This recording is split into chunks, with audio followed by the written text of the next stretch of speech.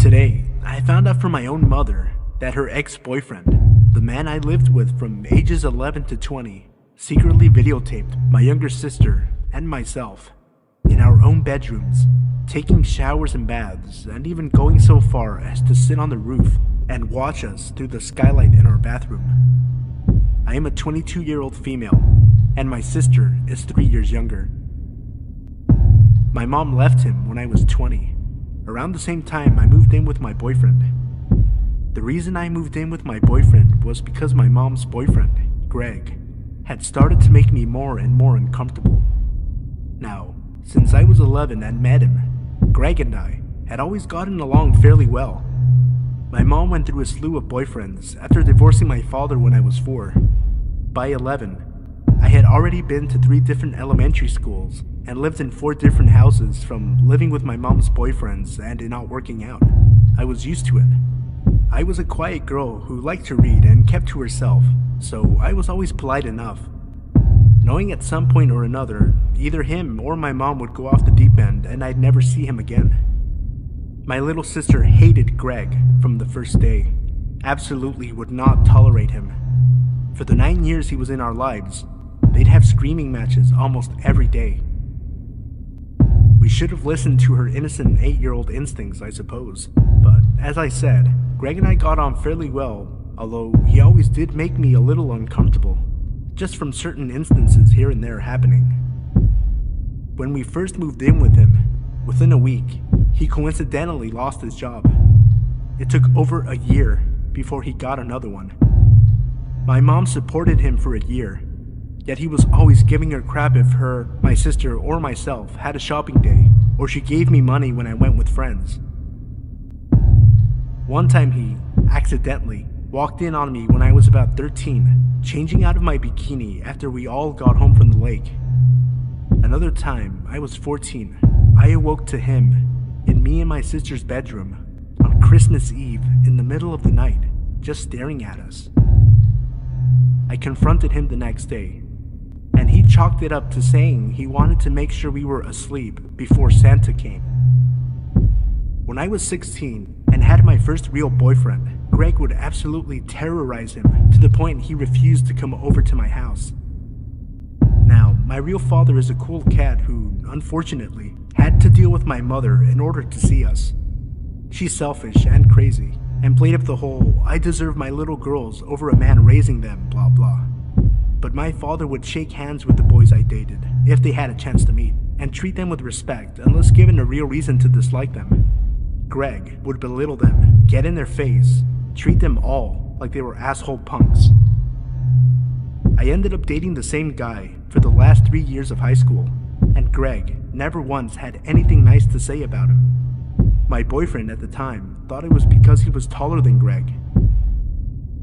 I think the most memorable and prominent memory that really made me so uncomfortable that I moved in with my boyfriend happened when I was 19. I had just moved back home from a college out of state after 1 semester. Greg opened up to me that my mom, quote, hadn't fucked him in a year. There are a few more instances that happened, but basically, I lived with this guy for 9 years of my life, through the hardest years yet of my life.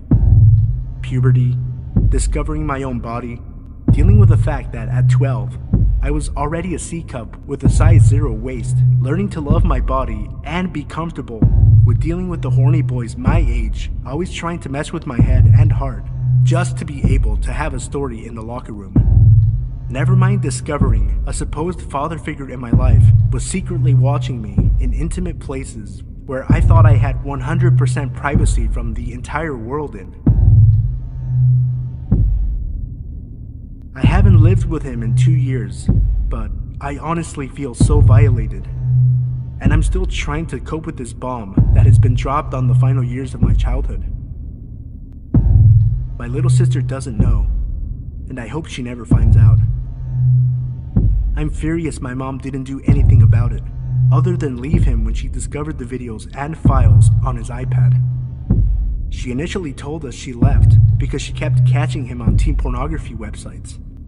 That makes me wonder if he sold any of his videos of us to other pedophiles or uploaded them anywhere. shudder at the thought. I guess he's involved in a pretty serious sexual harassment case at his work currently. He has a grown daughter of his own that seems to worship him. My friends have seen him out downtown at the bars with girls who are clearly old enough to drink but resemble 16-year-olds. I'm honestly just so confused and hurt and feel so violated.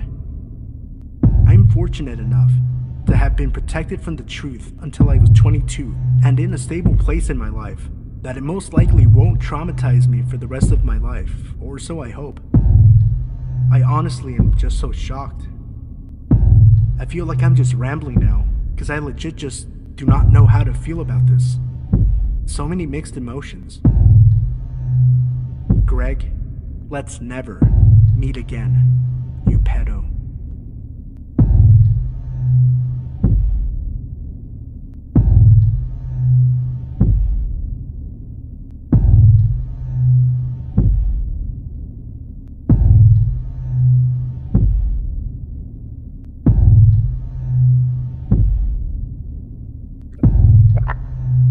I was about 7 years old in 2007. I remember this vividly and I'm still terrified of what happened. I live in a 2-story house in a safe neighborhood. My mother and I were the only ones home at the time. My mother was taking a bath upstairs while I watched Nickelodeon downstairs, alone, in the living room. The way my house is set up is that anyone can see the living room through the front door, even if the door is shut. I remember hearing a knock on the door, and I couldn't ignore it, since whoever it was at the door could see me and knew that someone was home. My mom usually would hide in the kitchen until the person knocking went away, and it was too late for me to run into the kitchen since he could see me. I remember feeling guilty since my mom has always warned me to never open the door to strangers. I got the key and unlocked the door. A man in his early 30s or late 20s, wearing work clothes with a green tie, was at the door. He asked if I knew where my neighbor was and that he needed to see him. I also noticed that the guy was looking around the inside of my house while he waited for me to answer. I asked him which neighbor he was talking about, and then he said he was older and lived somewhere near here. He didn't give me a name and was as vague as possible. I felt bad because I didn't know who he was talking about since I live in a neighborhood with primarily older couples. I told him that I couldn't help him, but then he insisted that I help him search the neighborhood for my neighbor. I declined, but the guy kept asking me. I told him no once more, and the guy then grabbed my arm and started to pull me out of my house. I grabbed the door frame and called for my mom. The man let go of my arm and started to casually walk back to his car. I'm pretty sure that it was a beige Civic, but I'm not too sure. What honestly scares me the most is that he didn't bolt and speed off. He was too calm. I just stood there and watched him drive away, as if nothing bad had happened. I didn't tell my mom about this incident until I was about 15, and she flipped her shit. I regret not telling her sooner, because there's no telling what this guy has done after trying to kidnap me. To this day, I still panic when I hear someone knock on the front door.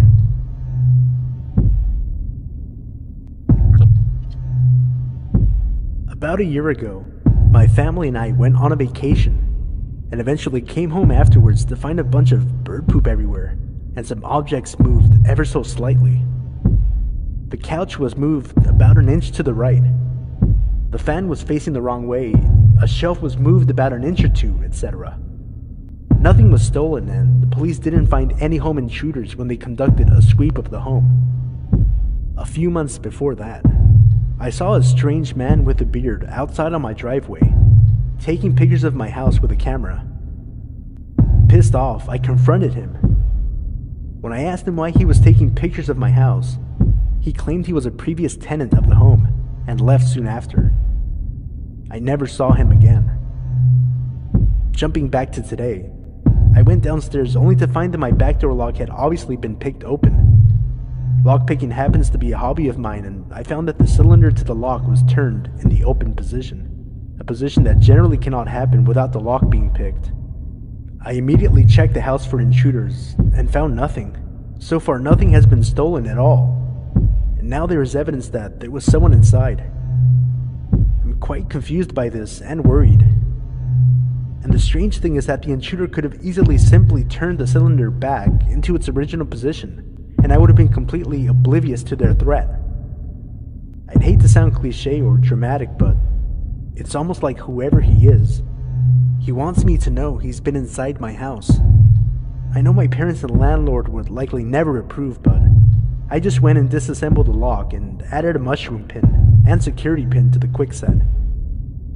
I've also noticed some hammer marks on the quickset. Maybe a failed attempt.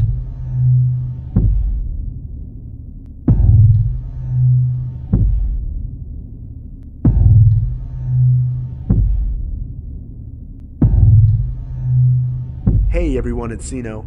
I wanted to take a quick second and thank everybody for all the support you guys have shown me since I started uploading daily last week. We've gotten 220 new subscribers in a week after going through a bit of a rough patch the last couple of months on YouTube because of all the changes. It's been an experience recording and editing a video every day and putting it out, and then I'm losing my voice a little bit. I still wanted to get the video out today, so here it is. I want to pick a day to upload one longer video per week, 45 minutes or more.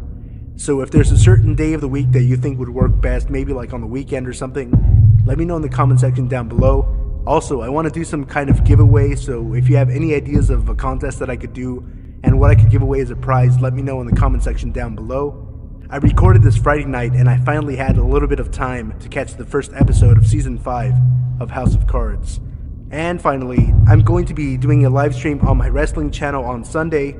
I'll put the link in the video description down below, and that is going to be Sunday, June 4th, 4 p.m. Pacific, 7 Eastern. I'll be doing live commentary for WWE Extreme Rules. So remember, as always, if you enjoyed the video, leave a like, subscribe if you're new for daily uploads, and I hope you enjoyed the video. May your wildest nightmares come true.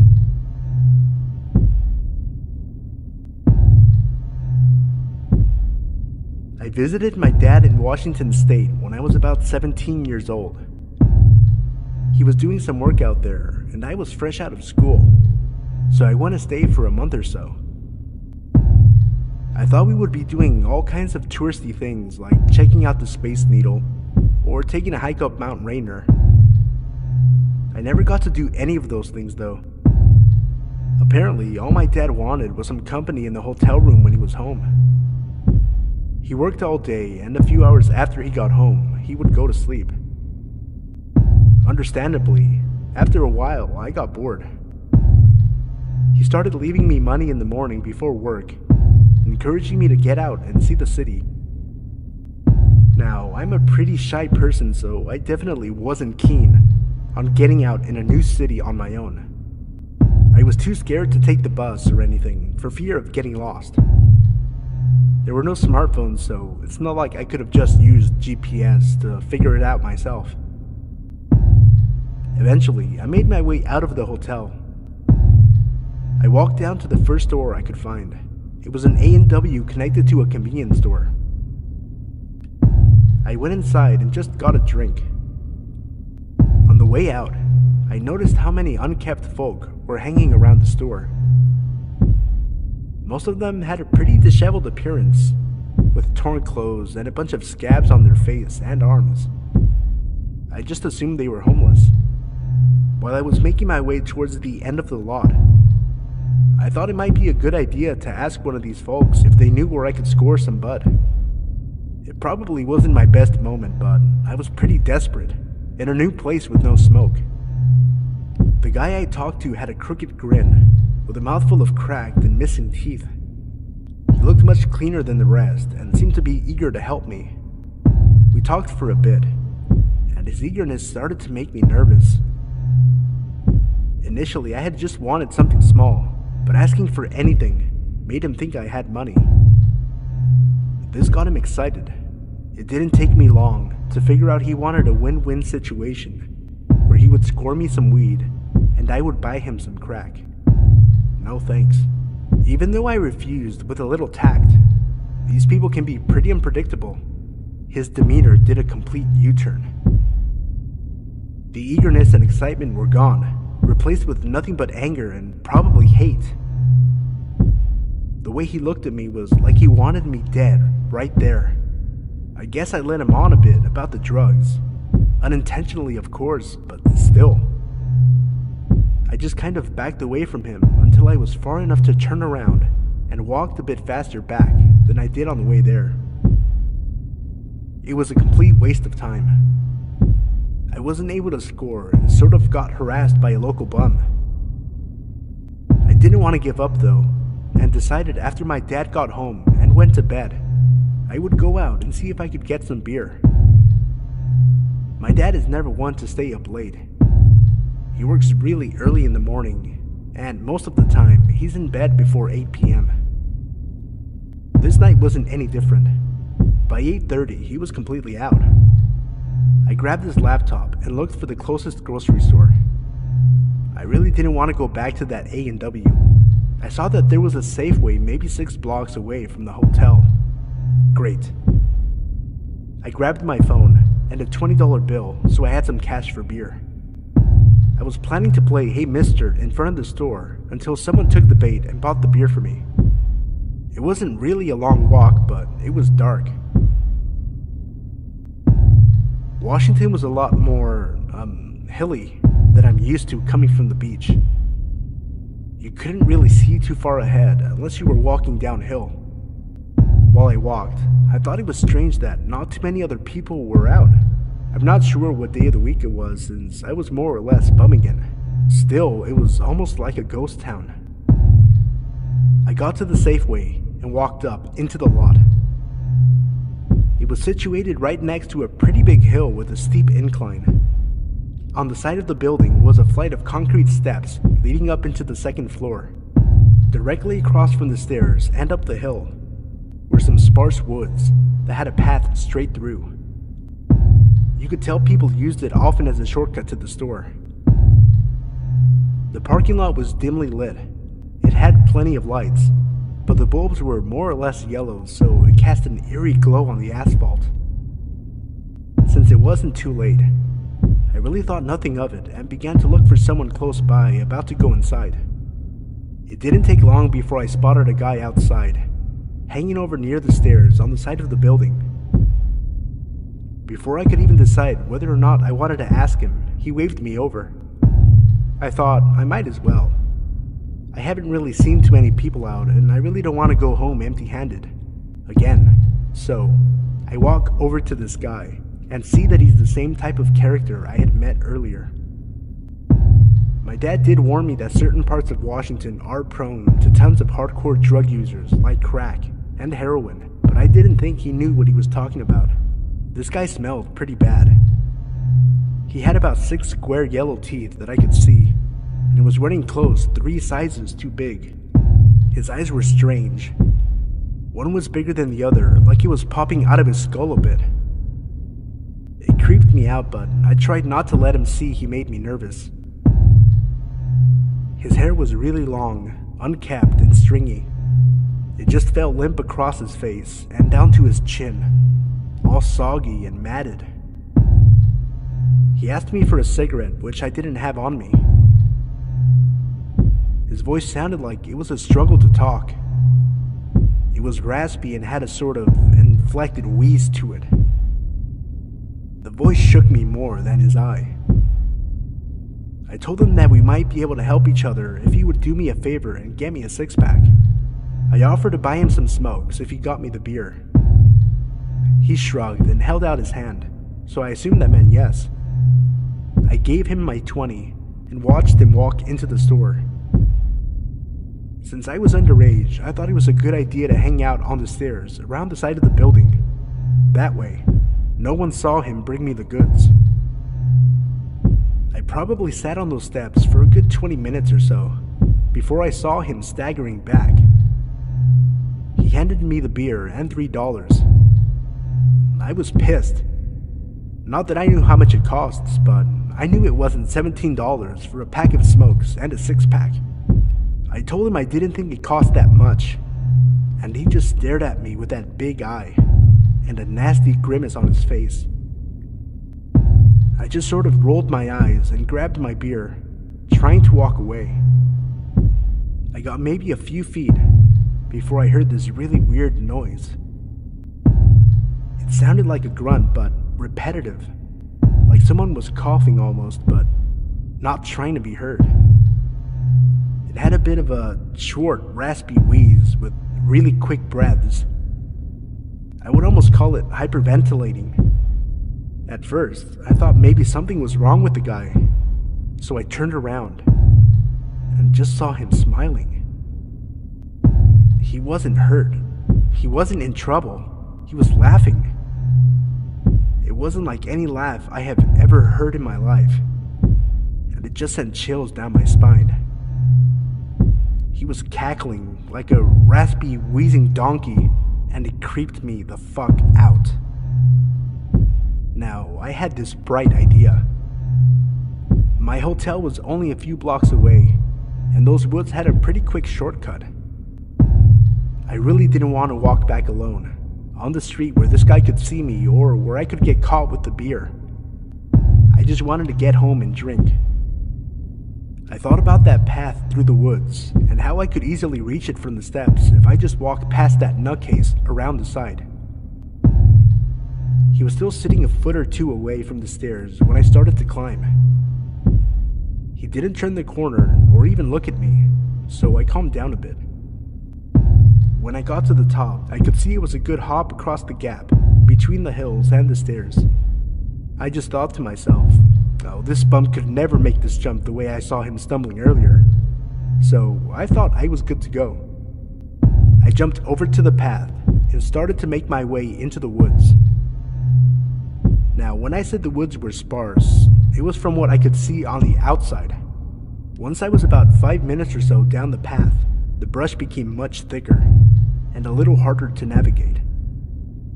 The foliage had grown over the path in certain places, so you couldn't see it unless you knew it was there. I was trying my hardest to follow the dirt spots that shone through the leaves with the light on my phone. After walking a little more, I couldn't shake the feeling that I was being watched. It's normal when you're paranoid like me, walking alone at night in the woods or not. It's just one of those things that makes you nervous. This was different though. My entire body went rigid.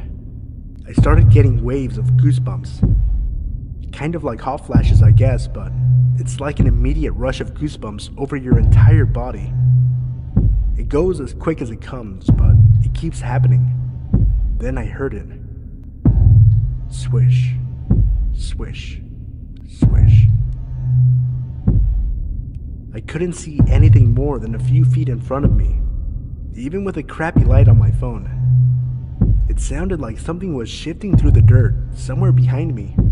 It didn't sound like footsteps or anything. It sounded like something was being dragged across the dirt really slow. I stopped right there and just listened for who knows how long. My entire body was frozen, trying to listen through the sound of the night for something unnatural. It stopped, and I eventually shrugged it off as just wood noises and kept walking. Then, about 3 or 4 minutes later, I heard it again. Swish, swish, swish. This time it was definitely closer. It was behind me and to my right side a bit. Like I could look over my right shoulder and be staring in the assumed direction of the noise. Now, this time, I was sure there was someone or something there. Even if it was a loose branch or something dragging in the ground, I wanted some peace. I turned around and called out, just the typical, "Hello?" I only did it to try to ease my mind a bit. You know, you call out, the noises stop, and no one answers, so you can write it off. But this time, something did answer, and it still gives me nightmares when I think about it. Even when writing this, I'm trying not to shake. My hair is already standing up just thinking about what I heard. first, I couldn't be sure of what I was hearing. It started as a light whisper, just barely audible.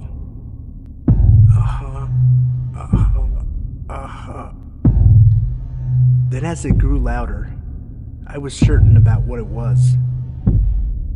I recognized it immediately. I will always recognize it. That laugh. That fucking laugh. That grunting, rasping, wheezing cackle. Even though I couldn't see him, I knew who he was, and I didn't want to find out why he was there. That was enough to send me into full panic mode. In a tenth of a second, my flight or fight response kicked in. I dropped my beer right there and booked it. I must have been closer to the other side of the path than I thought, because in a few minutes or so, I tore through the opening and down a second flight of stairs toward the street. I didn't look up or behind me, and I didn't stop. I ran until I got back to my hotel and locked myself in the bathroom with the lights on. I didn't even want to be in a room with windows.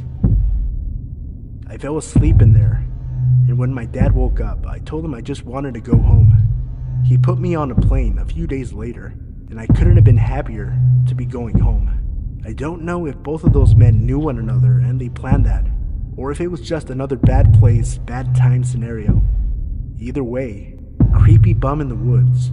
I don't know what more you wanted, and I'm glad I never found out.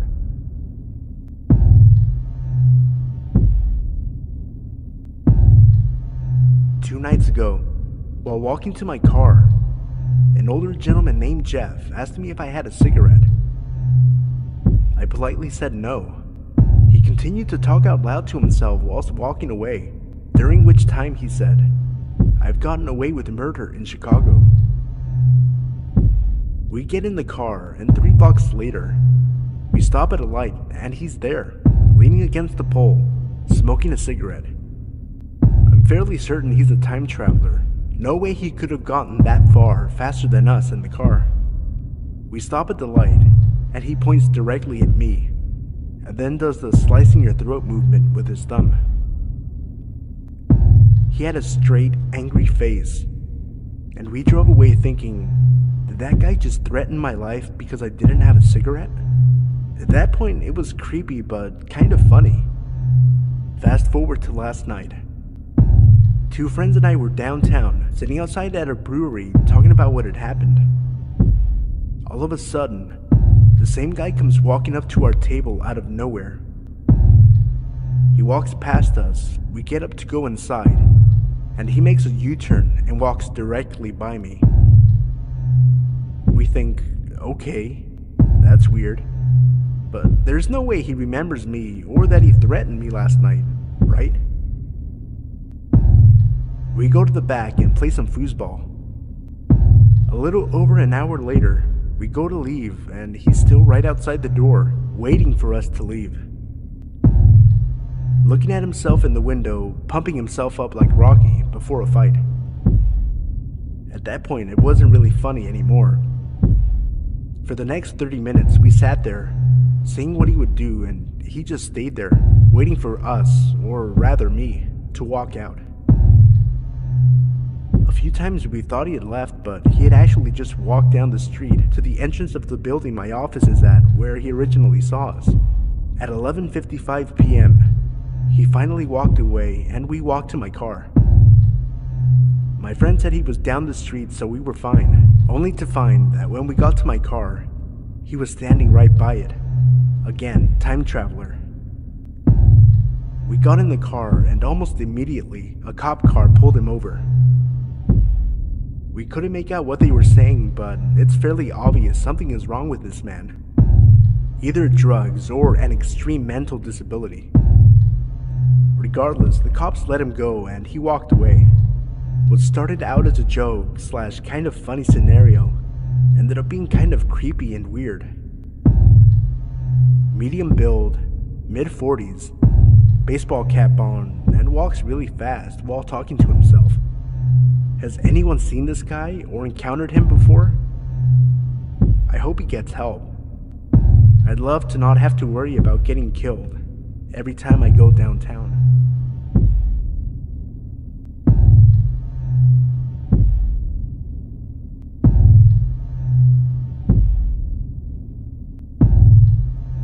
everybody, it's Sino. A few quick notes before the video. If you enjoyed the video, remember to leave a like, and consider subscribing for daily uploads of scary stories from Reddit. I'm including a link to my playlist featuring videos sorted by popularity in the video description below. And finally, this Sunday, June 4th, I'll be hosting a live stream on my wrestling channel for WWE Extreme Rules, where I'll be doing live commentary and coverage. If you're interested in joining me and checking out the channel, I'll include a link in the video description below. Again, thank you for all the support, and may your wildest nightmares come true. When I was 22 years old, I was a stay-at-home mom trapped in a failing marriage. My husband worked as a deckhand on a crew boat in the Gulf of Mexico. The schedule he worked kept him offshore for 3 weeks at a time, and then he would come home for a week. This meant my 1-year-old daughter and I were on our own most of the time, and I was going crazy. I had to get out. Out of the house, out of the marriage, just out. So, despite heavy protest from my husband, I decided to rejoin the workforce. Having no useful skills aside from diaper changing, I started applying for every horrible retail job I could find. A few weeks passed with no success, and I began to get discouraged. My husband was home from work and raising hell at the idea of me working, so I decided to throw in the towel. Then he called me, Mike, the Radio Shack manager. Mike asked me to come in for an interview later that afternoon. I put on my most professional outfit, argued with my husband for a while, and left for the local Radio Shack. I was so nervous. This was my first step towards freedom. Away from that house and away from my husband. I had to ace this interview. I walked through the glass door in the tiny strip mall and was greeted by Mike. He was a short, stocky man in his 30s. I followed him to the back room where he asked me the usual questions.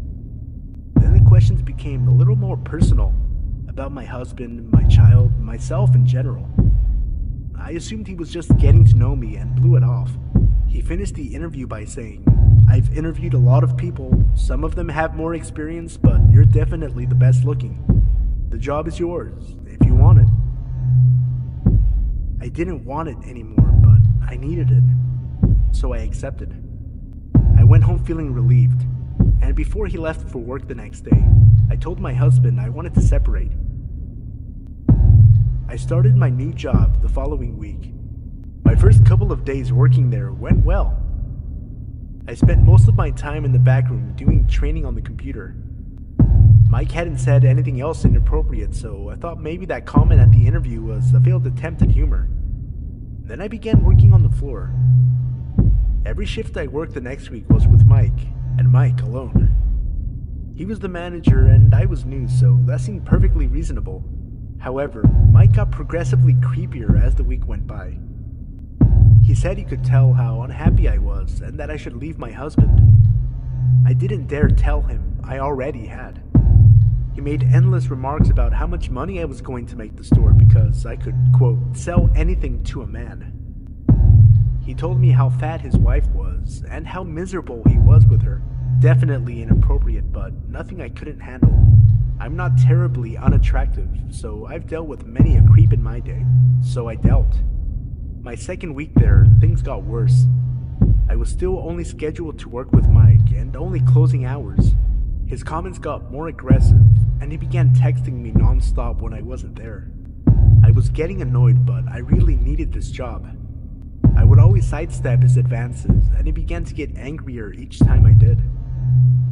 One slow night, around closing time, we were sitting around killing time until we could lock the doors and begin cleaning.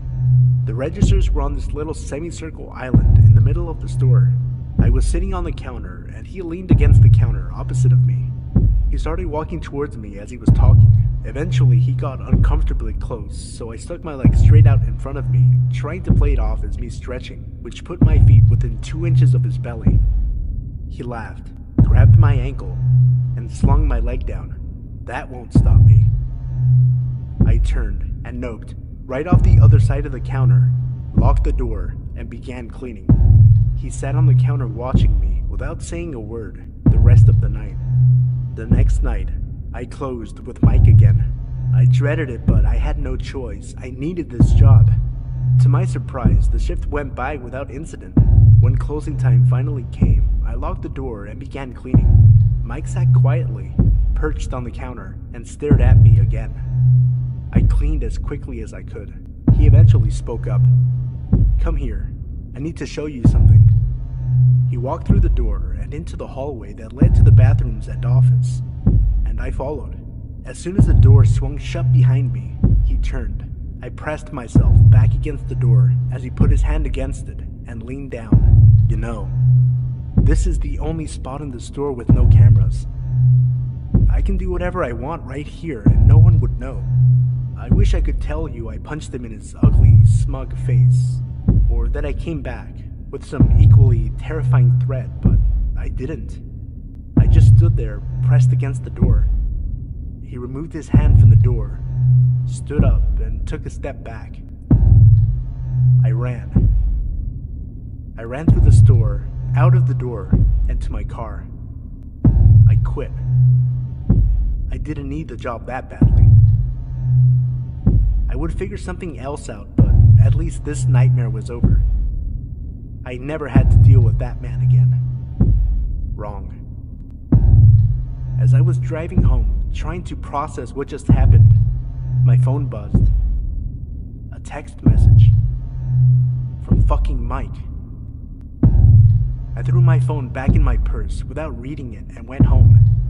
In the 5-minute drive from Radio Shack to my house, I got 11 texts from him, and they kept coming. "I'm sorry. Didn't mean to scare you. It was a joke. Please come back. Where the fuck did you go? I have your address on file, you know, and GPS. Your husband is at work, right? You're in the blue house, right?" I was scared and home alone. What do I do? He's obviously outside of my house. Call the police? No, that would have made sense, so I didn't do that. I just kept the gun that my dad gave me within reach and ignored him. The text kept coming over the next week until my husband finally came home. I didn't tell him at first because we weren't together, and we fought a lot about that fact. But he could tell something was bothering me. I finally told him. Everything. He didn't say anything for a few minutes. After a while, he said he was going to the store for cigarettes. He was gone for about 45 minutes. A trip to the gas station shouldn't have taken more than 10. I never heard from Mike again.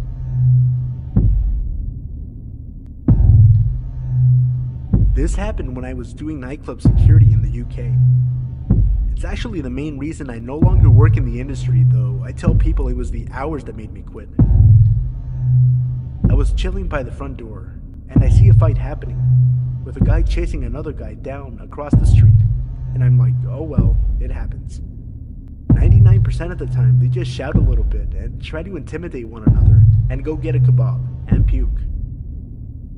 Mainly, they just look to make the other person think they are going to fight. Think peacocks shaking feathers at one another. This time, however, the guys got into a tussle against the parked car, and pretty quickly, the chased guy was down for the count and passed out after some hefty blows. At this point, I need to intervene. It has literally been seconds since the start of the fight. They are across a very busy one-way street, so I try to stop the cars so I can get there in time. It feels like hours, but I get in between them. The aggressor is kicking the other guy's head over and over, full force as he lies on the ground. This is when I realized he might die. I think to myself, why am I getting in the middle of it? But I can't help it. I get between them and shout at the aggressor to stop. Luckily, guys don't often want to fight girls, but I am ready to defend myself in any case. He makes at me like he is going to start kicking me too, and I brace myself to block any strikes. He grins and books it up the road instead, and I can focus on the guy on the ground. I try to give him first aid. I stop the bleeding His face is just a hole basically, so it's pretty hard. And the back of his head is gone too. I know of the old, if you need someone in a gathering to phone an ambulance, you need to choose a person and give them direct orders, not just ask in general. So I ask, or more like bark an order at, the only guy around I see with a phone out to call 999, or 911 in the US. His eyes are blank and he holds his phone still. It's like in a nightmare when you yell to draw attention to something but no one can hear you. I tell him again. Nothing. Again. Nothing. I start shouting, raising my voice. He needs to call an ambulance. The guy is dying. He needs help. I realize by the way the guy is moving around that he is filming us, probably trying to get a good shot of the guy's face as he lies dying by me. I feel like I am in Black Mirror. Eventually, someone else phoned. I haven't seen any YouTube clips from that area or from around that date, though I've looked. He might have taken it down. My incessant shouting at him and asking what is wrong with him might have deprived him of some likes or something. I don't know what happened to any party. I am going to court soon for the assault/attempted murder, but I'm not sure what the charge is. I am pretty sure the injured guy made it out. I never saw anything about it in the news, which is a good indicator. He might not have been so lucky though. I am sure he stopped breathing just before help arrived. I just pray that if something happens to me or someone I care about, bystanders will call for help, instead of trying to capture something on film.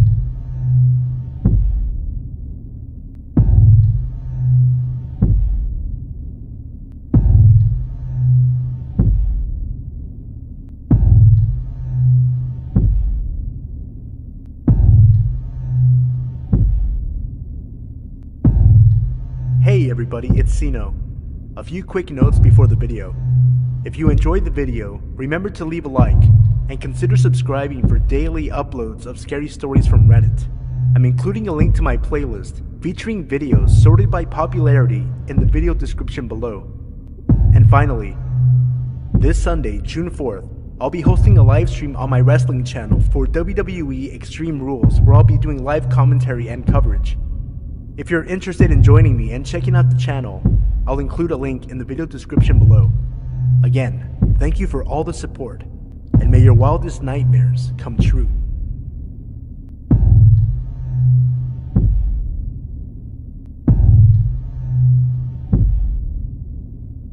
I grew up in a very safe, very affluent neighborhood.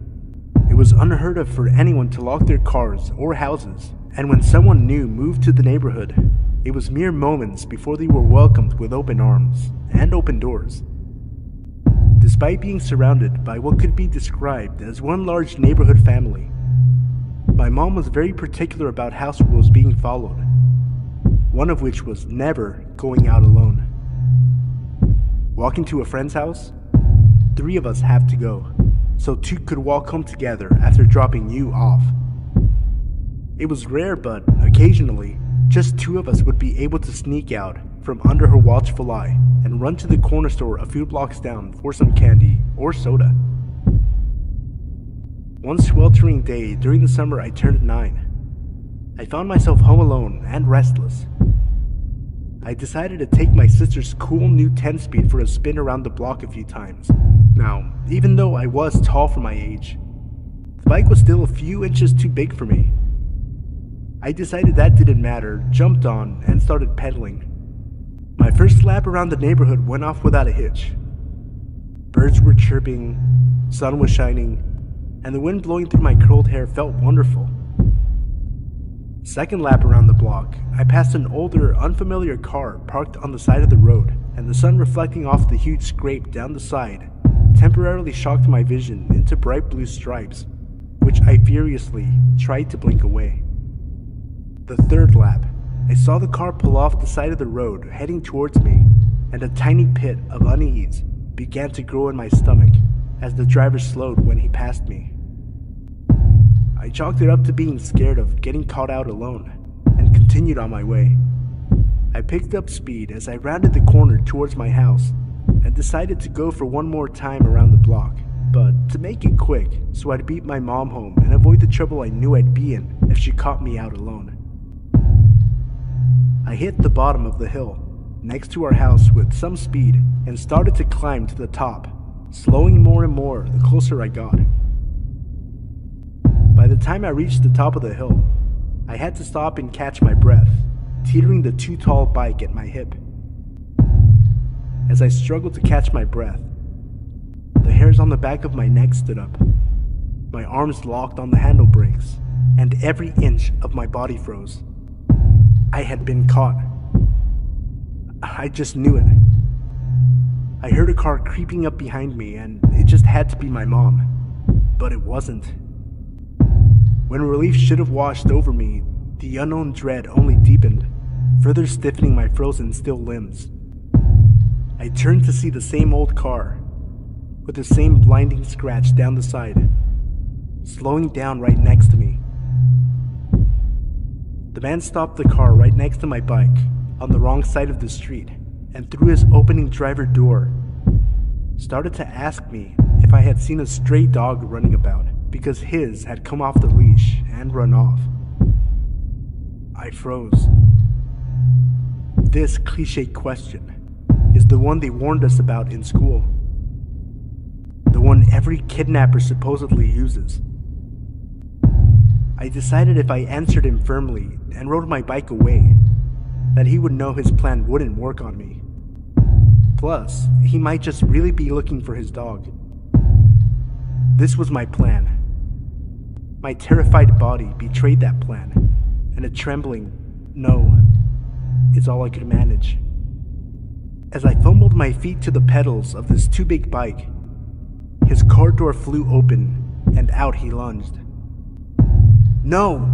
I said again, as I wobbled my way past his open car door, his hand brushing the back of my shirt and knocking my back tire as I pedaled as fast as I could the 50 feet to the next driveway I saw. I pedaled, legs burning, up the drive, running my front tire so hard into my neighbor's front step that it bent the wheel. My body catapulted over the handlebars, and I burst in my neighbor's front door. "Edie! Edie! Help!"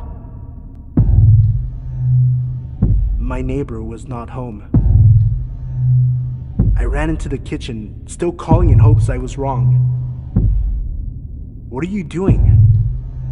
A man's voice behind me, and I froze.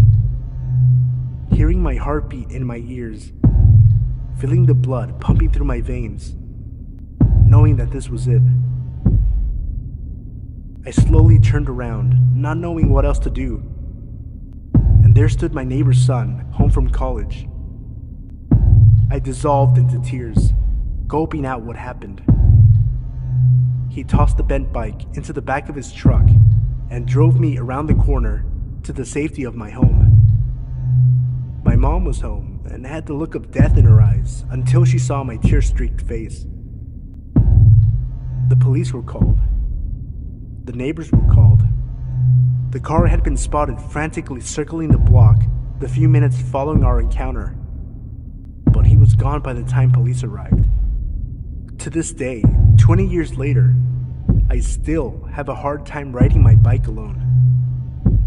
I still get chills when cars slow down next to me. I still wonder if the next girl was as lucky as I.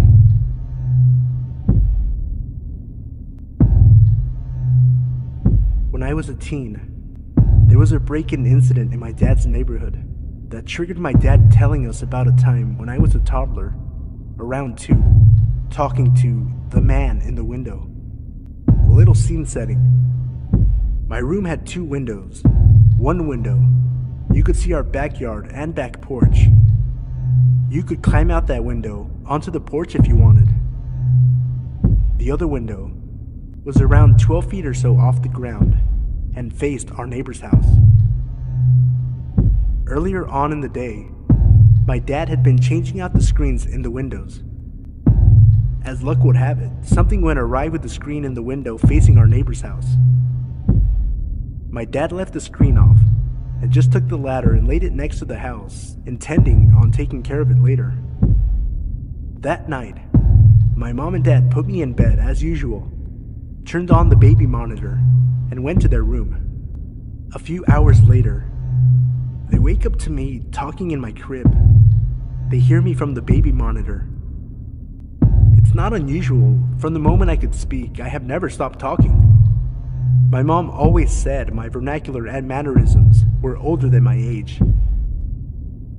My dad called out to settle down, and I replied, "I'm talking to the man in the window."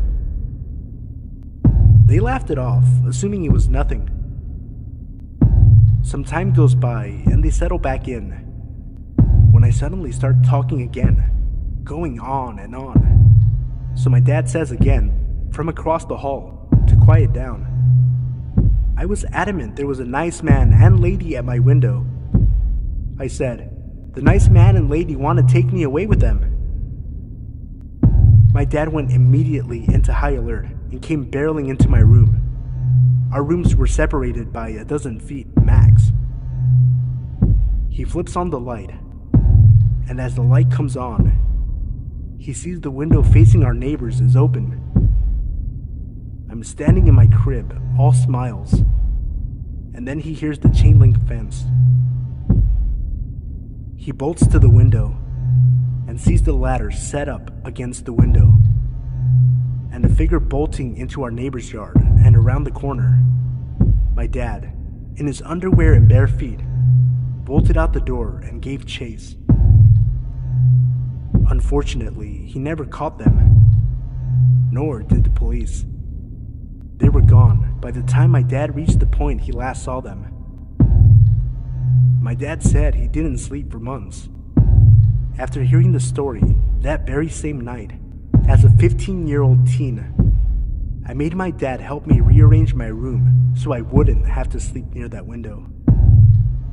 Never slept by it again, and technically speaking, it was the safer of the windows to sleep by. It turns out, my being overly talkative likely saved me from being kidnapped out of my room. I told my mom I shared the story. She reminded me that I forgot a pretty vital piece of information.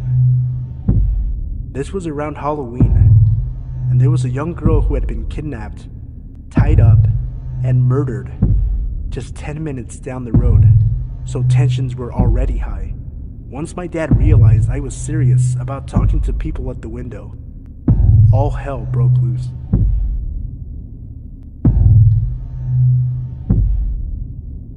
I had quite a bit of interest in my first story, titled, "I was almost kidnapped when I was 4. So I decided I'd share another fairly creepy story from my childhood. This story also took place at the store my mom worked at, the one I mentioned in my first story. This store is in a national forest and other national forest campgrounds, so it's not too unusual to have some pretty colorful characters come off of the trail or from the campgrounds travel to the store for necessities. Most of the people we would meet were totally harmless and really cool and interesting. Some gave off weird vibes but otherwise didn't bother you, but every once in a while you'd get a real loony, either a hiker or someone staying in the remote campgrounds. This happened when I was probably 8 or 9. It was fall, and there was still a lot of people camping in the area to enjoy the foliage. My mom was working one night when this man walked in, extremely tall and wearing a really nice brown suit. He had glasses and sandy blonde hair. The second he walks in, he puts on the grandiose act, telling everyone in the store how he was from Pennsylvania and was staying at one of the campgrounds in the national forest. He made a point of striking up a conversation with just about everyone in the store, but he especially took interest in women. My mom thought he was pretty weird, him wearing a suit and all while supposedly camping, but she brushed him off as some eccentric out-of-stater. He also kind of gave off a missionary vibe, and in that case, it wouldn't have been too weird for him to wear a suit while camping. That night, he stayed at the store for a good hour and a half, always on the verge of loitering, but every once in a while, he'd slap a cowtail on the corner and buy that. As it got closer to dark, he finally announced that he was going back to the campground. Mom closed up the store and didn't think much about it. For the next week, that guy was in the store every day, inserting himself into conversations where he wasn't welcome and staying for hours on end, solely buying cowtails every now and again so that he technically wouldn't be loitering. He especially bothered the ladies, asking personal questions and asking for dates, even when he got shot down multiple times. He told my mom he was, quote, just looking for the perfect wife, and hopefully I'll find the one up here. I'm just trying to find the one. I met him once or twice while hanging out with my mom at the store, and to this day, I don't remember his name, and neither does she, so we just dubbed him Pennsylvania Guy. After that week, everyone had finally had enough, and he was really starting to creep people out. So much so that women who were usually regulars would avoid the store if they saw his car there. One night, he was in there doing his usual act when 3 of our area's burliest, most intimidating guys walked in, one after the other. My mom knew this was her chance. While Pennsylvania Guy was distracted, she went to each of the guys and asked them if they'd watch her back while she kicked him out. They readily agreed, so my mom approached Pennsylvania Guy. You need to leave. You've been loitering in the store for a week now, and you're scaring away my customers, so I need you to leave, now. Pennsylvania Guy looked shocked. He pointed to a half-eaten cowtail. What do you mean? I haven't been loitering, I'm buying cowtails. My mom shook her head. That's not enough. Leave. The 3 guys she asked for help were now standing right behind her, giving Pennsylvania Guy a mean look. He got out of there fast after that. My mom had the day off the next day, so she didn't get to experience Pennsylvania Guy's last visit to the store. He came in very agitated and upset, yelling about how he had every right to spend as much time as he wanted there, and he could talk to whoever he pleased. He was so animated that the cashier that day had to call the cops while he was in there. He fled after realizing the cops were called, and we never saw him again. The cops even went up to the campground to see if he was there. He had vacated the area. Sometimes I wonder about what happened to him. I honestly assume he just went to a different area and tried the same thing there. I wonder if he ever found a wife or was just chased out of every place he attempted.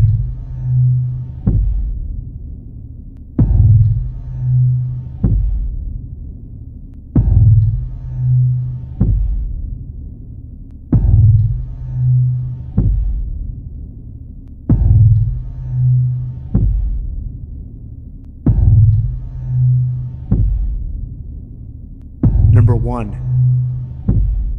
When I was 17, I was always in Yahoo chat rooms. I was always chatting with people in the local Seattle rooms. This one guy and I chatted a lot and decided to meet. We met at Herfy's for lunch. When he showed up, it was very obvious the guy lied about everything. His age, what he looked like. The guy even admitted he lied about having a job. And he showed up to Herfy's on the bus. After we eat, I say it was nice and I have to go. And as I walk away, this guy starts following me. I walked to the burger joint because I didn't live very far. I didn't want this guy to follow me home. My mom was a flight attendant and was out of town and had about a week left until her days off from flying, so I really did not want this weirdo knowing where I live. I started telling this guy I had some appointments to take care of, trying to shake him from following me. He insisted it was okay, he would just go with me to be company. Not knowing what else to do, I stopped at a bus stop and waited for the bus to downtown Seattle. He stopped too, and got on the freaking bus with me. The whole ride, he kept trying to talk to me, asking me all sorts of questions. I would answer with the bare minimum, and fill the rest in with lies. At one point, he tried to put his arm around me, and I just leaned away. He tried putting his hand on my thigh, and I told him I don't know him well enough for him to touch me. I felt sick to my stomach the whole bus ride, trying to rack my brain with what the fuck to do once I got downtown. Once downtown, I walked over to the building where my best friend's mom worked. Since I knew the layout of the building, I could play it off. I asked the woman at the cafe there if I could use the restroom. She agreed. Let me explain this. There's a delivery service store outside. It leads to this hallway, and this hallway has doors that lead to all the different shops and to a service elevator to take things/merchandise to the other stores on the upper levels.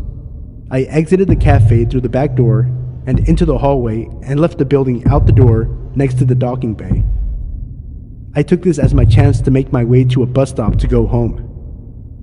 I was going to take the express bus and just get off at the airport instead of the other bus that takes forever. Well, as I make my way to the bus stop, I see the guy in the cafe still waiting for me. I managed to make it on the bus and I never saw the guy again. A few nights later, I was on Yahoo Chat again when someone messaged me. I told him I wanted to see a picture to know who I was talking to. He sent one.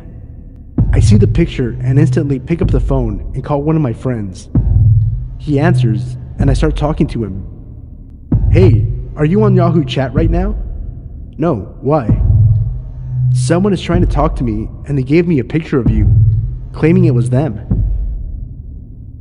I go back to talking to the guy online and he admits it's not a picture of him. He admits who he is and said he felt we had a great connection but lost me when we went downtown. He started to profess his love to me and everything. I cussed the guy out and told him I lost him on purpose. I changed my Yahoo name and never met anyone from Yahoo Chat Room in person ever again. Number 2. I was 11 and on a school trip to Paris. We got to go to the Eiffel Tower and the teachers pretty much let us roam around by ourselves. I had the impression that the Eiffel Tower was full of stores and restaurants and lights and was gorgeous. That wasn't really the case. My friends and I went to the first floor and there was nothing but a closed butcher shop and some museum. I also remember the stairs to the second floor with no handrails. It looked dead and creepy. It was also getting dark. After trailing around the museum part, which wasn't too bad, my friend and I were just walking along. We seemed to be the only ones around. As we were walking, I heard a meow and I wondered what on earth a cat was doing up here. When I heard the meow again, I looked behind me and I saw a man whose features were distorted. It was like his eyes and mouth were folded in, making lines on his face. He was dressed like a butcher. As I was looking at him, he smiled and then he meowed again. My friends also saw this and, realizing it was him doing the meowing, we sped up our walking speed a bit. As we looked back, the guy was now holding a butcher's knife and meowed again, then started walking towards us. We started jogging, and every time he meowed, we just ran faster. We ran around a corner, and my friend who was afraid of heights accidentally looked down and freaked out. A tall guy who claimed he was the manager asked if we were okay and if my friend wanted to have a seat. He gestured to a chair inside a tall glass box with a padlock on the outside of the door. His grin was so creepy. He was just standing there, still gesturing, waiting for my friend to take a seat. She declined and we hurried off to the elevator to find our teacher. As we were heading back, we saw the meowing guy coming from the side of the closed butcher shop, dragging a giant trash bag. He stopped when he heard us, looked at us, and meowed. Almost peeing ourselves, we ran straight to that elevator. To be honest, I'm still not sure exactly what happened that day. Though speaking with my friends, we all remember the day very clearly. 10 years later, my friend who was afraid of heights went back there with another friend. She told me we weren't making it up. The glass box with a chair inside and the padlock on the outside really was there.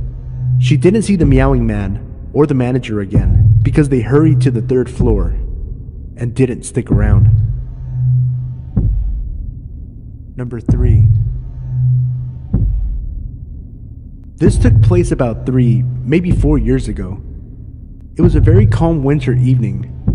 My parents were gone for a couple of days on Christmas Eve to relax after a very tiring last day at work.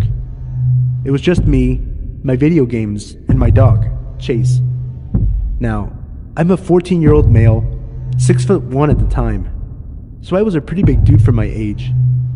I'd taken up MMA, and I started going to the gym for a couple of years by that time, so I could take care of myself if needed to. I was home alone, playing Battlefield on my PS3, all chores taken care of. My dog was fed and lying next to me. I did my usual routine as every other night. Play some PS3 until about 12:30 a.m., brush my teeth, mess around on my phone for a bit, and then go to sleep.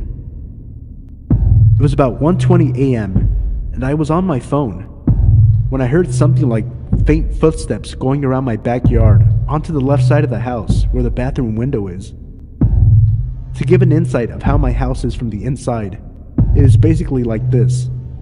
There are 2 floors. The first is where the kitchen, living room, and bathroom are. There is a staircase to the left of the bathroom door, which goes upstairs to the bedrooms. My room is the first door to the right, as soon as you walk up the stairs, and then my parents' room is a few steps to the left. Chase is a very protective dog, so when he hears anything, he stands up and bolts it downstairs to the front door. Only now, he just stood up and went to the start of the staircase, just staring down onto the bathroom door. As soon as I exited my bedroom to check out what was going on, I heard what sounded like the bathroom window shuffling. I froze. Slowly, I made my way onto the bedroom, calling Chase behind me with a hand gesture. I turned off the lights in my room, as they were the only ones on in the house, and I made my way to the staircase again. I don't know why I did that. Dumb move, I know, but I did. I crouch walked down the stairs, and on the second to last step, the bathroom window opened, with a slight thump as it hit the top of its frame. Right then and there, fight or flight kicked in. If I made a run for it, there was a very high chance he would see me, and I didn't know if he had a gun on him, so I stood there, unarmed, with my only options being whatever I had learned over the course of 5 years of MMA and my dog. I waited for what seemed like a minute, which in real life couldn't have been more than 10 seconds. Then I saw him, black hood on, black skinny jeans, black all-stars, and long, greasy blonde hair. He hadn't seen me yet, but if he turned around, me and Chase were ready for a fight. He turned around, and as soon as his eyes met mine, my fist had already connected with his bottom jaw. I hit him hard enough to hit his head against the wall, and then he proceeded to lose consciousness, with Chase growling on top of him. After that, I called my mom, then the cops. The police showed up in 10, maybe 15 minutes, and they arrested the dude. My parents arrived the next day, never to leave me home alone again. Number 4. This happened to me when I was around 20 or 21. I lived 3 houses away from the corner on my street, and then there's a side street that leads to a corner store, which is on a busy street. On this particular day, in broad daylight, I was heading to the corner store, which is literally a 1-minute walk. I bought whatever it was I went there for, and I proceeded to walk back down the side street. As I was walking, I could hear a man calling to me. He had just stopped in the middle of the street, and he was waving me over to his car. He kept calling me over, saying, "Come here," and "Get in, I just want to talk to you." Obviously, I completely ignored him and walked faster. I lived on this block my whole life, and I would have recognized this man if he was from around here, but I didn't. He was yelling at me now, and still stopped in the middle of the street. So I looked back, and I saw a line of cars behind him. They were honking at him and he wasn't moving. As soon as I turned onto my street, I walked even faster. I was practically jogging. I walked up the stairs to my door and opened it, and put half my body in, when I just had this feeling to look around. When I did, I saw the guy driving down the side street from the direction I came. He was driving so slow that it was like he wasn't even pressing the gas pedal, just letting his car creep along. He couldn't see me. My deck was blocking most of me, but I could see him looking left and right, and I realized he was looking for me. I don't even know how he managed to turn around with all of those cars behind him. As soon as he left, I went inside looking for my dad so I could describe the man to my dad. I figured maybe he knew him and could give him a talking to. The man was driving an old red Toyota, and the driver's door was black, like he replaced it and just never got around to painting it. My dad wasn't home. He was at the ice cream shop at the other end of my block. I decided to go talk to him right then because I was so upset. I walked out and stood on my porch, glancing around to see if this guy had come back around. I didn't see him, so I walked as fast as I could to the ice cream shop. When I got there, they were pretty crowded and my dad was waiting in line outside of the open doors. I told him everything that happened, and he didn't believe me. I started arguing with him, telling him it's true, when the guy pulled up across the busy street and parked. He was just sitting there, staring at me. He had still been driving around, trying to find me. As soon as I saw him watching me, I raised my arm and pointed and said, "That's him." My dad had just enough time to turn around and see the car before the guy sped off. We didn't go to the cops or anything, and we don't really talk about it much, but it bothers me to this day thinking, what if he grabbed another girl off the streets?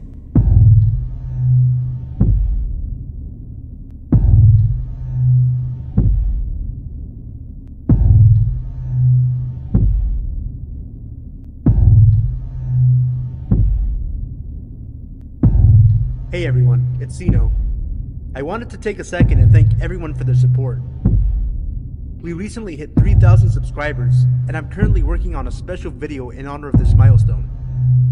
I live in Southern California, and we had strong winds last weekend that made it impossible to record.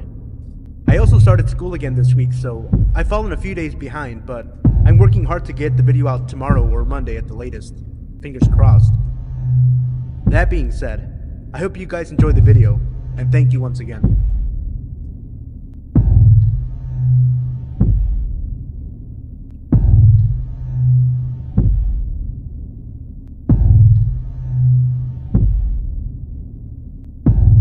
When I was a sophomore in college, I lived in a small but beautiful historic studio apartment in a small East Coast city that had somewhat of a reputation for crime and danger. However, the neighborhood I lived in was usually considered one of the good neighborhoods. It was close to the city's university and was mostly students living there, especially on the street my building was on. My building was a huge 4-story townhouse, if you can really call it that. It was really a mansion as a whole, built in 1895. The architecture was really awesome, built-in bookshelves and huge mahogany pocket doors that slid into walls. Anyways, the building wasn't exactly in mint condition, and my landlord was pretty lazy. He would always come by and check up on things and make promises to get stuff fixed, but never really got around to doing much of anything. The apartment I was renting was on the first floor, and my front door immediately on the left as you walked in the building's door to the street. This door, the building's front door, which from the street opened to a small lobby area with only one door in it, mine, and a staircase to the other apartments upstairs, was huge and heavy and never really locked. In fact, you couldn't lock it, and in fact, it didn't even close all the way. So basically the door to my apartment was open to the street. I asked my landlord countless times to please do something about the front door, but he never did anything. Well, one night I was getting home from work and it was really late, about 3:45 a.m. I worked as a pizza delivery driver at a place that was open really late every night, and I was just sitting on my couch watching a little TV before I went to bed. I'd also gotten totally naked, something I truly loved being able to do considering I lived alone. Anyways, not 10 minutes since I'd gotten home and sat down, I hear 3 slow knocks on my door. I'm thinking, who the fuck would be at my door at this hour?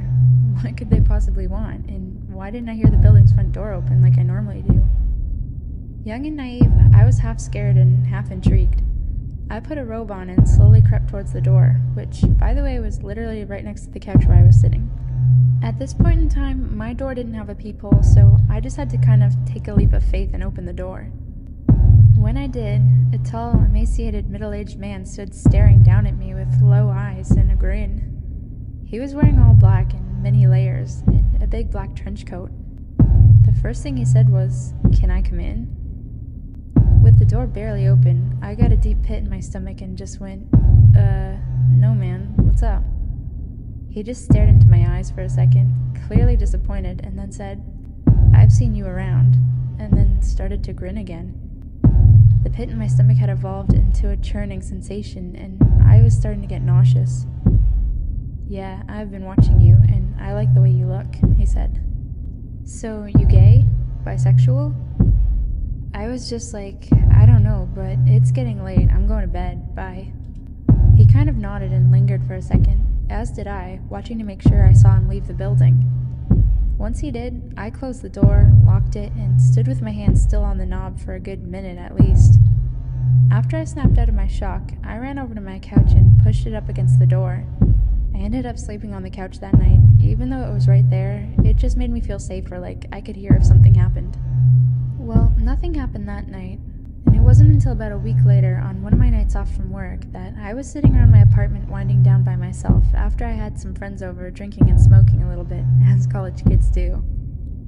All of a sudden, I heard a weird rattling noise coming from across the room, so I turned off the music I was playing to find out that it was coming from none other than my front doorknob.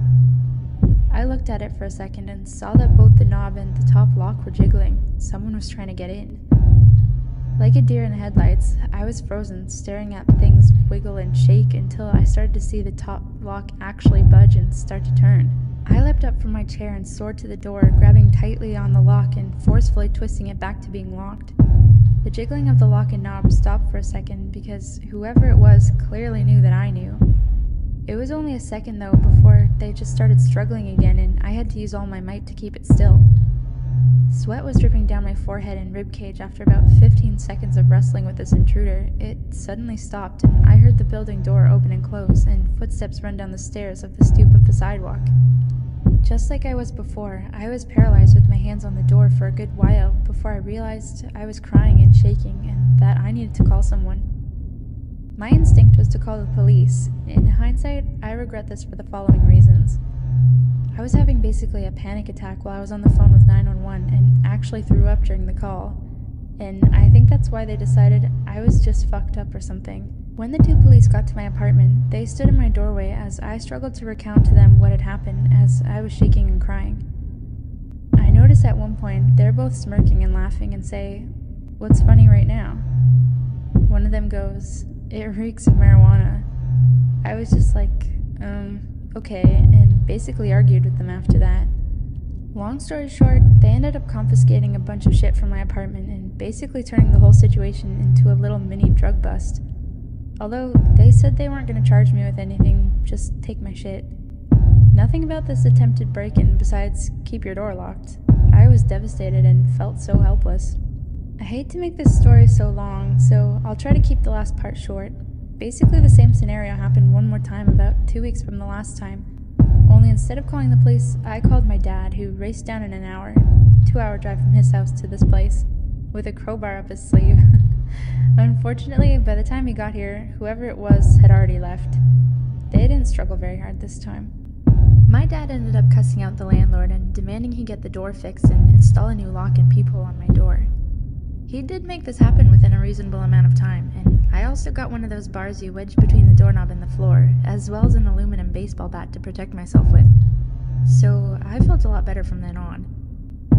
Needless to say though, I ended my lease for that apartment a month early and never moved back to that street. I never found out for sure who was trying to pick my locks and if it was the guy who had come to my door the first time. But whoever it was, let's not meet.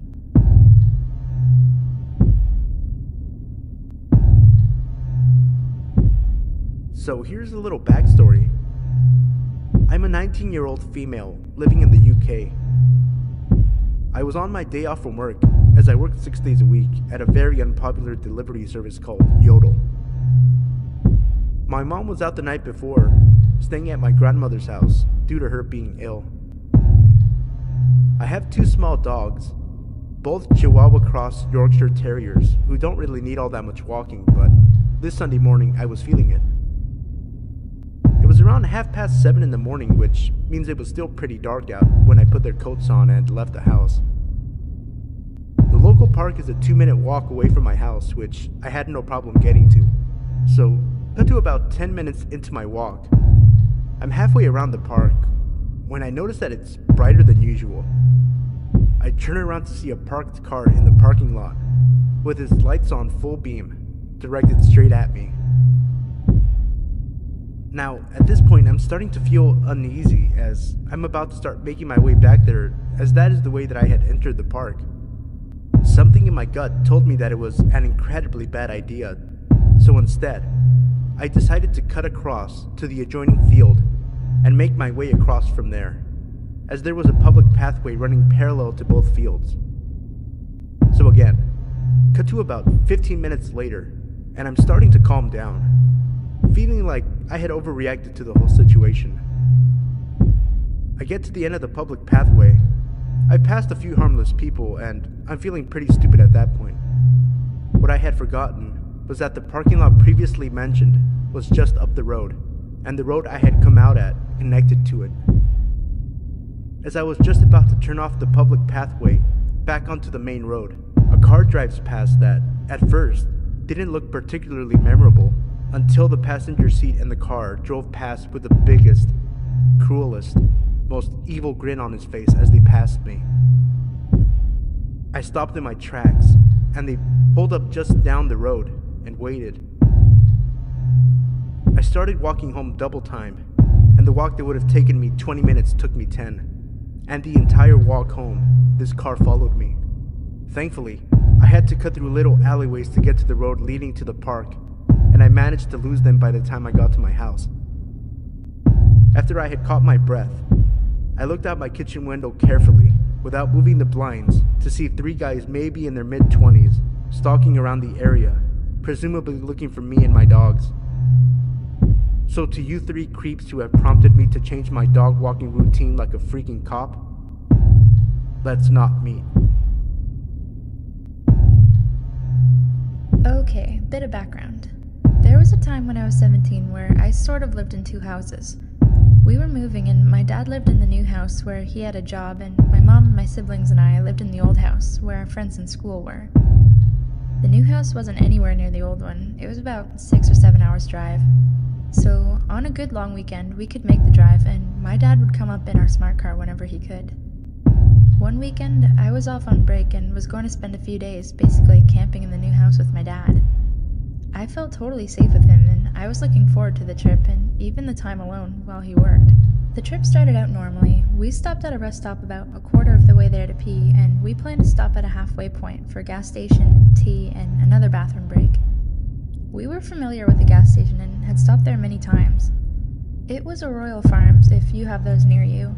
It's a chain place and relatively safe compared to some of the greasier places. We went in and I hit the bathroom while Dad made us both tea. I noticed a man looking awfully stoned standing near the men's room in the fire exit. He was wearing an entirely too tight leopard print shirt with a white jacket, and he had slimy white blonde hair. He looked maybe 45. I smiled politely and went to my dad where I felt safe. I'm socially anxious, but not cripplingly. My dad isn't huge, but he's kind of a prepper and knows self-defense better than I did at the time. I knew that if there was someone who wanted to hurt me, he'd be there. Checking out with our tea, the stone guy was right in front of us, and he turned around to talk with us. The first thing I noticed was that he seemed more aware now. Less stoned for sure, but still off somehow.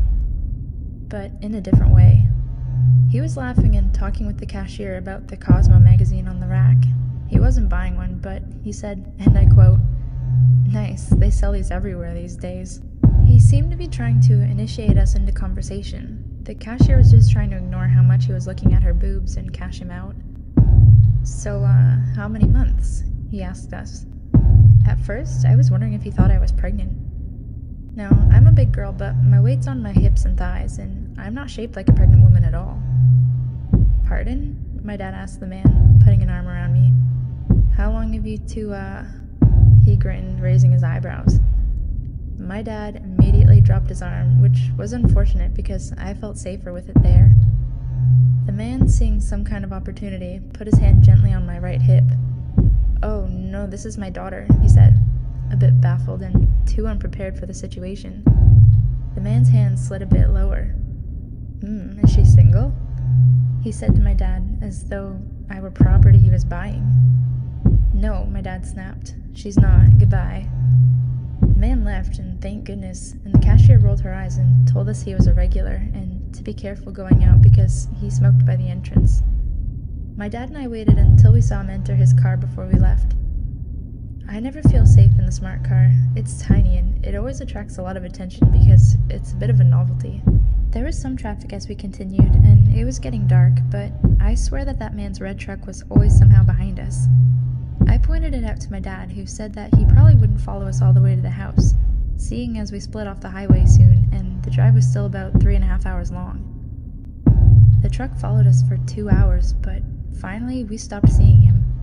We were on a more secluded road, a 2-lane one with hills and curves, but still well traveled. We stopped again at a rest point, and I was in the car watching the road when I saw the red truck drive past on the road. He had still been following us, only an hour from our house. Thank God he didn't notice we'd pulled off. He might have known where our new house was. "Too close for comfort," leopard shirt man. Let's not meet.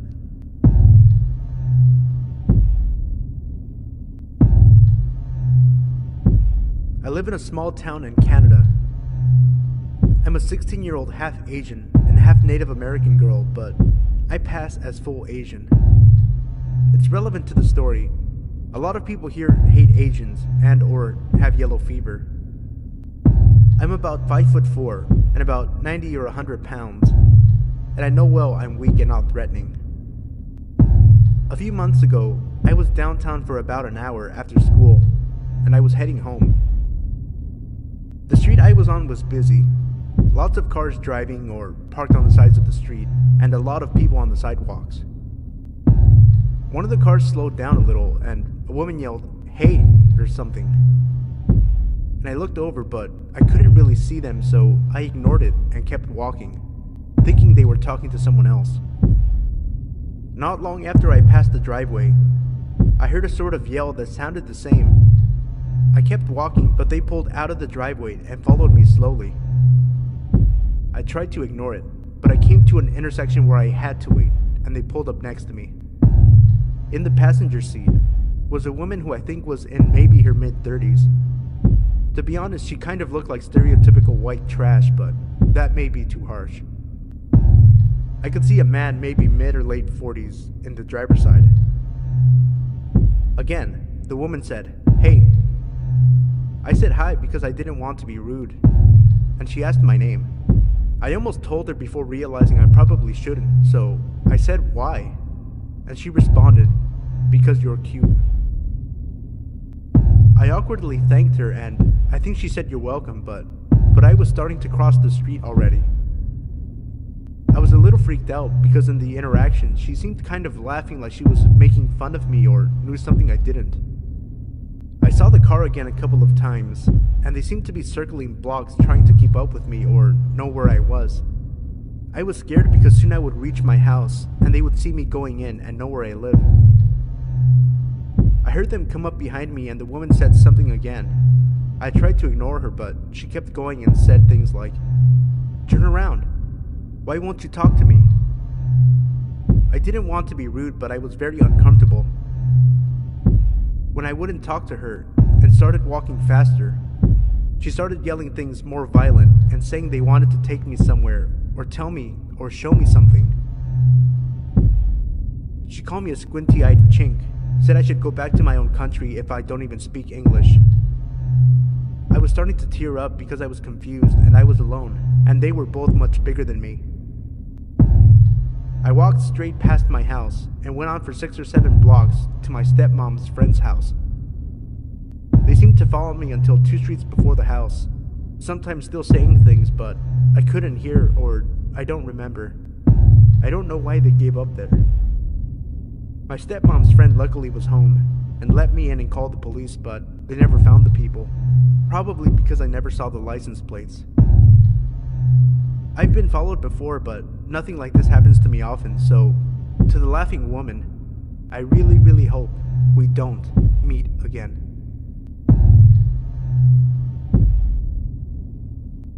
Hey guys, thanks again for all the support. Thank you guys for watching, and special thanks to Lady Spook for contributing to this video. Check her channel out, the link is in the description below. If you enjoyed this video, please click the like button and subscribe if you're a new viewer. It really helps the channel out tremendously. If you'd like to submit your own story or artwork to be featured, email it to me at sinostudiosofficial@gmail.com. The link to my email is also in the description below. You can also email me there with questions or business inquiries or inquiries about collaborating. Follow me at Sino Studios BMF on Twitter and Instagram. Once again, thank you guys for all your continued support. Without you guys, my channel's nothing.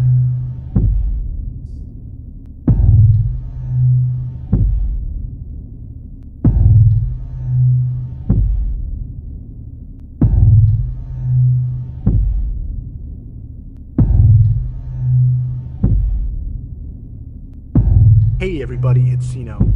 I wanted to take a quick second before the video got started to thank you all for all the support that you've been showing me on my past few videos this week. As most of you know, I finished up my spring semester, I'm done with finals, I'm done with school for the summer, so I'm going to be uploading daily videos every day. That includes daily uploads of scary stories from Reddit, as well as movie reviews, starting with Baywatch and Pirates of the Caribbean tomorrow on Sunday. In this video, you will hear 4 true scary stories from Reddit about creepy encounters with kidnappers and abductors. As always, if you enjoyed the video and you like the stories, remember to leave a like and subscribe if you're new. Movie reviews for Pirates of the Caribbean and Baywatch come tomorrow on Sunday.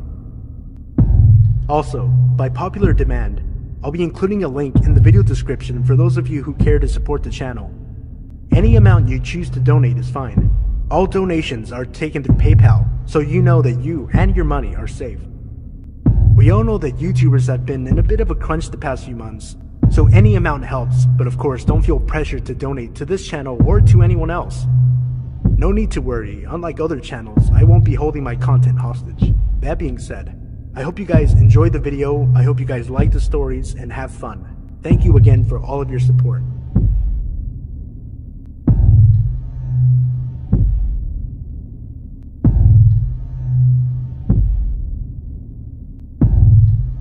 My mom worked at a small store, and since we were young, we hung out there a lot with her. One night, there was an accident about a quarter of a mile down the road from the store. Me and my sister were outside watching all the lights from the cops and ambulances. We lived in a small town, so we really didn't see cops or anything often. A guy from out of state pulls in and notices how interested we are in the accident.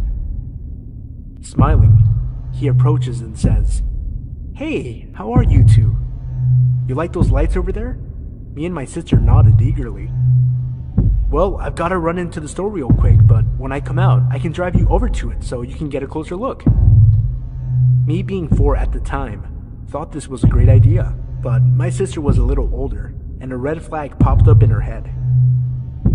He enters the store, and we follow. My mom is the cashier and sees that he is walking around the store, looking around as much as he can. Not at items, but at other people. He was looking for our mom, and didn't assume she was the cashier. He buys like 1 or 2 items, and as he is about to leave, me and my sister are running around to another part of the store, totally forgetting the accident and moving on to something else to keep our attention. He goes, Hey, where are you going? I thought we were gonna go out together." My mom instantly freaks, calls the police, and he flees. The whole time it was happening, I was totally oblivious, but after my mom freaked, I was really upset. All I really knew was that someone tried to take me from my mom, and I didn't really understand it, but it was pretty terrifying. For a while, I didn't talk to anyone I didn't already know.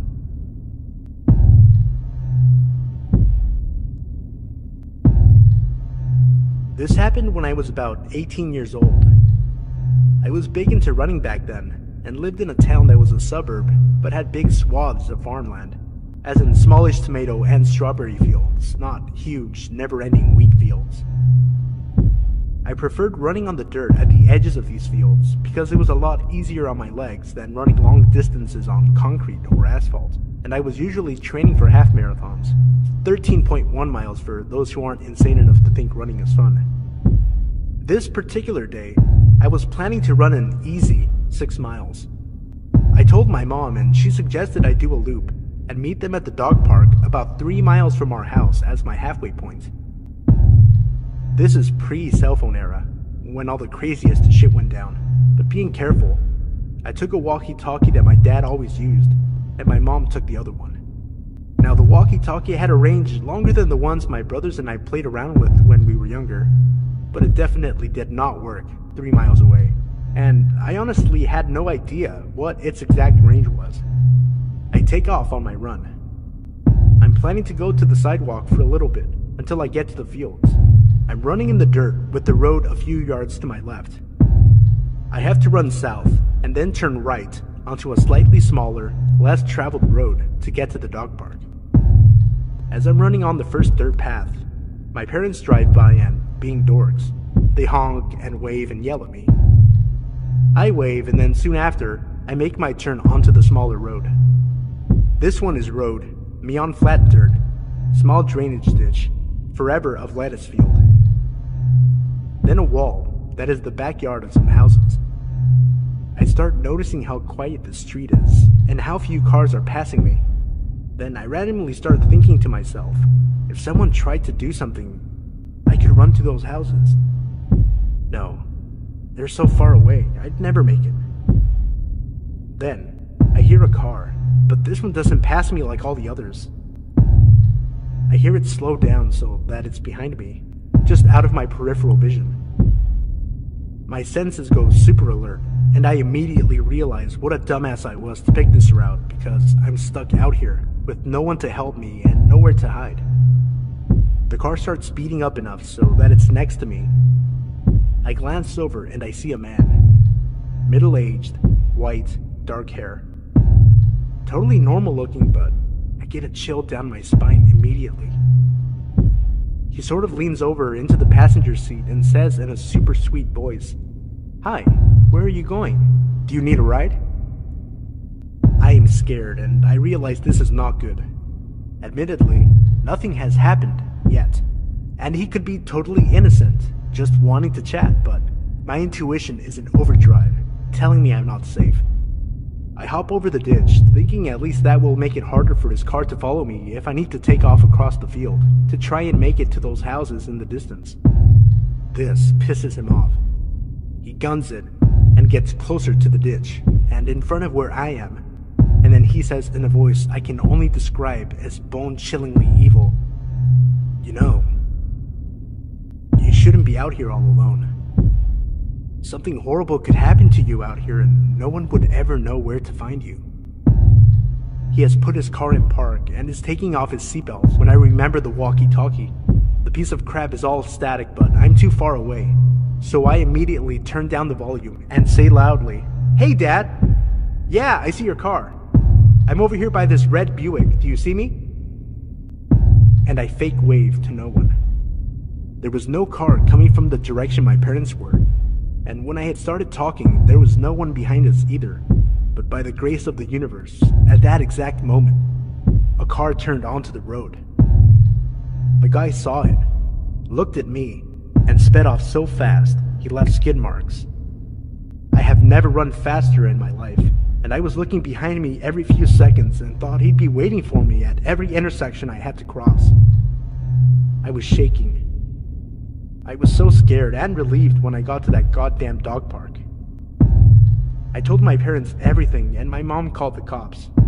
They took a statement but said it would just help if something actually happened to someone else. The weird part was, I was having trouble getting my story out. I was so upset, and before I gave a description of the car, the cop asked, "Was it a red Buick?" He wouldn't tell us why, but that just added to my feeling that I had narrowly escaped something awful.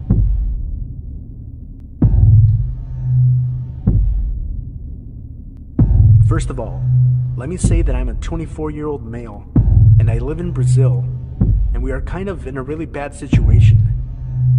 Basically, our healthcare, education, and security are garbage at the moment, because of corruption and corporate greed. Last month, after I left my workplace, I went to my bus stop. Everything was normal except that my bus was really late, but that's very common. I got another bus that gets me a little further from my home, and I have to walk a little bit to get to it. The bus arrives at my stop, and I proceed to walk to my place when a car speeds over the sidewalk with a guy inside holding a gun to my face. "Get the fuck inside the car," he shouted angrily. I was so scared I just dropped my headphones, as I'm always listening to music. So I proceed to get near the door and pick up my headphones at the same time. "Hurry, motherfucker, get in the car." He was getting very impatient. Suddenly, while I'm holding the door and trying to open it, I see a blind spot. He cannot see me clearly, so I run like it's the fucking devil behind me to the opposite direction of the car. I hear screeches and a gunshot. I bolt into the first house yard that I see. Luckily, the gate was open, and when I have nowhere left to run, and I'm just surrounded by walls, I look behind, and I see a man running after me. I fall to the floor, covering my head and eyes with my arms, thinking, this is it. I'm gonna get shot in the head. Nothing happens. I open my eyes, and the guy was just the random dude that was near me in the street, who, like me, ran, scared of the car and the gunshot. There were 3 ladies in that house. They helped me get my head back together before I left a couple of minutes later to my place, safe at last. So, whoever you are, and whatever you were going to do to me, please, let's not meet.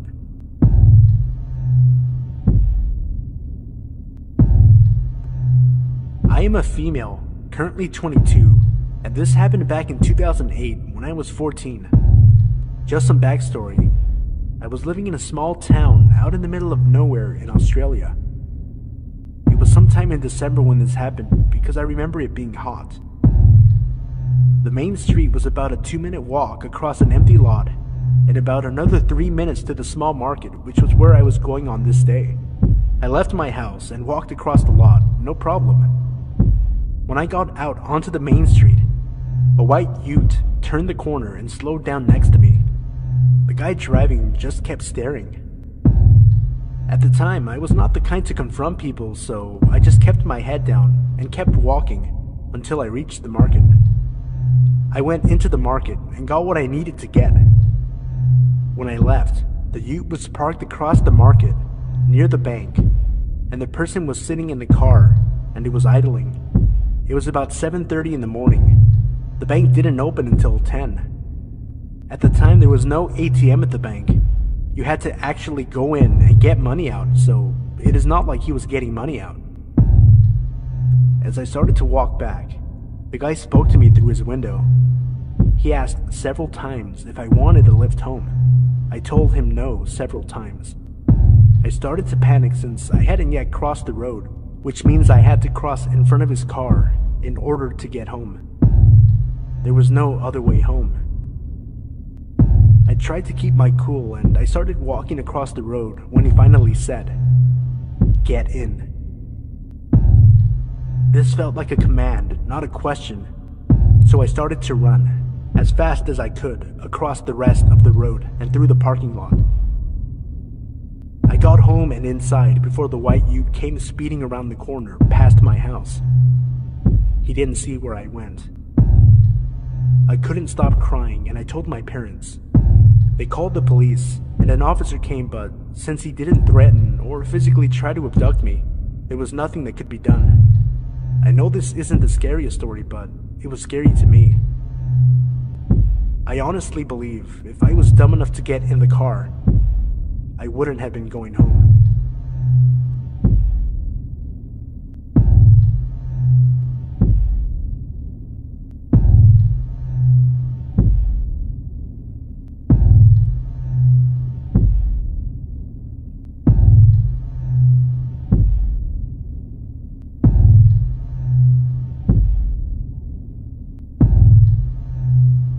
number 1, read by Worst Nightmare. This happened to a close friend of mine from work who told me this last night, and it sufficiently creeped me out. So her mother is in the hospital, and she was on her way home from visiting her one night last week. She stopped at the 24-hour Tesco on the way back to get some groceries and petrol, so it was around 10 p.m. when she finally set off for home, the journey to her house taking around 40 minutes. About 5 to 10 minutes into the usually routine trip home, she noticed a car coming up close behind her, flashing the lights as if trying to pull her over. It was just as she was approaching a few miles of road that were fairly deserted, save for a couple of houses, but mainly flanked by fields on either side. It was dark, so she couldn't make out the car or driver, but was fairly certain it wasn't a police car. Besides, she's a careful, teetotal driver with a fully functional vehicle. There should have been no reason for someone to pull her over. Also, she's not so naive that she would just stop on this lonely stretch of road for anyone without a good reason. The other driver was persistent, though, and alternately pulled really close, then backed off and flashed the lights. The car continued to follow closely and flash her. It was only as they entered a more populated area and more cars were driving around that the flashing lights and tailgating stopped. Still, right behind her, though. At this point, she was significantly freaked out, but in the panic of the moment, couldn't think what to do, and still wasn't positive she was being followed. But that was just wishful thinking, she said. The small town where she lives has a huge and very busy day and night as truckers use it to get onto the motorway roundabout with many lanes that must be navigated carefully as you approach. It's very easy to take the wrong exit, especially if you're unfamiliar with the area. She waited until the very last second before pulling out just before a truck, hoping that the car stalker would get stuck behind a stream of traffic. She could easily lose the car after that, she thought, as where she lives has so many roundabouts that if you don't know where you're going, you'd be lost without a GPS system. Her heart sank, though, when she heard the honk of a truck horn behind her, and looking in the rearview mirror, realized car stalker had took a chance, pulled out right after her, and was again now right behind her. With absolutely no doubt now that she was being targeted, her mind raced, and all she could think was that she couldn't drive home, or even to her daughter's or sister's house, as she didn't want to lead this person right to her, or her family's door. She grew up in the town, though.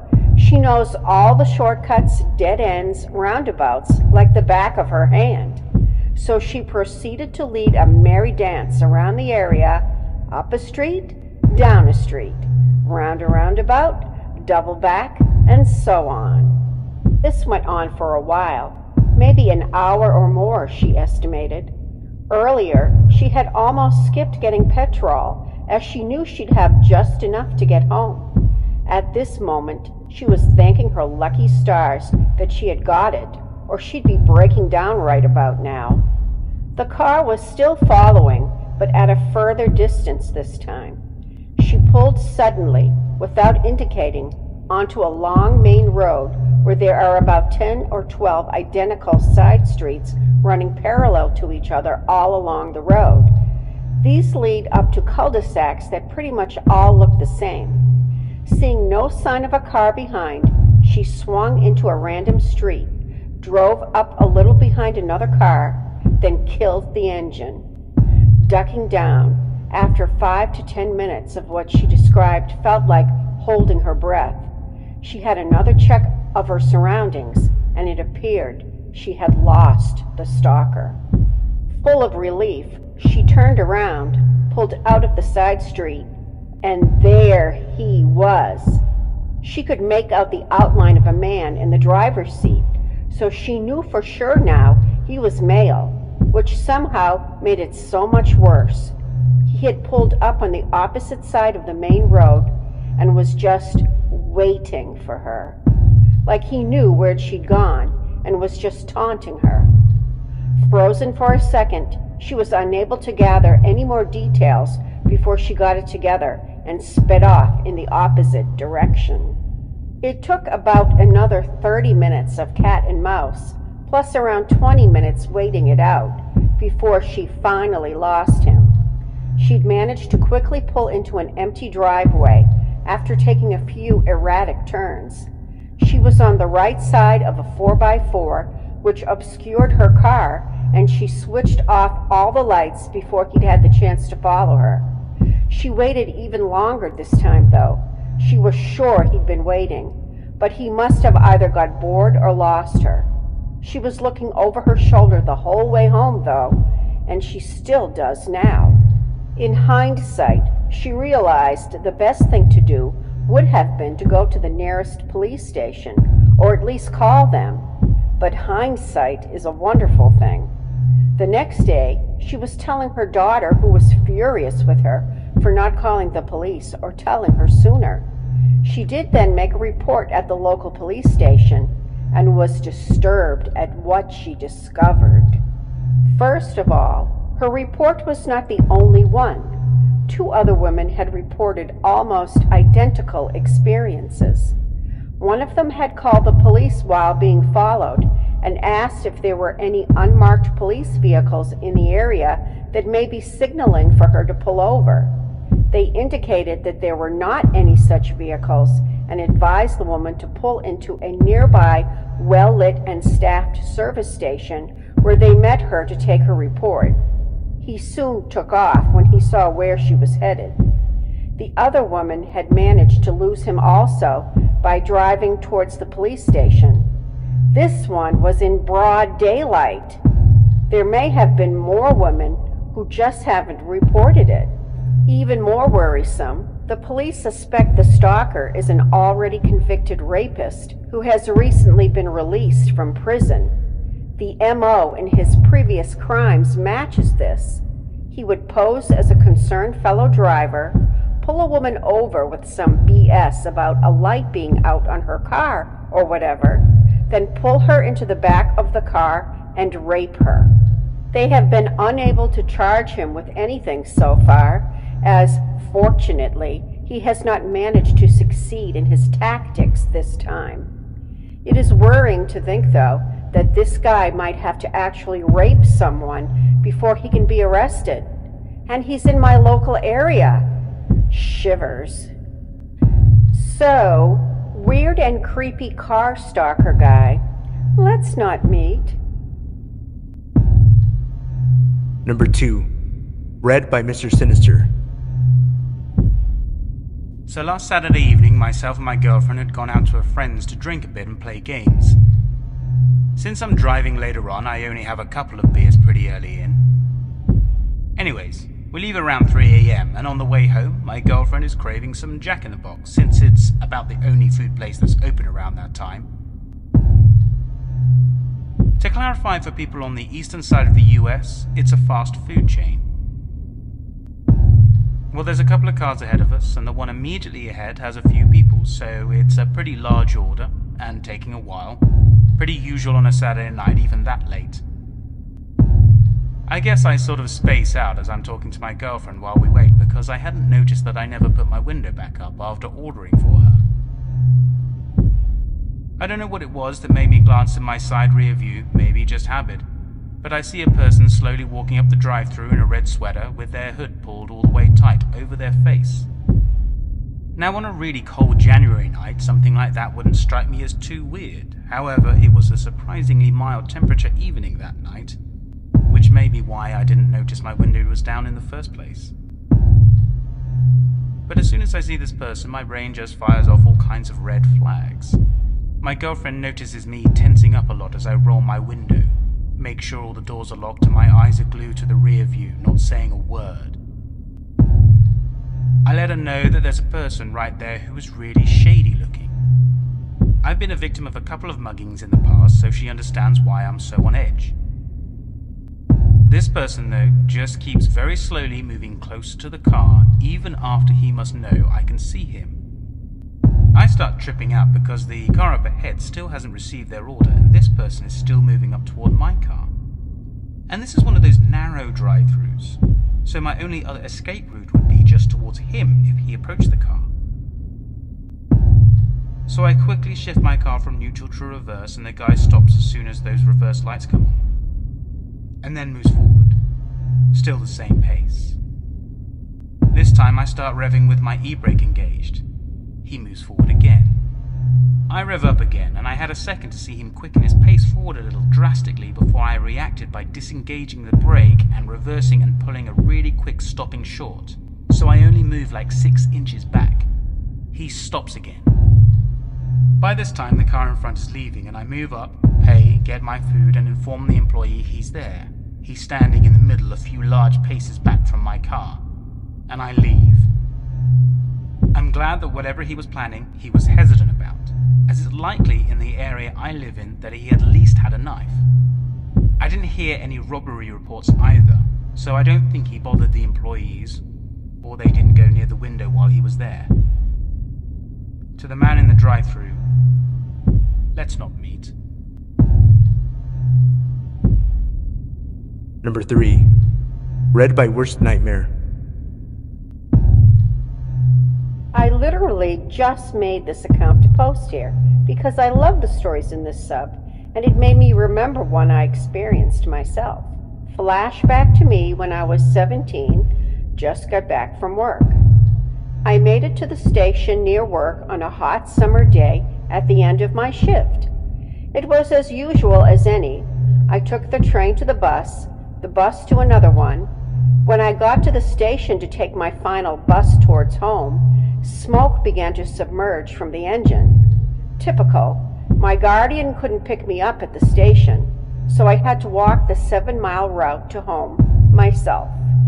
As I crossed the street walking away from a near gas station, oh God, I should have just stayed there. Oh well. I noticed an elderly man walking behind me at a distance of around 50 meters.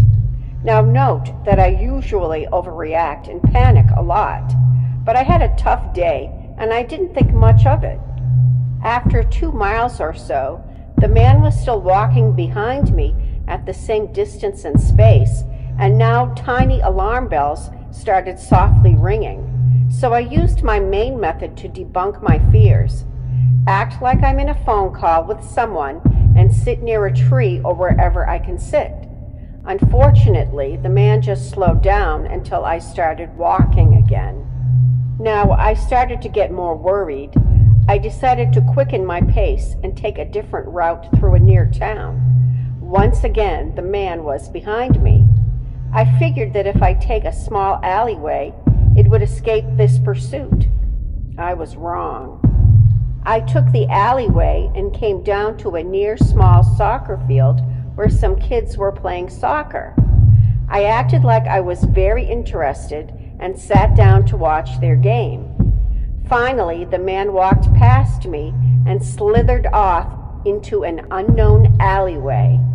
Safe to say, I was relieved, but it doesn't end there. I waited 2 minutes before moving on and walked to a different alley, and guess who just came walking down another side road back to me? Yeah, damn right. Now I started to worry a lot.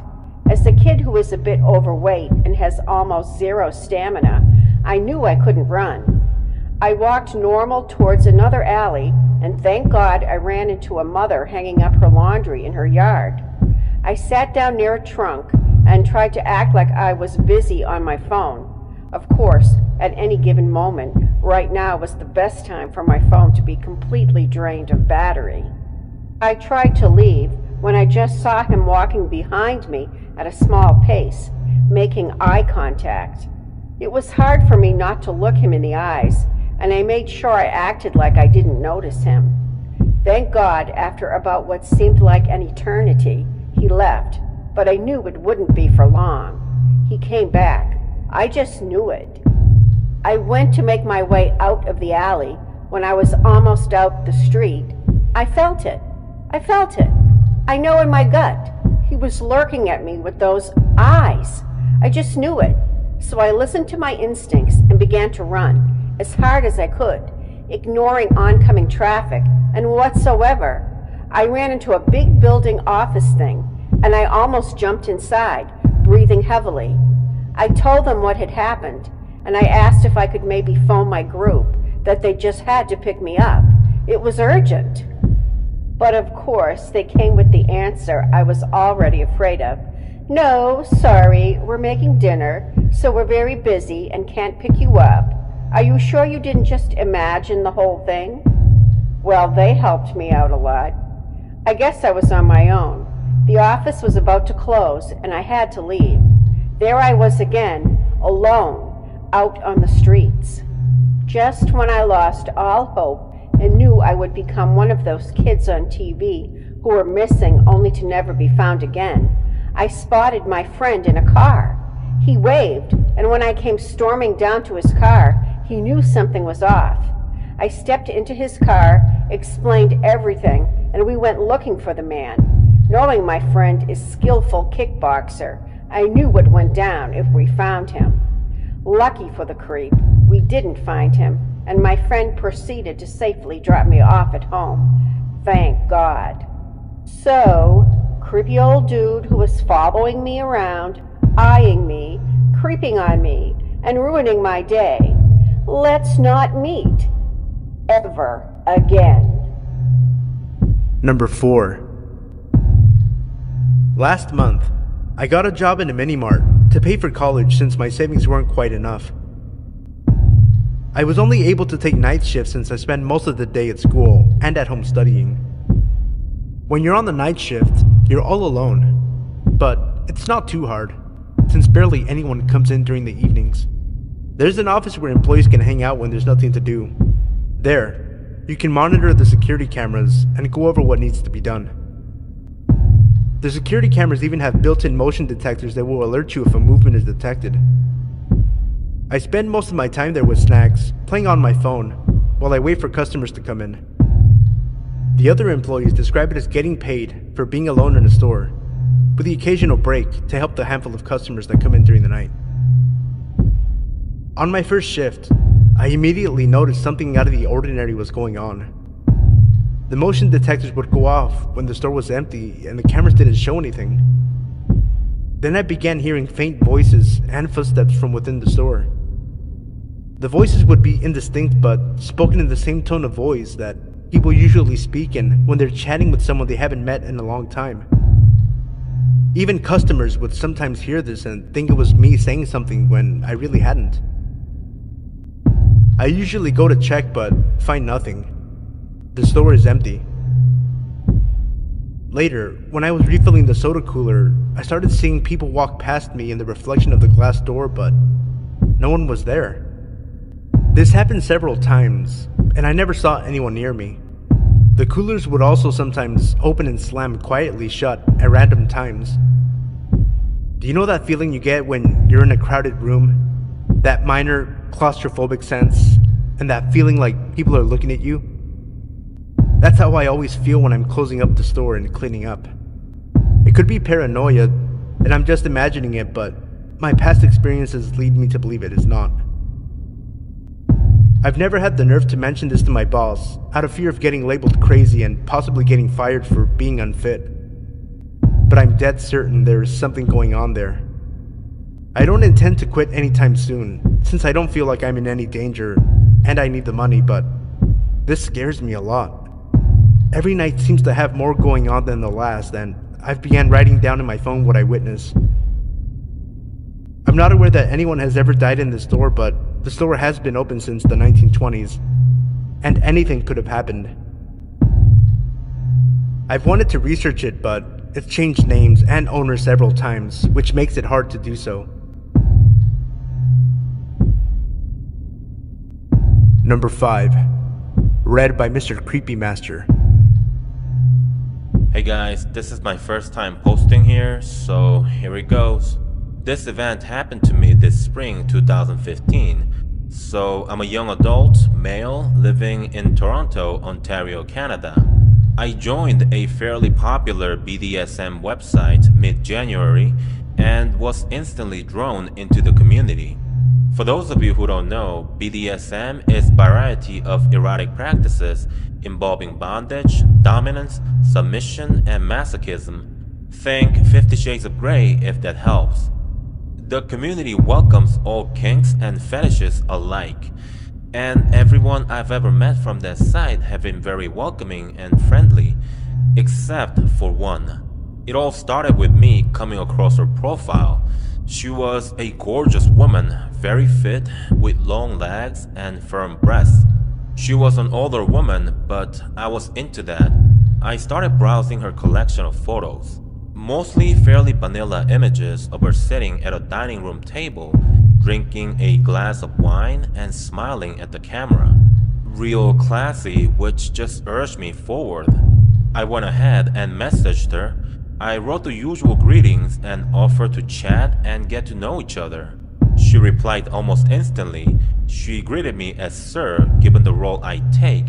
We continued to message back and forth for a week or two. She explained to me that she wanted me to be her master since her last master died in a car accident. This was odd to me, but unfortunate accidents can happen to anyone, right? She continued giving me details of what she wanted me to do to her, and I very much obliged. The next couple of days, we kept trying to meet up for a coffee, but unfortunately she had to cancel last minute each time. Eventually, I began getting very eager as all the kinky discussions have gotten me worked up. So late one night, she messages me inviting me over to her place. She explained to me that she doesn't work in the morning, so we can be up all night having our fun. Well, being so worked up and lacking the necessary blood flowing to my brain to make an educated decision, I agreed and asked her for her address. She messaged me an address along with a phone number she said was her home line, and I got ready to head out. So I got into my car and plugged the address into my GPS. This is where I noticed she lived in Hamilton, which is about 45 minutes away from Toronto. It's currently 1 AM, but this doesn't bother me as I drove to Hamilton quite often, and considering I'd be spending the night, I could just leave in the morning. 45 minutes later, I found myself passing Hamilton. Okay, so it's a little further than that. No big deal. But then I reached a stretch of highway void of streetlights. This is where I start to get concerned, as I only had my own headlights lighting my way. Suddenly, my GPS chimed in with the female voice indicating my exit. It was coming up on the right, and I feared driving into darkness of the mild comfort of the highway. The exit took me into a long dark stretch of country road. My red lights started going off as I passed silhouettes of farmhouses and forestry, a good distance between each of them. My GPS chimed again, indicating that my destination was coming up on my left, but as I approached the location, it was not even close to what I expected.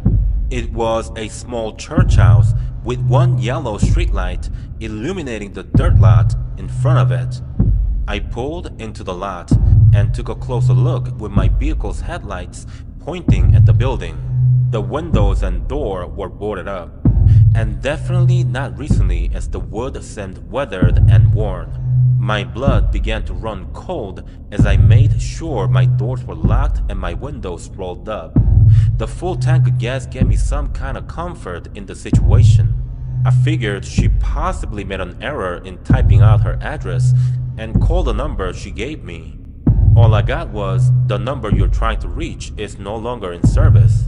Okay, at this point, I'm ready to turn and leave until I notice my phone alerting me that I have an email. It was a message from her. Hey, I see you there.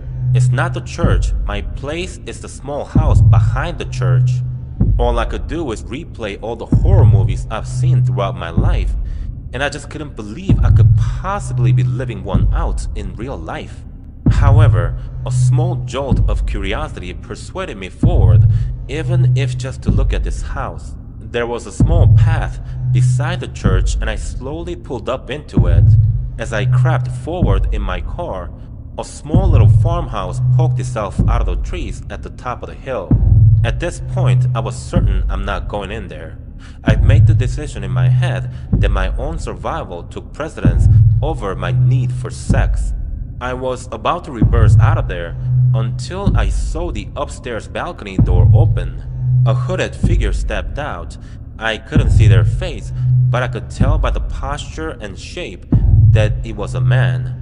Despite the darkness of his facial features, I could feel he was looking directly at me. He stood there for about 30 seconds before he motioned his head in a way I recognized as the universal signal for "look behind you."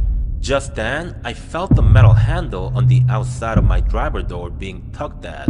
I quickly turned my head in that direction to see the woman from the profile photos hunched over and pressing her face up against the window. My heart leapt out of my chest as I stared at her horrifying smile. The best way I can describe her expression would be any creepy cartoon image of the Joker you've ever seen. It was undoubtedly her behind that insane grin, only much older. She whispered through the glass, "Open the door, baby." I was frozen in my seat, unsure how to respond or what to do next, so I just sat there continuing to stare at her like an idiot. Her face then quickly fell into an angry, malicious expression as she continued to violently jiggle at the door handle. She then yelled at the top of her lungs, "Open the door now!" This knocked me into panic mode and I pressed my foot to the gas. My car, set to reverse, began to pull out of the pathway backwards. The woman tried holding onto the door handle, only to let go shortly after being dragged off her feet. I flew down the dark road back towards the highway, almost tripled the speed limit just in case they had a car themselves and decided to chase me. I called a friend of mine who I also met on the same website. She lived in Hamilton and insisted I come stay the night at her place. When I got there, she poured me a cold glass of Coke Zero as I explained to her what happened. She told me she read an article in the local paper over a week ago regarding an older couple luring a man into their farm. I stopped her right there as I didn't want to be freaked out even more than I currently was. So crazy, potential murderous woman, let's never meet.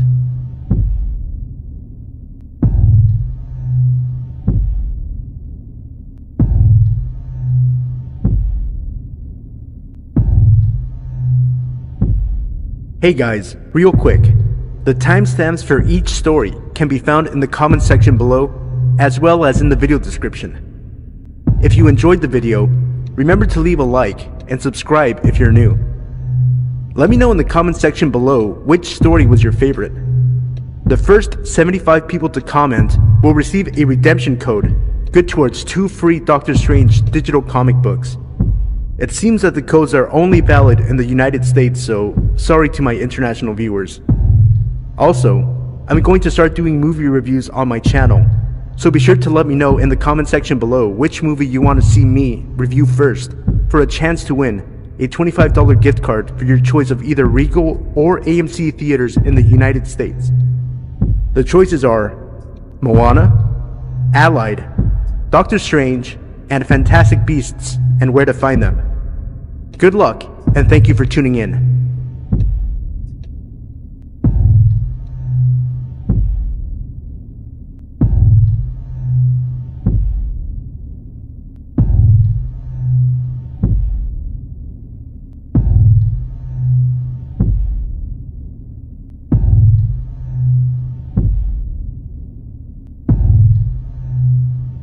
So before I start, I want to thank the people who are reading/listening to this. It is important to understand that the word colorblind is actually very ignorant and insensitive, especially if no one is saying it to a person of color. It is okay to see color. If you walk in a field of beautiful roses, all ranging different colors, are you going to say, no flower is better than the other, therefore I don't see the colors of the petals? It is okay to see color. Acknowledging the cultures and backgrounds of where people came from is okay. That is what makes us special. No one needs to be subjected to intolerance and racism because of it. Good. Now that that's out of the way, I'll start. It was around 6 o'clock at night, a few weeks ago, and I was walking with a group of friends, all of whom I have known since I could recall my first memory. Among them was my boyfriend, Alexander. Though many people call him Alex, I prefer Alexander because it sounds much more elegant that way. I was the only girl in the group of 5 guys who were like my brothers, walking to a diner from a meetup we had at a local school. Now, I have to stop you. The reason I spoke about race at the start of this story was because the neighborhood we were walking was a majority white. Hell, our university was majority white and known for its association with the Ku Klux Klan a while back. I know you guys are asking why I went down there, and in truth, because there was no reason not to. As I said, the Klan association was a while back, and I had walked down this road before. Plus, I assume people were smart enough to know to be kind to people who don't look like them. As we walked down the street a little faster, as it was getting darker outside, we saw it, dare I say it, white people staring at us like we were from another planet. Granted, our voices were a little loud, and there was a group of boys following a girl down a sidewalk. Sounds like the perfect setting for a rape, but I was fine. In fact, I made it a point, as more and more people were staring at us, to laugh and smile more than needed to express my enjoyment. As we neared the corner, we saw a car drive past us at top speed. The blur of a woman maybe in the driver's seat. I remember looking at Alexander in dismay before he grabbed my arm in such a rough fashion and yanked me back so hard. I thought he was going to rip my arm off. He gave me a look that said, "Yeah, I just saved my girlfriend's life. What now?" I punched him in the arm and laughed. We waited as more cars drove past before we could walk. All of the car drivers looking at my friends as if we robbed a bank. Accusing eyes burrowed into our souls. It was odd, I have to admit.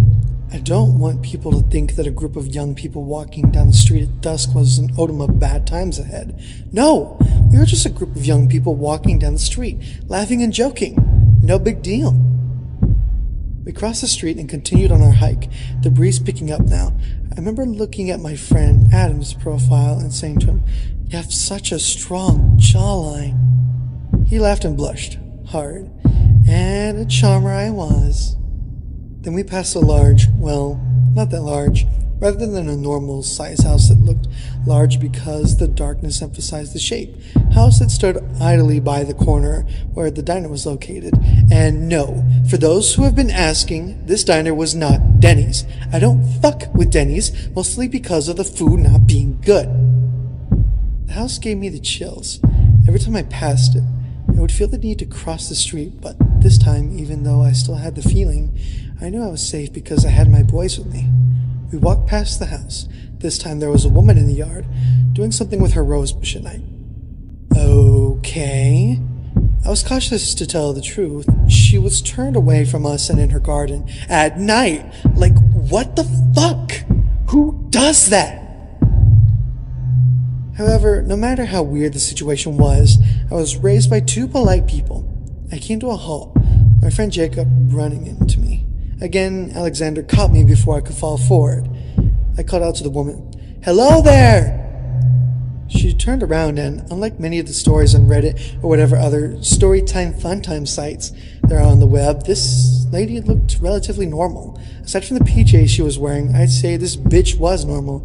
She looked at us and said nothing. Her arms were just crossed and her face had a stone-cold look on it. I took a step back, bumping into Jacob again. I couldn't just leave now. The lady saw us and therefore coming back would be more awkward than uncomfortable. So I repeated myself. I'm such an idiot. "Hi, ma'am." Again, she made no move to respond, so I looked at Alexander, who was looking at her with his heart, took my hand. As we started walking again, something the lady said made us all turn around. "You heathen niggers." Or something along those lines. Jacob heard clearly, though. Jacob, who was a pretty big guy, not only in height but in weight, he weighed about 250 pounds and was a football player as well as a discus thrower like me. Jacob swung around and he looked at the woman. "Excuse me?" "Jake, don't!" I remember Alexander pulling at Jacob's sleeve. "You niggers need to get off my lawn," the woman yelled. We were so confused. I gave Jacob a look that said, "Did she just call us niggers?" Jacob nodded and looked back at the woman. She couldn't be much older than us, around 25 years old. The woman noticed that we weren't moving. I guess this bitch confused confusion with defiance. Hell, I bet the bitch confused 2016 for 1816. So, out of pure anger, I'm sure the woman said it again. Now I'm pissed. The only black person in the group was Jacob. I know, you guys are asking about my race by now. I'm a chocolate-covered, multiracial, 18-year-old girl. My mom is black and Arab, Israeli, Iranian, and Pakistani, and my father is Italian and black. Yes, I do consider myself black, but I was not expecting her to say nigger, and directed towards me and Jacob, who are hanging with a group of people who aren't even black. I know, you guys are asking me about the races, ethnicities, about my comrades who were with me. Well, Alexander is Indian, Adam is Pakistani and white, Quentin is Israeli and white, and Michael is Latino and Pakistani. In other words, we are all Arab or Arab mixes except for Jacob. I tell her this in less words, and the woman comes running at us with a gun she seemingly pulled out of nowhere. Alexander told me the reason he was staring at her so hard was because he saw the gun on her hip. He started to freak out. Well, I did, even though I came from a military family. My father and grandfather and uncle all served our country, and I knew what a gun looked like. I just have never been this close to one, and damn sure never had anyone charge at me with one.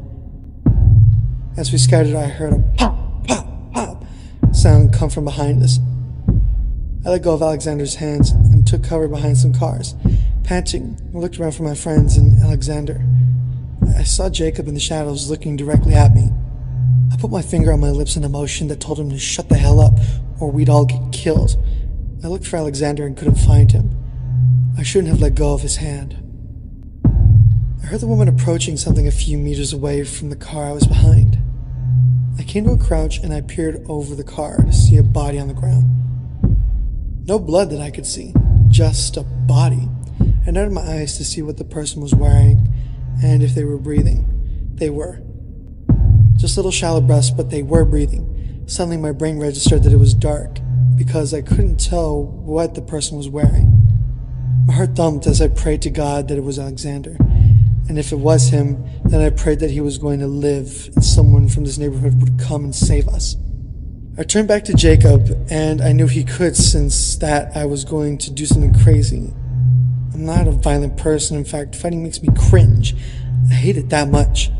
However, even if the body wasn't Alexander, it was someone from my crew, and they were friends and a part of my family, and I had to help them.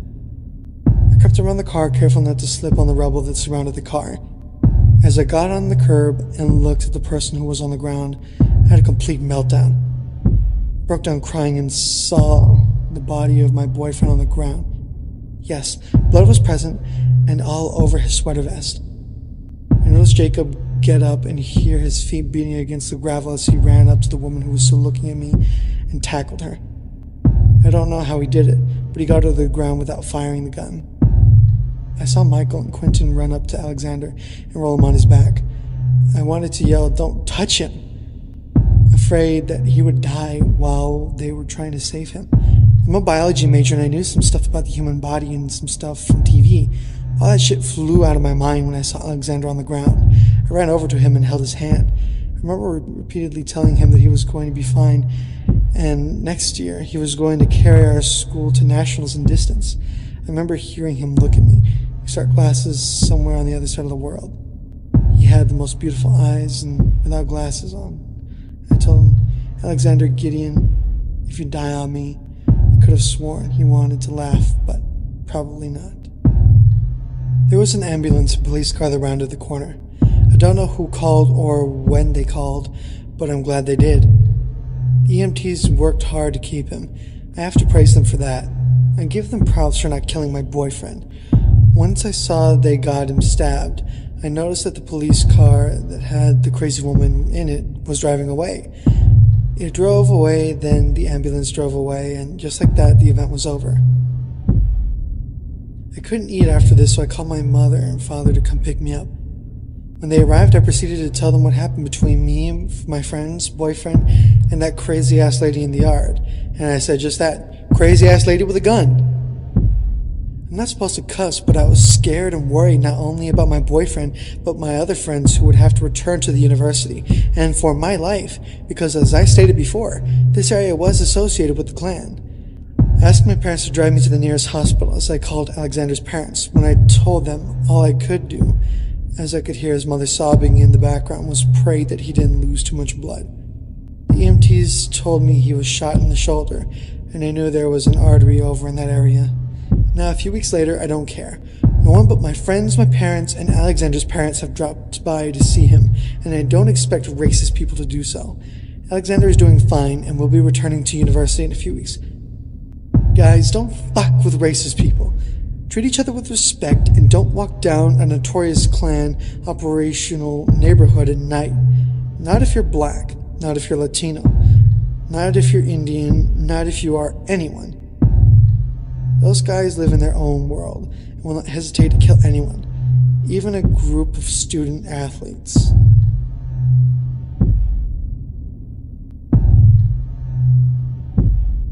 Happened to me when I was 15. I've always been the type to hang out with people but not make them take care of me since I was younger than most of my friends. I had went to the fair the date we were supposed to, but I had a friend that wanted me to go on a separate day. He drove me with him there, and I obliged to take our DART train system that was part of our country. Most of the people had taken it when the fair was open, so they wouldn't have to pay for parking. The train ran about 45 minutes away from the station in my city, sometimes longer since there were multiple stops and people going in and out.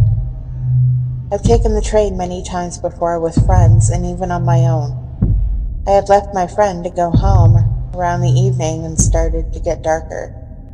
I was wearing shorts and glitter clothes and had my purse on me. Just to mention the fact that I was young and very much alone on the train.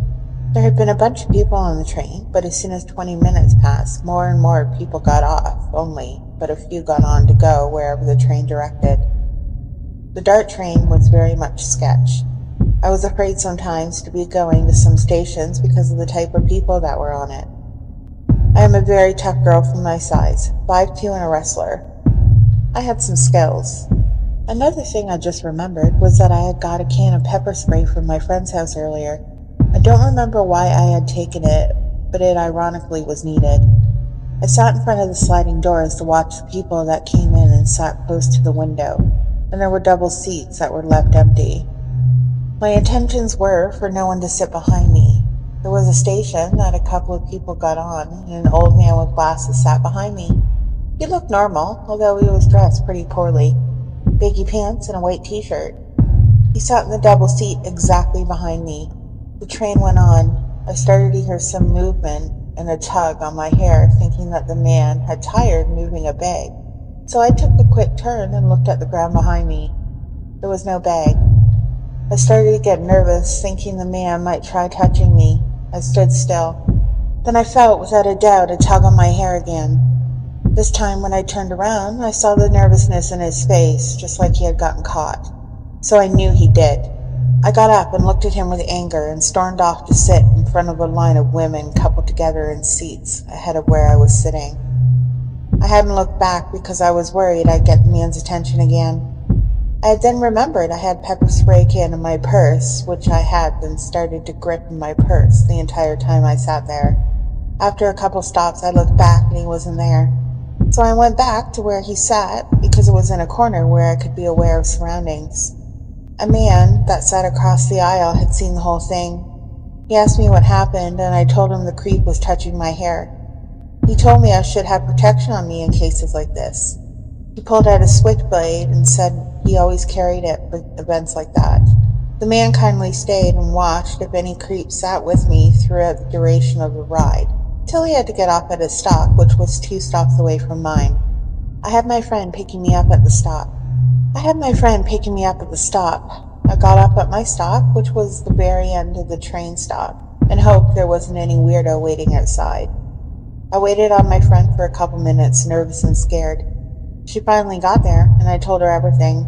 I haven't been on the train since.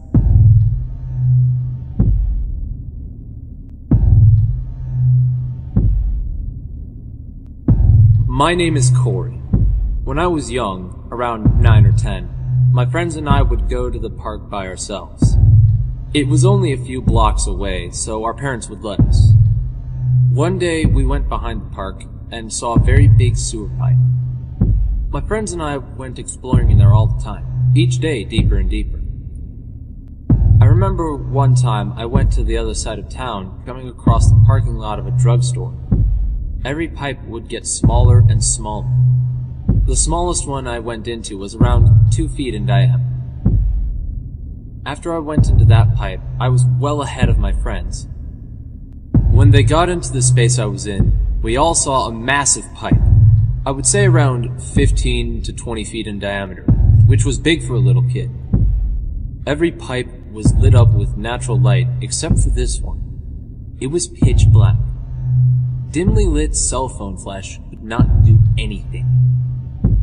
I was the brave one, to say the least, leading the lines. No one else wanted to go in there with me, so I went myself.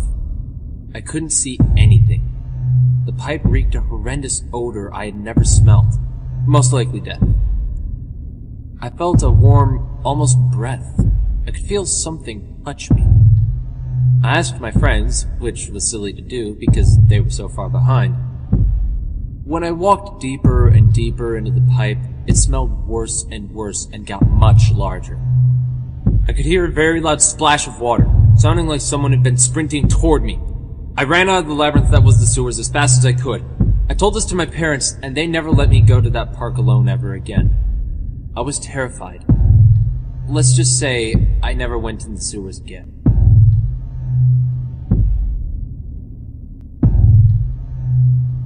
So I live in a small village in the southeast of UK. I am a 16-year-old female and quite tall for my age, so I tend to attract unwanted attention wherever I go. And in this case, it's more sinister. My house is relatively small, but large enough to accommodate for me and my family. It's not really the house that bothers me, it's the location. All of the surrounding area is neglected, and the neighboring houses almost corner us into the car park opposite. People living next door to me have always been loud, and that's alright, as noise helps me sleep, however. Their new friend that comes to visit them makes their calming chatter much more tenser.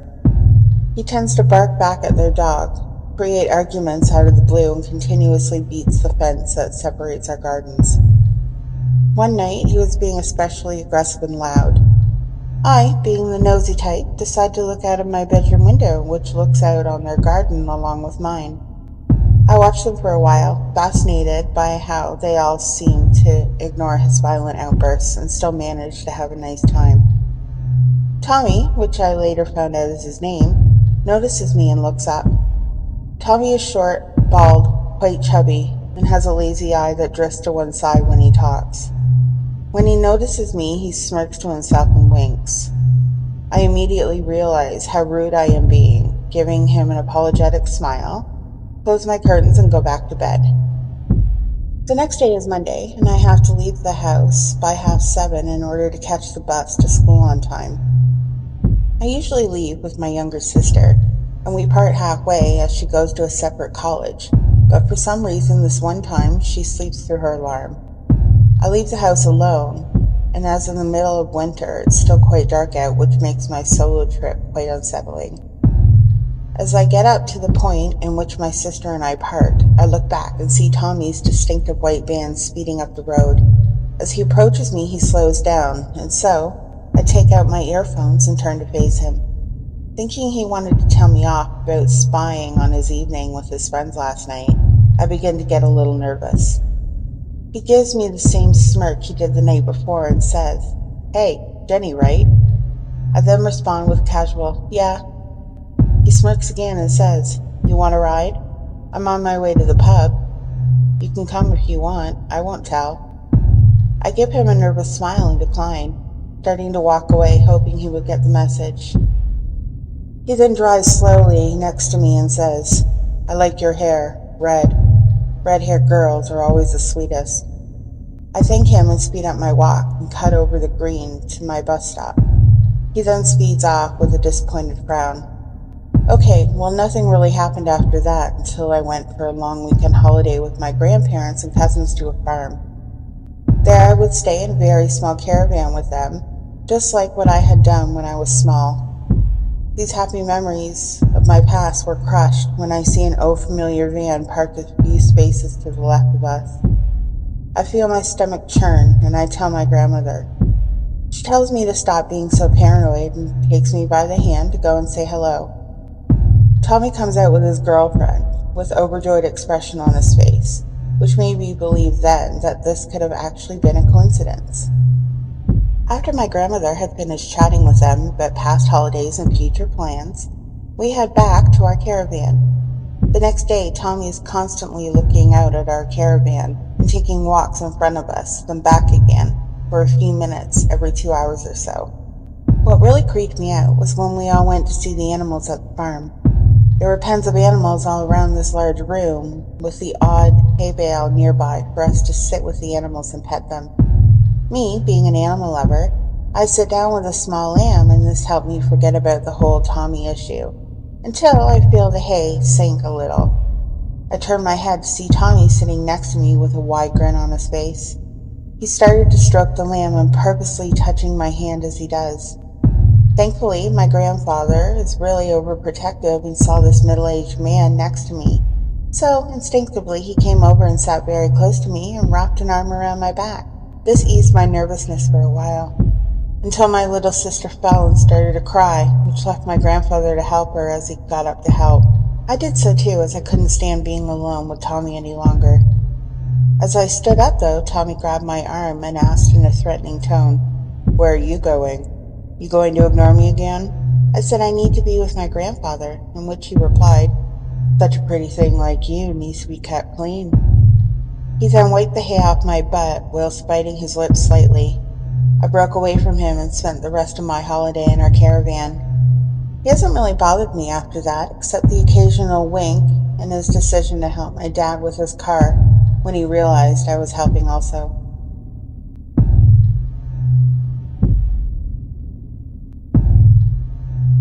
This happened to me on July 4th, 2016. I'm a 14-year-old girl who lives in the United States. I'm 5'5" and I weigh 110 pounds. If this ended any other way, I don't think I'd be writing this at the moment. I was out with my older brother. I'll call him Jason to conceal any private details. We walked out front of our house and down a block. About a 1-minute walk to the park across the lot from our house. We had brought our camera to record the fireworks for our dad, who was overseas. We couldn't make it to the actual fireworks show because our car, a 1998 Durango model, had broken down a couple of days prior. Jason and I wanted to snag some fireworks from people who were lighting them, and so we waited for about 30 minutes in the pitch black before the fireworks actually started. We hit record, and though we could see the fireworks above the tree line, the camera couldn't catch them, so we headed back to our house. My brother led the way, and I followed. We were about 100 feet from our house when we heard more fireworks. Jason hit record and started filming. We were now in front of our neighbor's house, recording the fireworks we could see from behind their roof. All of a sudden, we see flashing lights coming from the neighbor's bedroom window. I thought this was strange, but it was none of my business to begin with. About 30 seconds passed, and a silhouette of a person appeared in front of the window. My brother and I kept recording even though we thought it was stupid. About 4 minutes passed, and we decided to head the rest of the way home. Then, all of a sudden, a light is lit at us. I turn around to see who the person is, but because of the light in my eyes, I couldn't see the person. We started walking faster, and so did the person. Jason walked ahead of me, and I tried to catch up. I turned around again, and the person was about 2 feet away from me, with the light still blinding my every glance. They could have easily grabbed me. I'd never been so afraid for my safety. All of a sudden, I hear my mom yell from the house. She yells at us to come back because we were gone for so long. About 45 minutes, I'd say. We yell back that we are coming up the driveway. I turn around again, and there is no person, no flashlight, no sign of life on the street anywhere. The figure had vanished, like they were never there. I told my mom, but she just brushed it off. I never found out who was chasing after us, and I hope I never do.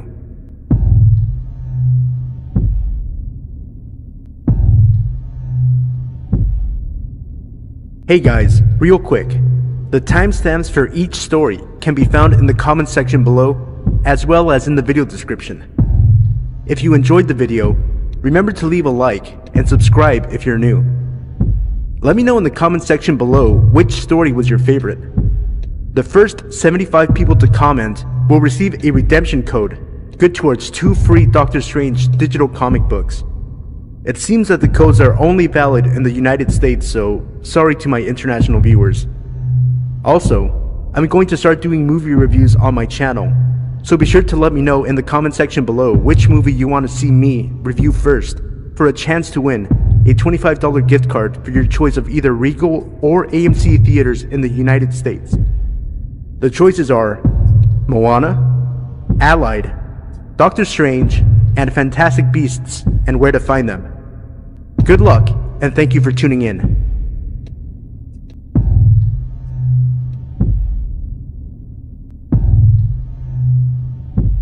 Hey everybody, it's Sino. Before the video gets started, I just wanted to thank you all for all of your support. We hit 9,500 subscribers a few days ago, and we have 10,000 right around the corner. So remember that when we do hit 10,000, I'm going to be doing my face reveal on this channel.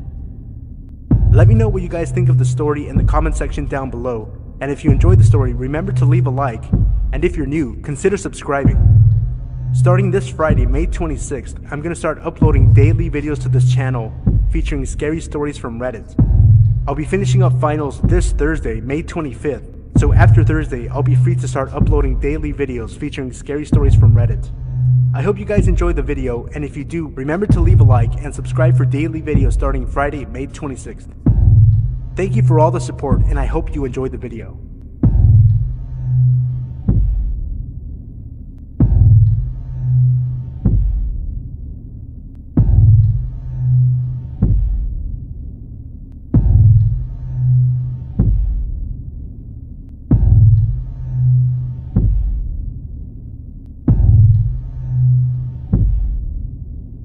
This is an experience that has bothered me for years, so I felt I should finally post something about it in case it's helpful in some way. I used to live in a subdivision in the middle of nowhere north of Divide, Colorado. Our gravel street ended in a cul-de-sac, and we were the middle house of the 3 at the end of the street, which was on the side of a hill. Because we were pretty far away from anything, I was a latchkey kid and usually was home alone for a few hours after school. This took place in the early 80s when I was about 8 to 9 years old. One day, shortly after the bus dropped me off and I got home, I saw someone pull into the driveway. I didn't recognize him, so I hid behind our wood-burning stove in the corner. He came up and started insistently knocking on the door and looking in the window. He then strangely tried the doorknob. He just wouldn't stop knocking, so I came out thinking if this guy was a burglar and saw me, he would go away.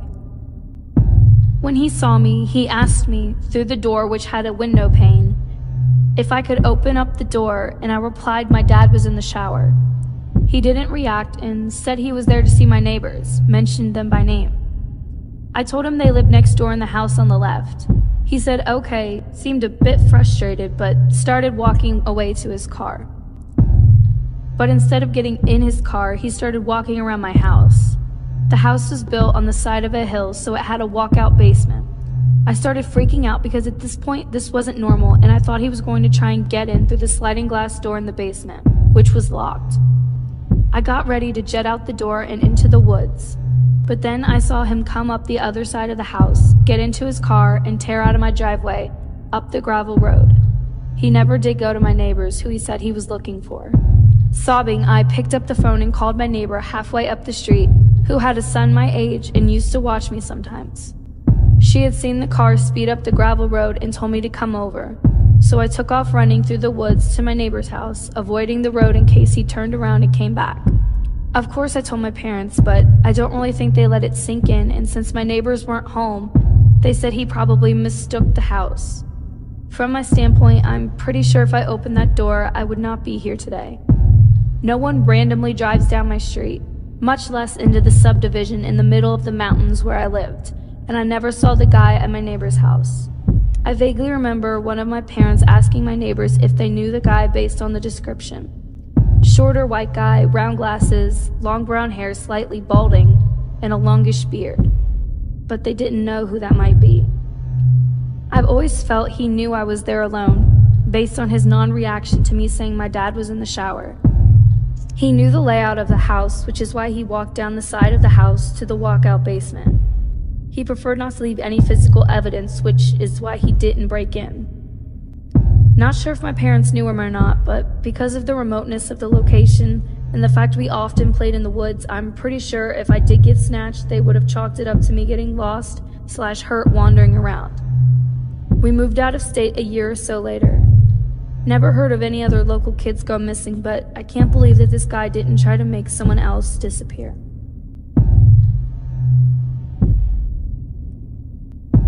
I'm a 19-year-old female living in the UK. I was on my day off from work, as I work 6 days a week at a very unpopular delivery service called Yodel.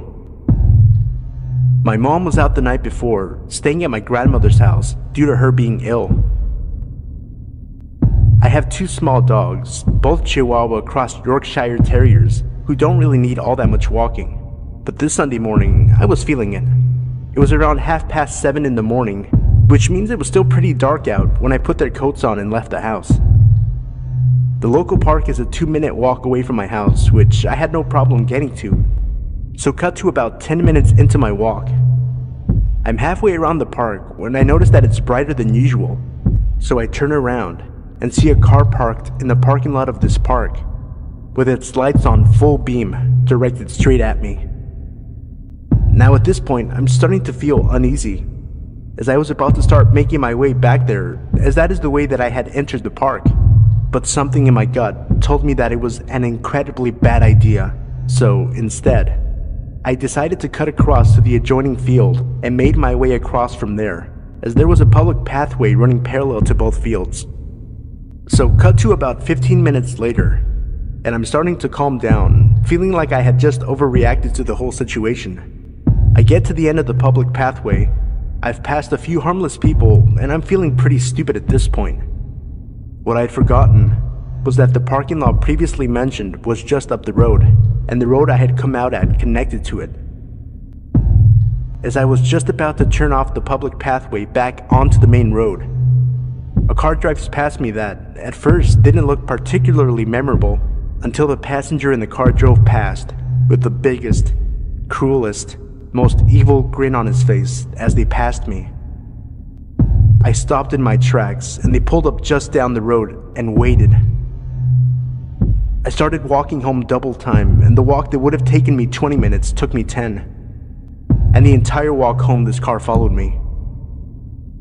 Thankfully, I had to cut through little alleyways to get to the road leading to the park, and I managed to lose them by the time I got to my house. After I caught my breath, I looked out my kitchen window carefully, without moving the blinds, to see 3 guys, maybe their mid-20s, stalking around the area, presumably looking for me and my dogs. So, to you 3 creeps who have prompted me to change my dog walking routine, let's not meet.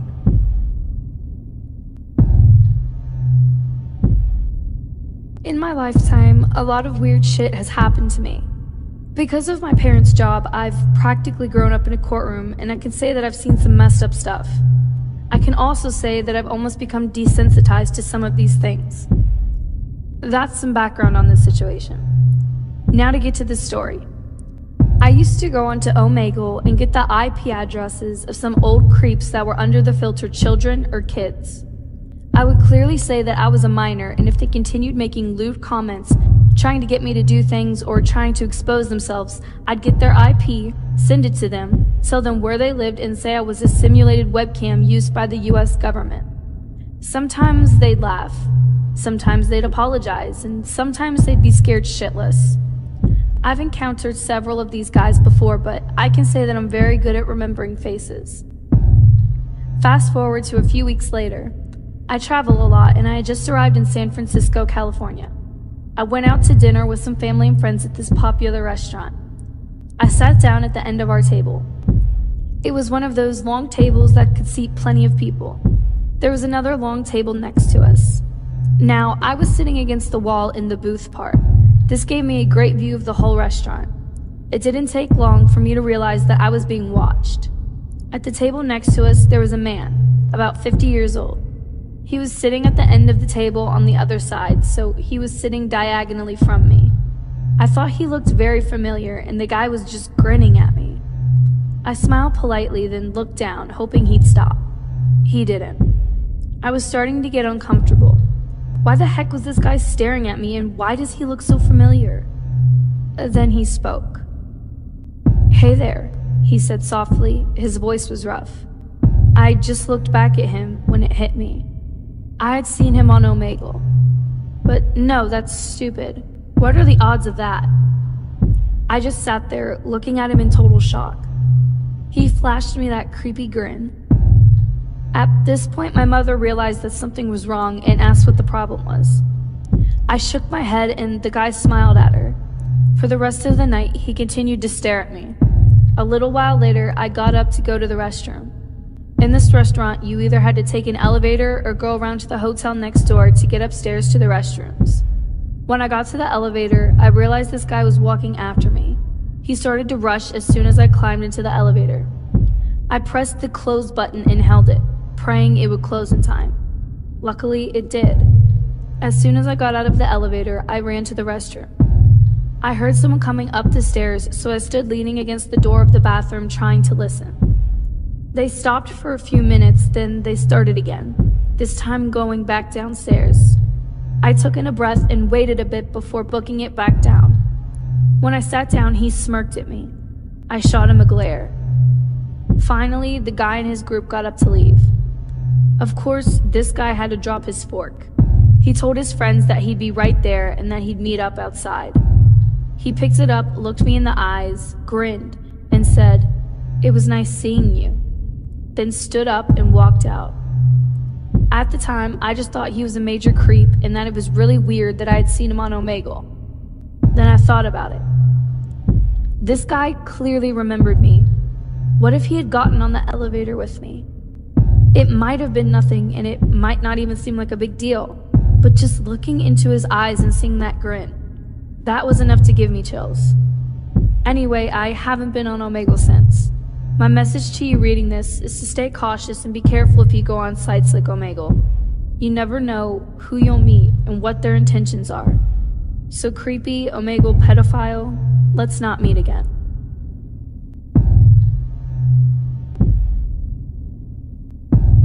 I'm a 16-year-old girl, and as many teenagers, music is basically my life. I recently got new headphones which work very well, but I'm very clumsy and I broke a part of them. They still work, but I have to put my hands around my head to keep them in place. It takes me about 45 minutes to an hour to go home after school, which includes a tramway, a bus, and a bit of walking. I was really pissed about my headphones, so I thought that after taking the bus, I would play my music out loud on the street that leads to my house, knowing that there is usually no one taking the same way home as I do, aside from a girl who I don't know, but goes to the same high school as me. I really hoped that she wasn't taking the bus, so I could play music once I got off, but there she was. I have recently moved into a little village. I didn't know many places or streets to take instead of this one, which my father used to take by car. I thought it would be a bit longer, but I really didn't mind, so I just played my music.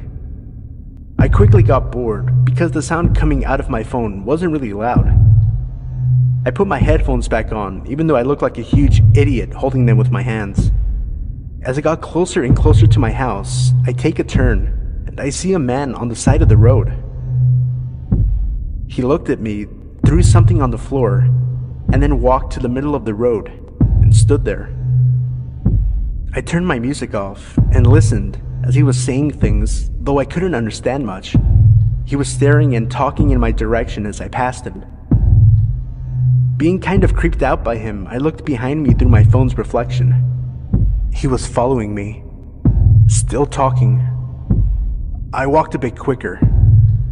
Then, I took the final turn and rushed into my house. I ran as fast as I could and locked myself in my house. I was home alone, so I quickly dialed the police number on my phone and had it ready, just in case. In the end, I didn't end up using it. Today, I saw some police cars going in that direction and learned that a little boy was reported missing. That's when it hits me. This wasn't the first time I saw that guy. One night after school, I was almost in front of my house when a hooded man ran away from the other side of the street. I clearly saw that he was staring at my house, which creeped me out. He had the same hood as the guy that followed me. Since then, I never go out without a small weapon. Please be careful, even when you're close to home.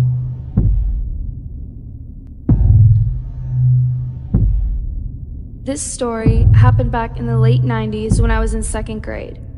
At the time, my uncle, my mom's younger brother, was enlisted in the US Navy. Due to the nature of his job, he constantly traveled to other parts of the world. He was frequently stationed in different countries, sometimes for years at a time. Since he was usually so far away, my family did not get to see him very often. My mother and him were very close, and I had a special relationship with him as well. Every time he visited to a new place, he would send me a gift, a magic lamp from Saudi Arabia, castanets from Spain, rosary beads from Notre Dame, and so on. He was also a lot of fun, and I treasured the time that we spent together. This particular year, he received some time off and informed us he would come stay with us for the holidays. I was beyond thrilled to be seeing one of my favorite relatives.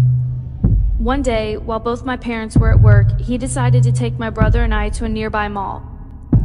At the time, my brother was 12 and I was 7. We had a good time going to the various stores, getting lunch, and watching skateboarders at an indoor park. Although my uncle loved us dearly, I wouldn't exactly call him the most attentive babysitter. While the three of us were heading out, my brother and my uncle were much farther ahead of me. Both of them walked extremely fast and seemed to be engaged in their conversation. Being a very small girl for my age, combined with having Lyme disease, made it difficult for me to walk at their pace. As hard as I tried to catch up with them, I only seemed to be falling further behind. Suddenly, from the left side, I felt someone grab me. It happened in an instant, and my mind raced while trying to process what was happening. Looking up, I saw him. A face that I recall clear as day 20 years later. He was an old man, perhaps late 70s, but his face was horribly disfigured. All of his skin hung low and poured over his other features. What I remember most was his nose, which was more of a giant tumor so large that it covered his entire mouth. Looking back, it is now clear to me that he had elephant man disease. The man did not say anything to me. Instead, he crouched down to my level and put his face just inches in front of mine. Then he made the most intense eye contact I've ever experienced. Both of his hands were wrapped around my arms so tightly that I winced in pain. Abruptly, he began shaking me, as if forcing me to look at him. I was so paralyzed in fear that I could not make a sound. For some reason, I simply stood there, frozen, staring directly at him. While this was happening, the mall was by no means empty.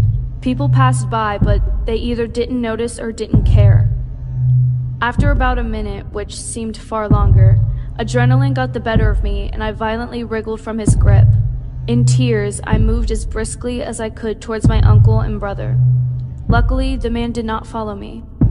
By this time, my family members had finally realized that I was gone and both turned around while I approached them. Their backs were to me during the entire encounter, so they had no idea what just occurred.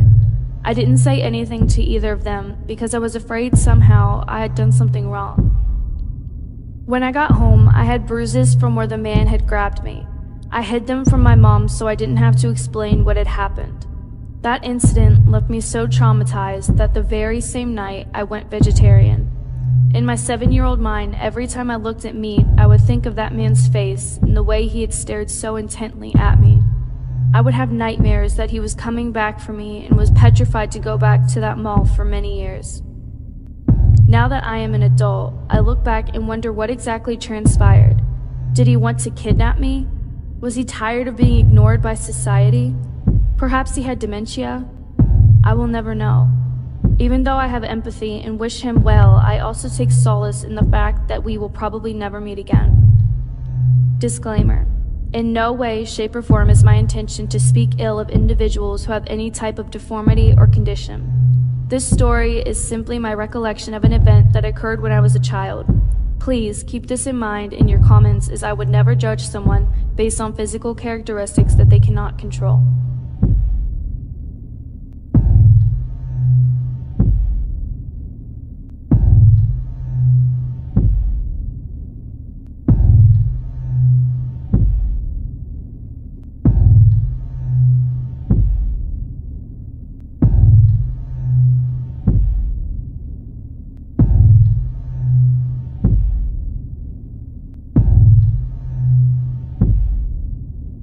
First of all, I just wanted you all to know that I've been reading Let's Not Meet for a while now. Never posted anything myself, but I do have something that I'd like to share that still creeps me out just thinking about it. I'm from Sweden and English is not my native tongue, so please forgive me if my grammar isn't 100% correct. This happened a few years ago when I had just finished high school. I had just moved to a new town where I started working at a video game store in a mall a bit outside of town. It was really fun at first. I loved talking about games and met a lot of customers who I had a lot of really nice conversations with about games all day long. It really seemed like a dream job for a game nerd like me. Since I'm a female, I often had to deal with people being really questioning about my actual interest in video games. Sigh. But most of our customers were really friendly and non-prejudiced, which made working even more fun. Until one day. Our store had a lot of regulars, and I soon started to recognize almost every one of them. Most of them were just regular people coming in to pre-book some games or have a nice chat for a bit while looking through our new releases, while some of them were a bit more odd. I didn't really pay much attention to the odd ones. They didn't really do anything besides acting a bit weird, asking weird questions and stuff. One of the odd ones usually came in every day to help me sort all games in alphabetical order, which made me glad. I often had to run the store all by myself and had little time to do that kind of work between customers, unpacking boxes, and all the store marketing. He didn't really speak much, but I'm a very social person, and naturally I talked a lot to him and made a lot of jokes, which he seemed to appreciate in his own quiet way, like it was uncommon for him to have someone to talk to him at all. I thought he seemed nice, and assumed that he just had a hard time socializing with people, so I tried my best to win his trust, and to not say anything that would make him uncomfortable. But one day, he started to act a bit more weird than usual. It was a regular day at work, and the guy came in as usual, asking if I needed help with anything. I appreciated his offer, but gladly declined, and said that I had everything under control. As I started my daily routine in the store, marketing new releases, cleaning the floors, etc., I started to notice that the guy was following me around. He was really quiet, and every time I turned around, or noticed that he was staring at me, he looked away instantly. I didn't really think much about it at that point, I had too much work to do and kept on doing my routines and dealing with other customers. But he kept following me around, always staring right at me.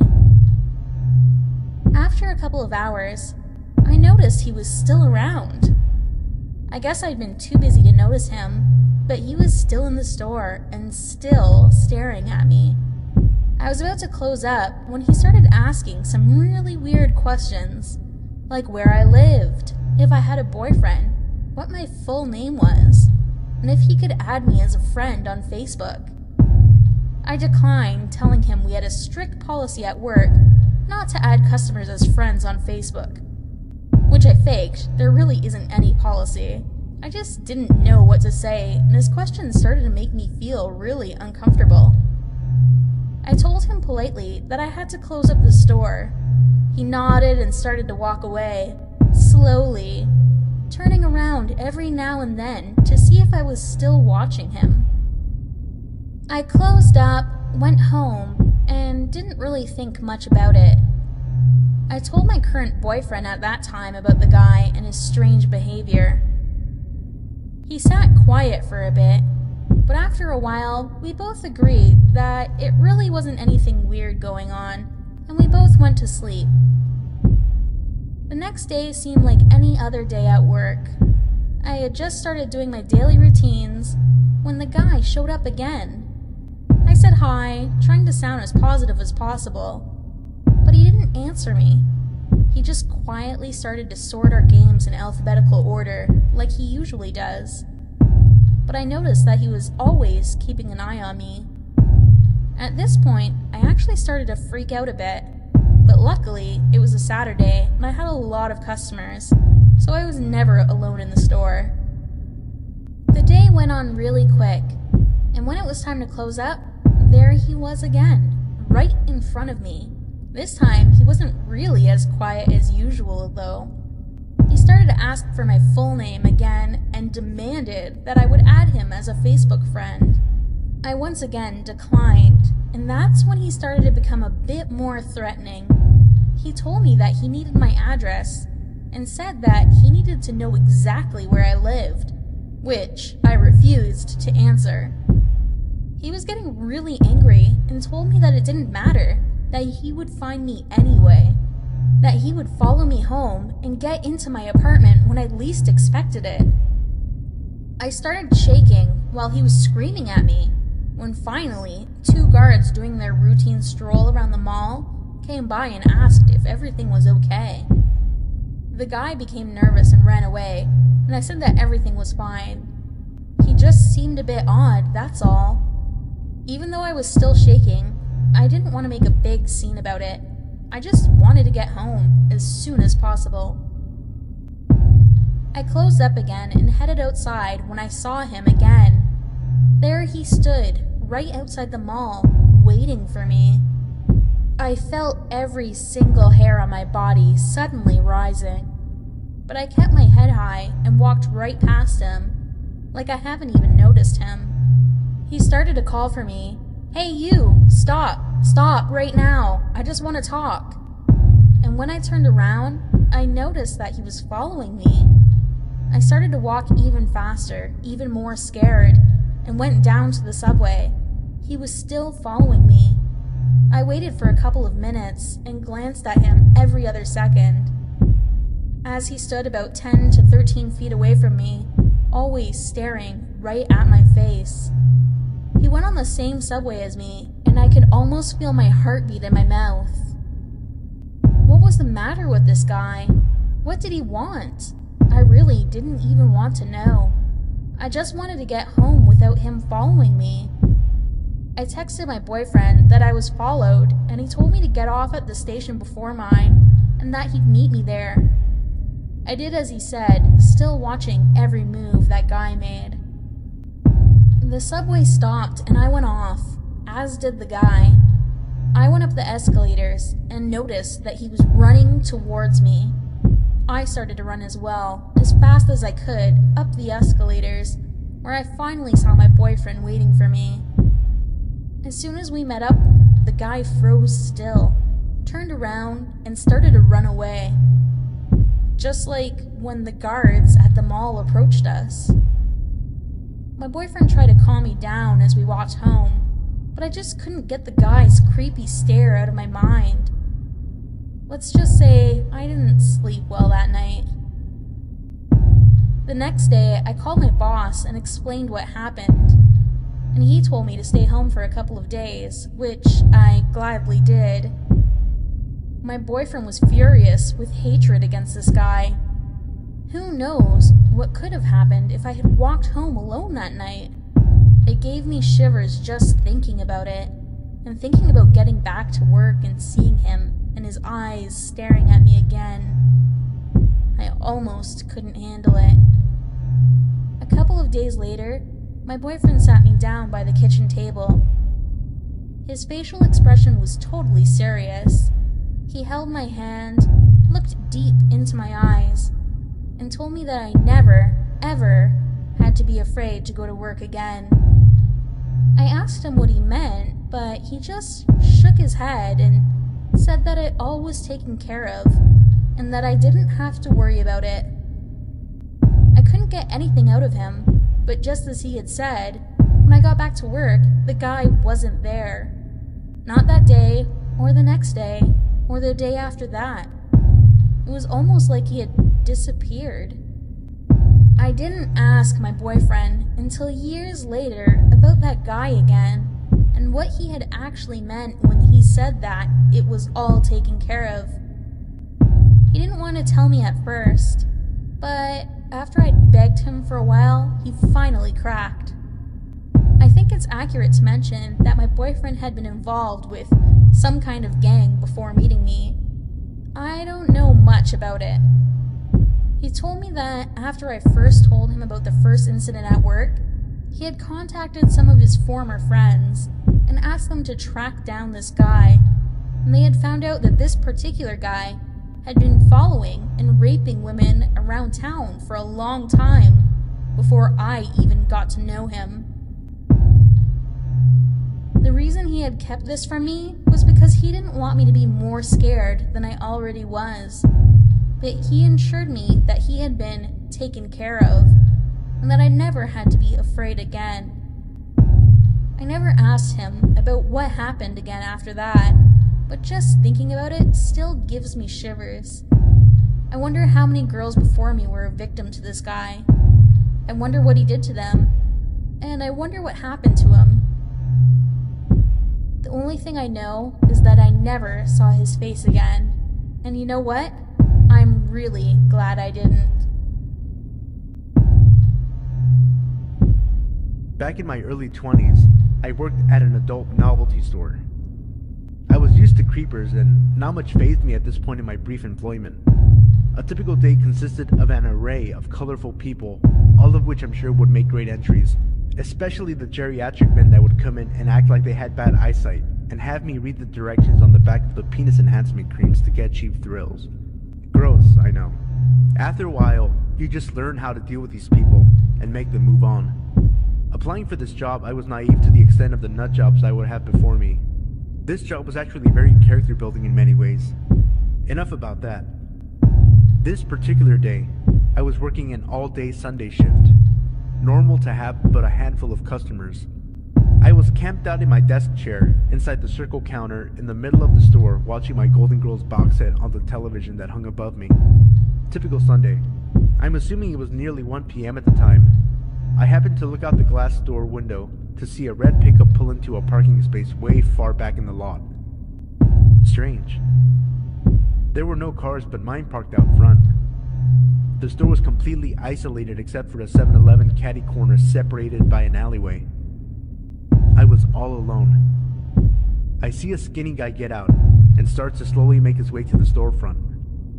He comes in, I greet him, and he just stands there. I turn away from him, enough to keep him in my peripheral, then he slowly proceeds towards me. He makes his way up to the counter and I'm now facing him. He had bloodshot, watery eyes, dressed in baggy clothes and a cap. He hands me a wad of dirty crumpled money and says in a monotone voice, "I found this in the parking lot. I want to give it to you in case someone wants to reclaim it." I said for him to keep it. He did not bend over in the lot to pick anything up on his way to the store. I also found it strange that he parked so far away.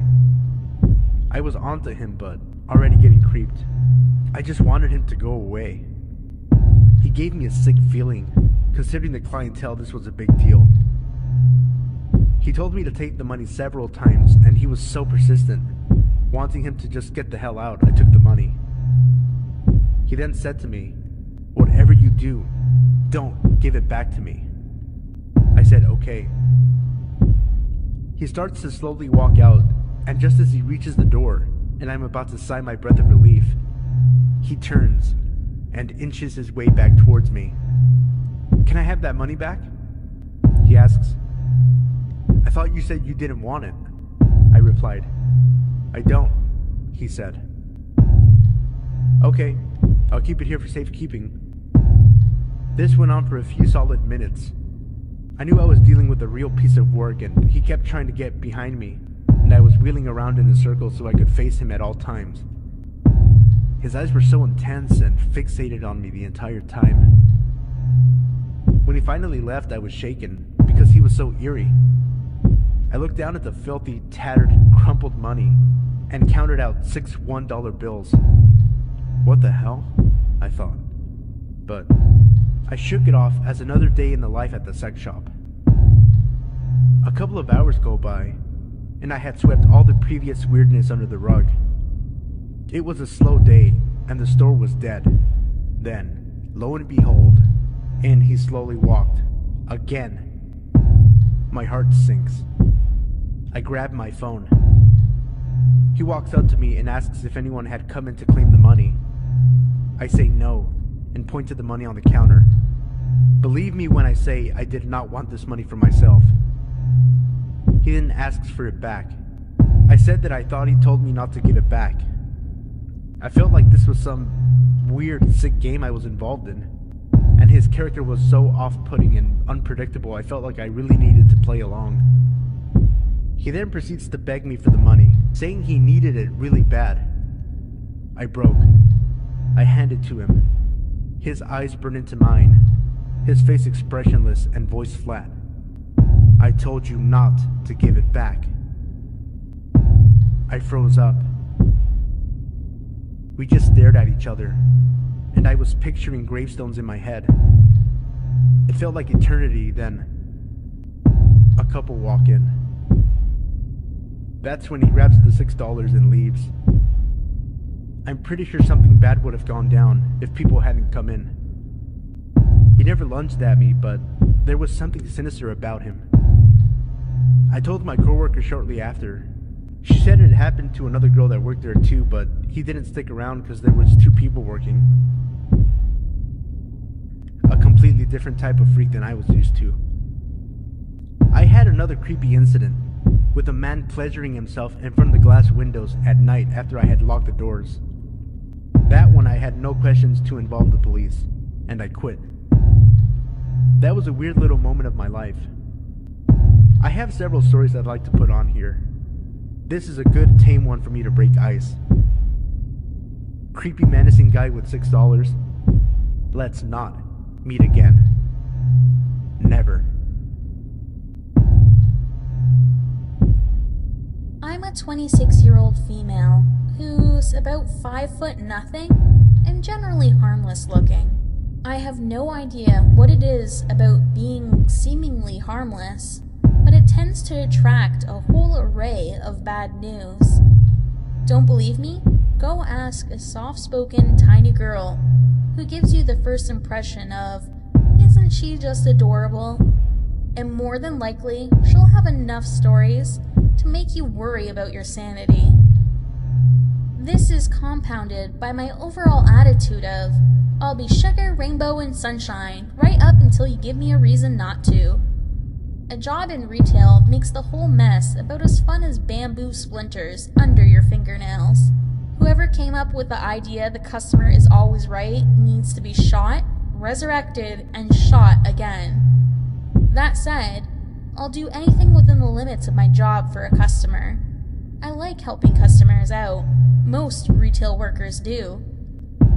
A little lesson is to be had here for those who have never worked in a service-based company. Most employees want to help you. Let them, and you'll both walk away from the encounter in a much better frame of mind. If they don't, you should ask yourself if it's a situation beyond their control. If the answer is even anywhere close to it might be, let them off the hook. I've seen too many retail employees get a look of dread on their face when something goes wrong, as I, myself, am out being a customer. It bothers me every single time because I know what it's like to think, great, now I'm gonna get yelled at and called names for something that isn't my fault. Or if they're mad enough, they might even call in about me, and then my boss will be wondering what in God's name I'm doing. You know what said employee can do about it? Sit there and take it, while apologizing for your inconvenience. But I digress. I work as an overnight supervisor to a 24-hour drugstore. We get plenty of creepy people in, being a fair-sized city with only 2 24-hour pharmacies in town. I have some really weird stories. Maybe I'll tell a few more at a later date. The evening of this particular incident had me working on a Saturday night with 2 other front-end employees. Saturday nights mean ad tags. We overnighters, the few, the lucky, are the ones stuck with this joyful job. It means 10 hours of monotony and a lot of back and forth around the store. Usually the nights pass with some regulars and some meth heads drunks, some regular meth heads drunks, and the occasional sick person or person with a sick loved one at home. Most intoxicated persons are in and out like a flash, but I've noticed the more out of their wits they are, the higher the potential for creepy is. So you learn to watch the ones with nervous twitches. It was about 1:30 a.m. when this taller, wiry man walked into my store. His brown hair was cropped pretty short, and he was dressed fairly casually. I didn't even realize his presence in the store until the cashier for the night, Daniel, came up to me and muttered something about the weird guy wandering around the front of the store. Daniel is middle-aged, but mischievous and crotchety are 2 very apt descriptions of him. You never quite know when he's just stirring the pot, so I searched the guy down to see what was bothering Daniel. I'd been thinking it was more than likely he'd noticed something strange about the guy and was worried about shoplifting. This would not be the first or last time his so-called shoplifter turned out to be some poor, exhausted father or husband sent out to get cold medicine. I found him pacing along the front wall and asked if he needed any help in my cheeriest customer service voice. The moment he turned around, I froze. This man radiated subdued violence. It surrounded him like an aura of menace. I couldn't pinpoint what was bothering me. The weirdly still expression, maybe? Or the way he was standing. He was unnaturally tense during my whole experience with him, like he was ready to go off at the first provocation. Truthfully, I still haven't quite figured it out, but he was just off enough to send up red flags just looking at him. Immediately uncomfortable, I was all too happy when he muttered, "No, I'm, just looking." I never have figured out how to gracefully exit the situation when a customer has nothing left to say to you but still stands there, staring, which feels almost expectant, even if it's not. After a minute or so of avoiding meeting his eyes, I told him my usual line of, "All right, well, let us know if you need anything." I backed into the aisle I'd emerged from and hurried off to busy myself with more ad tags. Daniel could keep an eye on him if he felt like it. Dude was scary, and I was the only female on shift. No thank you, they don't pay me enough. It's not long before I start to feel like I'm being watched, and creepy suspect number 1 is lurking at the top of the aisle, staring. I finished all of the tags in line for that aisle, and I'm relieved when I have to move across a store for others in a different section. Again, a few moments passed, and that weird prickly feeling hits me, and he's at the end of the aisle, staring right at me. I ask for the second time if I can help him find anything, and he pretends to busy himself with some vitamins he picked up at random. He gave me a creepy grin and told me again that he was just looking. Yeah, sure, I just bet you were. This continues for another half hour or so, until I find myself heading up to the front to ring up a customer. I had no idea where Daniel was, but it didn't matter. I was grateful for the distraction. That was, until I noticed Creeper following me up to the register, still staring. I conducted the transaction as quickly as possible, and after a few too many nervous glances in my creepy's direction, the customer took off like someone had lit him on fire. I decided to go outside for my lunch break. It was cold, and I thought maybe, since Mr. Creeper didn't have a particularly warm-looking coat on, he'd leave me alone. I searched out one of my coworkers and let them know my intentions, clocked out, and stepped outside and into my car. Now, normally, I try to avoid smoking in my car. I've never liked the way it stinks up a car, but desperate times, desperate measures. I locked the car doors and rolled down the window just far enough to fit my cigarette through to ash it. I picked up a book, turned to the page I'd left off on, and settled in. A few paragraphs later, I heard someone banging on my window. I jumped and looked up. Guess who? That's right, Mr. Creepy. He grinned at me in what I'm sure was supposed to be a sheepish fashion, but it came out more Norman Bates, if you know what I mean. I again asked him if I could help him, and he said he'd been looking for something in particular that he'd like my help with. I told him firmly that there were 2 other employees in the store that would have to help him. I was off the clock. He frowned, and after a moment of me pointedly ignoring him in favor of tensely not being able to concentrate on my book, he went back inside. My lunch break ended, and I still hadn't seen him come back out. I hurried inside, clocked in, and called the other shift supervisor, Mark, into the office. I explained the situation and asked him if he could go deal with the dude. Mark sighed, nodded, and went to talk to the guy. I busied myself in the office with some training sessions I'd been putting off for a while. Mark came back inside the office wearing a very bewildered look. I raised an eyebrow and he sat down. That guy was really weird. Weird is not quite the adjective I'd use. What did he say? He wanted to talk to you again. I told him you had other things you needed to be doing, but I'd be happy to help him. That agitated him. You thought he was freaky beforehand. He visibly shuddered, and I raised an eyebrow again.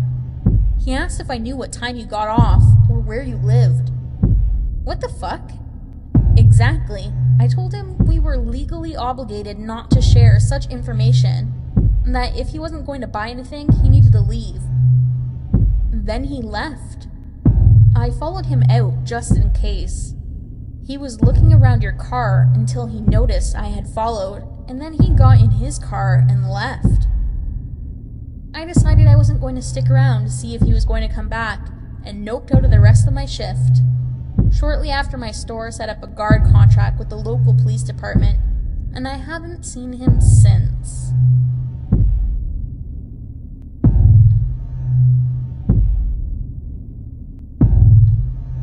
This happened when I was in high school, maybe between my freshman and sophomore year, so 2005-ish. I was on my way home from school. I had about a 1 to 2 hour more ride home on the bus, 2 to 3 buses depending on the day and traffic flow. Sometimes I'd fall asleep and just nearly managed to wake up before my stop. At the time, I lived in the suburbs, about 5 to 10 miles south of Chicago and from my high school. This day, it was 4 or 5 p.m. because that was usually about the time I'd be walking or getting home. I know that it was quite dark and kind of chilly outside, being that the clocks had been set an hour ahead for the fall/winter months. I was on my third and final bus, and I was approaching my stop. I got off, and I started walking home from the bus stop, which was about 2, almost 3 blocks from my building. In the suburbs, the streetlights are spread out a little more than the city, and it's much quieter. There's less traffic on the streets and the sidewalks. On this night, the streetlight closest to my stop was out, unfortunately, so I hated getting off during the fall and winter at this stop, virtually walking almost half of this residential block or more in darkness pretty much. So I'm about half down the first block when this unmarked white van pulled up beside me, still moving, and the passenger opens the side door. I can't remember what he said exactly. It was something along the lines of, "Hey sweetheart, do you need a ride?" I said, "No thank you," and I kept walking, but a little bit faster. I naturally walked fast, so I was damn near about to break into a small jog. I remember a sinking feeling in my stomach because they were not leaving me alone. I continued to walk in an effort to enforce that I wasn't interested in whatever they wanted. They continued to ride slowly beside me with the side door open, speeding up a little as I attempted to do the same thing. I walked ahead a little faster, looking around my surroundings to see if there was someone I could signal to or alert with a scream or something, since this was just before I had a cell phone that was consistently on and available for use. Luckily, for me, I believe a car was turning onto the same block, going in the opposite direction. And because this street is residential and two-way, it was fairly narrow, so they were forced to keep driving. I kept looking left to right and behind me to make sure they didn't follow me home, and I proceeded to open my apartment screen door in record timing. Creepy guys in the unmarked white van, let's not meet again. This happened 2 years ago, and I can't believe I still work there after this horrifying experience. Maggie and I, and a few other employees, were folding panties and organizing bras when a couple women in their later 20s strolled in. They had a shady vibe about them that made me nervous. They both were wearing sunglasses, and it was 8 o'clock at night, which seemed off to me. Like they didn't want to be noticed or identified. We work at Victoria's Secret, so we always have to keep an eye out for thieves, since our items are so expensive and valuable. One of the women who walked in looked to be about 8 months pregnant and was browsing through one of our panty tables when it appeared to us that she was stuffing items in her bag. Maggie and I walked closer to her without looking too obvious, and we watched as she seemed to be sneaking panties in her shirt. That's when I realized she was sticking them up in her belly. She was wearing a strap-on belly and lifting it just enough to stick them in it. It must have been hollowed out. As I went to find a manager, Maggie spoke in the headset that the girl was now going over to one of the bra sections and hiding behind a rack of clothes. That's when I hear it. "Hey bitch, are you talking about me? You think I'm stealing, don't you?" Maggie froze in fear and assured her she wasn't talking about her. The pregnant girl kept yelling about how we were racist against black people and how we always only think black people steal. My manager then walked over to calm the situation while calling security just in case it got violent. Unfortunately, we constantly deal with customers stealing, which is a real nuisance, but we aren't allowed to confront them for safety reasons. We have to call the mall cops, and then they have to call the real cops to come, which can take a while. And since the mall was closing soon, they just made them leave the mall. You might be wondering why they don't search the ladies. Mall cops are different than real officers and are prohibited from searching anyone unless they actually see someone stealing themselves. So, security came and escorted the pregnant lady and her friend to one of the exit doors, and then came back to make sure we were okay. We were fine and thought it was over, but come to find out, we were wrong. Maggie and I were off at 9, so we clocked out and walked out of the store, talking about how awkward that was, and how clever but weird it was that she was wearing a fake belly. It's so scary and disturbing the lengths people will go to steal merchandise. That's when we hear, "That's them!" Maggie and I look behind us and see the pregnant girl and her friend with 3 big black guys. One of them is carrying a knife and they start sprinting at us. They yelled a bunch of profanity at us and threatening that we were going to be sorry for what we did. Maggie and I start booking it as fast as we can to our cars, which were parked close to each other, while screaming in fear. Thankfully, they were far enough away that we were able to get to our cars and drive off before they got us. They definitely had a grudge against us for the store incident, and they wanted to hurt us. While driving fast, I made sure I was not being followed, since that group of people were extremely mad and crazy for wanting to potentially kill us over stolen underwear. We told security the next day, and our manager and security reviewed the cameras, but could not identify them, unfortunately. Now, every time I leave work, I leave with multiple people and check the whole area before walking to my car. I also now own mace. Since this event, we have remodeled our store and installed cameras, so if we suspect them stealing, we can look on the cameras, and if the camera captures it, we can keep them in our store until the cops come to arrest them.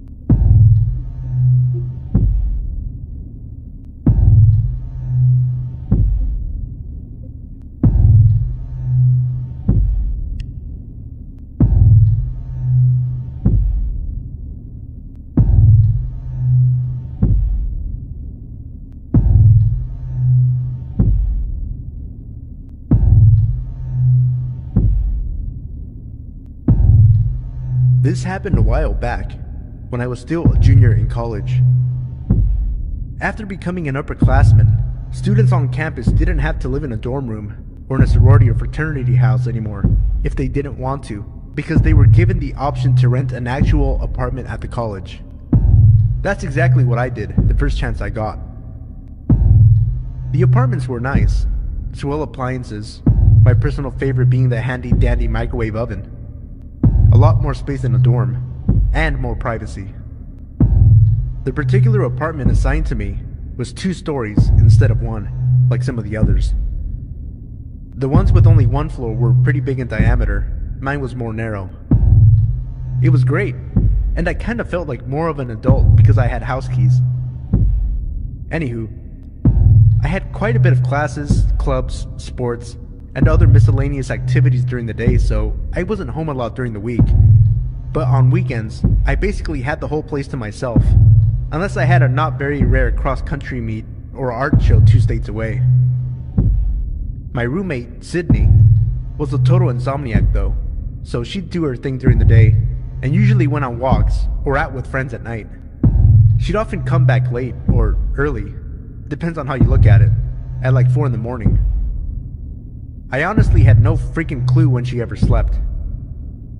Our apartment was usually empty or occupying one sleepy person. We got robbed a lot. Like, a lot. Super often. Probably twice a month. I complained a bunch to the administrators, but they couldn't really do anything, and in the back of my mind, I kind of knew that. The front door's lock wasn't broken, the window had locks, the robberies just happened. They'd pick the lock, or find an open window on a hot day, even if it was on the 2nd story, and steal our crappy 1990s television set, or even our microwave oven. Clearly, they were running out of things to take. We were college students. we didn't have too many valuables. I mainly complained because it wasn't really the ideal situation, but I'd never woken up to see anything stolen, and Sid never woke up because she was always awake, so the majority of the robberies were in broad daylight when I was at class, which was a little strange, or sometimes when I came back from 4-day road trips. It wasn't so unnerving because no one ever broke in when I was sleeping, but it was still annoying. Looking back on it now, it was weird how the robberies took place at really precise times, like when Sid went home for the weekend and I was in Missouri for a fundraiser, or while I was at a night class and my roommates were at a friend's. It was quite clear whoever was breaking in and stealing our shit knew our schedule to some extent because there was never an incident while either of us were there. But even so, I still should have gotten out of there. Sydney was at a concert, and I didn't expect her to be home until the horizon started to brighten. I was gonna go to a haunted house with some buddies for Halloween, something the college was putting on to raise money for nicer books and maybe better locks on the doors. Hint hint, nudge nudge, wink wink. But my friend Sarah bailed last minute, presumably to go fuck someone, and her cousin Matt had gotten himself sick, so we rescheduled pretty late into the night. I wasn't feeling so great either though, so I wasn't too bummed, and took to curling up on my sofa and watching Slumdog Millionaire. I ended up falling asleep there on the first floor, and awoke a few hours later when Satan was literally scraping out my uterus with a rusty knife.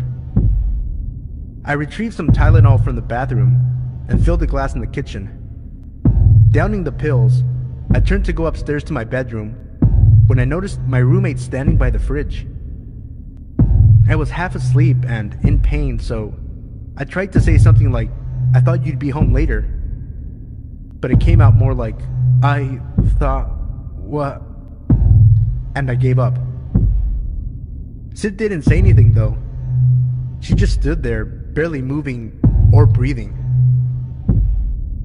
"You okay?" I asked, sounding almost like a regular human being again, but she didn't react in any way. I shrugged and pushed past her to get to the fridge, suddenly very hungry. I took out an apple and munched on it, still chatting with her, asking how the concert was. A few times I thought I saw her nod, but it was dark and I couldn't make out her face. "Okay, well, night I guess." She was still stiff as a board, unwavering as I headed up the stairs and into my room.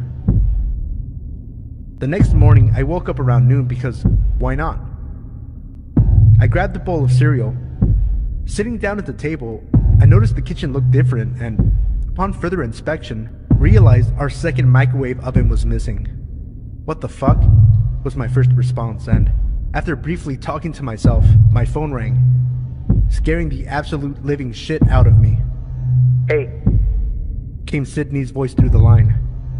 "Sorry, I know I said I'd be home last night, but I got caught up and lost track of time. I have class in an hour. Can you come pick me up?"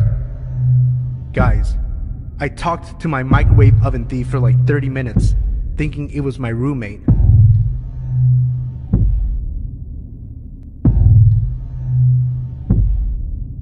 This happened to me when I was 14.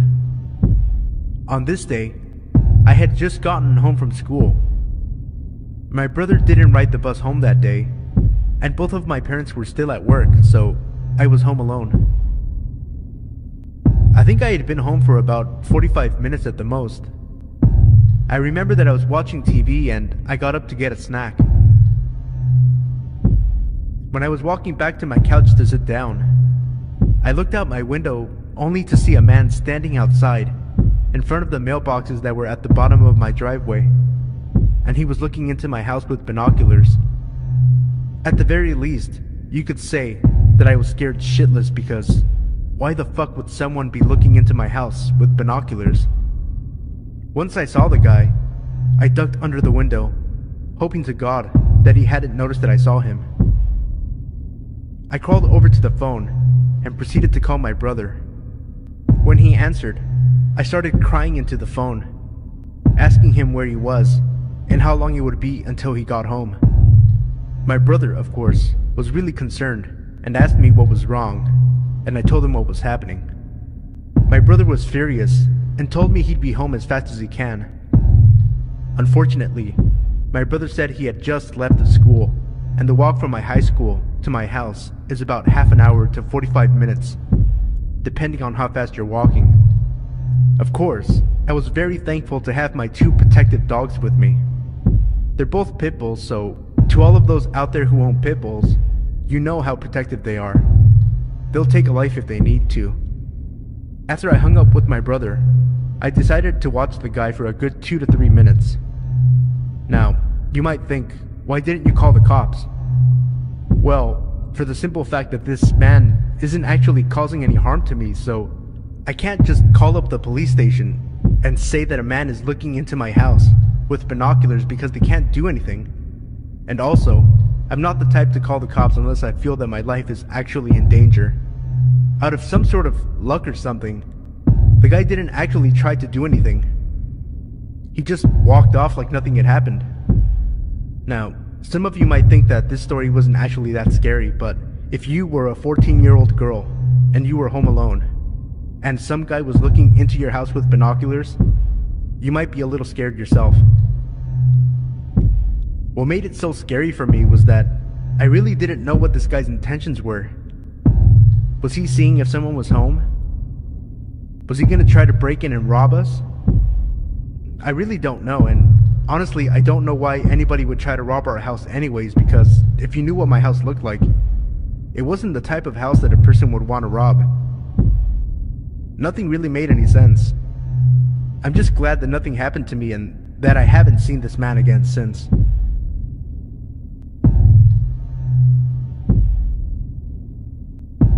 I'm a girl, and at the time of this story, I was around 6 or 7 in the early 2000s. Growing up, my family all lived very close together, or actually together in one house. My aunt and 2 cousins lived with my grandparents about a mile away from me. Both my parents worked, so I spent most days there as my aunt also ran a daycare. One of my cousins, Emily, was with me in our game room playing Nintendo, Duck Hunter if I remember correctly. All the other kids had gone home, and my mom was expected to pick me up soon. Some other backstory, our family had a mechanic / handyman, Steve, since before I can remember, and they still use him today, even though he's a total crook and never completely fixes anything. He's more duct tape than anything. Anyway, while we were playing games, the landline rings, and Emily answers it, as she was the older kid, at 10. She asks who it was, but she didn't tell me what they said. Then, they must have asked who was with her because she said I was, and for some reason gave my age. The man on the line said hello, and I said hi back. He asked if I knew who he was, and I replied, "You sound like Steve." Steve was always hanging around the house just waiting for things to break so he could get paid to fix them. Steve said I was right. He told me to go to the bathroom and lock myself inside. Being a stupid 6-year-old and believing I was talking to an adult I knew, I did it. What comes next is still a bit of a blur. My mom had arrived right when I went into the bathroom and found out what I was doing from Emily. Steve told me to unlock the window that was above the toilet. I saw a shadow through the distorted glass. My mom pounds on the door, yelling, and the shadow disappears, and a trash can under the window outside falls over. I let my mom in and wonder what all the fuss was about.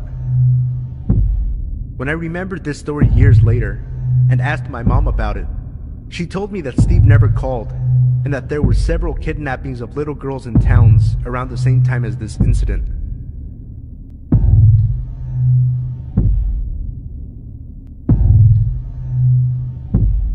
This happened a couple of hours ago, and since I'm too on edge to sleep, I thought I'd post this while it's fresh in my mind.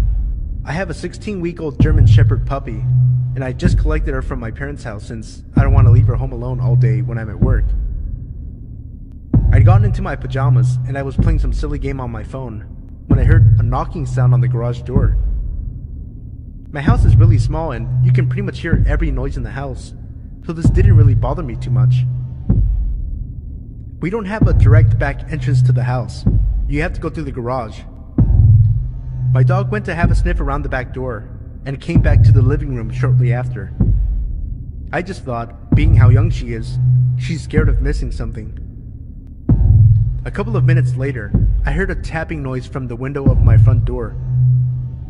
This spooked me as my dog went crazy with her barking, but because I was home alone, I didn't answer it, as it's about 8 p.m. and pitch black outside. I'm concerned, but not overly afraid, as it could have been anyone or anything, innocently enough. Then, I heard the very distinct sound of someone turning a key in the door. I'm not sure if they were turning a key or another metal object, or trying to push my keys out. I've never felt this way before, but I suddenly felt ice cold and red hot at the same time. I froze on the sofa and, like an absolute idiot, texted my mom telling her someone was trying to get into the house. I know I should have called the police, but I didn't want to make a sound. If I had, then maybe I'd have scared them, but I don't know. They definitely would have heard my dog before, who was now listening intently. She must have thought it was my boyfriend, who is currently working in London, about 3 hours away. I gather after this that they gave up and left, as it's not that late and there are people in cars nearby, though it's still a quiet street. My dad came around and checked everything, but we didn't see anything. We think they may have been checking the place out and seeing if we lock up after ourselves, or looking in to see what valuables we have. I just think they may have seen a lone girl enter her home with just a puppy, or what I think to be more likely, saw my puppy and may have been trying to take her. They may have been seeing if I lock the door right after I get in, which I always do, or if I only do it when I leave or go to bed. A couple of hours later, I decided I should call and report it to the police because I couldn't shake that they would pick on someone more vulnerable, being unsuccessful with me. I don't know if it was someone just messing around, but it left me shaking and standing there with a hammer in my hand, waiting for someone to come through my living room door. There have been a lot of reports of people marking properties to signal whether they are easy to burgle or have a dog. Nothing has been found, but I will check again in the morning when it's brighter. I'm shaking just thinking about it.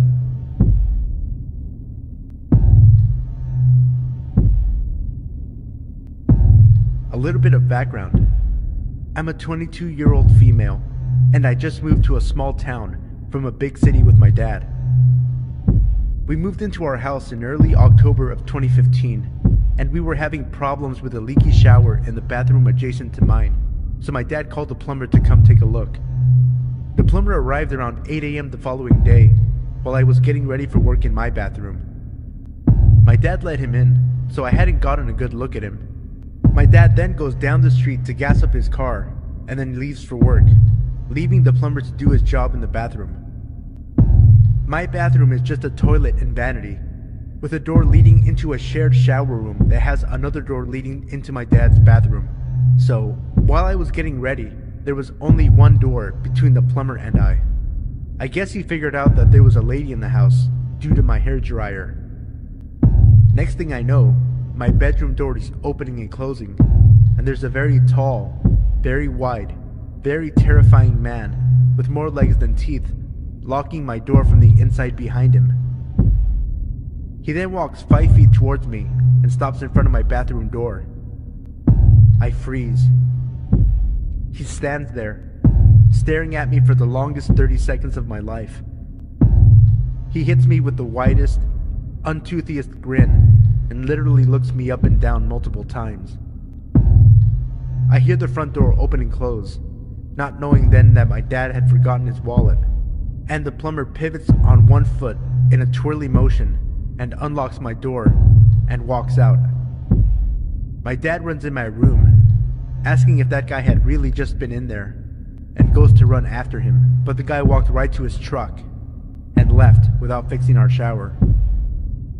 My dad immediately calls the company we hired the plumber from and asks them to send someone else, not that guy. He tries to explain what happened to the manager. The manager proceeds to tell my dad it was our fault the man locked himself in the room with me because I didn't lock him out of my room in the first place.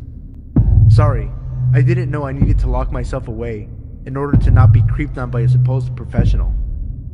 Just terrifying to think of what would have happened if my dad didn't forget his wallet.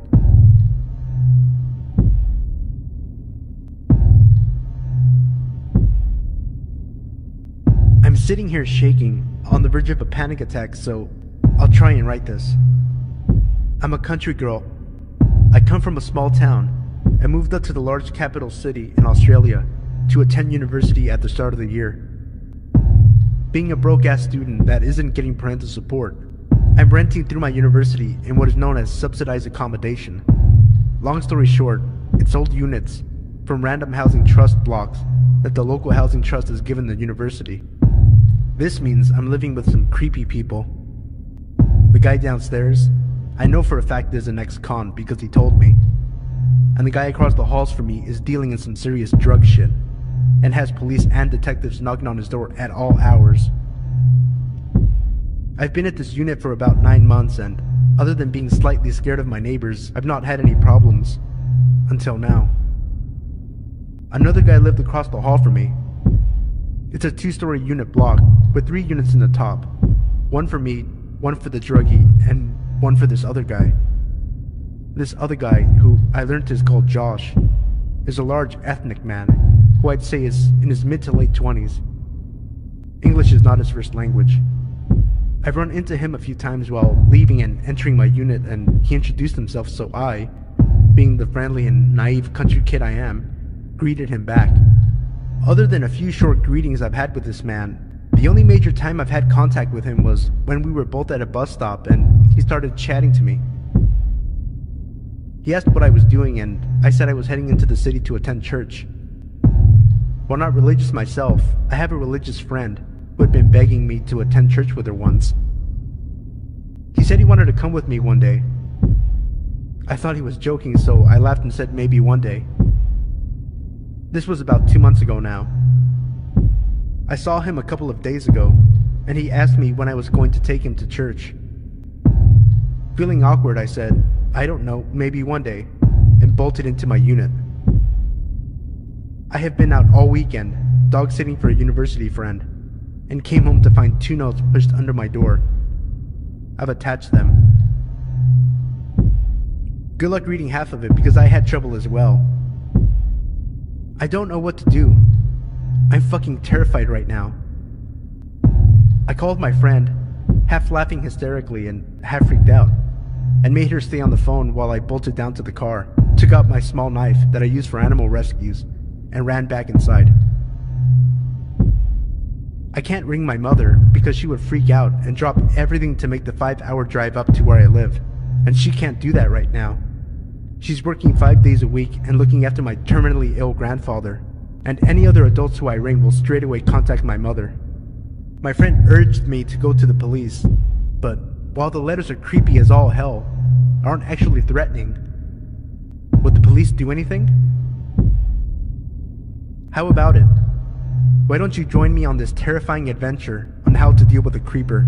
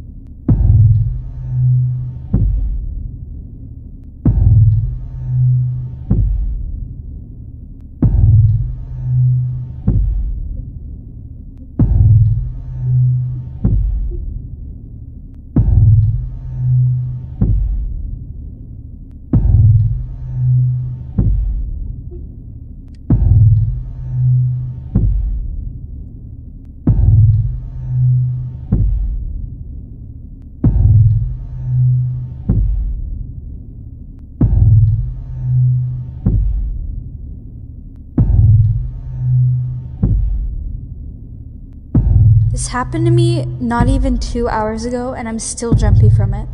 I apologize in advance for errors. This will be my first post on Reddit. I've been a long-time reader, and I listened to a shit ton of creepy Let's Not Meet on YouTube before, and I never really thought it would ever happen to me. I was wrong. I'm a 19-year-old female, about 165 pounds, and I'm also 5'9". I live with my grandmother, and we really don't get along, but I don't have any other options for the moment, so I manage. I usually have to take out the garbage when she tells me to, and I really hate doing it. This week, we had a lot to take out because my grandmother was getting a new bed and her room had a lot of shit in it that needed to be cleaned out to make room. I was getting her old computer stand that she calls the monstrosity, and I had to clean the shit out of my room as well to make it fit. This is why we had a lot of shit to get rid of this week, and I was the one to have to make it all fit in one small ass bin. It was about 10 p.m., and this wasn't even the latest I'd taken out the trash. I had taken out at 3 a.m. before, just because my grandmother was on the phone with another one of her stupid daughters that was getting the bed. I had already taken the trash out, and I had to fix that damn recycling bin. I was just way too small, so I had to flatten the boxes to make everything fit without falling out. I was in the garage, and the garage doors were open. I live in a quiet little nest of townhomes, and we don't own a car, so the garage is the storage for everything that isn't being used. Now, I listen to creepy stories on YouTube, and I was listening to one before I started taking out the trash. This already made me a bit jumpy being outside in the cold and quiet dark in the month of October alone. I know people do crazy shit to scare people for kicks, but it never happened to me before, so me looking up every so often to the door wasn't really out of the question for me. Of course, I knew I was overreacting, but I still felt uneasy, like I knew something wasn't right. I was fiddling with the recycling for about 5 minutes at this point when I glanced up at the door. To my complete horror, I saw a clown standing in the middle of the sidewalk of my driveway, staring right at me. All the blood from my face drained. I couldn't help but feel it. You always hear about these things but never think it'll be you. Be thankful you don't know what it feels like. The clown was straight out of a horror movie. Smudgy makeup, red nose and hair, black and white striped clown outfit with rainbow spots. I was frozen in fear. I never felt fear before in my life, and this isn't something I ever want to feel again. I shot up when it took a step forward. I was staring at them, scared shitless, and prayed my grandmother wouldn't come back to the door. I don't care for my grandmother, but I don't want her hurt. We don't get along, but I still care for her, if you know what I mean. It may sound cold, but whatever. The damn clown took another step forward. It was at this point I noticed it. How had I missed something so important? The clown had a butcher knife. At this point, the clown was about 5 footsteps from the garage door. I knew if I stayed put any longer, I was probably going to die. I really don't know how I did this, and it's really a blur because of the adrenaline that was running through me. All I remember was that fucker grinning and showing his piss-yellow teeth running towards me. Somehow I managed to jump backwards inside the thankfully open door and close it using all of my weight to force it shut. Thank God I always make sure the door leading to the garage is locked 24/7 because I'm always afraid of someone breaking in. The clown was banging on the metal door and trying to break it down. At this point, my grandmother came to see what the hell was going on, and I told her to call the cops. She went to grab the phone as I was still holding myself against the door. I had my shoes on and I had a strong grip on the floor. This fucker wasn't getting in. The banging got more frantic as the guy was backing up, then banging into the door with his whole body. I placed both my feet on the other door leading to the kitchen. My house has the kitchen and laundry room together, and the laundry room leads to the garage. It's no more than 2 regular doors big, and I'm 5'9", so this was good in my case to hold my upper back against the door with my feet up like this. The banging went on forever, or so it felt like. I heard the cop cars as they were probably coming down my street. One last bang that broke the lock on the door and made the door open an inch before I shoved it closed. Nothing else for about 30 seconds. I heard the cop cars and I knew they were right outside my house, and no more than seconds later, I heard cops saying, "Open up, this is the police's!" I put my feet down, still ready to slam the door closed in case that this was the damn clown. I know this was stupid because I heard cars and radio, but hell, I was scared shitless and on edge. Don't tell me you wouldn't be too. I cracked the door open and to see a cop with his gun drawn in his hand. I opened the door all the way and my knees gave out and I fell on my butt staring at the knife stabbed in the metal door. The cop could easily see the trash that was kicked around from the guy and my very pale look and the fact I was visibly shaking. About 5 or 6 cops showed up and took a look around the outside of my house and took statements and removed the knife from the door. They said we'd get a call back in a couple of days. 2 of the cop cars are still driving past my street about every half hour. I was never scared of clowns. I'm still not, but hell, I don't like them and I don't want to see any clowns for a good while. I messaged one of my friends and told her about it. I think she thought I was joking, so I didn't bother telling her about the knife and I just left it how it was. I never really thought this kind of shit would ever happen in real life, and I wouldn't have this kind of thing happen to me ever, but I was wrong. This can happen to anyone. Never think that it can't. This world is full of crazy fuckers that just want to scare the shit out of you or just plain want to kill you for kicks. Always pay attention to things around you. To the fucker dressed as a clown and trying to kill me and scared the living shit out of me tonight, let's never meet again.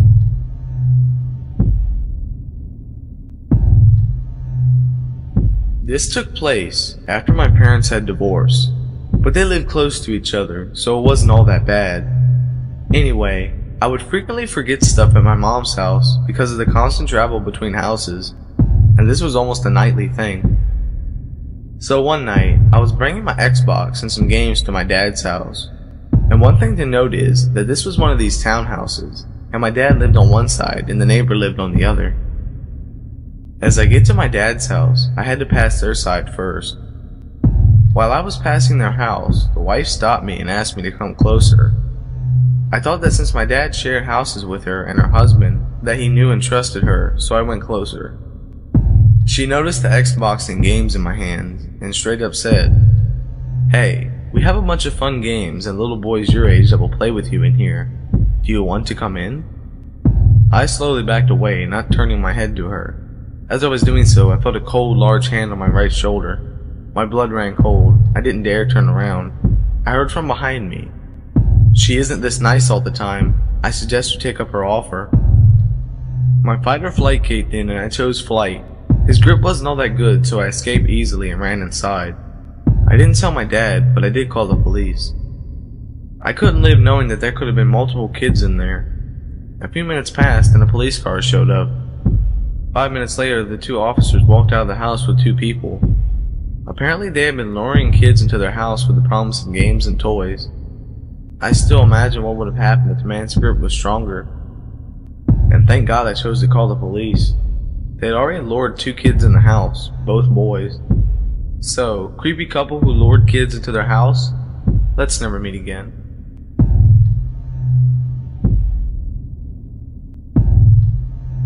Okay, so this happened this summer, and I still can't take my mind off the whole situation. It's by far the most scariest thing that's ever happened to me. First things first, I am a female and I am 20 years old. I live in a small village in England. It's beautiful and I've lived here all my life, so I have many good memories here. In June, I started walking to the neighboring village every day, which took maybe around 25 minutes to walk to. The village is a lot more old-fashioned and has a lot of history. The journey was fun for me because I love the countryside. It's a beautiful place and it interests me quite a lot too. As soon as you left my village, you would be walking on country lanes that followed you to the other village. Usually, I would leave my house at around 11 a.m. and start heading back to my own village roughly around 2 or 3 p.m. I went alone most of the time, apart from the weekends when I would go with close friends. Both my village and this village only consisted of houses, parks, churches, you know, all that sort of stuff. When I went alone, I sat at a beautiful park and would sit on a picnic bench and read a book or sit on my phone for hours. I even bought a phone case that charges my phone just so my phone wouldn't run out of battery. I did this for a month, until mid-July when I went shopping and sat in a pub at the closest city with my friends on a Thursday. This meant that I didn't go to the village at the usual time. I got back quite late, maybe around 9 p.m. I don't know what the fuck was going through my mind, but I decided that I would go to the village tonight due to the fact that I wasn't tired and I was in a good mood. I left my house at 9:30 and started heading there. It was getting quite dark, so when I left my village and entered the country lanes, I got my flashlight on my phone up, I was walking for about 5 to 10 minutes before I realized that what I was doing was stupid.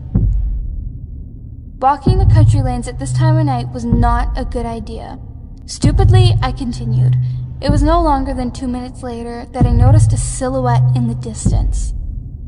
It was standing about 20 yards away next to the sign that told you which directions you can turn. I felt pretty awkward because I didn't want to pass this person at this time of night, especially on my own. I crossed the road to walk on the opposite side, and the person was just standing there, and they were staring at the ground. As I got closer, I could make out what they were wearing. It was a man wearing a black hoodie, tracksuit bottoms, and some muddy trainers. I got closer and closer, and when he finally knew I was there, he looked up and stared at me. For some reason, I stared back, but carried on walking. I shrugged him off and was walking straight for 10 seconds until I heard him walking behind me. I turned around and he had crossed the road to my side. Then I noticed his face. I was terrified and disgusted. He looked like he had been on drugs for most of his life and must have been in his mid-30s. I couldn't turn around now. I was halfway there and knew that for a fact he would follow me home if I did. I didn't know what to do. I still had at least 10 minutes of walking left and was in the middle of nowhere. No people were around, and the closest building was in the village. I had no friends in the area either, so I couldn't go to anybody's house. I started walking faster, but so did he. I was petrified at this point. Things like this don't happen to people like me, or that's what I thought. I started to cry a little, and then I heard him say in the most horrifying and evil tone I've ever heard, "You can't escape me, young lady." I started running and screaming. I don't know how to explain it, but I couldn't control my screaming. It was like I was automatically doing it, if that makes sense. He started running too, and he was much faster than me. Could this whole scenario get any worse? I slowed down, extremely out of breath. I cursed my asthma for this. Tears were streaming down my face, and I felt like I was going to collapse. Then this fucking creep grabs me, and I fall to the floor screaming louder than I've ever screamed before. I didn't know how I could possibly have screamed like this, considering I was out of breath and having a panic attack. He was lying on top of me. He was so fucking heavy and smelled so bad that I could have thrown up. I couldn't see his face as well anymore due to the tears in my eyes. I paused for a second, then he whispered into my ear, "I will hurt you. I will break your neck if you can scream." Regardless of what he had just said, I continued for what felt like an eternity. I heard a car heading towards us in the distance. I screamed, "Help me." I felt a lot of relief when I heard the car slowing down. "Help me, please," I continued. The guy got off me and sprinted into a cornfield. A man and a woman stepped out of the car. They must have not been that much older than me, and they asked me what happened. I told them the whole situation, stuttering and gasping for air. The woman sat with me and gave me some water, and luckily she had an inhaler. The man shouted for the creep, who we could all still see sprinting extremely fast down the field. They both took me home, and I thanked them both ever so much for helping me. God knows what could have happened to me if they didn't stop or even notice me. I told my friends about the whole event, and a lot of people met me during the weekend and comforted me. The police were notified, but unfortunately, the creep was never caught. I didn't have a good enough explanation of his face, and of course, there was no CCTV footage in that area. Of course, I never walk the streets, especially country lanes, after dark anymore. I only visit the village every week now since this event, and only ever go with my close friend Courtney. My lesson here is that no matter how safe your area may sound, there will always be bad people around, and you should never walk the streets at this time alone. Creepy, violent, drug-addicted freak, I hope you get caught and get what you deserve. And for the love of God, I hope we never meet again.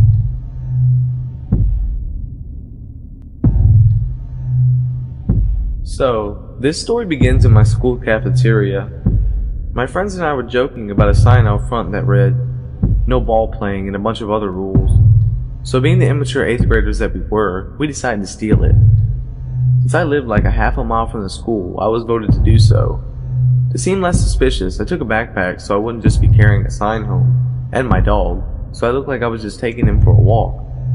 It was a nice night, but I had this weird feeling in my chest that you can't describe or recreate. I, at first, assumed it to be anxiety, as I was about to commit theft. But I was a minor, and this would be the best time to do it than any other. When I got to the school, I used my foot to hold my dog's leash.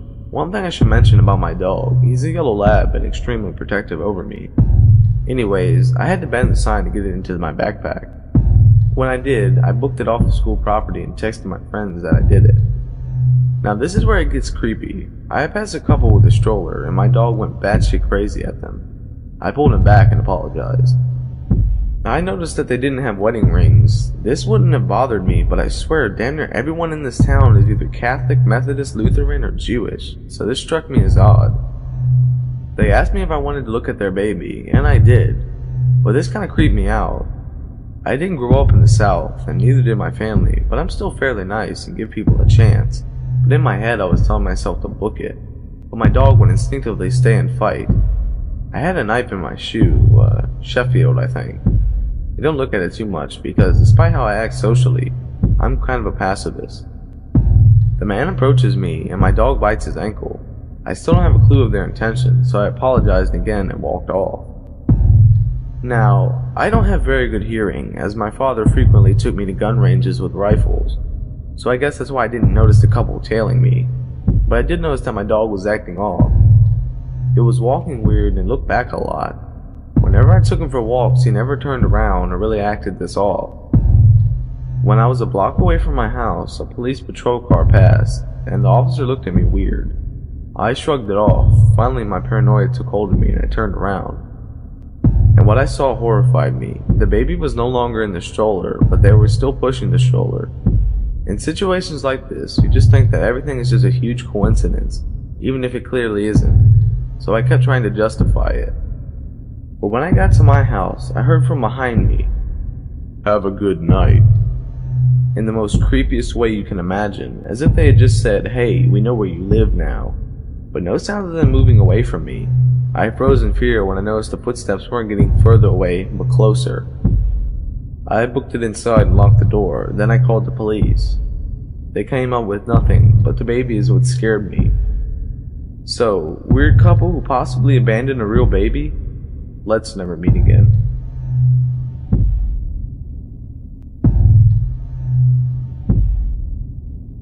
Hey y'all, long-time lurker, first-time poster. You know how it is.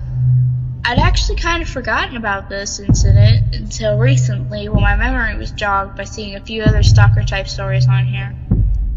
I downplayed it at the time, which seems disturbingly common, and it's only now in hindsight that I realize how skeevy this whole situation actually was. This gets pretty wordy, but bear with me. So this was some years back when I was only 16. For reference, I'm a girl. My family had recently moved cities, so it was a whole new neighborhood, new school, new friends, all that good stuff that comes with a more major move. I had to get used to not being able to walk to school too. I had to take the bus downtown and then walk from there to get to where my school was, which was the first for me, since all my previous schools had been within walking distance. Now, the bus system itself wasn't a problem at all. What became a problem was that apparently someone started watching me at the bus stop. About 3 months or something after the move, I created a Facebook profile for the sake of some competition or other. You know, like this Facebook page for a chance of winning this and that. I had nothing else on this profile at all beyond my name. This was before I was borderline mandatory to be active on Facebook. No picture, no information, hadn't even added any friends. It was a blank save for 1 or 2 like pages. I halfway forgot I even made the profile. But then after a few days, I got an email alert for a message on Facebook. So I went to see what was up. It was from an account that was just as empty as mine, and it simply said, "You're cute." What? I was and still am pretty cute, but nothing out of the ordinary. What puzzled me at the most was obviously how whoever this person was would know that, because no, I did not recognize the profile name at all, and of course my profile didn't even have a picture. I replied something like, "Haha, thanks, but how would you even know?" I wasn't really seeing a red flag yet. I was a little curious, a little flattered. I was still a bit naive, I suppose. So, I got back. "I've seen you at the bus stop. And that didn't sit quite right with me. Obviously, at the same time though, I was still telling myself it wasn't really a big deal and I didn't feel too worried or anything. This was a very nice neighborhood, and I'll mention that I'm from Sweden, which is generally safe.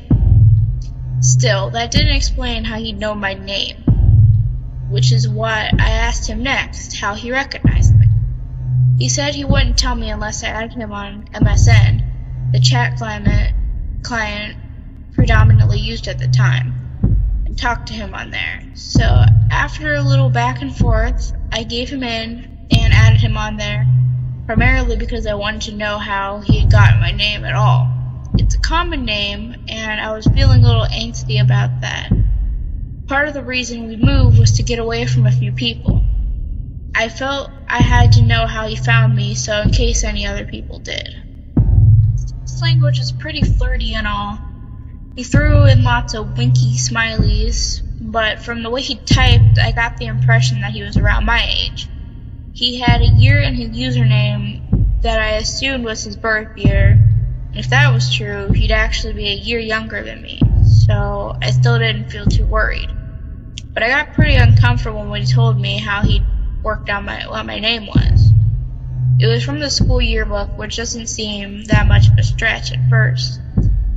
I know, but the thing that's in the city that I moved to, what they do is they compile all schools in the same education level in the city in the same book.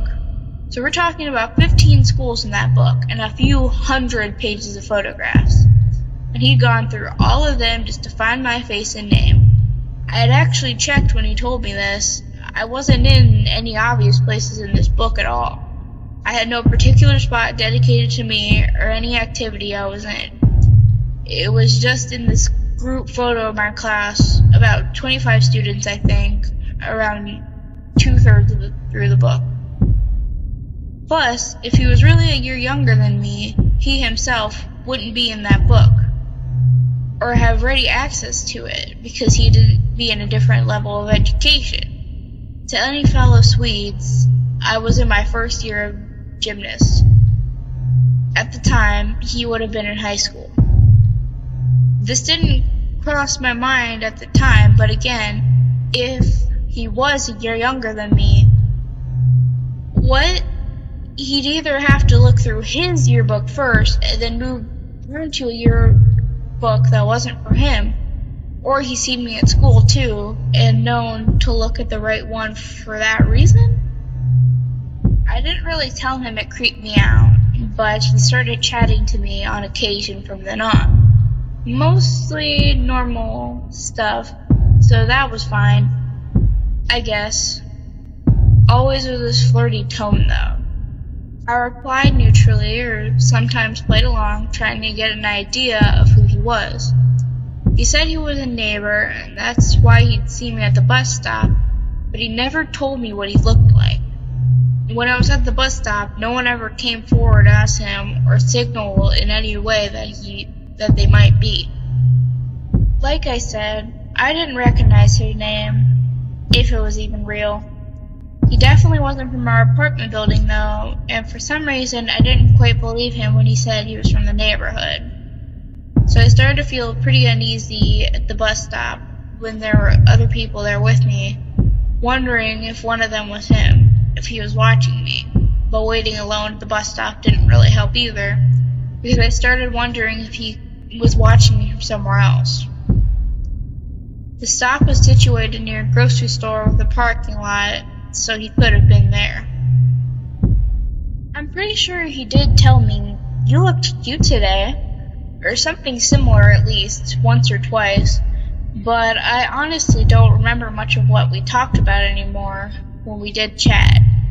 I did remember they were never long sessions though, only 10 minutes to half an hour or so, and I started not really liking seeing him sign on, but for some reason didn't block him.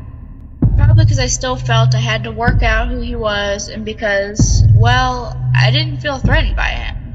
Just uncomfortable, you know? Until at some point when he told me I figured out where you live. Acting if that wasn't creepy at all. That skeeved me out. I asked him where he thought I lived, which is maybe a stupid move, but yeah. He gave me the right number, and the right floor, and the right apartment. And at that point, I was definitely feeling less uncomfortable and more scared. He went on to say that he worked this out because a friend of his had lived in our apartment prior to us, and that the timeline for me appearing and his friend moving out made sense. I didn't believe this at all. In that case, he'd have worked out where I lived a lot sooner, and if he had, why was he telling me this now? To mess with me? But if he hadn't found out the way, then what? He'd have followed me or something from the bus stop? I don't remember what I told him, though that scared me big time. A day or so after that, he sent me a message that was something like, maybe I'll come over and say hi. And I don't remember the exact wording, but it was actually read very threatening to me. It read differently than the other fairly normal stuff we had talked about before. And if I had such a spike of fear when I got that message, it didn't matter finding out who he was like. I didn't want him to come over at all. I remember looking out my bedroom window and being relieved that there was nobody outside, and I sent him a message back that I don't want him to come over, ever. He sort of threatened that he would, and then he signed off. I blocked his email and his empty Facebook profile. Then after I had done that, I was left feeling really anxious and frightened, thinking that maybe now he'd come over anyway once he'd realized I'd cut off all his other options, that maybe he was on his way right now. And then what would he do? I didn't really fear rape or murder. It was a little too abstract to me at the time, but I was really scared. For a little while after that, I was scared of the bus stop too. I was scared walking home from it, in particular after school. But nothing happened after I blocked him. It all just kinda ended there, which in hindsight, I consider myself extremely lucky. I was definitely dumb and naive at the time because I didn't mention any of this to my mom or stepdad.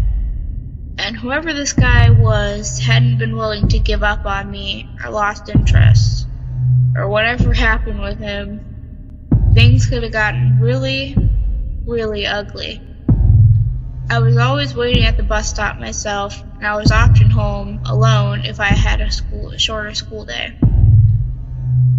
And he did know my name and where I lived, and I'll say it again, I was only 16. It's possible that it was just some socially stupid kid with a distant crush, not knowing how to handle it, but thinking back on it, it seems like it had to be more than that. Either way, I'm glad I never met him.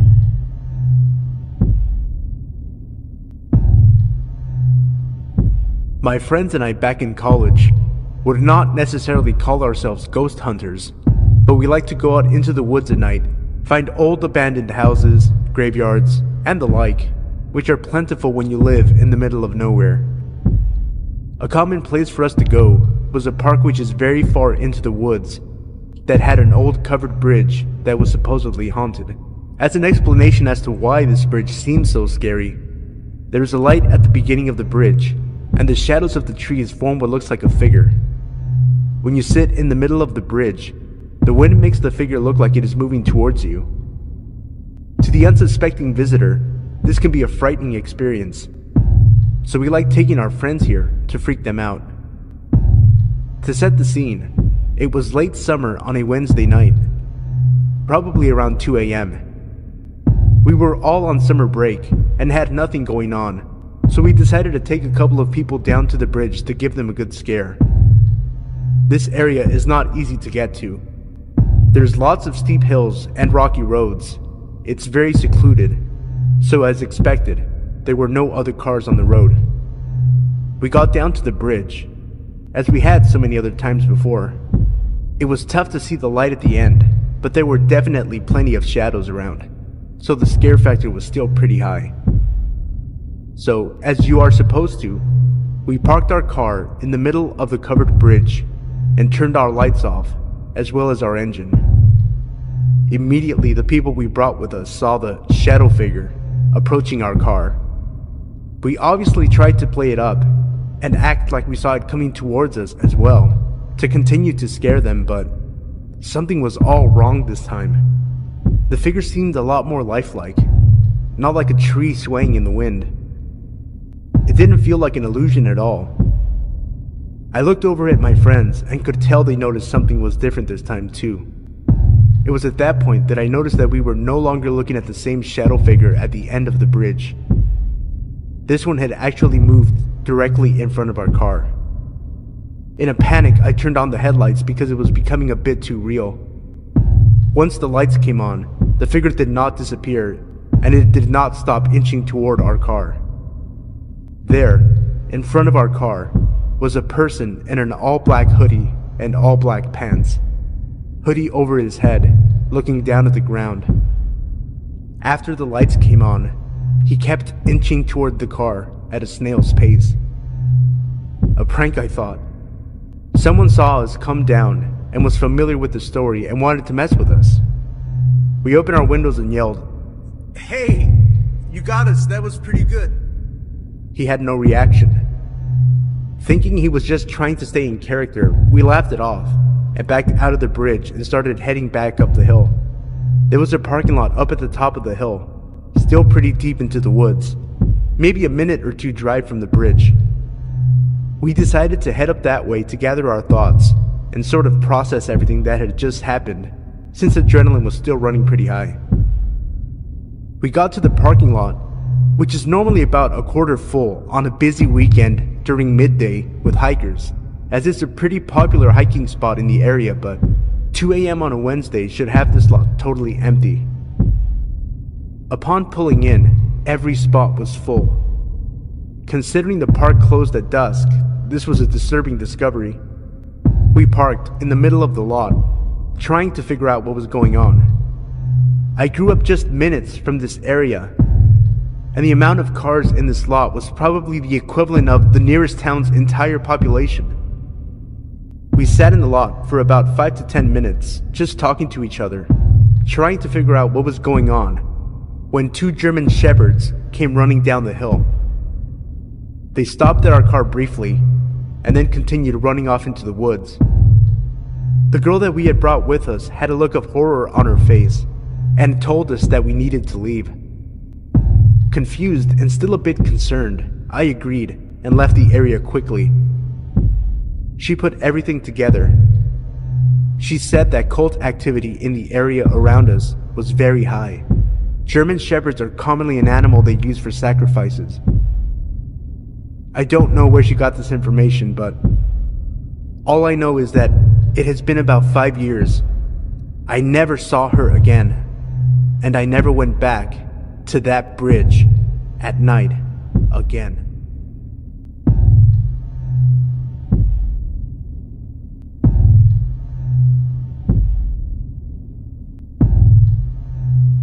Hey everybody, I just wanted to take a quick second and thank everyone for all the support. As I record this, we are at 3,982 subscribers, which means we're about to hit 4,000 subscribers.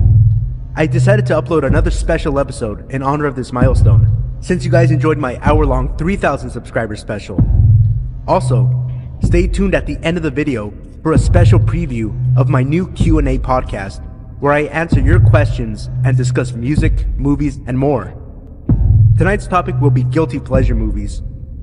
If you have a question you'd like to send in, you can leave that in the comment section below. Thanks again for the support, and I hope you enjoy the video. Number 1. When I was in high school, I lived in a pretty bad neighborhood for a while. There were a few crappy houses, and the area was known for drug use. People lived there because the rent was cheap. We were renting a vacant lot between 2 sad, dumpy houses, and my sister and I lived in an RV, mostly by ourselves. My mom was in a relationship with an abusive guy who kept her at his house all the time. so we were left by ourselves for days. It wasn't much of an issue since we were old enough to take care of ourselves, being high school age and all. Anyways, our lot had a road running in front and back of it, but the entrance was blocked from one road with a log. That was the road I would go jogging on. I would jog from that blocked driveway to the stop sign at the very end. If I made this round trip 10 times, it equaled to about 3 miles. So I would be out there every day after school, just burning off energy. I started to notice a middle-aged man that would come out to the road sometimes and try to stop me to talk. I always thought that was weird, being that I was obviously busy and had my headphones in. Sometimes, he would just sit on his back porch and smoke and watch me run. Sometimes he would go out to the road and try to stop me. Knowing the probability that he was probably just an old, methed out crook, I did what I could to avoid him. This continued a few days a week for about 2 weeks, and usually, after I had passed him 2 or 3 times, he would give up trying to get my attention and go back inside his house. But one day, he must have caught me at the end of my run, and so had the opportunity to see where I crossed the log and ran into the lot. That's the only explanation I could have had for what happened. It was about 12:30 or 1 in the morning, and I was still up, watching anime on Netflix, when I heard a knock on the RV door. Thinking it was my mom, who had potentially come home from her boyfriend's house for the night, I went to open the door, but something stopped me. I have no clue what made me stop, but I decided it would be better to call her instead, to see if it was her at the door. As I was calling her, there was the knocking again, but not on the door, but on the windows, the walls, everywhere. It was finally loud enough to wake my sister up, who was asleep in the back where the bed was, and I quickly told her to be quiet. My mom answered, and all I whispered into the phone was, "Someone's knocking all over the RV." And she hung up the phone and drove over with her boyfriend. I was completely terrified, because RVs aren't exactly known for their security, and the lock could have easily been broken. But we just acted like we weren't home for the entire time this person was banging on our RV. When she got there, no one was on the lot, although she was only a few minutes away. There was no knocking after that, and no man. All I can guess was that this guy got spooked enough to not watch me anymore. And that is 100% okay with me. Number 2. It's amazing how things can haunt us and past experiences make us distrust other people. I've been carrying this around, but I've never told anyone the whole story. This all started back in 2004. I can't believe it's been 11 years now. I was 14 back then. I was a pretty good kid. I was very polite, I did very well in school, and I was always home by 6 to eat dinner. I never stayed out late or did anything wrong, such as drugs or alcohol or anything of the sort. I used to be fairly thin but strong. People had always compared me to other girls, and I was never quite as feminine as them. I didn't mind much. In my opinion, climbing trees was far superior to wearing pretty dresses and makeup. I was proud to be masculine and strong, but it didn't exactly make me popular as a result. Finding new friends was always hard. So I started taking up some hobbies, and among those was martial arts. It fit well with me, and we were a small team of 7 to 8 people who got along pretty well. One of these guys, Matt, was a pretty shy and quiet boy. We were all around the age of 14, and I was pretty direct, and I thought that it simply intimidated him a bit. So I tried to make him feel more included with the others. And I spoke, since I had previously known what it felt like to be an outsider in social groups, and we were all a really friendly bunch. We rode our bikes to and from practice, and I noticed we always went quite a bit of the same way down the road. So we naturally started to talk while riding our bikes home. It was fine. He seemed friendly, albeit a little weird. but I was weird too, so who was I to judge? Everything went just like business as usual for the whole first year. We all became friends and I cherished it, as I didn't really have many others. But the year after was my last year at our regular schools, and wanted to do well, and frankly, I had too much on my plate. So I started to skip practice from time to time to do homework. This didn't go over well with Matt, and he started texting me asking me where I was. Weird thing was that I hadn't given him my number, but I didn't know anyone else with that name. I didn't respond a lot since my dad paid for my phone, and he would get angry if I spent too much on anything. So one day I stopped responding at all. This must have prompted him to begin calling me. I didn't like that and didn't pick up at all for a while. I still sometimes came to practice, but this was kind of freaky and I didn't really like where it was going.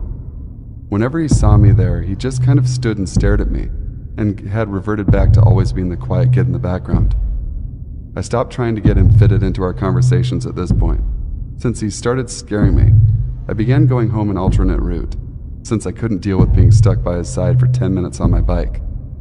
While this went on, he kept calling me, and I never picked up. One day I had it with the constant calls and I picked up. "Hello?" I asked pretty harshly. He probably hadn't expected me to pick up at all. His breathing was somewhat heavy and it gave me chills. "Hey," he said, Are you coming to practice on Wednesday?"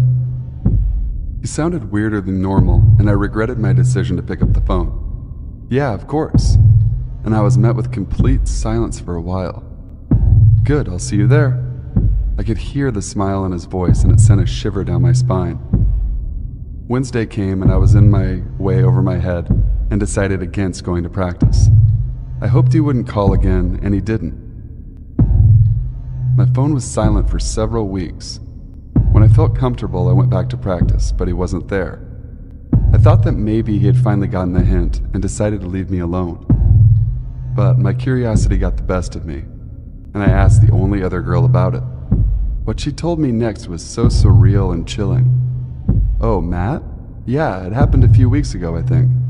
You weren't here and he barged in the middle of practice and yelled out your name. 'Look at what you've done to me,' he yelled and showed off his arms. They were cut and torn and blood was dripping everywhere. I was shocked, but also very glad I had decided against going on that day. She then told me how our teacher had called for an ambulance and tried to calm Matt down. He had apparently gone ballistic when he realized I wasn't even there. He had then been committed to the psych ward, and as far as I gathered, his phone and other belongings were not available to him until he had undergone complete psychiatric evaluation. I felt so relieved. Now, surely I would be safe. Only, I wasn't. The psych ward was in my city, and at one point they must have let him have his phone back, because he began calling me, and this time he left voice messages. He said things like, "You're a horrible person. You ruined me. And no one will ever love you like I could have." I was mostly confused. We had never been romantic in any way whatsoever, and I had never expressed interest in him. I begged my father to change my number so I could be free of the harassment, but my father didn't budge. He was angry that people were calling me, but he couldn't be bothered to remember a new number if I got one, so I was stuck with what I had. After a while, the voicemail stopped. But this was at the time when my rebellious phase began, and I attended protests to keep some historical counterculture buildings in Copenhagen. Somehow he found me there. Every Thursday at the peaceful protest, he was there, staring at me. I was with friends, but I still felt threatened. His scarred arms, sometimes with new cuts, were horrifying. I didn't know what to do, so I always stayed close to my friends. I had hoped my punk phase would deter him, since I dyed my hair green, red, black, whatever, and I wore different clothes. But it seemed that it only made matters worse. He texted me sometimes during the protests, saying how I looked hot, or how he liked me in legs and that skirt. Weird shit like that. I tried to glare at him, but I couldn't look at him for long. He scared me. This went on for several weeks. Then one day, he began sending me mails. I have no idea how he got hold of my email address, since I usually didn't share it with anyone.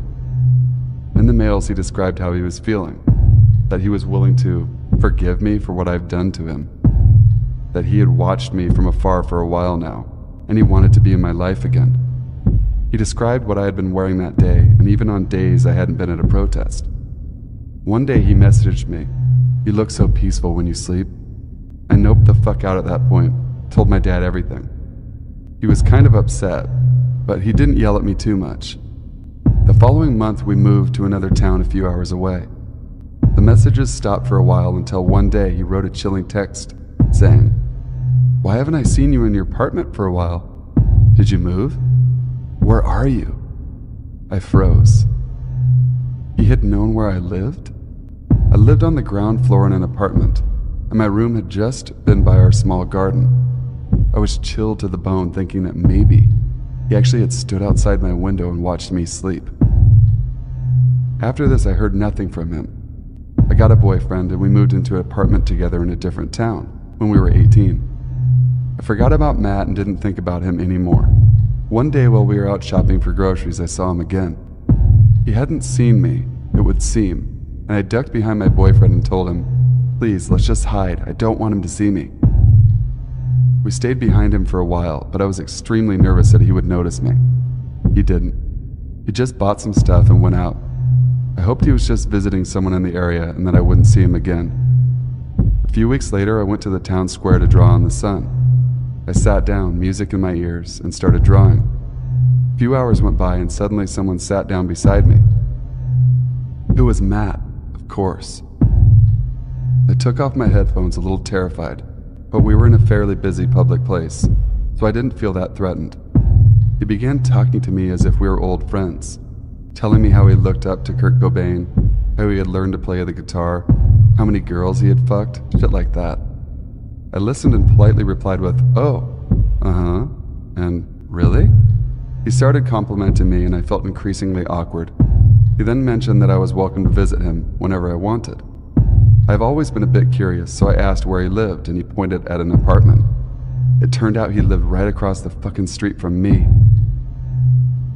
I made up an excuse and said I had to go. He seemed annoyed but accepted it.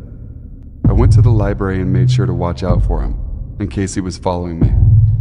But after a few minutes I decided he had lost interest. I haven't heard from him since, but the fact that he suddenly lived across from me freaked me out for quite a while. So Matt, I hope we never meet again. Number 3.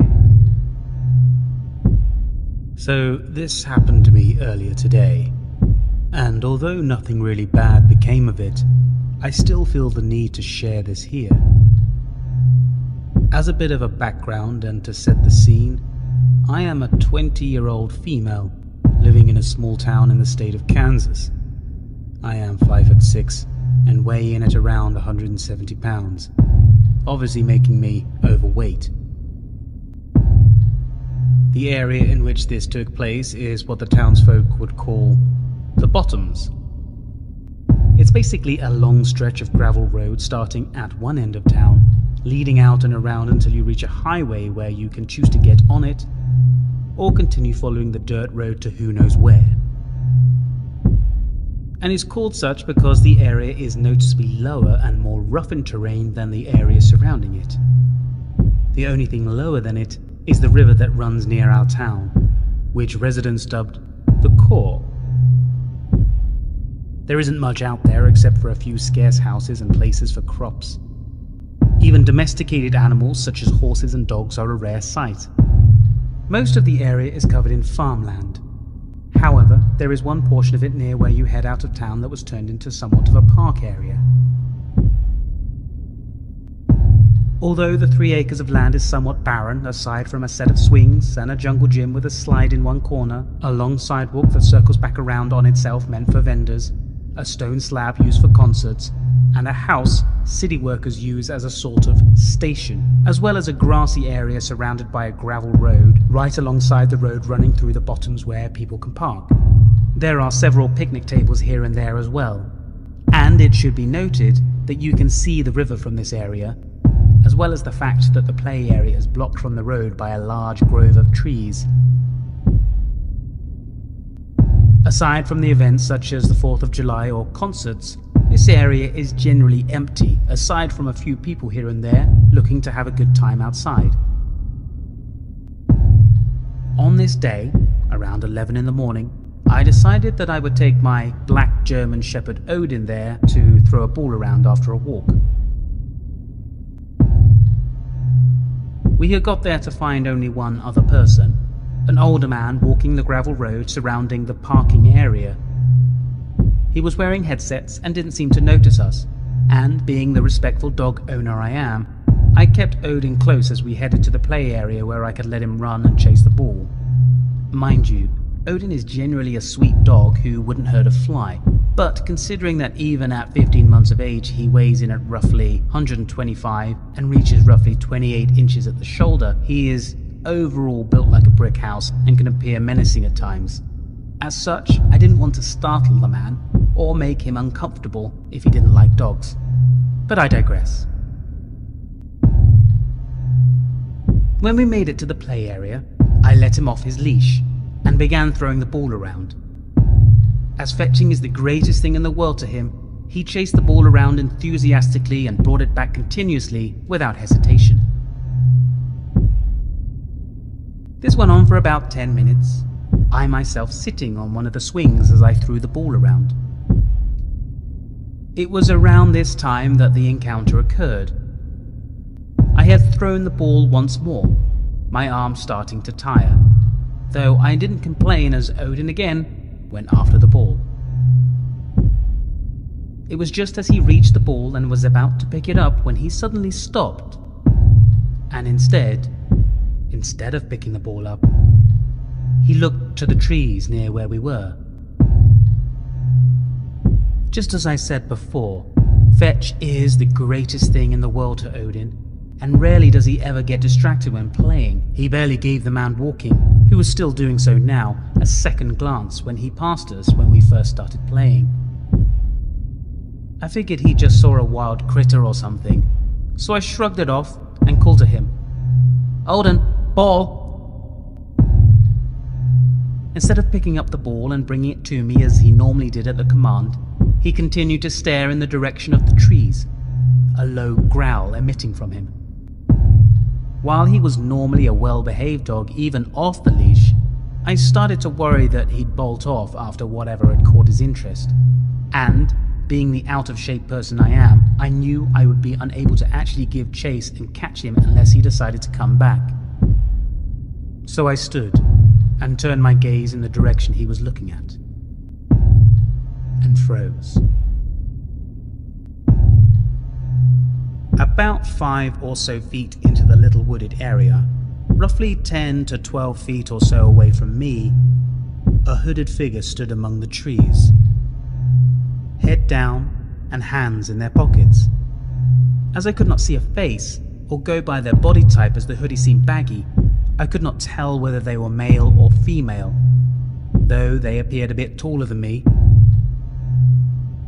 I stood there for a long moment, confused, before turning to face the person and calling out, "Hey, is everything alright?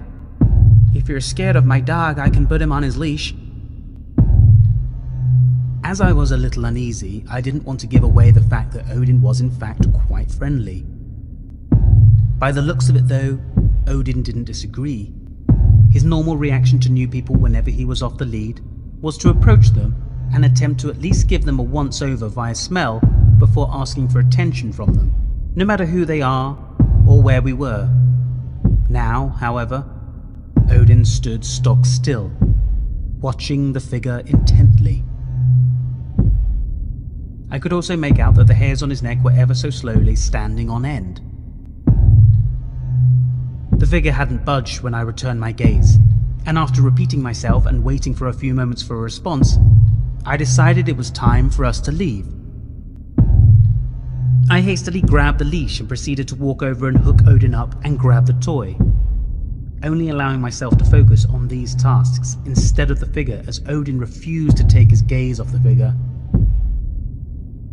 I practically had to drag Odin away, as he still seemed to refuse to take his eyes off the figure, only doing so when we had reached the gravel road encircling the parking lot, which was a good distance away. By now, the man who had been walking was coming towards us again on another lap, giving me enough courage to stop and turn to see if the figure was following us. While he was not following us like a true creep, he had moved closer to the parking area. However, still deep in the trees and still had his head down. I must have been standing there for a tad too long, or at least appeared creeped out or unnerved, as the man stopped just after passing Odin and I. There was a pause before the man asked in a slightly loud voice, assumingly so the figure at the tree line could hear, "Hey, you alright, miss?" He was obviously a bit concerned, if his expression and tone of voice was anything to go by. I replied that Odin and I had been playing the ball when we spotted a person just standing there in the trees, not responding to anything I was saying, and had moved when I walked to the gravel road. The man glanced at the figure before assuring me that he would be walking for a bit longer, and would say something to the person if they appeared to be following me. While I was not wholly scared at the thought of the person following me, as I figured, or at least hoped, Odin would protect me if the person did anything, and both Odin and I would have backup in the form of his 95-pound brother, littermate, if the person followed us on a short walk to home. I thanked him and quickly made my way back home. We got home with no further incidences, and I made sure to take a few detours on the way. But, as I said before, I live in a small town. As in, I could literally give anyone in the town either my parents' name, and most would automatically know who they are. And by default, many people knew me as well. And so I worry about this person possibly finding out where I live, and doing way worse than what they had. I might just be paranoid, and the event might seem harmless, but I'm still scared shitless by it. Number 4. I'm a male, and when I was 19, I used to work for a company doing deliveries back in 2008. I stopped at a rest area to drop some twins off at the pool. As I'm in the stall doing my business, I noticed someone looking intently into the stall I was in, through the crack on the door, their eye pressed against the door. I make eye contact with the guy, and he slowly moves straight backwards from the stall door, revealing more of his face. I notice he has a shit-eating grin, possible pun intended, on his face. A few seconds later, someone enters the bathroom, and he washes his hands to pretend like he's finished and exits. I'm beyond creeped out at this point. I honestly didn't even wipe. I just pulled my pants up and exited the bathroom. Once I exited the bathroom and walked a little ways, I noticed the same guy standing beside an 18-wheeler with a sleeper. I looked at him and gave him the most evil glare that I could. As I'm doing that, he motions with his hand for me to go into his truck. He does this a few times, so I proceed to tell him he's number 1 with a thoughtful finger gesture. I make it to my truck, start it up, and drive away, thinking it's all over. I had about 30 or 40 miles left to reach my place of occupation, and it's basically a straight shot from where I was to my destination, only requiring me to take an exit leading to and being on the road my work is. About 10 miles into my travel back to my place of occupation, I noticed a similar truck behind me. I kind of just shrugged it off, because of how common that type of 18-wheeler is.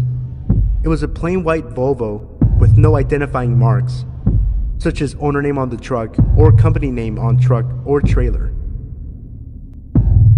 The truck stayed directly behind me no matter what lane I was in, right on my bumper. I took it as he was trying to use less gas, even though I was in just a straight stub-nosed truck. Then we hit traffic, and I was able to see inside the cabin. It was the same motherfucker from the rest stop. All I could think was, what the fuck? I think I made it clear I wanted nothing to do with him. So I take down his license plate while stopped in traffic, and I do the smartest thing I can think of. I go to the nearest police station and report it. It turned out the plates were reported stolen about a day before from a personal rig of the same make. I never heard anything more though. Number 5. So I live on a not-so-quiet neighborhood, which is filled with derelicts such as methamphetamine users and undomesticated alcohol tasters. And this is an issue, but I have lived here most of my life, so I'm not fazed as to walk late at night, which I'm required to do because of my working conditions, cleaner at a local mall without a car. I'm walking back from the mall after finishing up work, and everything has been fine for the most part today. I got to even take some nearing expiration date food back with me, and nobody has been hassling me today. As I get to the corner of my street and pass by a house, which seemed abandoned for the longest time, I notice a lot of lights inside and out, and they're lit up, and that queerly moving shadows are flicking back and forth behind the curtains of the house front. I say queerly because the movement seems so determined and mechanical that it could only belong to some sort of automated machine. But I watched it for so long that I got the impression that it seemed more like a larger set person pacing back and forth. So as stupid as I am, I decided to go and check out whatever the fuck was going on inside. I remember getting to the window and feeling so sure that I was spotted out as the pacing shadow had suddenly stopped. I could make out quite visibly that a face was peeking out of the curtains, but it turned out to be quite coincidental, as a truck had just drove up to the roadside of the house. Just my luck. A beefy set man sauntered out of the truck and into the house, mumbling something like, "He's double grounded. He is definitely double grounded." I didn't think much of it at the time as I was so panicked that I could have been caught, but it does make sense later. I decided that I had enough excitement for one day and I headed back home. The next day I believe I was in my usual routine of waking up, watching, reading my usual book, show, in bed, and I had noticed some weird almost white noise of crunching and creaking outside. I remember that I brushed it off as wind affected my house with creaks, and a lot of crunching could have been because of the rotting wooden balcony outside. Out of nowhere, I suddenly hear a bellowing voice shouting, "Nicholas, get home, or you're going to be double, triple grounded." And after this, I remember feeling a good sense of dread and fight or flight because the peculiar white noise had suddenly stopped, and I heard a lumbering, shuffling mix with anguishing exhalations from directly on the other side of the wall, which my bed is pushed next to. I slowly crept into my own kitchen, making sure not to be visible through the windows of my house, and then I grabbed my bulky security torch to use as a blunt force weapon if need be, and a kitchen knife. I sneaked towards my back door, which leads directly to the wall on the other side of my bedroom, psyched myself up with anger. After a long time of psyching myself up, I bust through the back door and ran to the outside wall of my bedroom. I didn't find anybody, but what I did find was perhaps even more disturbing. A dozen so empty potato chip bags, and a KFC meal variety bucket, almost devoid of content aside from what looked to be chicken wing bones. I don't know what to make of this besides, somebody was watching me through my window all night, whilst enjoying a meal. Now this would lead me to ask, how has this happened before? Is this frequent? If whoever left this was keen enough to bring a full meal, does this mean that it is indeed a frequent? I am not sure as to what to do, and I'm a little distraught to be honest. Number 6. Where I live, winter is a living hell. I have to shovel every other week, and what's worse, I live on a corner. Anyway, I pop in my earbuds and get to work. I'm about halfway done when I see this guy walking in the middle of the street. I'm kind of creeped out, but I brush it off. I decide to make a mental note to keep an eye on him because I was getting some bad vibes. I keep shoveling, but as he's walking past me, I hear him yell something to me. I take an earbud out and ask him if he was talking to me. "Yeah, do you have a phone on you? I need to make a call," he replies. I was already sketched out. We don't live in the best neighborhood, and this was a common tactic thieves used to get phones. "Yeah, one sec. I say, as I pretend to look for my phone.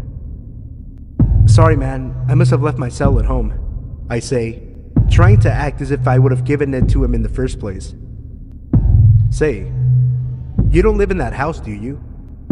He says as he points behind me. This caught me off guard, but I was able to make up some bullshit about how I was getting paid to shovel their sidewalk. You know what though? I think the bar down the street has a phone you could use, I offer, hoping that he would go away. Oh, thanks, he says as he starts walking down the street. Relieved that he's finally gone, I get back to shoveling, but when I stop to catch my breath, I see a person duck their head back into an alleyway, but I get back to the task at hand. When I look up again, the same guy is standing a bit farther down the street by the bar. As I finish shoveling, every once in a while, I look up to see if he's there, and every time, he's a little bit closer. Once I'm done, I loop around the block and go in the back door. I looked out the window to see if he was still there, but thankfully, he wasn't. Number 7. Something you should know about me is that I'm a butcher, and have been for just over 3 years now. Each person in the meat room has their own set of knives that they maintain. This includes cleaning, sharpening, and other general maintenance. I keep mine in particular good order. Not sure if it's OCD or something, but I enjoy my knives extremely sharp and spotless. I like to take my knives home every night so that other people don't use them or mix them up. I live very close to work and usually take a walking trail by the forest to work in the day, and then bus back home at night once I'm off. Anyways, about a week ago, I had agreed to stay in a little late to do some extra cleaning. This caused me to miss my bus home. I stood outside my store weighing my options. I could either wait another 25 plus minutes for a bus, or I could take the path home. I decided the walk home would be quicker and set off. As I began my walk, a large man with a beard turned the corner from behind the store and began walking behind me. I live in Halifax, Nova Scotia, Canada, and although the store is close to a sketchy neighborhood, you never hear about much crime in my area. So as he followed me up the sidewalk and eventually onto the path, I stupidly didn't pay much attention. I walked about half the path's length when I heard his brisk walk break into a jog. He came up beside me and shouted, "Hey, buddy." I turned to greet the man. He was even worse looking up close. He had a comb-over and a long, unkept beard. He stopped in front of me and asked where I was going. I told him I was on my way home and asked if there was something I could help him with. "You got any money?" he asked. I could smell alcohol on his breath as he spoke. Not wanting to cause any trouble, I simply replied with, "No, sorry, man. I don't have anything on me," and then I began to walk off. He placed his hand on my shoulder as I tried to walk past him, pushing me back in place. Clumsily pulled out a pocket knife. "I know you got a phone or something," he said, threatening me. I nearly shat myself. I wanted to run, but I was too scared of running past him, and the thought of running the other way and being farther away from home scared me even more. "Just a sec," I stammered, thinking on my feet. "I've got my wallet in my backpack." He muttered something like, "Give it here," as I frantically took off my backpack and unzipped it, pretending not to hear him. He stepped forward angrily and snatched it out of my hands, but not before I got my hands on my work knives. He must not have noticed me pulling them out, because he immediately started rifling through my backpack.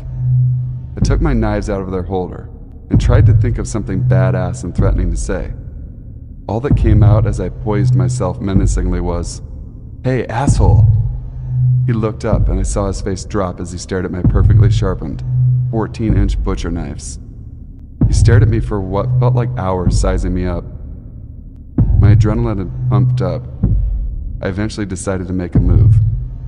I began to step forward, raising my arm, when the guy ran past me with my backpack in hand. Luckily, I never had my wallet in my backpack, and I was wearing my work uniform, so all he got from me was an old Batman backpack. I told the police when I got home, and even asked around work about him. No one had really seen him before, nor did he come wandering around my store again.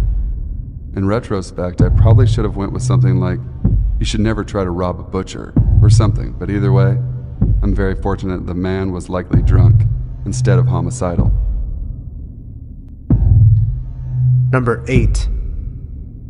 I was born and raised in Honolulu, Hawaii, so I know the surrounding areas of Waikiki and Kapahulu like the back of my hand. This happened a year or two ago. I'm a female, and I was 18, having just finished a nice dinner date, followed by a walk on the beach at night. By the time my boyfriend and I decided to part, it was about 2 a.m. It is a straight shot to my house. I walk past the Shell Center and the Honolulu Zoo, and just keep going up to Diamond Head. This is about a 10-minute walk, as I walk rather briskly when alone, so I decide to pass on taking a taxi. I'm wearing a strapless dress with flats, one earphone in my ear, and I make my way home. It is not unusual for cars to slow down, catcall, or even offer a ride home. However, this night was different. A car slowed down as I was walking past the last ABC store across the street from the zoo, and I crossed the street, making note of the car. I only saw half his face, but I could tell he was watching me. He then sped off. This is where it gets a little creepy. The road slightly turns, and you have to walk past the zoo length without any lights, and I decided to walk on the side of the street with trees, since there's a lot of homeless people on the other side, where the parking lot is. I begin to worry, for the first time ever, wondering if I should have walked the long way home or not, when I saw the car parked on my side of the street just a little further ahead. I did not have my knife or taser with me at the time, and although I was roughly 5'1", I knew how to handle myself. I take out both of my earphones, readying myself to seem confident. The guy who had slowed down in the car earlier steps out from behind one of the trees, only a few paces ahead of me, and holds his hands up as if to say, "Don't worry." Hell no. I couldn't help but scream, because what I hadn't seen before was now obvious. He had an eye patch on, with a long scar on the right side of his face. Big, fat, fucking nope. "You remind me of my little sister," he says, trying to calm me down, "and I'd just like to give you a ride home." He takes a step towards me. 2 seconds later, I find myself screaming and sprinting across the street, back towards Waikiki, where I could find a cab. Every time I looked back until I couldn't see him, he was just standing there, staring with a grin on his face. Let's not meet again, pirate buttfuck.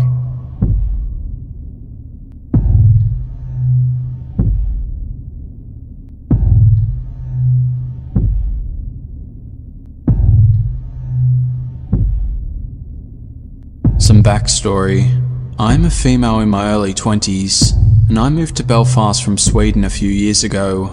And the taxi prices here are so much better than the ones where I'm from, and for a good year and a half I relied on taxis getting me pretty much everywhere, including to and from work. I usually tell this story to friends and family as a funny story, whenever I have a few drinks in me, or someone brings it up, but to be honest with you, I was completely horrified when it happened. So, about a year and a half ago, I was out for drinks with a friend of mine, and her friend that was visiting from abroad, and was staying at my house since I had a spare room. For some reason, they went home before me, and I was left by myself at the bar, which I know is a really dumb thing to do. After an hour or so, a few drinks, and a failed attempt at picking someone up, I decided it was time to call it a night. I usually book taxis as there are a few handy apps, but with it being a pay weekend, there was no way I'd be able to get a car. So I walk outside, hoping for the best. The moment I get outside, I'm approached by an older man, white hair and on the heavier side, asking if I need a taxi, so I cheerfully accept, thanking my lucky stars that I'll be home very soon. The taxi I was in didn't belong to a taxi company, which admittedly is a bit strange, but I've taken those before with friends without issue. Right off the bat, the driver starts asking the usual questions, like where I'm from and how long I've been in town, if I'm studying or if I'm working, what brings me here, and so on. Then he asks if I've ever been on a black taxi tour. These tours are quite famous here, and they're meant to be really good, showing off all the murals in the city and the Peace Wall and such. You also get stories from people that grew up here during the Troubles. I say that no, I haven't had the opportunity yet, but I'll definitely get to it as soon as I can. He then suggests when we get to my house that he'll give me a tour. As I mentioned before, I'm not in a black taxi. He then tells me he'll do it for free, right now, in the middle of the night. Being the way too nice idiot I am, I hear myself saying, "Yeah, sure, that would be nice," when what I really meant was, "Hell nah, dude."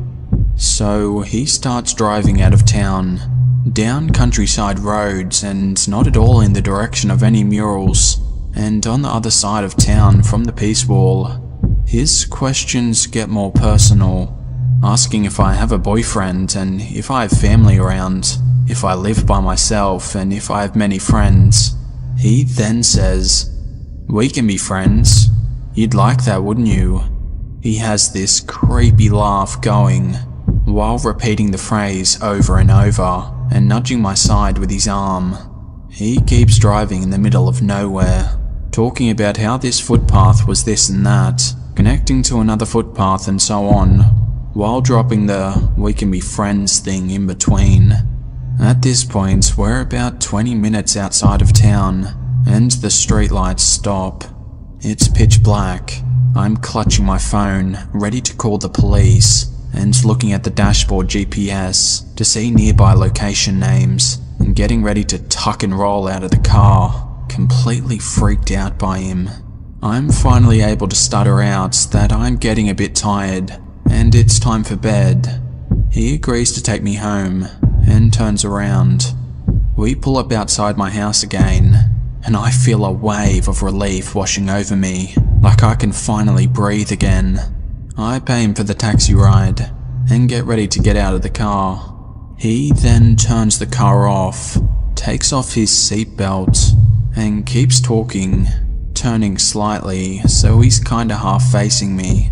After a few minutes of talking, him still talking about being friends, I say that I need to use the bathroom and thank him for the tour. He tells me to hurry back outside so we can continue the conversation. I bolt inside, lock the door and keep the hall light turned off. I look out through the peephole and I can see that he's still sitting there in his car. After about 15 minutes, he finally drives away, and I sort of just collapse on the floor, beating myself up for being so stupid. Needless to say, I've never taken a taxi. I haven't booked since. I just found this sub, and I wanted to share my own experience. It happened when I was 13, and it's something I've never forgotten. We had just moved into a brand new house in a brand new housing development. A lot of the houses around us were either unfinished or had families that had just moved in. And behind our house was a lot of field, mostly for future homes. We lived in a fairly safe, small city, and the housing development was very quiet so far. And at least for the first few years that we lived there, we never bothered to lock the doors. Even at night most of the time, it just wasn't something we thought about. My parents had just put in hardwood floor, so the house was a pretty echoey single story. One night I was laying in bed, trying to fall asleep, thought I heard the back sliding glass door open. I was up late on the internet, but everyone else was asleep in the house, so it was pretty quiet. I had my door slightly open, so my cat could come and go, and so I knew that I was definitely hearing something. I froze, hoping it wasn't the door, but a moment later I heard it slide shut. Then I began to hear what sounded like heavy shoes walking across the hardwood floor. It was a very specific sound, and suddenly I couldn't breathe. The footsteps were slow and quiet, like they were trying to make as little noise as possible. but because the floor was wood and our house had high ceilings, the steps echoed down the hallway and into my room. Then I heard them stop, the sound of the hallway closet being opened, and then the door quietly clicking shut. They turned the knob and pulled the closet door, and then released the knob once it was in place. It was silent after that. My heart was beating so fast, I began to cry.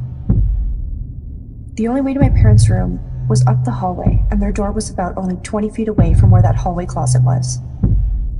I was frozen, and I honestly thought I'd pee my pants. I was so scared. However, it was silent for long enough that I knew I had to get my dad. So I stood up and walked sock-footed to my door. I stood there for a long time, just breathing. Then I ran. It's not a long hallway, but I went as fast as I could. I got inside the room and tried to wake up my dad. Dad! Dad! I was frantically whispering. Huh? He was half asleep. Dad! Huh? What? Dad, I think there's someone inside the house. What? I think there's someone inside the house. There's no one in here. Go back to sleep. Yes, there is. And I started crying. That gets him up. My mom also wakes up at this point as well, so they both got out of bed. My dad, sure that there's no one in the house, doesn't even grab something as a weapon. But I follow behind him as he leaves the room. He goes into the living room, passes the closet, and turns on all the lights in the house. I remember standing in the living room, knowing exactly where the person was and not being able to say anything. He tells me, look, there's no one here. He doesn't even check the closet though, and I don't know what to tell him. I'm so afraid that whoever is in here will jump out with a knife and kill my dad in front of me. The 13-year-old me keeps thinking that I can't be the one possible for my dad's death. So I say nothing, and I don't tell him to check the closet. I don't know why he did it, because if I were a dad, I would have. He locks the front door and tells me to go back to bed. They wait until I'm back in my room before they close their own bedroom door and go back to sleep.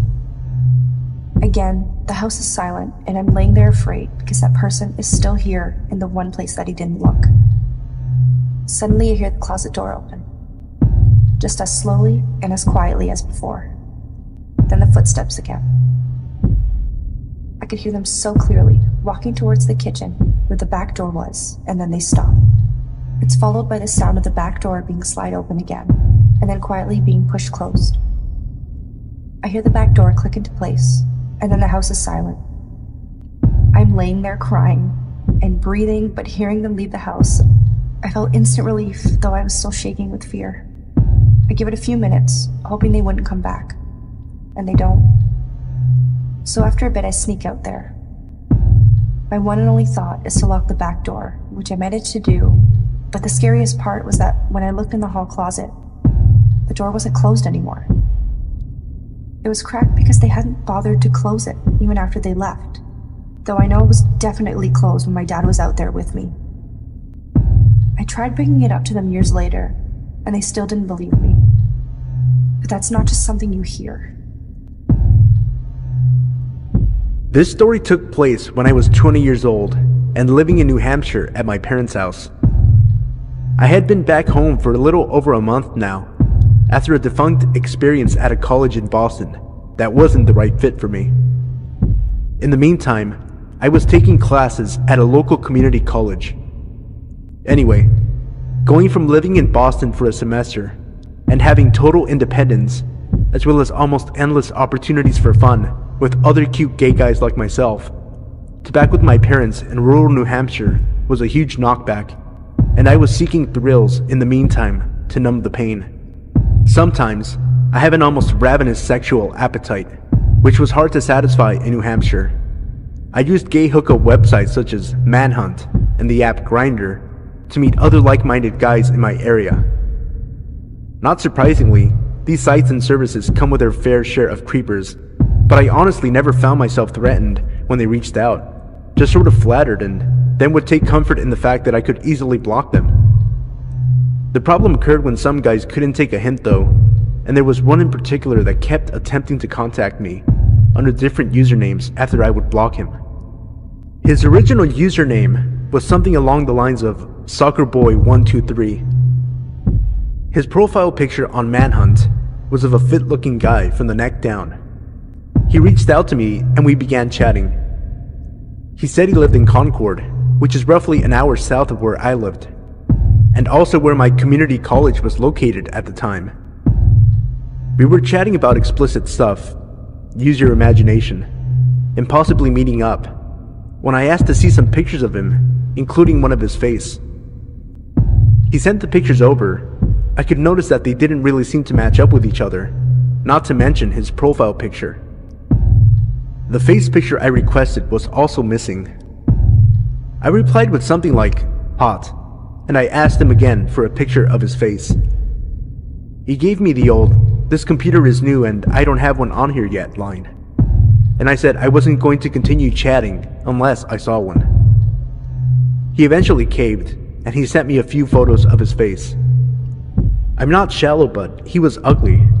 I wondered why he didn't continue his trend of sending fake hot pictures. The thing about him I found most unattractive was a huge mouth full of really crooked, very messed up teeth that kind of protruded out in a freakish sort of way, even with his mouth closed. I think I blocked him right away, being kind of weirded out by the whole thing, and I went along with my business. However, in the months that followed, I began receiving hostile sounding messages from phony looking profiles on both Manhunt and Grindr. Most of them were blank and contained little to no information about the user. The messages were tinged with a strange, bitter tone, and the sender acted like he knew me. He'd say things like, "You're a shallow little prick," "You're fucking ugly inside," and "Someone's gonna teach you a lesson someday." They actually really started to creep me out after I repeatedly blocked the person, and they would come back with another blank profile and continued to message me. I had a feeling who it was.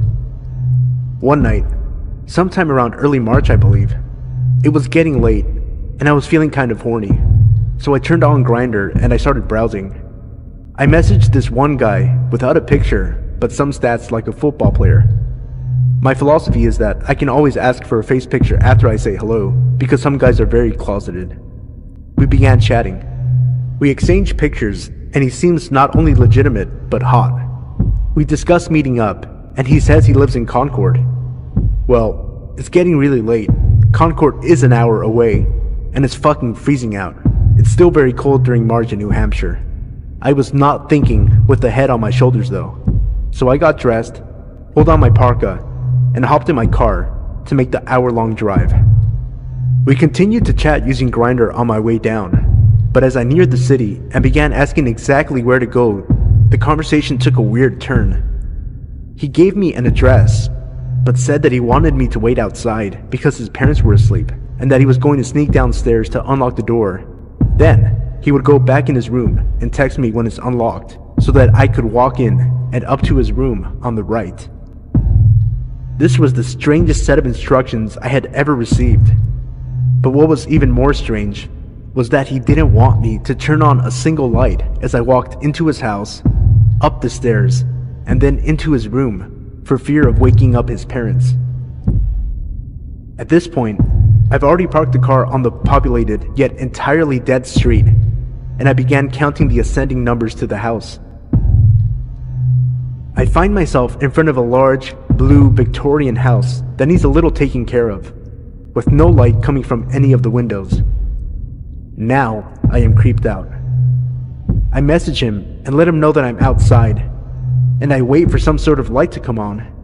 He tells me to wait, because his dad just got up to get a drink or something, but no lights come on in the house. I am getting seriously creeped out and impatient while waiting, and decide to tell him I'm leaving. I start walking, and all of a sudden, he reveals to me that he gave me the wrong address, and that I should be at X number on X street instead. I'm feeling beyond weirded out, and actually kind of pissed off. I was just standing outside of this random house for 10 minutes in the cold and dark night, only to find out he deliberately gave me the wrong address. I honestly want to go home now, But my other head is really banking on the possibility of this being good, and I just drove a fucking hour, so I pull out my iPhone and mapped it out. It didn't take me long to realize the new address was in my line of vision and sat across the street at a small intersection that led to more houses. I moved towards the house. This one, a large white colonial house with green shutters and an orange street lamp that shined down upon it. I let him know that I'm outside, although no lights are showing through the windows. This time, he says the door is unlocked. He wants me to come upstairs in the dark and enter his room. Then, feel for a mattress and get down on it. He says he wants me to just feel what's happening instead of seeing it, and assures me it will be so hot. Fuck no, I think, beginning to give in to the impending fear taking hold of me. But in a last-ditch effort from my other head, I give him an ultimatum. Either come down here, open the door, and let me in with the lights on, or I'm leaving. He says he'll comply, and I wait, now excited for this hot, straight football player to come and open the door. I stare with a shaky, adrenaline-fueled gaze at the door for what seems like forever when I sense movement.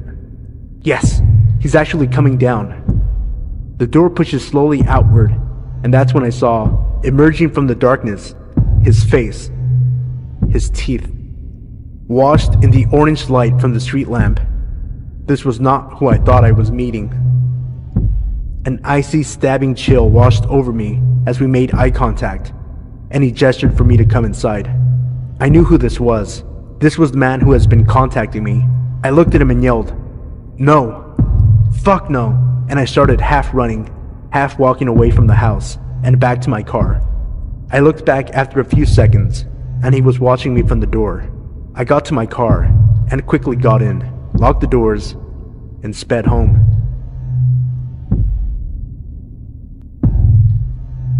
I've been a long-time lurker of Let's Not Meet, and I have a story of my own that still haunts me to this day. Let me set the scene for you. I was 7, currently 25, and my mother was dating a man with a daughter who was about 15.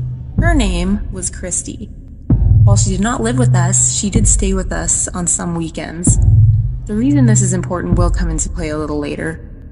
I grew up in a moderately isolated area in the south. My mother's house is on about 90 acres, most of it being heavily wooded. For the most part, it was quiet. The type of place where people didn't lock their doors and everyone knows each other. It was quiet until one sequence of events that shook my community to its core. There was a man just 2 streets over from mine who murdered his girlfriend's entire family, including her, in their home over a dinner about 2 weeks before this event took place.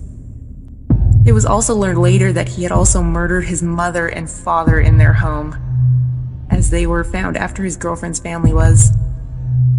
He hadn't been caught, and the local police were working with the police in Tennessee as there had been reportings of people sighting him there. My mother had gotten a security system installed, just to ensure that our home was properly secured. We had alarms on every window and door in our house. On this Saturday, my mother got called into work, as she was an apartment manager and there was an emergency that she needed to tend to. Her boyfriend had gone to work early that morning. My mother was very, very nervous about leaving, and due to the nature of the emergency, she thought it would be best for Christy and I to stay at home where we were safe. Safe. So she thought. She reluctantly left and let us know that her cell phone was always going to be on her if we needed her. Christy and I promptly set the alarm and made sure all the doors were locked. My mother had been gone for about an hour, and we were deep into a movie on Disney and pizza. Suddenly, the alarm started blaring. Christy and I jumped up to see what was going on. On our way to the alarm, you have to pass a very large sliding glass door. What we saw there left us frozen. There was a man prying our door open with a crowbar. He saw us, made eye contact, and quickly ran off into the woods behind my mother's house. I will never forget what he looked like, or the sinister look he had in his eyes. We called the police, and then we called my mother, who had already been alerted by the alarm company. My mother actually arrived before the police did, due to how isolated we really were. When we described the man to the police, they immediately knew it was the man they were looking for. Of course, there was a massive investigation that day of the property and the woods surrounding us. In the woods, they found cigarette butts, lots of canned foods, soda bottles, and a makeshift tent made out of a tarp. The man had been living behind us the entire time, and even stealing food out of our trash. When he was arrested, which was a few hours after the incident, he had admitted to watching our family and learning our habits, knowing that he could take advantage of the house when no one was there. Even now, as an adult, this event follows me. Just goes to show, you really never know who is watching you.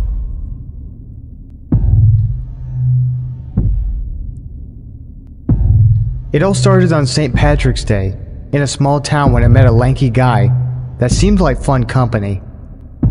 The sun was setting and he said he had some fireworks he could show off. And, having never seen fireworks up close, I agreed. Me, him, and a mutual friend walked to his house, and the fireworks were disappointing, but at least not dangerous. On the way back to town, he started flirting.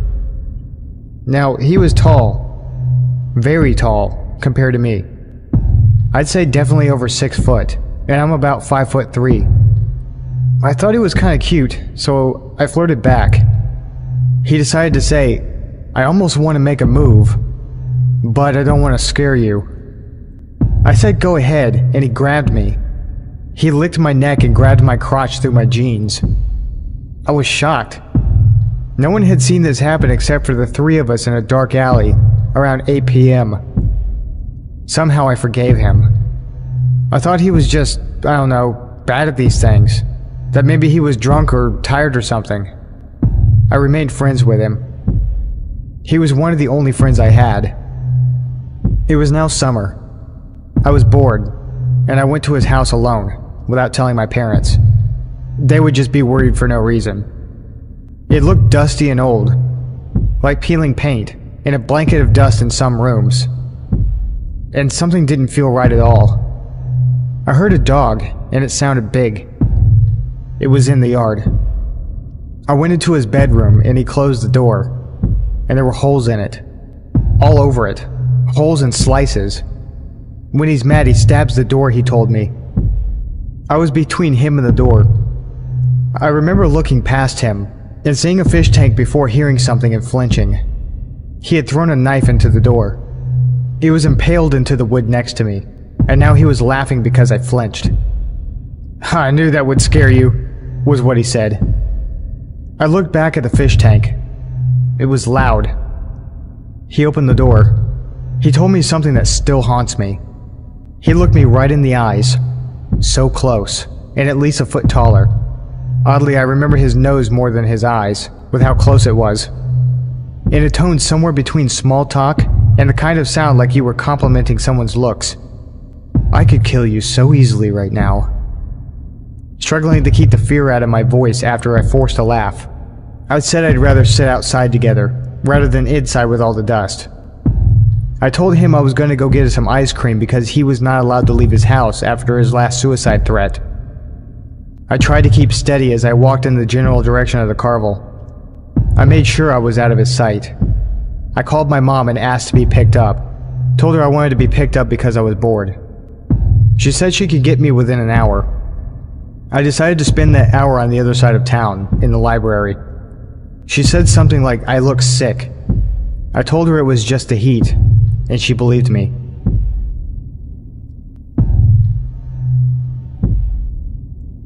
I started working at my current summer/part-time job last spring. I'm situated in a large old building that used to be a country club, but it fell into disrepair about 10 years ago. Although there's nothing paranormal about my story, it's just maybe worth mentioning that the former manager committed suicide in the main office upstairs when they went out of business. It adds to the unsettling quality of this place. Along with that, so do the seemingly never-ending hallways and passages, innumerable hidey holes and half-empty pools, and other strange, unused parts of the building, like a secret shower room, sauna, and a tunnel of storage areas that connect the men's and women's bathrooms. There are also a lot of doors to the outside of this place. But currently, we only use one small room for the golf course check-in, the kitchen, and one dining room for the restaurant upstairs. And then one small cafe for early morning golfers to get their tea and beer. The cafe area is where I work. In the summer, we clock in to open the cafe before 6 a.m. This is often before the sun comes up. The golf course people come in pretty shortly after, but I would be the first person in the building every morning. I would unlock the front door, disarm the alarm, walk downstairs in the dark, unlock this cage that's there to keep the drunks from the bar upstairs from coming down and wandering. I'd then crawl along the long, dark hallway with no windows just to get to the light switch at the end of the hall. This always creeps me out, and I end up holding my keys between my fingers like brass knuckles. Mind you, I'm a woman in my mid-20s, and I lived in plenty of bad neighborhood. I'd ninja slide down the walls on the opposite side of whatever doorway is coming, just because it's pitch black, and I'm a scaredy bear. By the time I get to the end of the hall and flip on the light, my heart is always pounding out of my chest as I struggle to find the right key to let me into the cafe. The whole situation started when Tim, a golf course employee, mentioned that he kept shutting the door between the men's locker room and the storage area that leads to the women's, and every time he would go back in there, it would be open again. This, along with some strange noises, was fodder for the bar regulars upstairs to claim this place was haunted by the old manager and whomever else they say died within these halls. Travis, co-worker in the cafe, also mentioned that a few minutes after he opened, he went into the men's locker room and noticed that it was steamy and smelled like soap. So he went into the shower room to investigate, and everything was soaking wet and still hot. He was the only person who was supposed to be there at that time of day, but didn't see anyone, so he just let it go. A couple months later, Tim noticed this weird side door that you had to climb up a rickety old staircase on the side of the building. He saw that it wasn't shutting correctly, so he fixed it and locked it. He just didn't think anything more of it. Shortly after, someone from the golf course came over to tell me that they had found someone's entire life packed away into one of their hundreds of lockers that no one used. They thought that someone was living in the storage room between the men's and the women's bathrooms. He must have been coming in before the golf course people set the alarms when they left in the evenings, and leaving after the cafe person would come in and turn off the alarm in the morning. So that means every morning, as I was blindingly shuffled my way down that long, dark hallway alone, one of those pitch-black doorways actually did have someone hiding behind it. A few days later, a red-faced, angry, bald man in Vietnam-era Army-issued glasses came into the cafe and started screaming, puffing and flailing his arms around, yelling about his stuff getting thrown out. He went over to berate one of the golf course people, so they asked him about the contents of the locker. His answers about specific items led them to realize that this is the man who was secretly living in one of the buildings in the many dark hallways. I never found out much about him, but watching him scream about his stuff made it clear that he wasn't 100% rational. I still work there and do a darkness shuffle down the hall every morning when I work. And although they say everything is on the up and up with the alarms and the doors locking, it still creeps me the hell out. There have been some other creepy things that have happened in this place recently to make me think that this isn't all over with, which I'll post separately if anyone's interested. This happened about a year ago. I'm a 30-year-old white male, and this is in the Deep South. I had relocated to Georgia from Texas about 6 months prior to take a higher paying position within my company. I had managed to make a few good friends in the short time I'd lived there. It was the first Friday of the month in November, which was a pretty big deal in this city. All the bars downtown had drink specials, live music, and events scheduled for First Friday. Downtown was relatively crowded considering how cold it was out. I met a couple of friends at a local punk bar and we started drinking. One of my friends, Adam, was going through a separation and inevitable divorce and was pretty upset about it. After a few hours of heavy drinking, I decided to part ways with my friends and head a few blocks down the main street to a different bar. It was a little after midnight and there were still quite a few people roaming the streets. As I was entering the next bar, I ran into Adam's wife, Becca. She was out with a couple of girlfriends, and she told me she was heading to the bar I had just left. As soon as she left, I immediately called Adam to give him a heads up. I had a few more drinks and talked to some people I knew casually. Before long, the lights came on and I closed my tab and started preparing for the walk back. I decided to call my friends and try to get a ride, as I felt like I was just a little too drunk to drive home safely. They told me to meet them in front of the first bar and they would drive me home. On first Fridays in this city, you could take your drinks out of the bar and onto the street as long as you pour them into a solo cup. Most of the bars had a stack at the door before you exited. I poured the rest of my beer into a cup and headed out the door. I was about halfway back to the first bar when I ran into Becca again. She was very drunk and had obviously been crying. She started asking me questions about Adam. Did he say anything about me? Do you think he still loves me? Etc. I tried to calm her down without getting too involved when a man walked out of the shadows and stood about a foot from us like he was part of the conversation. This guy was obviously drunk. He was holding a blue solo cup, so I figured he must have just left the bar too. He was tall, about 6'2", and relatively clean cut. His eyes were a little crazy, to the point that I believed he may have been on some other drugs as well. We tried to ignore him, and for about a minute, he says nothing. Finally, he asked what I was drinking. I was still holding the solo cup I got when I left the bar. I told him I was drinking beer. He raised his cup and we drank. I shrugged him off as just being an annoying drunk. But then he started getting into our conversation. "Is this your boyfriend?" he asked Becca. "Yes," I said, sensing that she was feeling uneasy. He had been inching closer to her. Adam's wife was very attractive and dressed for a night out. Although annoying, I didn't think it was particularly odd that some drunk asshole was trying to talk to her. We again tried to carry on our conversation, hoping this guy would get the hint and leave when out of the blue, he said, "You can do better." That was about all I could take.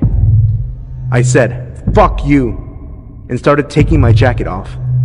I was pissed. This guy takes off running down the street and I follow. Becca is trailing behind me, telling me to stop, and it's not worth it. She was right. All of a sudden, out of nowhere, a taxi cab pulled up to the curb, right in front of this guy, and he hops in with me still running after him. I grabbed the open door and told him to get out. He started yelling at the confused taxi driver, "Go!" Becca catches up and grabs my arm and tells me again to stop. I turn around, and for the split second it takes to look at her, this guy leans out of the car and throws his drink in Becca's face.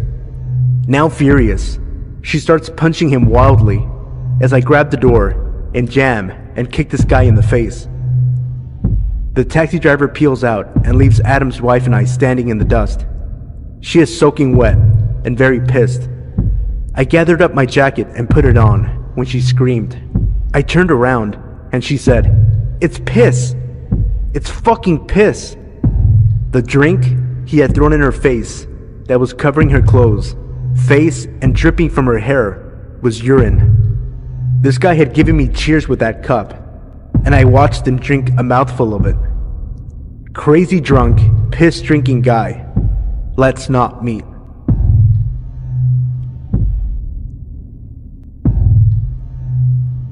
Long-time lurker, first-time poster.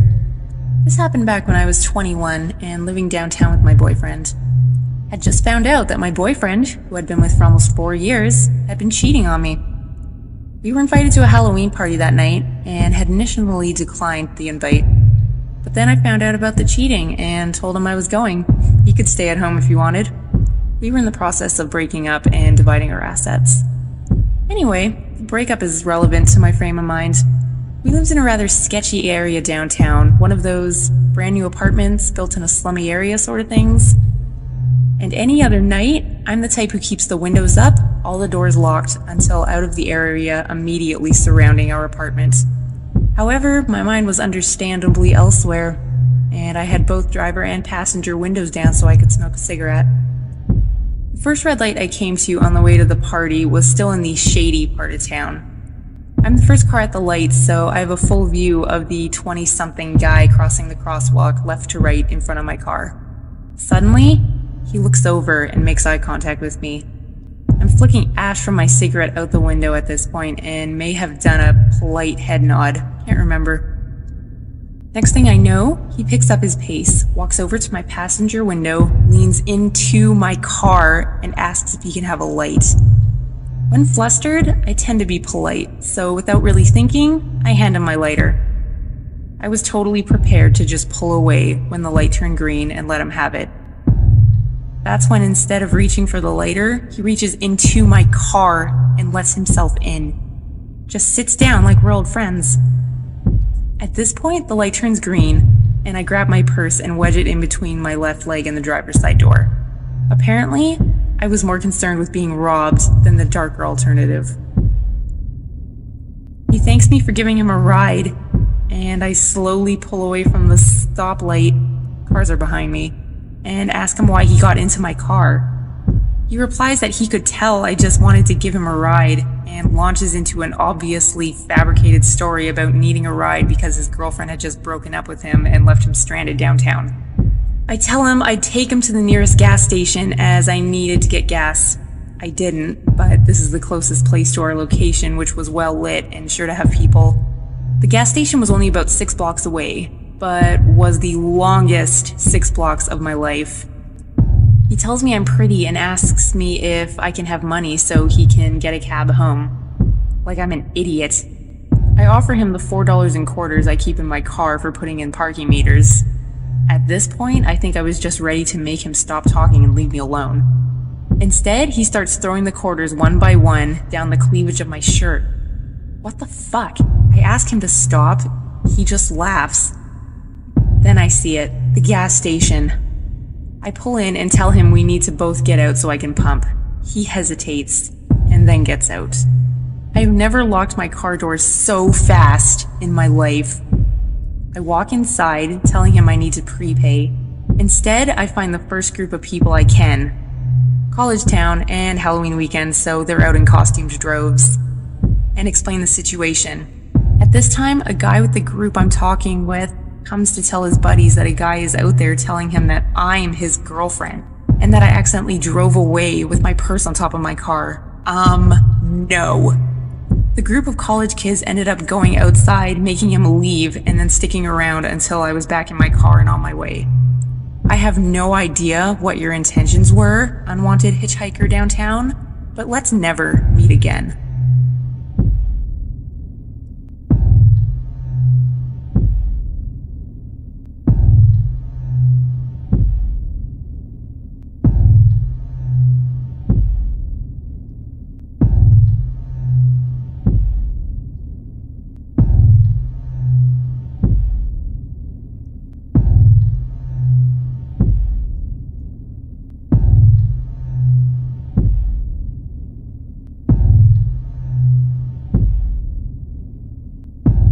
Number 1. This must have happened about a year ago now, around Halloween. And to this day, it still creeps me the fuck out. Me and my twin sister, Lauren, both 20 now, had moved into our first flat 3 months before this happened. Our parents helped us move into the flat.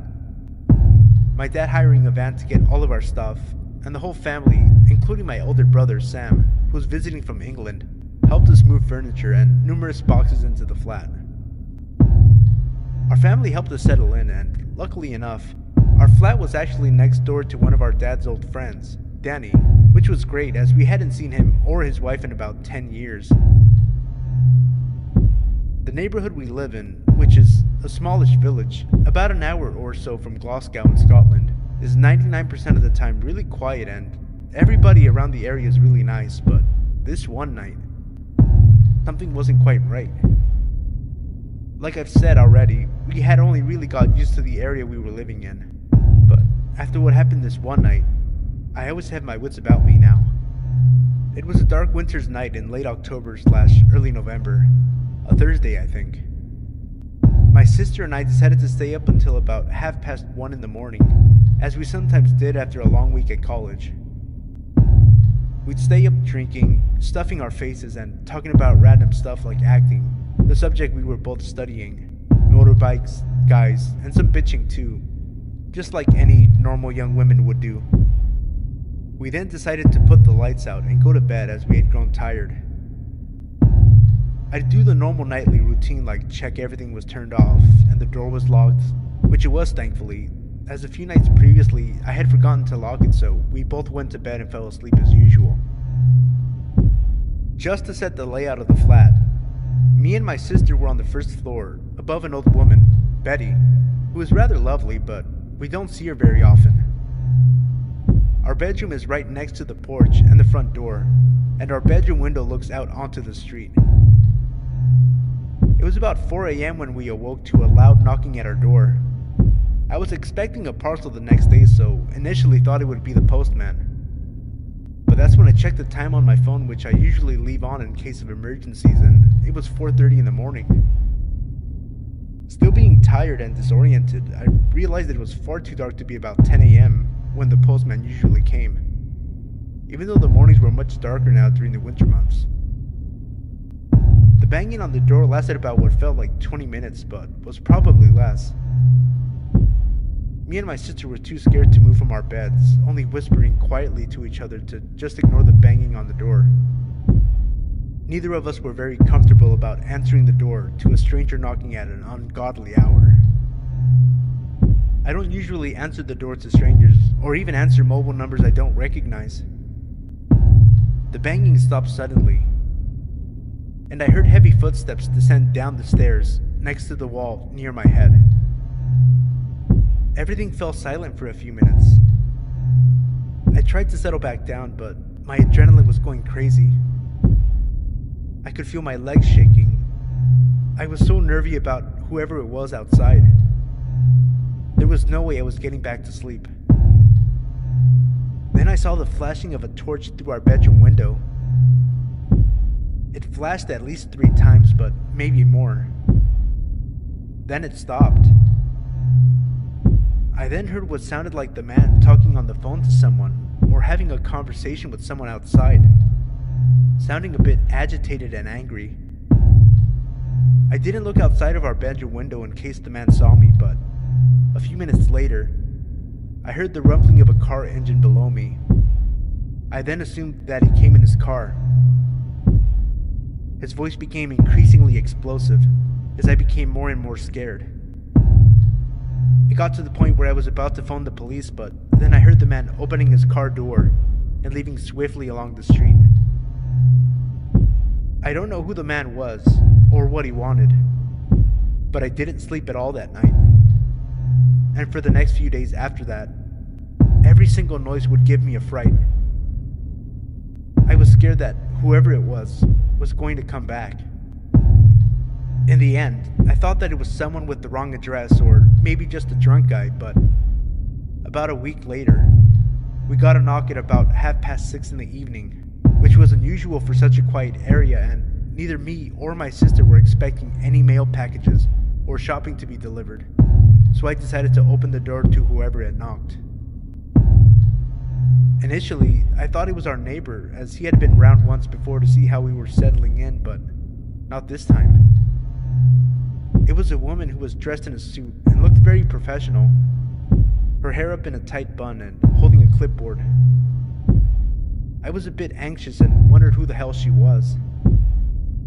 I looked down at her name badge, but I can't remember her name now. Let's call her Molly. Molly said she worked for the criminal courts and was looking for a guy, let's call him Thomas, who had previously been a tenant at this flat before we moved in a few months before. Molly mentioned something to do with money, but the visit was so vague, I don't really remember what she said. She asked if the man lived here.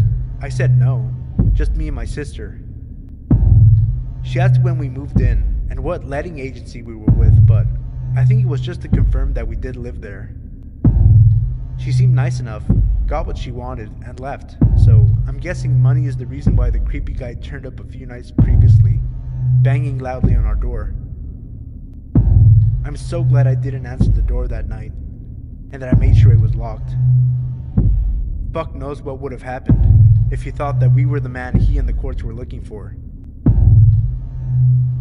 I am happy to say, since then, we have had no further disturbances at our flat, but it still gives me the chills just thinking about it. I just hope this creep never comes back. Number 2.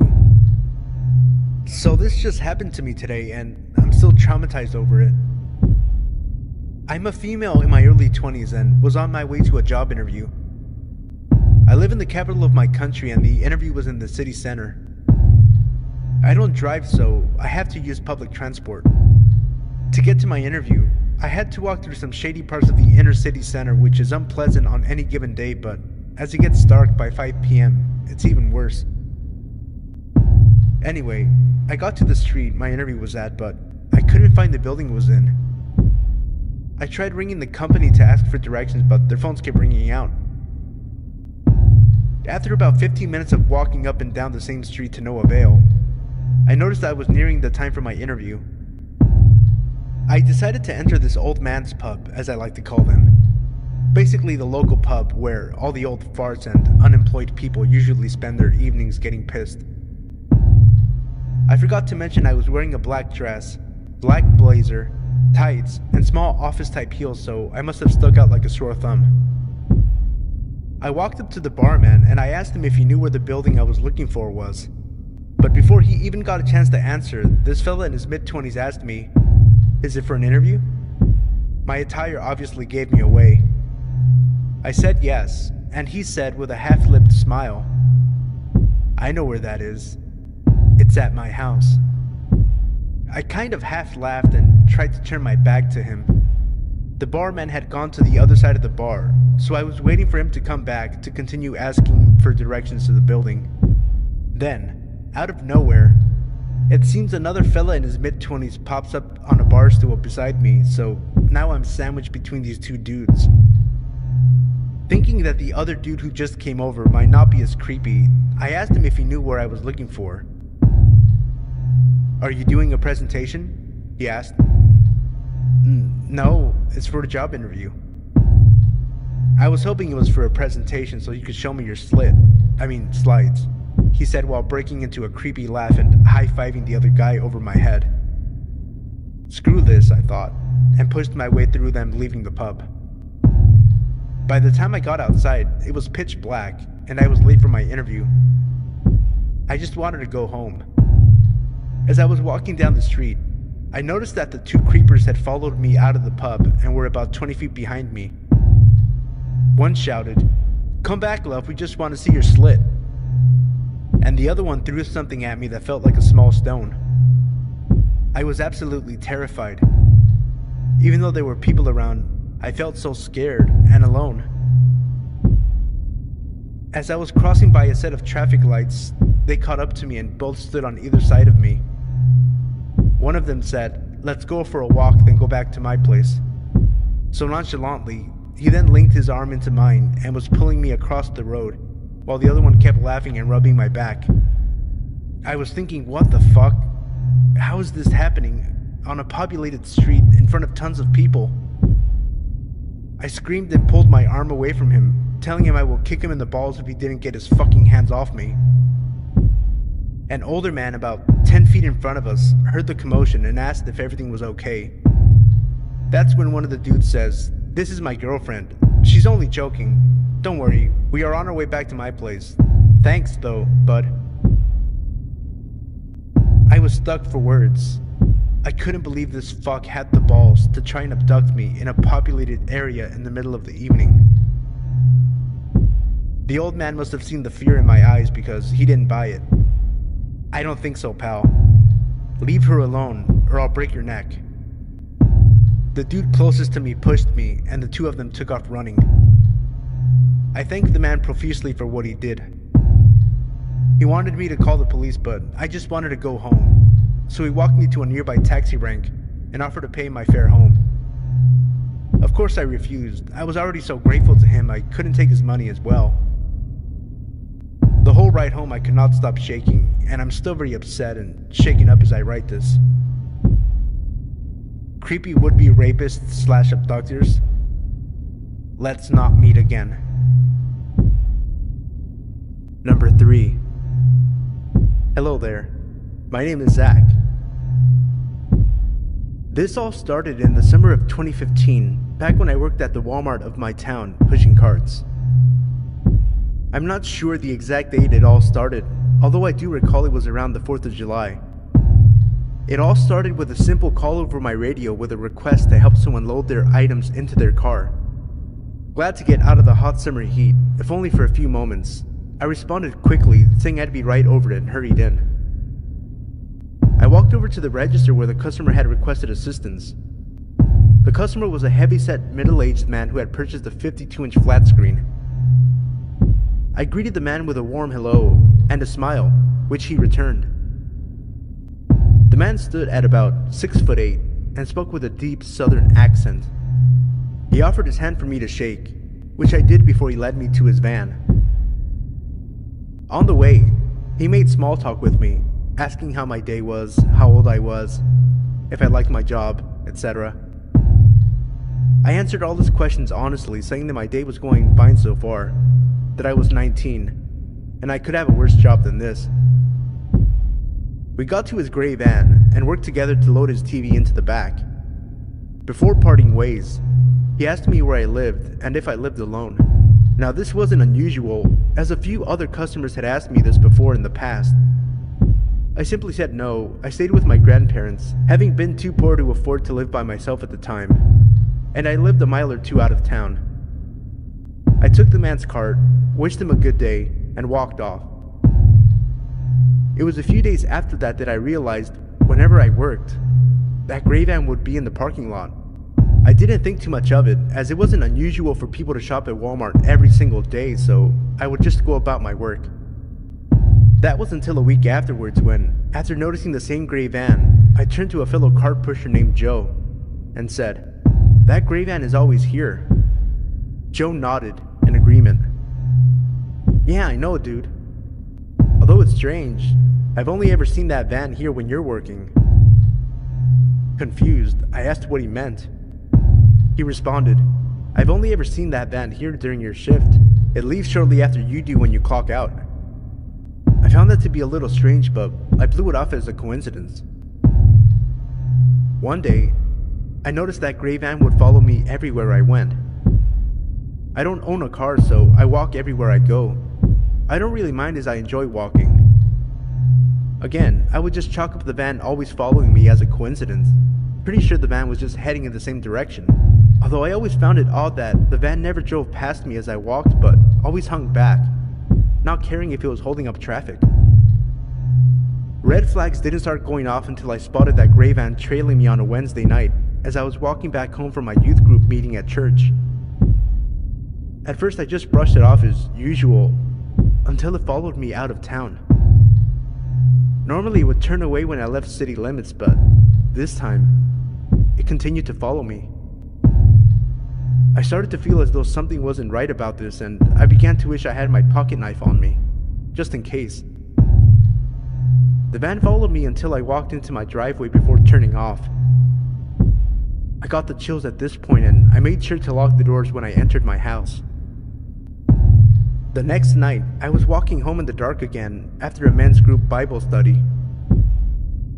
The memory of last night was burned in my mind, and I had decided that if the van followed me to my house again, I would notify the police in the morning.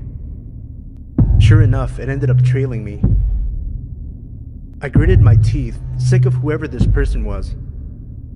However, the van pulled off a few feet ahead of me and stopped. The driver's side door opened and the customer who I had helped with the TV stepped out and approached me. He greeted me like everything was normal and asked me where I was headed. I told him I was headed home, making a mental note to tell the police about this guy first thing in the morning. The man continued to act friendly and offered me a ride home, stating it was too dark for me to walk home, and that weirdos might try something. I declined, saying I didn't live that far away, but he kept insisting it was too dangerous and that I should ride with him. The more I said no, the more he kept pushing for me to get in his van. It was at this point I decided I was done and started to walk past this guy when he put his hand on my arm and started pulling me to his van, stating that he was giving me a ride, whether I liked it or not. Being a 19-year-old young man, I had always thought I would be able to easily handle a situation like this should it happen. However, panic had taken over my body, and my mind raced for a way to get away from this guy. Pretty sure wherever this guy wanted to take me, it sure wasn't my house. Now, I don't know if it was a miracle or just plain luck, but at that moment a police car drove by and pulled into the nearby gas station to fill up. The man let go of my arm, wished me a good night, got into his van, and sped off. I decided to talk with the cop while he was getting gas, telling him about the past events. The cop ended up driving me home, telling me if I saw the guy again to immediately call the police. It's been months now and I haven't seen that guy again. I eventually quit my job and moved to another state starting college. Sometimes I wonder what would have happened to me if that cop hadn't drove by that night. Whoever you are, owner of that gray van, let's not meet again.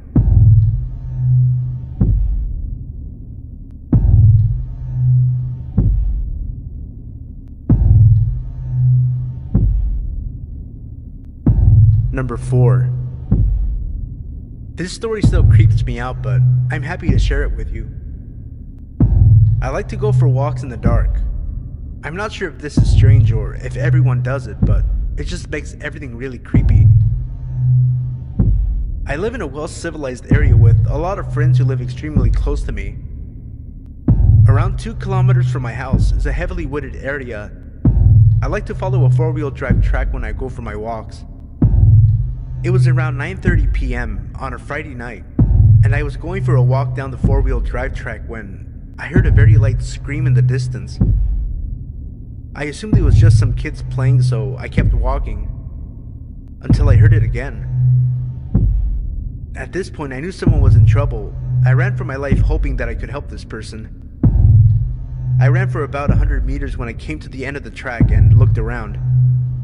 One of the first things I saw was a girl about 19 years old being held by a 40-year-old looking man. When the man saw me, he dropped the girl and legged it around the corner. I sprinted over to the woman who was busy crying, obviously shaken up. We ended up calling the police and they came and took my statement and took the girl home. I am glad that I still go for my walks. If I didn't, a girl probably would not be here today. Number 5. So this happened about 6 years ago now. I was 14 at the time, and I just moved to Australia. One of the girls in my grade was having a picnic in the park, about 30 minutes away from my house, but I was keen to make friends and so was up for a trip. Anyway, I arrive at this park at about 1 p.m. on a Saturday, and it's great. We eat potato salad, there are other families around. It's chill. But I know I have homework, so I say goodbye a little earlier to make my own way home. I was at an age that meant I was exercising my independence, so I enjoyed public transport and such. As I'm walking through a suburban area, 2 things occur to me. The first is that it's really quiet for a midday on a weekend. The second, I've been followed since I left the park. I turn around, feeling a little startled, but it's just some guy on his bike. This isn't really unusual, but there's something about the way this 40-something man's leisurely pace that makes my skin crawl. The guy is clearly into cycling.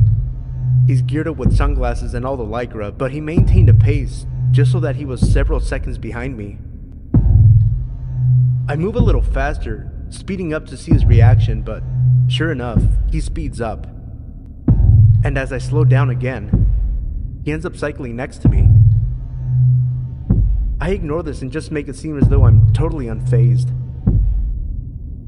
He then smiles to me and asks for the time. I inform him of the time, but he just stays there. He just keeps cycling next to me. Suddenly he cycles very close to me and leaning towards me mutters, "I'm the type of guy who likes to have sex with young girls. Interested?" I was terrified. At 14, I didn't even look 14. I had a boyish build and terrible acne. This guy was at least 40, and he was blocking my route to the nearest houses with his bike. "No, I wouldn't," I managed to say, in an attempt at confidence. This clearly undermined whatever this guy was thinking, because he pedals off like a speeding bullet. I ran home and called the police, and they swept the area. But they never found him again.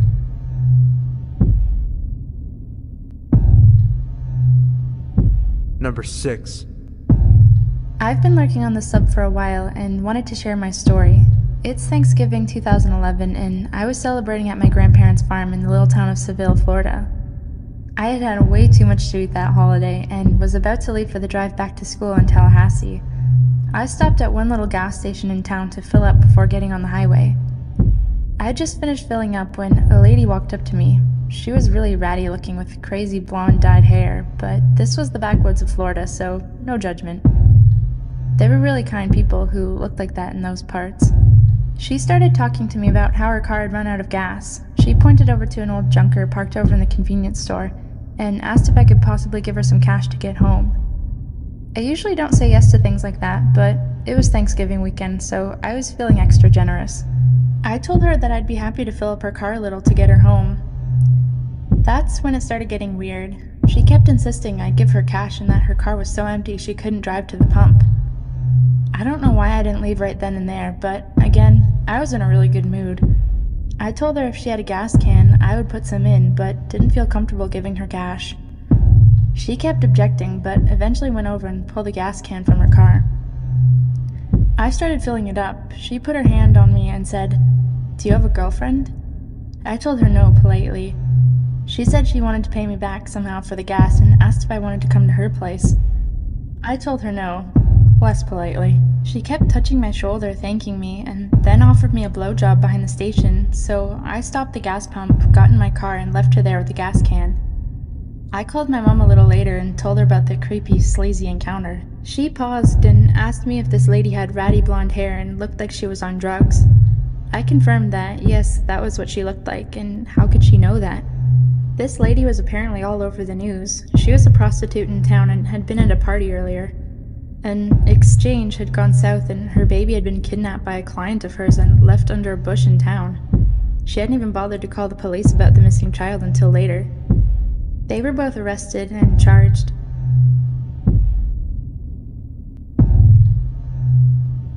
Number 7. Okay, so I'm a long-time lurker and a first-time poster, but this is a story my mom told me that took place when I was about 2 or 3 years old. It takes place in Glasgow, a city in Scotland. I've lived there since I was born, and it's generally not too bad a place for creepiness.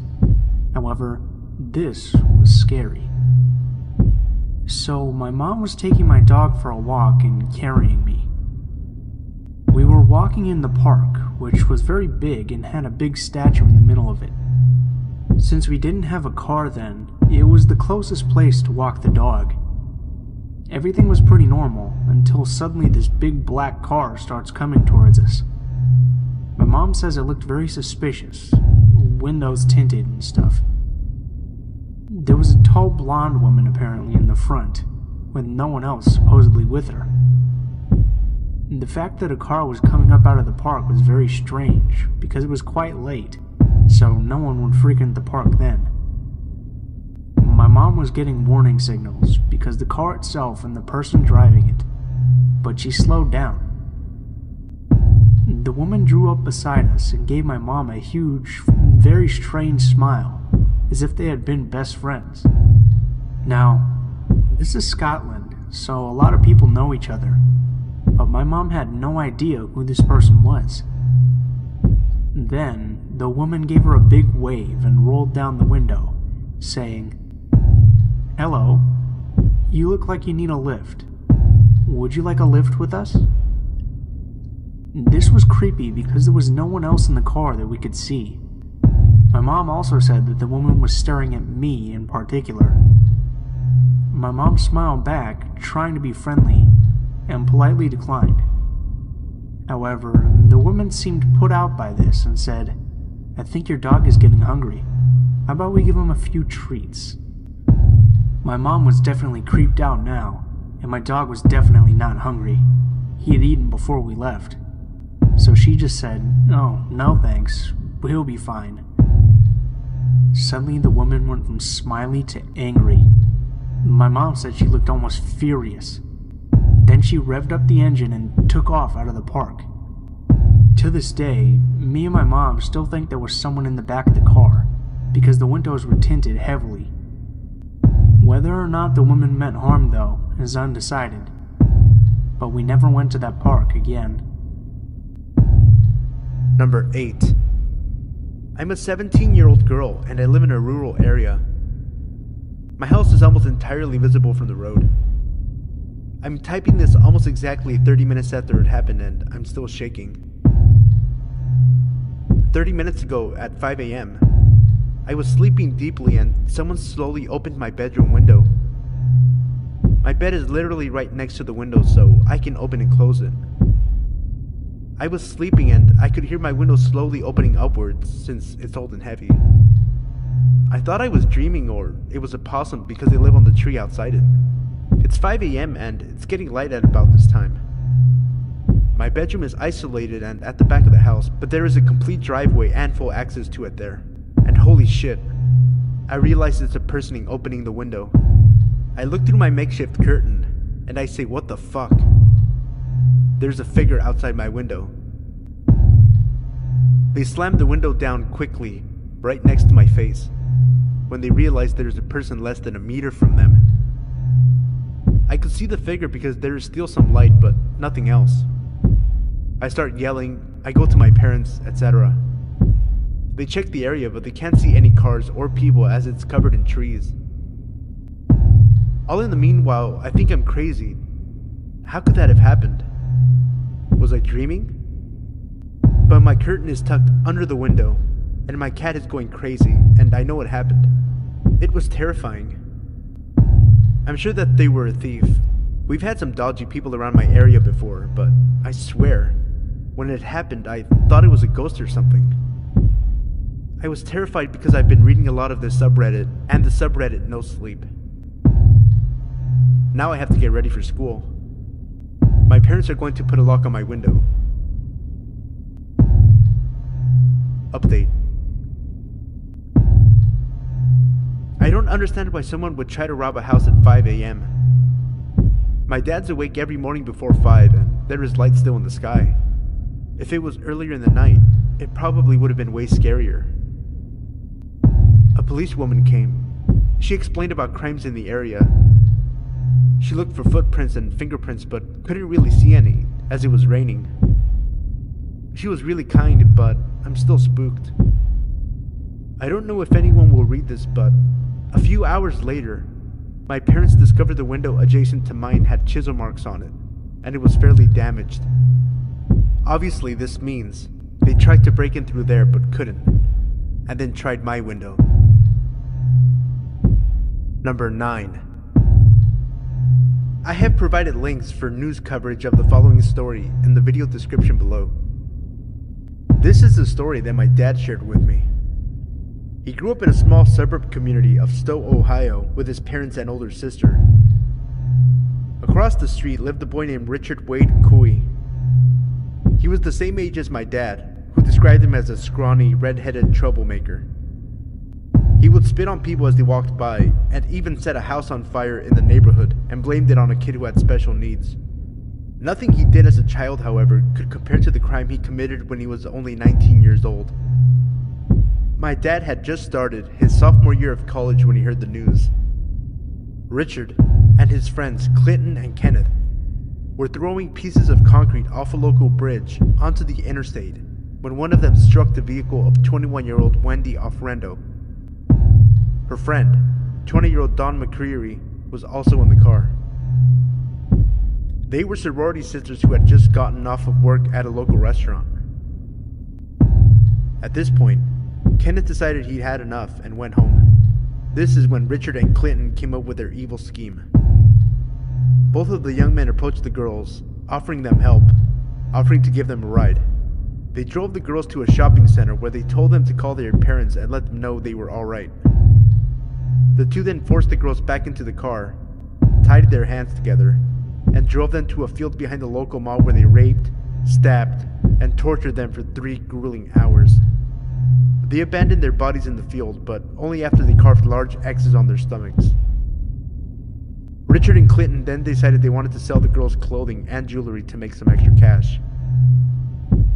When Richard couldn't find a buyer for the items, he burned them in his backyard, which woke my grandparents. My grandfather called the police to report what he thought was yet another neighborhood disturbance from Richard. The police gathered the items for evidence, and after finding Wendy's abandoned car, they arrested Richard and began the investigation. Clinton and Richard were both arrested and charged with the murders. They had found a bloody pocket knife used to stab Wendy in the neck in Clinton's pocket when he was arrested, and some of the burned items still had traces of the girl's blood. Since Clinton was only 17, he was spared the death sentence and currently is serving life in prison. Richard, however, was given the death penalty. On October 14th, 2003, at 10 a.m., Richard was executed by lethal injection. Wendy's family was present at the execution. Every time I visit my grandparents and look across the street at that house, I can't help but to get the chills. Richard, I'm glad we never met, and I'm certainly glad my dad was smart enough to not become your friend growing up. Number 10. It was March during spring break. I was 16 at the time, and me and about 20 people went out into the woods in Surrey County and got a cabin on this nice little retreat center.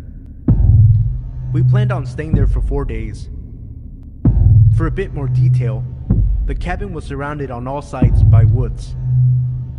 To the west of the cabin are some hunting trails and a creepy abandoned trailer next to a small clearing with a single pine tree in the center. To the east, there was a large field. At the far end of the field, there is a slope leading down to a beach. When going to the slope to the right, there is an area of higher elevation, and to the left was a valley that could be accessed from the beach. On the last night, a group of about 8 of us decided we'd go down to the beach and sit around and sing songs while playing guitars. It was about 11 p.m. Everything was going fine, and then 3 of the guys decided to head back to the cabin and get some food. They were only gone for 10 minutes before one of the guys got a call from his brother. His reaction to the call made it seem like something happened or someone was hurt. When he got off the phone, he said, "We have to leave right fucking now," in a very hushed and panicky voice. We all asked why, and he told us that while the others were walking back, they had found a rabbit at the top of the trail with his head cut clean off. Not ripped off like an animal doing it, but cut like someone took a knife to the rabbit. We automatically thought they had to be fucking with us.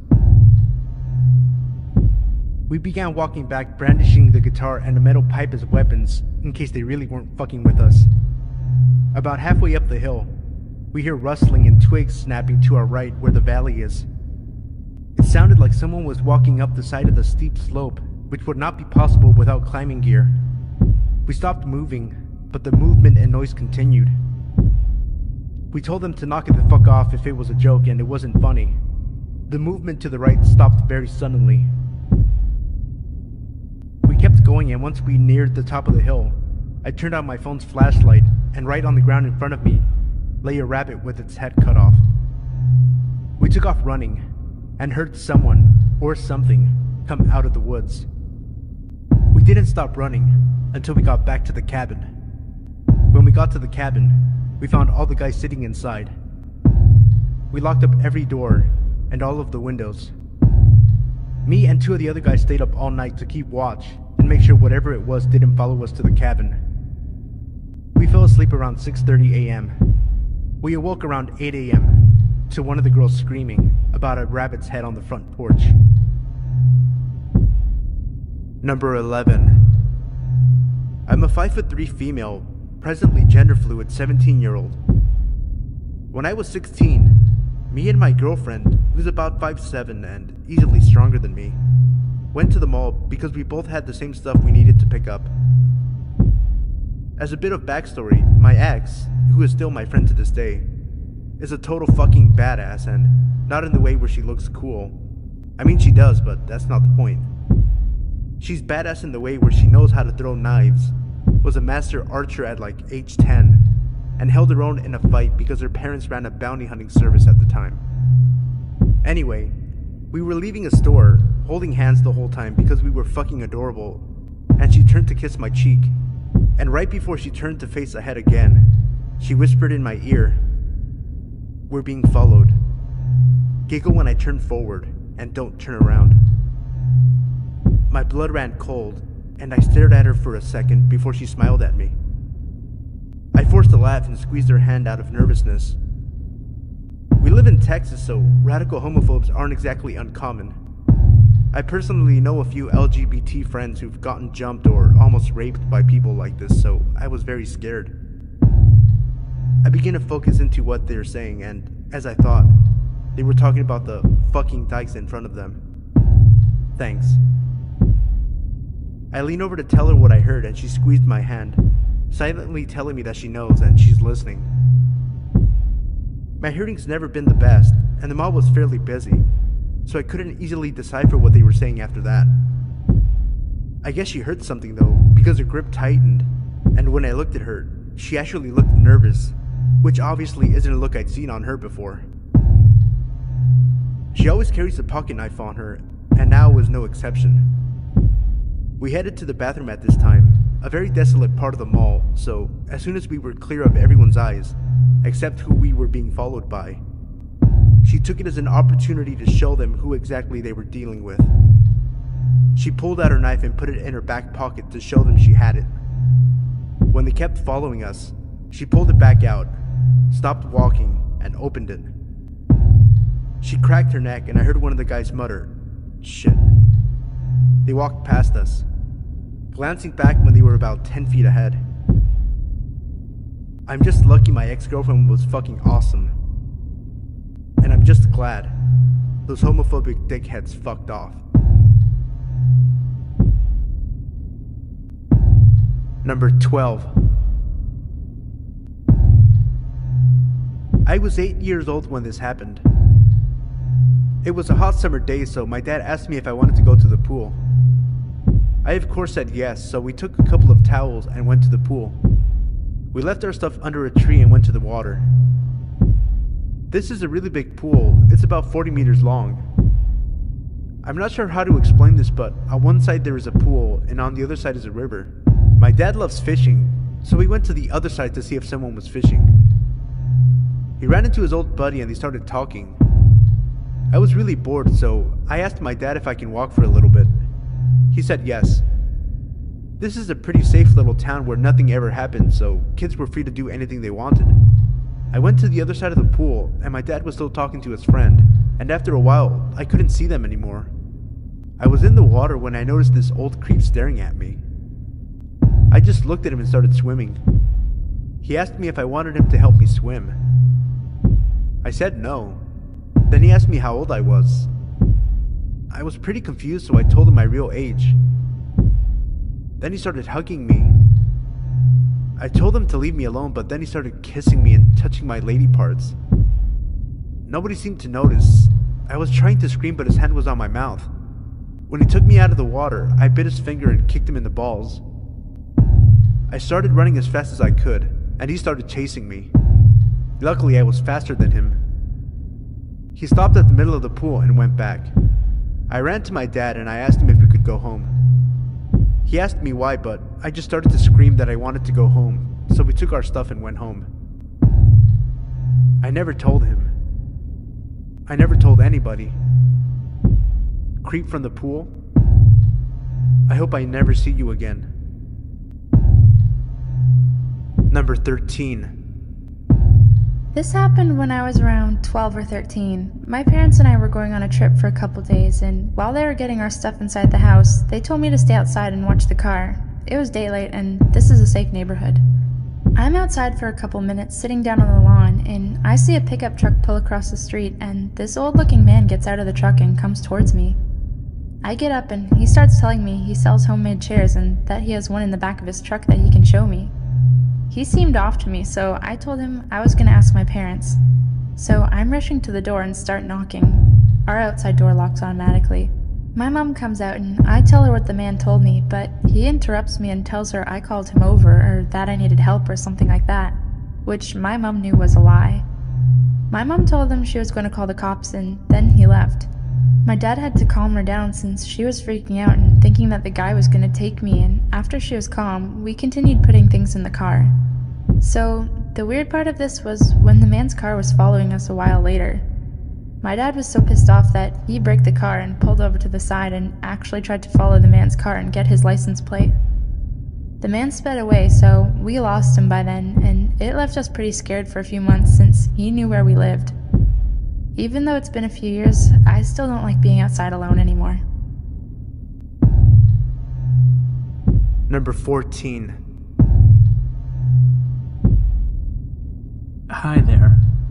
This is my first post, so I apologize if I make any mistakes. But after lurking for a while, I just had to share this story told to me by one of my coworkers. So one summer, a few years ago, he and her then boyfriend and now husband decided to go to Ontario to visit friends and family. While there, they made the decision to camp out over the weekend by one of the many lakes scattered throughout the province. One campground they had been directed to by friends was beautiful but absolutely packed with holiday goers, and if you're anything like them or myself, you find the more solitude provided by a campground, the better. So they chose instead to head down the road a little further, where they had seen signs for another campground. The new site was breathtaking, she said. Absolutely stunning, with huge maple trees and a sandy beach, with the waves gently lapping against the shore. However, it was dead empty. Not a single camper or tent in the entire place. But they just couldn't understand why people were choosing to shove themselves into a packed campground while another perfectly acceptable location was just a few kilometers down the road. They didn't think much more of it after that and simply paid for the night and set up a tent while going about their evening business, hanging out around the fire and taking in the lovely surroundings. She told me they went to bed roughly around 11:30 p.m., just after it got dark. My coworker woke in the middle of the night to a strange feeling. She knew something was wrong, but couldn't put her finger on it immediately in her sleepy haze. She lay there in the pitch black for a while, and rather than drifting back to sleep, her feeling of unease grew as she pulled further awake. Suddenly, she realized what was wrong. There was breathing. Extra breathing. Not that of herself or her boyfriend, but the sound of someone else just beyond the walls of their tent. She lay quietly for a second, making sure what she heard wasn't only her imagination. Fear gripping her heart and taking her breath from her lungs. Slowly and quietly, she shook her boyfriend awake, urging him to be silent. He gripped her hand as he too heard the sound of another person outside the tent. Neither of them had any idea what to do.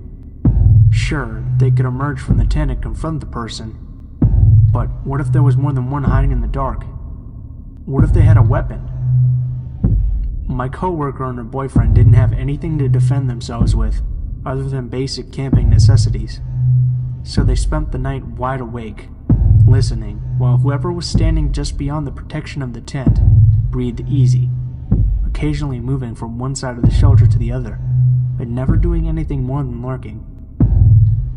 The next morning, as the sun came up, they heard footsteps of someone slowly walking away from the tent. They immediately packed all of their belongings and left the site, now having a very good idea of why such a lovely campsite had been so incredibly empty. On their way out, they informed the owner of the campground of their nighttime visitor. It was was an elderly couple who claimed to have no idea who it could have been, or why someone would spend the entire night watching their tent. Regardless, they left quickly and never went back.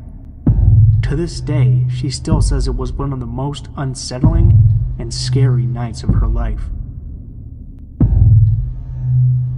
Number 15. My husband works nights sometimes.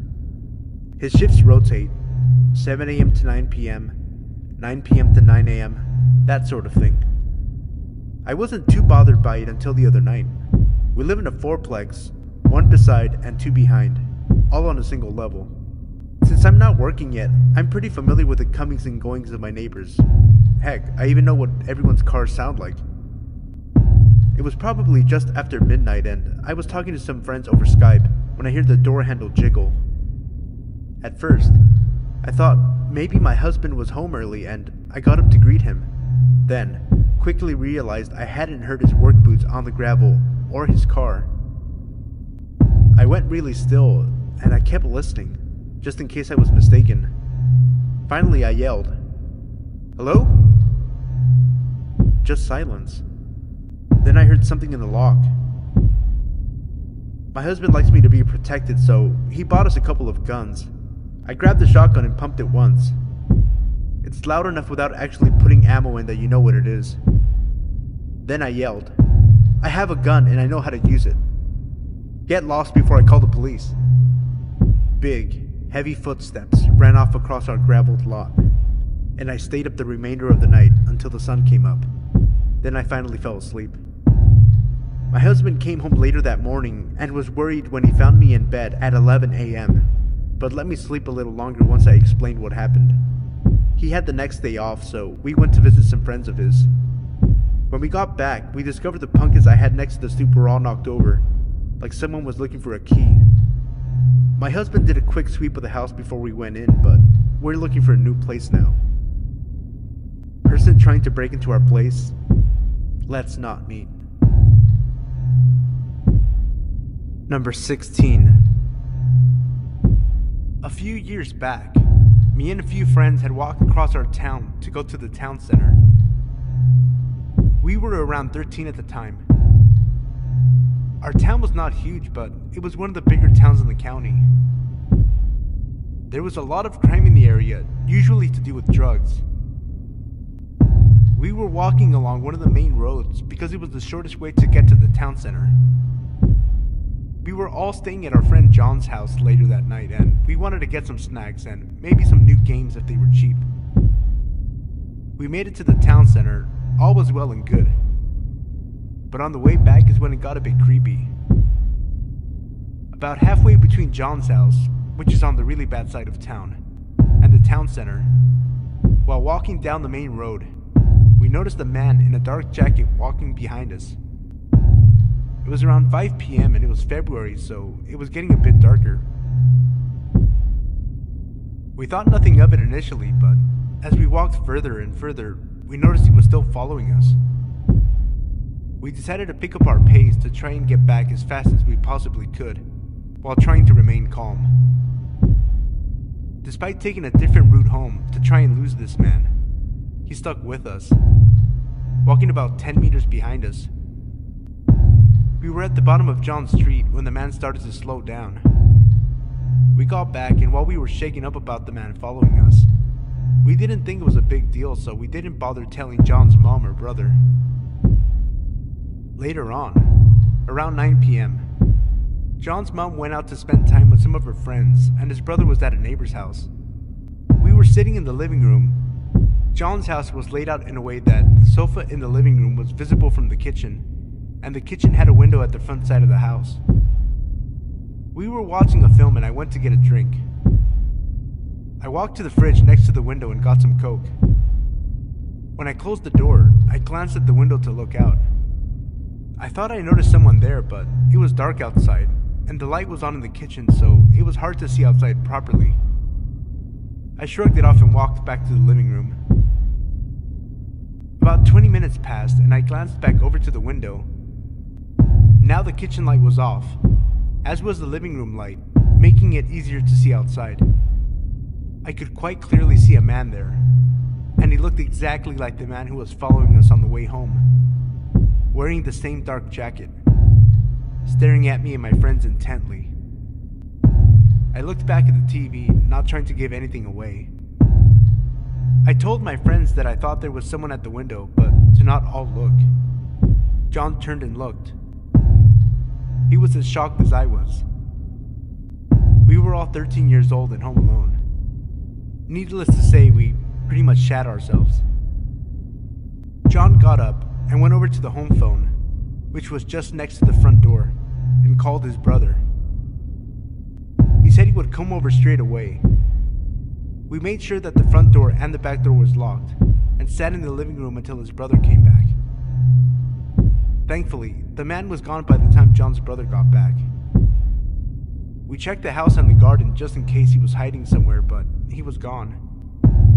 We all thought this would be the end, and that we wouldn't see the man again, but a few weeks later, me and my friends were walking to a sports event, taking the same route we had taken previously, and we saw the man again.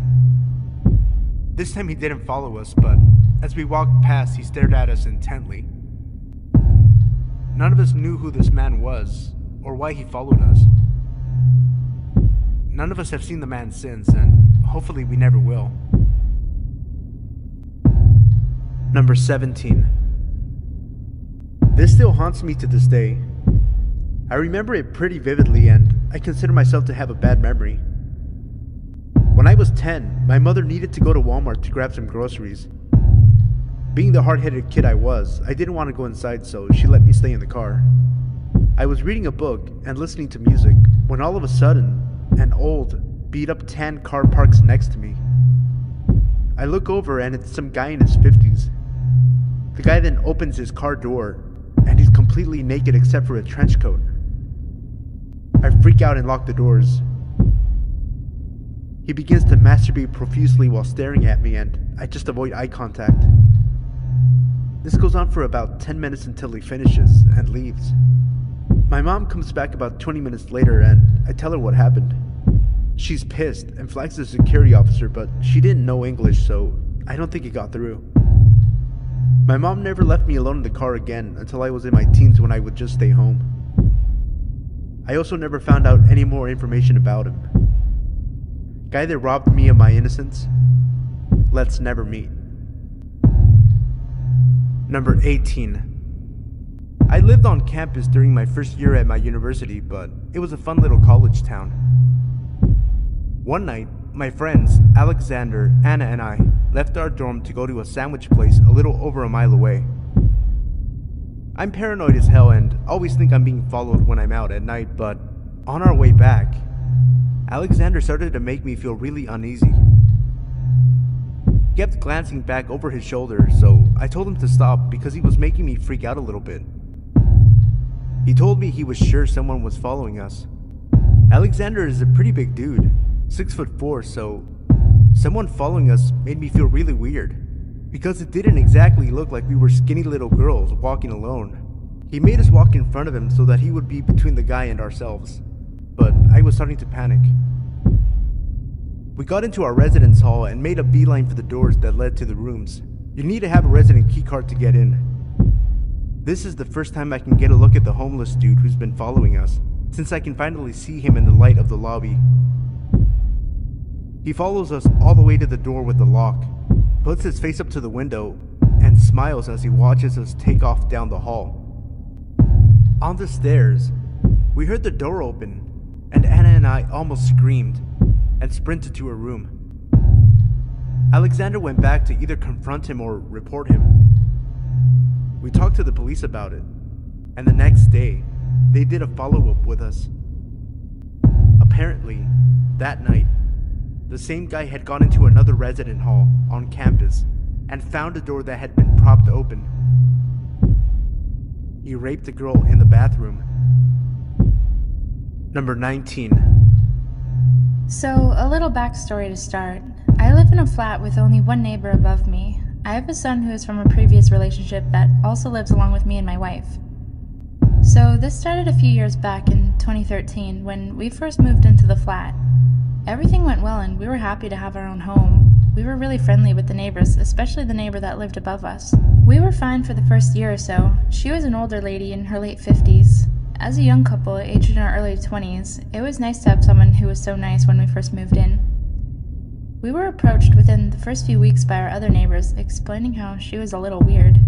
Stories including vandalizing the previous tenant's car and throwing paint on the door. These even went as far as giving full bottles of vodka to an alcoholic that lived on our street because whenever he drank he got violent. This creeped us out a little, but she seemed so opposite of what we heard of her. We'd been alright with each other for months. That's when things took a turn. We got a knock on the door from the police stating that we had been abusing my son. I was shocked. He was around 2 at this age and was happy as can be. I remember letting the police officer in, and he came in, saw my son playing with his blocks in the living room. Then the police officer rolled his eyes, apologized to me, and left. We spoke to the neighbor upstairs about it, and she seemed to suggest it was another neighbor as she overheard them speaking about it.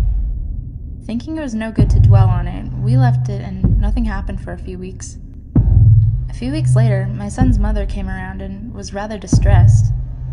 She showed me some messages she got on Facebook from someone called John Smith.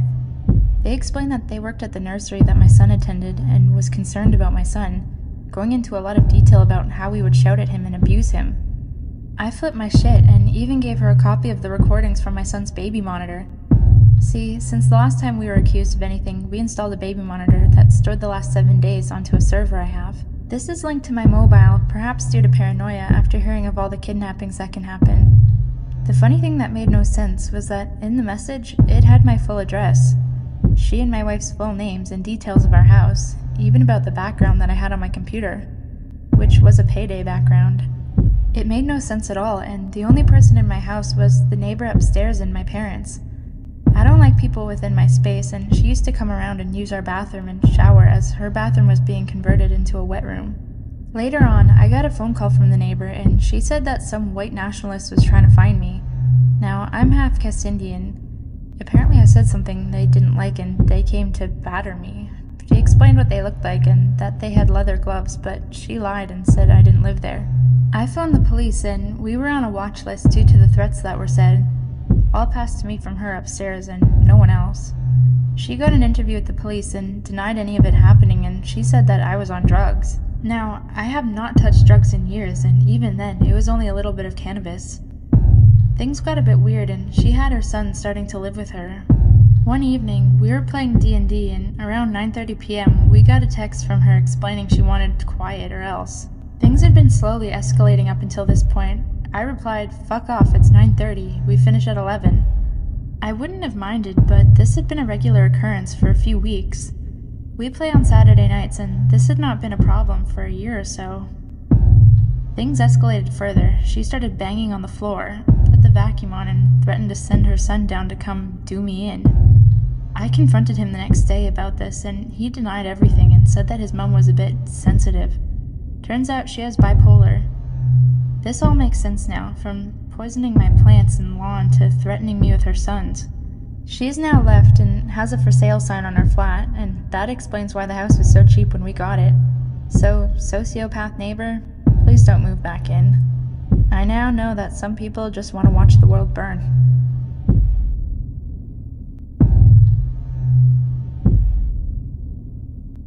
Number 20. This happened last year on Halloween. A lot of creepy stuff happens on Halloween, and this is no exception.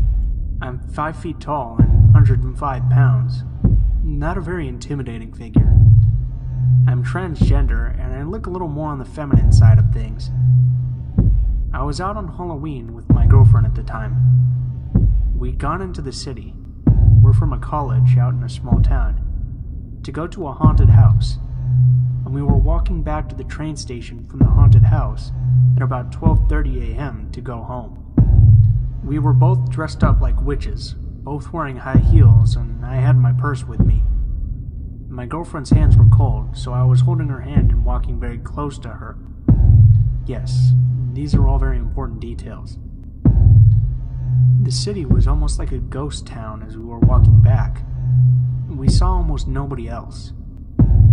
We were walking along a main road, just going under an overpass, when a car full of 20-somethings drove by us, going the opposite way, and a guy hung out the window and shouted, "Ugliest lesbian couple ever!" Of course, both of us were offended, but we just kept walking, and the car drove up off the street. We were about 2, maybe 3 blocks from the train station, and this train station is in the heart of the city, with a lot of elevated highways and railways and overpasses surrounding it, so it tends to be very shadowed, especially at night. We heard the sound of a car engine off to our right, across the street, and at this point, my girlfriend whispered to me, "It's the same car."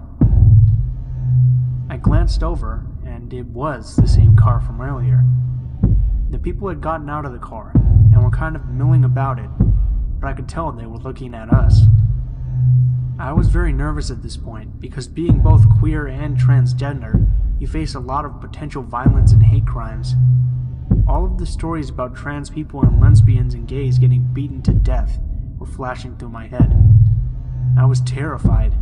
About a year ago, my dad had told me I had to carry something for self-defense, but instead of mace or something, he gave me a flashlight. It's about 8 inches and very sturdy, made of steel and incredibly bright. This thing would temporarily blind you for a good minute, and it has a raised, beveled edge that would likely hurt like a bitch if you were hit with it. I reached into my purse and pulled out the flashlight, gripping it tight in my free hand. There was the sound of breaking glass behind us, and both of us looked over our shoulders to see the group of people crossing the street towards us. There was broken glass in the street, and from what I could make out in the streetlights, one of the people was holding a broken beer bottle. I said to my girlfriend, "We need to get out of here now." We ran the remaining 2 blocks to the train station, but not very quickly because we were in high heels. And the entire time, we could hear the group running after us. Heavy steps, shouting slurs, maybe 50 feet behind us the whole way. When we got to the train station, we immediately bolted for the brightest area with the most people around, and looked around for the group, but they didn't come to the station. It hit me really hard right then, how close we'd come to being statistics.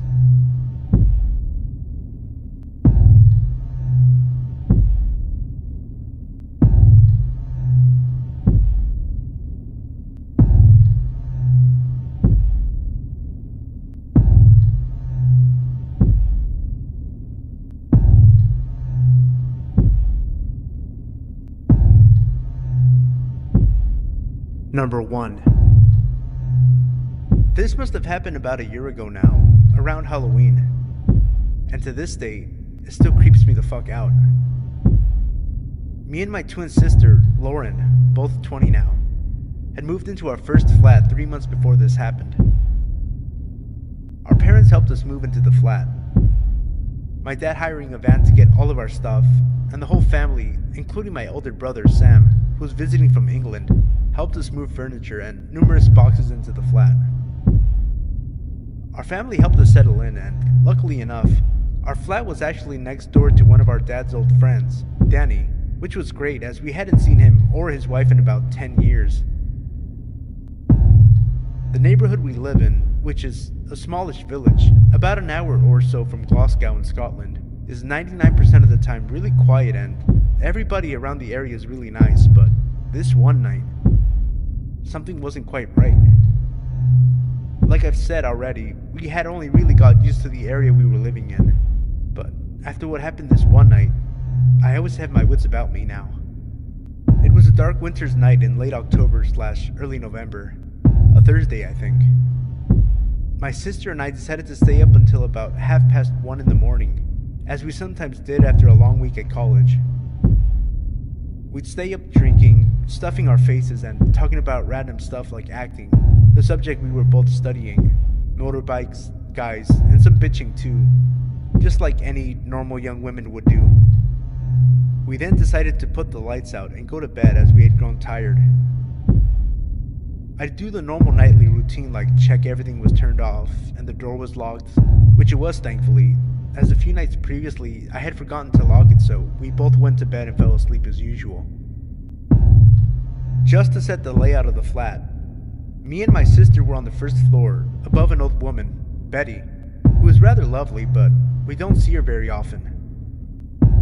Our bedroom is right next to the porch and the front door, and our bedroom window looks out onto the street. It was about 4 a.m. when we awoke to a loud knocking at our door. I was expecting a parcel the next day, so initially thought it would be the postman. But that's when I checked the time on my phone, which I usually leave on in case of emergencies, and it was 4:30 in the morning. Still being tired and disoriented, I realized that it was far too dark to be about 10 a.m. when the postman usually came, even though the mornings were much darker now during the winter months. The banging on the door lasted about what felt like 20 minutes, but was probably less. Me and my sister were too scared to move from our beds, only whispering quietly to each other to just ignore the banging on the door. Neither of us were very comfortable about answering the door to a stranger knocking at an ungodly hour. I don't usually answer the door to strangers, or even answer mobile numbers I don't recognize. The banging stopped suddenly, and I heard heavy footsteps descend down the stairs next to the wall near my head. Everything fell silent for a few minutes. I tried to settle back down, but my adrenaline was going crazy. I could feel my legs shaking. I was so nervy about whoever it was outside. There was no way I was getting back to sleep. Then I saw the flashing of a torch through our bedroom window. It flashed at least 3 times, but maybe more. Then it stopped. I then heard what sounded like the man talking on the phone to someone, or having a conversation with someone outside, sounding a bit agitated and angry. I didn't look outside of our bedroom window in case the man saw me, but a few minutes later, I heard the rumbling of a car engine below me. I then assumed that he came in his car. His voice became increasingly explosive as I became more and more scared. It got to the point where I was about to phone the police, but then I heard the man opening his car door and leaving swiftly along the street. I don't know who the man was or what he wanted, but I didn't sleep at all that night. And for the next few days after that, every single noise would give me a fright. I was scared that whoever it was going to come back. In the end, I thought that it was someone with the wrong address, or maybe just a drunk guy, but about a week later, we got a knock at about 6:30 in the evening, which was unusual for such a quiet area, and neither me or my sister were expecting any mail packages or shopping to be delivered, so I decided to open the door to whoever had knocked. Initially, I thought it was our neighbor, as he had been round once before to see how we were settling in, but not this time. It was a woman who was dressed in a suit and looked very professional, her hair up in a tight bun and holding a clipboard. I was a bit anxious and wondered who the hell she was. I looked down at her name badge, but I can't remember her name now. Let's call her Molly.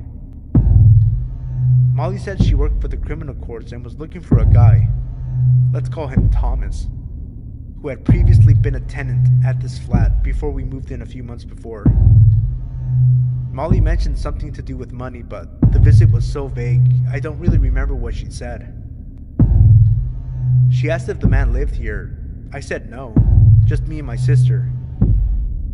She asked when we moved in and what letting agency we were with, but I think it was just to confirm that we did live there. She seemed nice enough, got what she wanted, and left, so I'm guessing money is the reason why the creepy guy turned up a few nights previously, banging loudly on our door. I'm so glad I didn't answer the door that night, and that I made sure it was locked. Fuck knows what would have happened if he thought that we were the man he and the courts were looking for. I am happy to say, since then, we have had no further disturbances at our flat, but it still gives me the chills just thinking about it. I just hope this creep never comes back. Number 2. So this just happened to me today, and I'm still traumatized over it.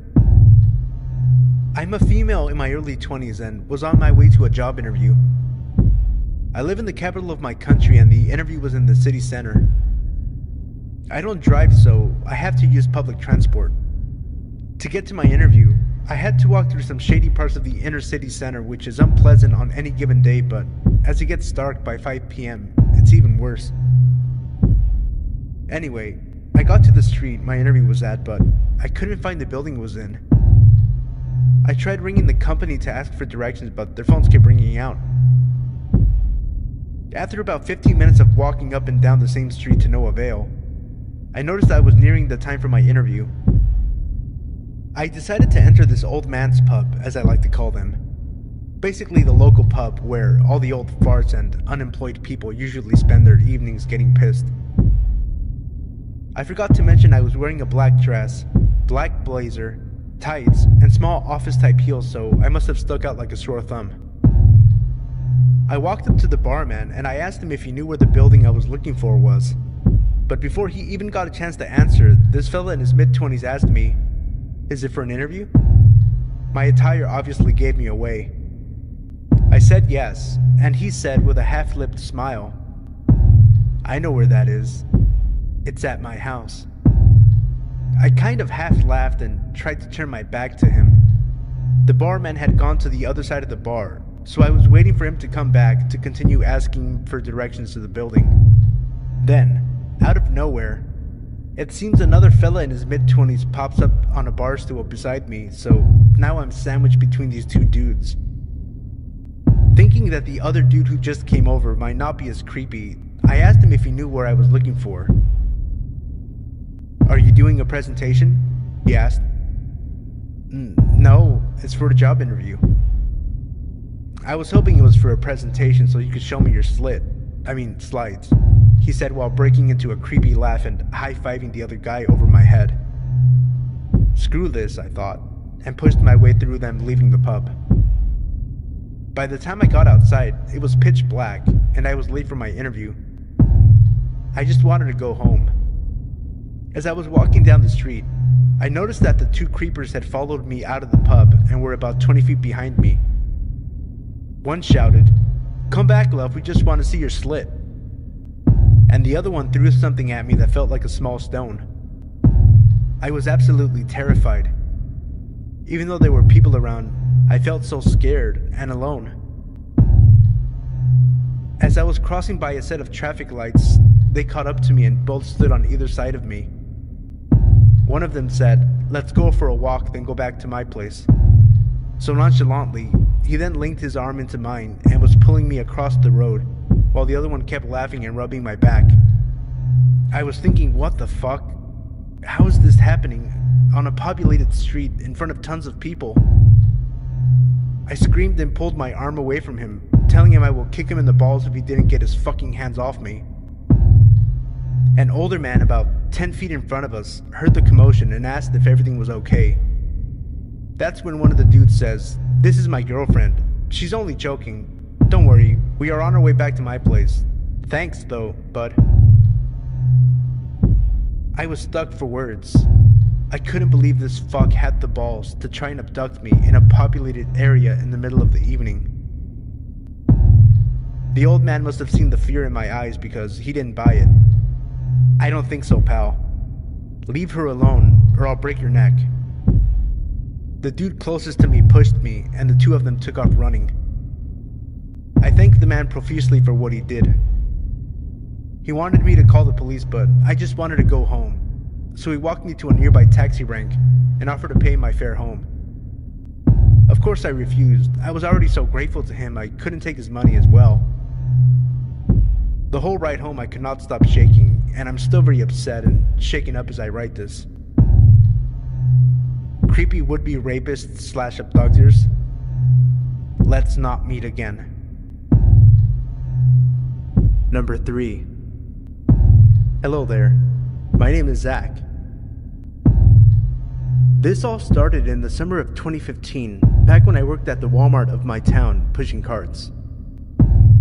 I'm not sure the exact date it all started, although I do recall it was around the 4th of July. It all started with a simple call over my radio with a request to help someone load their items into their car. Glad to get out of the hot summer heat, if only for a few moments. I responded quickly, saying I'd be right over it, and hurried in. I walked over to the register where the customer had requested assistance. The customer was a heavy-set, middle-aged man who had purchased a 52-inch flat screen. I greeted the man with a warm hello and a smile, which he returned.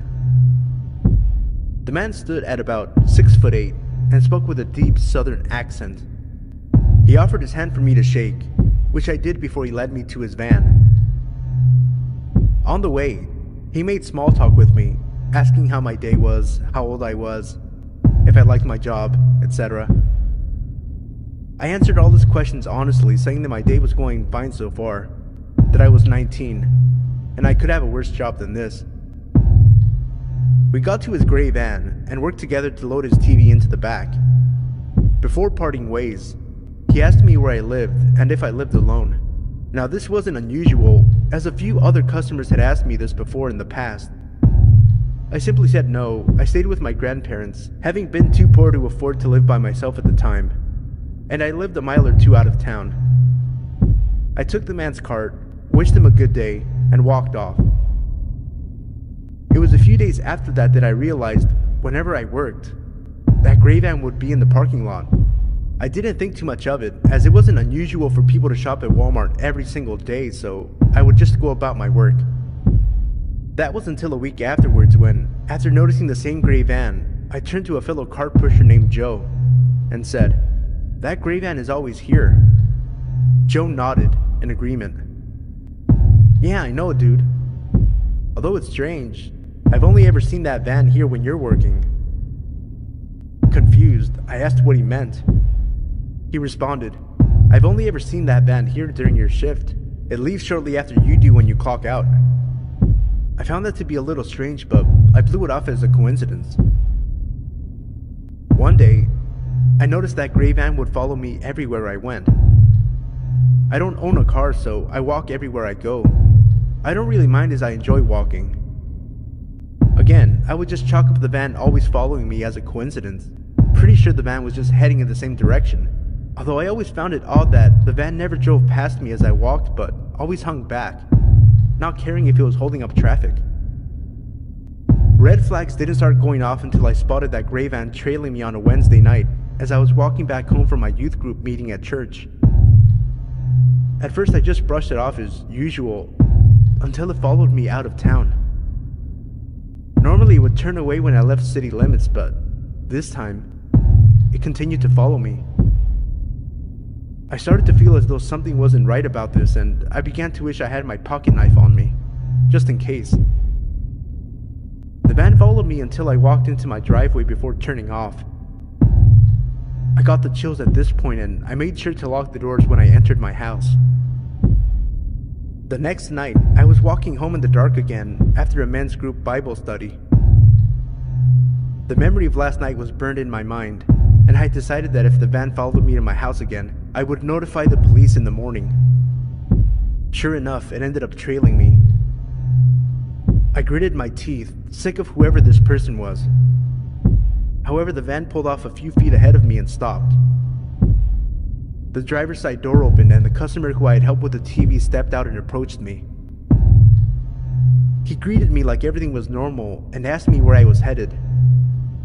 I told him I was headed home, making a mental note to tell the police about this guy first thing in the morning. The man continued to act friendly and offered me a ride home, stating it was too dark for me to walk home, and that weirdos might try something. I declined, saying I didn't live that far away, but he kept insisting it was too dangerous and that I should ride with him. The more I said no, the more he kept pushing for me to get in his van. It was at this point I decided I was done and started to walk past this guy when he put his hand on my arm and started pulling me to his van, stating that he was giving me a ride, whether I liked it or not. Being a 19-year-old young man, I had always thought I would be able to easily handle a situation like this should it happen. However, panic had taken over my body, and my mind raced for a way to get away from this guy. pretty sure wherever this guy wanted to take me, it sure wasn't my house. Now, I don't know if it was a miracle or just plain luck, but at that moment a police car drove by and pulled into the nearby gas station to fill up. The man let go of my arm, wished me a good night, got into his van, and sped off. I decided to talk with the cop while he was getting gas, telling him about the past events. The cop ended up driving me home, telling me if I saw the guy again to immediately call the police. It's been months now and I haven't seen that guy again. I eventually quit my job and moved to another state starting college. Sometimes I wonder what would have happened to me if that cop hadn't drove by that night. Whoever you are, owner of that gray van, let's not meet again.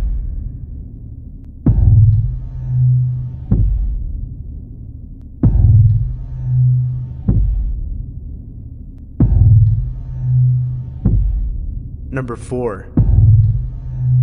This story still creeps me out, but I'm happy to share it with you. I like to go for walks in the dark. I'm not sure if this is strange or if everyone does it, but it just makes everything really creepy. I live in a well-civilized area with a lot of friends who live extremely close to me. Around 2 kilometers from my house is a heavily wooded area. I like to follow a 4-wheel drive track when I go for my walks. It was around 9:30 p.m. on a Friday night, and I was going for a walk down the 4-wheel drive track when I heard a very light scream in the distance. I assumed it was just some kids playing, so I kept walking, until I heard it again. At this point, I knew someone was in trouble. I ran for my life hoping that I could help this person. I ran for about 100 meters when I came to the end of the track and looked around.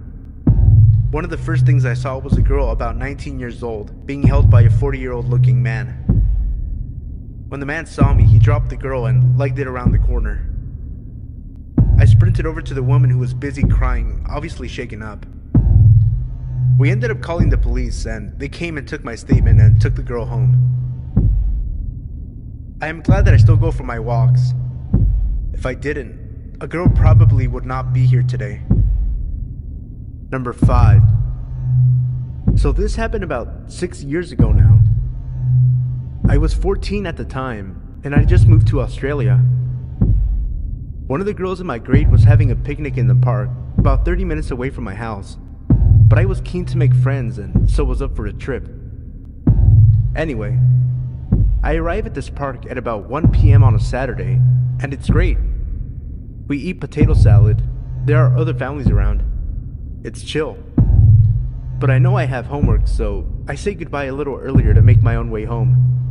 I was at an age that meant I was exercising my independence, so I enjoyed public transport and such. As I'm walking through a suburban area, 2 things occur to me. The first is that it's really quiet for a midday on a weekend. The second, I've been followed since I left the park. I turn around, feeling a little startled, but it's just some guy on his bike.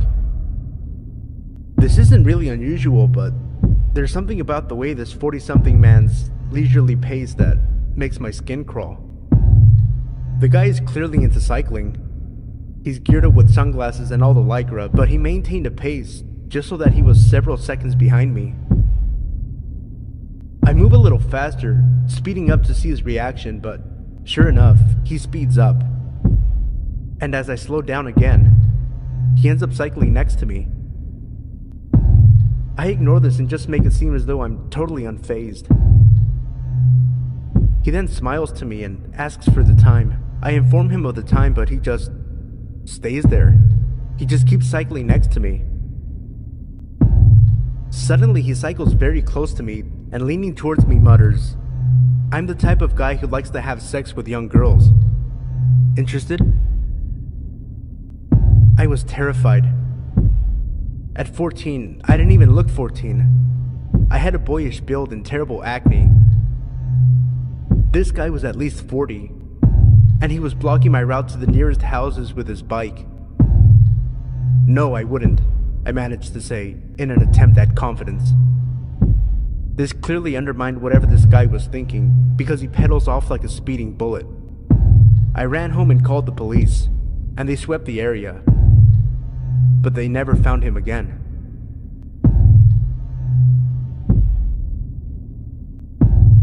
Number 6.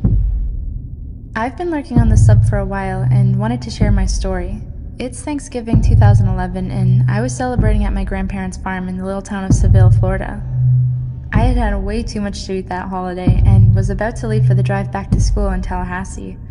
I stopped at one little gas station in town to fill up before getting on the highway. I had just finished filling up when a lady walked up to me. She was really ratty looking with crazy blonde dyed hair, but this was the backwoods of Florida, so no judgment. They were really kind people who looked like that in those parts. She started talking to me about how her car had run out of gas. She pointed over to an old junker parked over in the convenience store and asked if I could possibly give her some cash to get home. I usually don't say yes to things like that, but it was Thanksgiving weekend, so I was feeling extra generous. I told her that I'd be happy to fill up her car a little to get her home. That's when it started getting weird. She kept insisting I give her cash and that her car was so empty she couldn't drive to the pump. I don't know why I didn't leave right then and there, but again, I was in a really good mood. I told her if she had a gas can, I would put some in, but didn't feel comfortable giving her cash. She kept objecting, but eventually went over and pulled a gas can from her car. I started filling it up. She put her hand on me and said, "Do you have a girlfriend?" I told her no politely. She said she wanted to pay me back somehow for the gas and asked if I wanted to come to her place.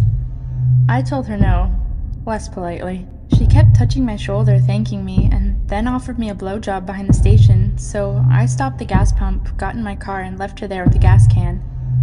I called my mom a little later and told her about the creepy, sleazy encounter. She paused and asked me if this lady had ratty blonde hair and looked like she was on drugs. I confirmed that, yes, that was what she looked like, and how could she know that? This lady was apparently all over the news. She was a prostitute in town and had been at a party earlier. An exchange had gone south and her baby had been kidnapped by a client of hers and left under a bush in town. She hadn't even bothered to call the police about the missing child until later. They were both arrested and charged.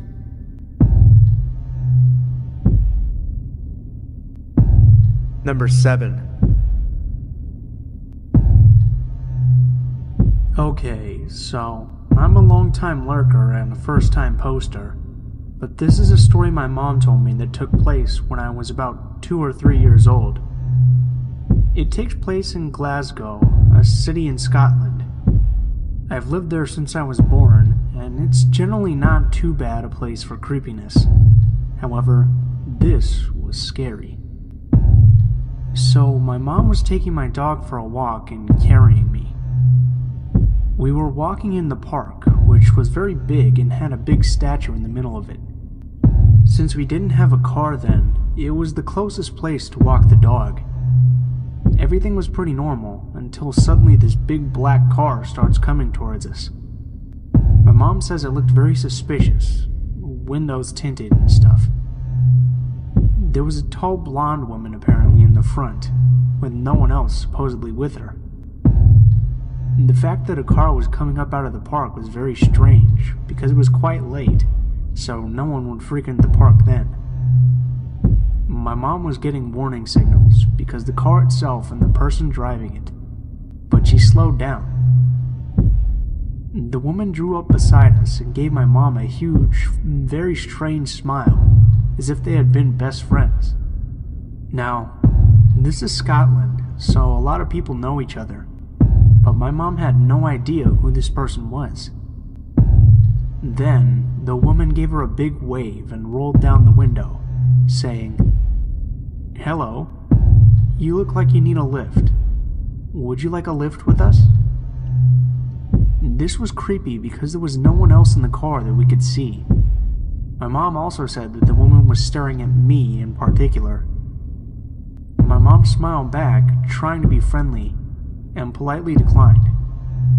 However, the woman seemed put out by this and said, "I think your dog is getting hungry. How about we give him a few treats?" My mom was definitely creeped out now, and my dog was definitely not hungry. He had eaten before we left. so she just said, "Oh, no thanks, we'll be fine." Suddenly the woman went from smiley to angry. My mom said she looked almost furious. Then she revved up the engine and took off out of the park. To this day, me and my mom still think there was someone in the back of the car, because the windows were tinted heavily. Whether or not the woman meant harm, though, is undecided. But we never went to that park again. Number 8. I'm a 17-year-old girl and I live in a rural area. My house is almost entirely visible from the road. I'm typing this almost exactly 30 minutes after it happened and I'm still shaking. 30 minutes ago at 5 a.m., I was sleeping deeply and someone slowly opened my bedroom window. My bed is literally right next to the window, so I can open and close it. I was sleeping and I could hear my window slowly opening upwards since it's old and heavy.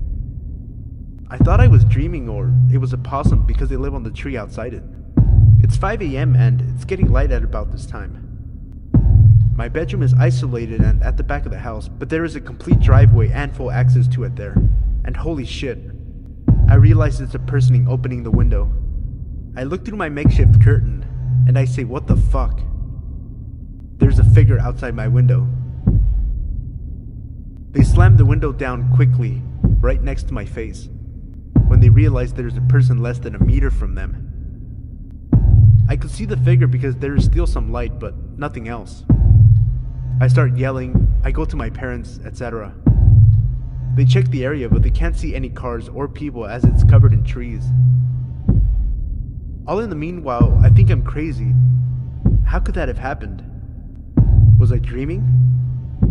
But my curtain is tucked under the window, and my cat is going crazy, and I know what happened. It was terrifying. I'm sure that they were a thief. We've had some dodgy people around my area before, but I swear, when it happened, I thought it was a ghost or something. I was terrified because I've been reading a lot of this subreddit, and the subreddit No Sleep. Now I have to get ready for school. My parents are going to put a lock on my window. Update. I don't understand why someone would try to rob a house at 5 a.m. My dad's awake every morning before 5 and there is light still in the sky. If it was earlier in the night, it probably would have been way scarier. A policewoman came. She explained about crimes in the area. She looked for footprints and fingerprints but couldn't really see any as it was raining. She was really kind, but I'm still spooked. I don't know if anyone will read this, but a few hours later, my parents discovered the window adjacent to mine had chisel marks on it, and it was fairly damaged. Obviously, this means they tried to break in through there but couldn't, and then tried my window. Number 9. I have provided links for news coverage of the following story in the video description below. This is the story that my dad shared with me. He grew up in a small suburb community of Stowe, Ohio with his parents and older sister. Across the street lived a boy named Richard Wade Cooey. He was the same age as my dad, who described him as a scrawny, red-headed troublemaker.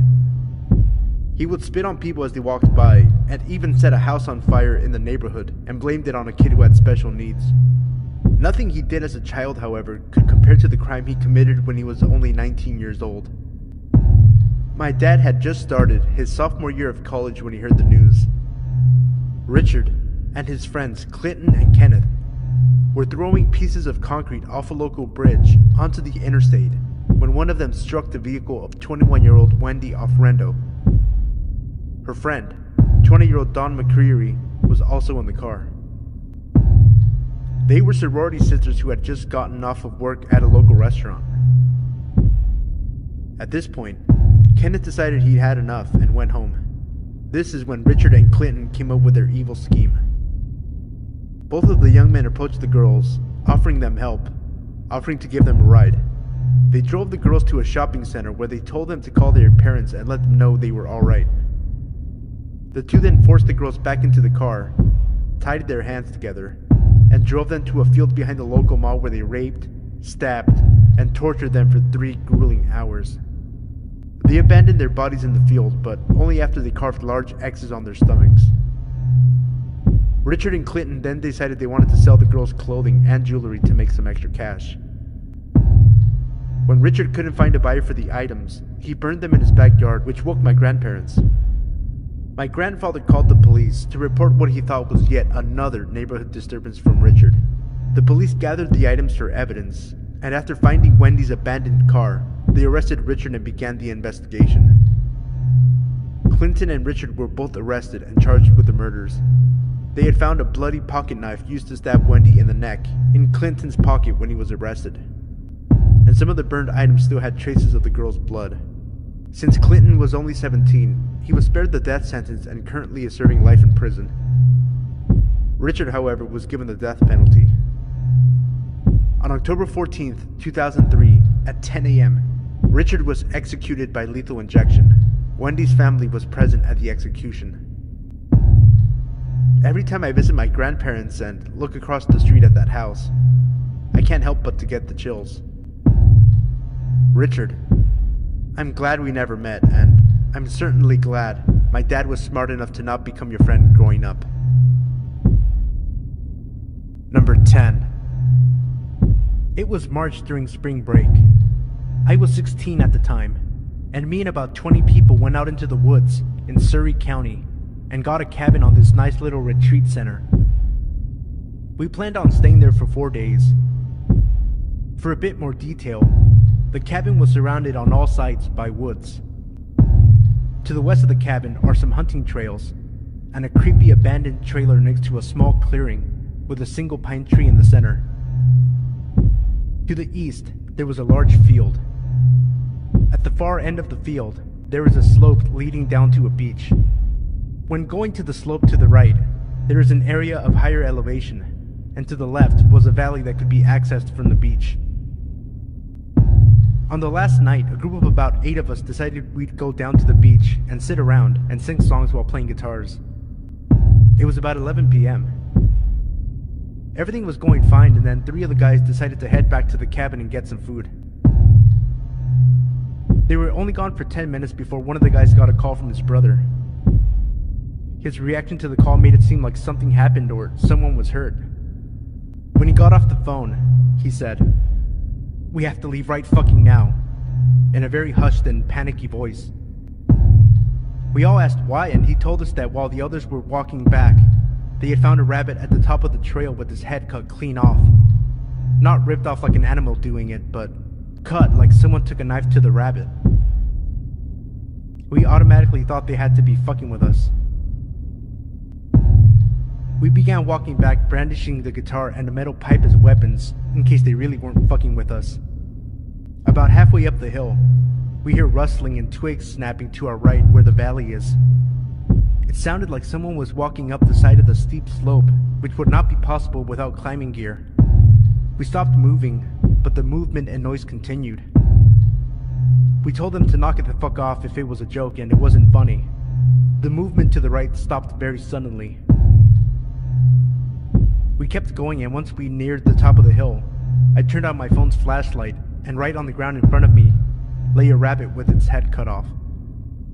We took off running, and heard someone, or something, come out of the woods. We didn't stop running until we got back to the cabin. When we got to the cabin, we found all the guys sitting inside.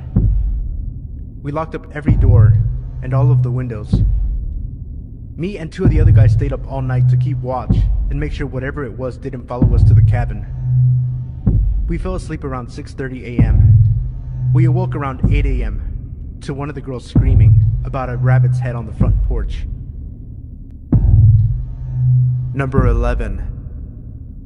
I'm a 5'3" female, presently gender fluid 17-year-old. When I was 16, me and my girlfriend, who's about 5'7" and easily stronger than me, went to the mall because we both had the same stuff we needed to pick up. As a bit of backstory, my ex, who is still my friend to this day, is a total fucking badass, and not in the way where she looks cool. I mean, she does, but that's not the point.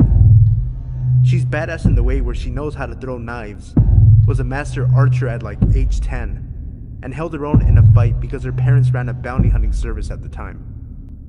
Anyway, we were leaving a store, holding hands the whole time because we were fucking adorable, and she turned to kiss my cheek. And right before she turned to face ahead again, she whispered in my ear, "We're being followed." Giggle when I turn forward and don't turn around. My blood ran cold, and I stared at her for a second before she smiled at me. I forced a laugh and squeezed her hand out of nervousness. We live in Texas, so radical homophobes aren't exactly uncommon. I personally know a few LGBT friends who've gotten jumped or almost raped by people like this, so I was very scared. I began to focus into what they were saying, and as I thought, they were talking about the fucking dykes in front of them. Thanks. I leaned over to tell her what I heard, and she squeezed my hand, silently telling me that she knows and she's listening. My hearing's never been the best, and the mall was fairly busy, so I couldn't easily decipher what they were saying after that. I guess she heard something though, because her grip tightened, and when I looked at her, she actually looked nervous, which obviously isn't a look I'd seen on her before. She always carries a pocket knife on her, and now was no exception. We headed to the bathroom at this time, a very desolate part of the mall, so as soon as we were clear of everyone's eyes, except who we were being followed by, she took it as an opportunity to show them who exactly they were dealing with. She pulled out her knife and put it in her back pocket to show them she had it. When they kept following us, she pulled it back out, stopped walking, and opened it. She cracked her neck, and I heard one of the guys mutter, "Shit."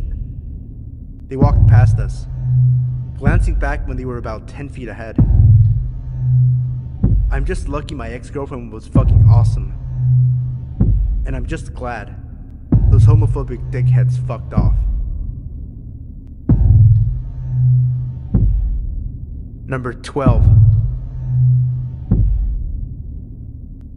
I was 8 years old when this happened.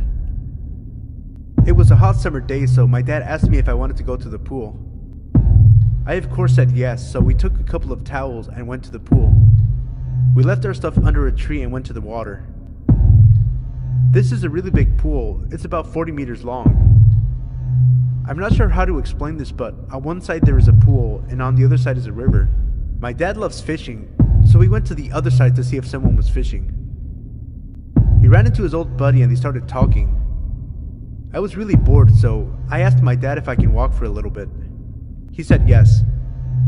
This is a pretty safe little town where nothing ever happened, so kids were free to do anything they wanted. I went to the other side of the pool, and my dad was still talking to his friend, and after a while, I couldn't see them anymore. I was in the water when I noticed this old creep staring at me. I just looked at him and started swimming. He asked me if I wanted him to help me swim. I said no. Then he asked me how old I was. I was pretty confused, so I told him my real age. Then he started hugging me. I told him to leave me alone, but then he started kissing me and touching my lady parts. Nobody seemed to notice. I was trying to scream, but his hand was on my mouth. When he took me out of the water, I bit his finger and kicked him in the balls. I started running as fast as I could, and he started chasing me. Luckily, I was faster than him. He stopped at the middle of the pool and went back. I ran to my dad and I asked him if we could go home.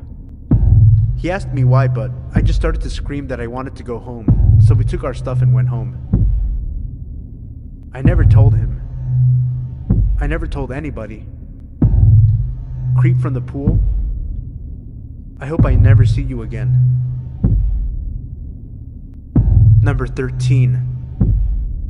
This happened when I was around 12 or 13. My parents and I were going on a trip for a couple days, and while they were getting our stuff inside the house, they told me to stay outside and watch the car. It was daylight, and this is a safe neighborhood. I'm outside for a couple minutes, sitting down on the lawn, and I see a pickup truck pull across the street, and this old-looking man gets out of the truck and comes towards me. I get up, and he starts telling me he sells homemade chairs and that he has one in the back of his truck that he can show me. He seemed off to me, so I told him I was gonna ask my parents. So I'm rushing to the door and start knocking. Our outside door locks automatically.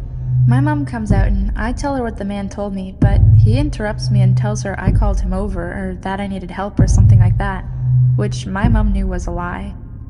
My mom told him she was going to call the cops and then he left. My dad had to calm her down since she was freaking out and thinking that the guy was going to take me, and after she was calm, we continued putting things in the car. So, the weird part of this was when the man's car was following us a while later. My dad was so pissed off that he braked the car and pulled over to the side and actually tried to follow the man's car and get his license plate.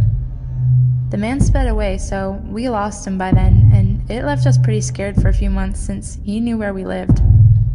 Even though it's been a few years, I still don't like being outside alone anymore. Number 14. Hi there. This is my first post, so I apologize if I make any mistakes.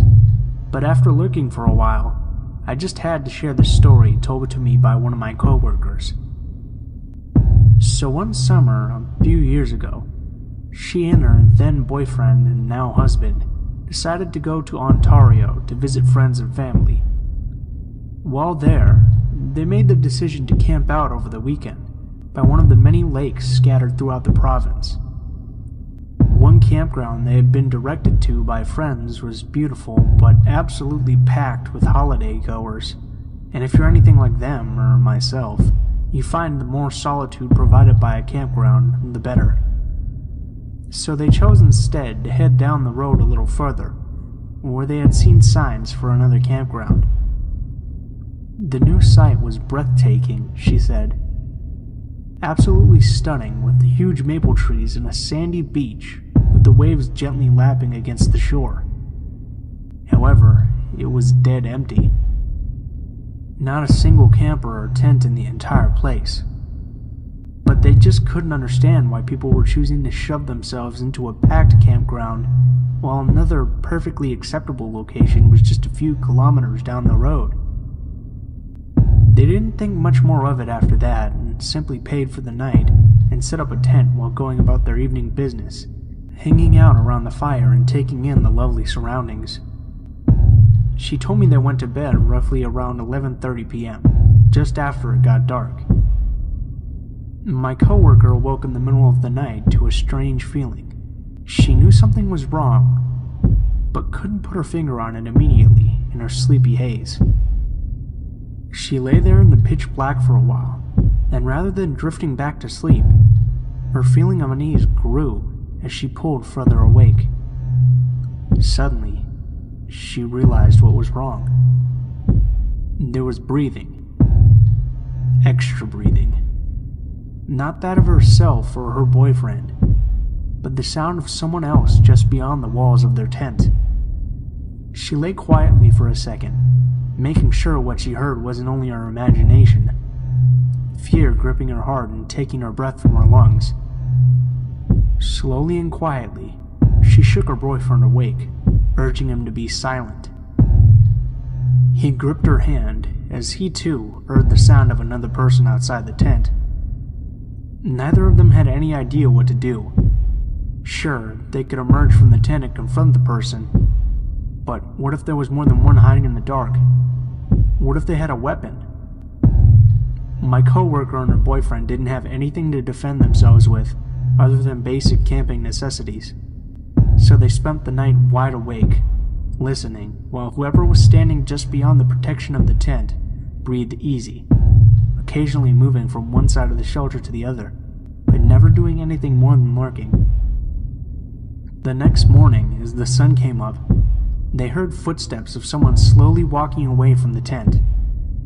They immediately packed all of their belongings and left the site, now having a very good idea of why such a lovely campsite had been so incredibly empty.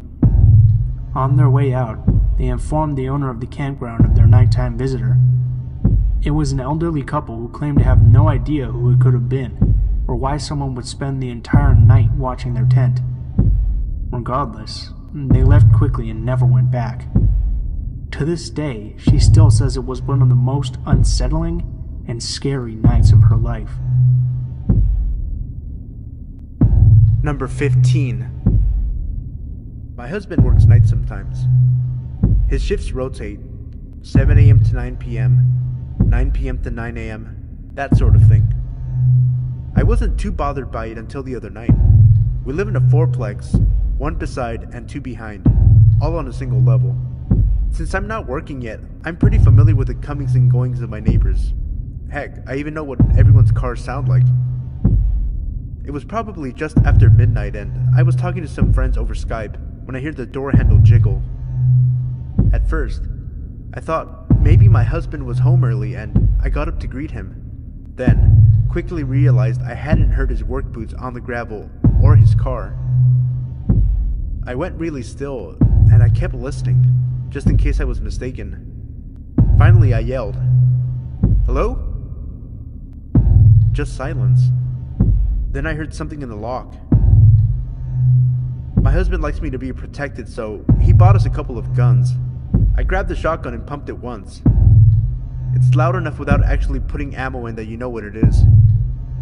Then I yelled, "I have a gun and I know how to use it. Get lost before I call the police."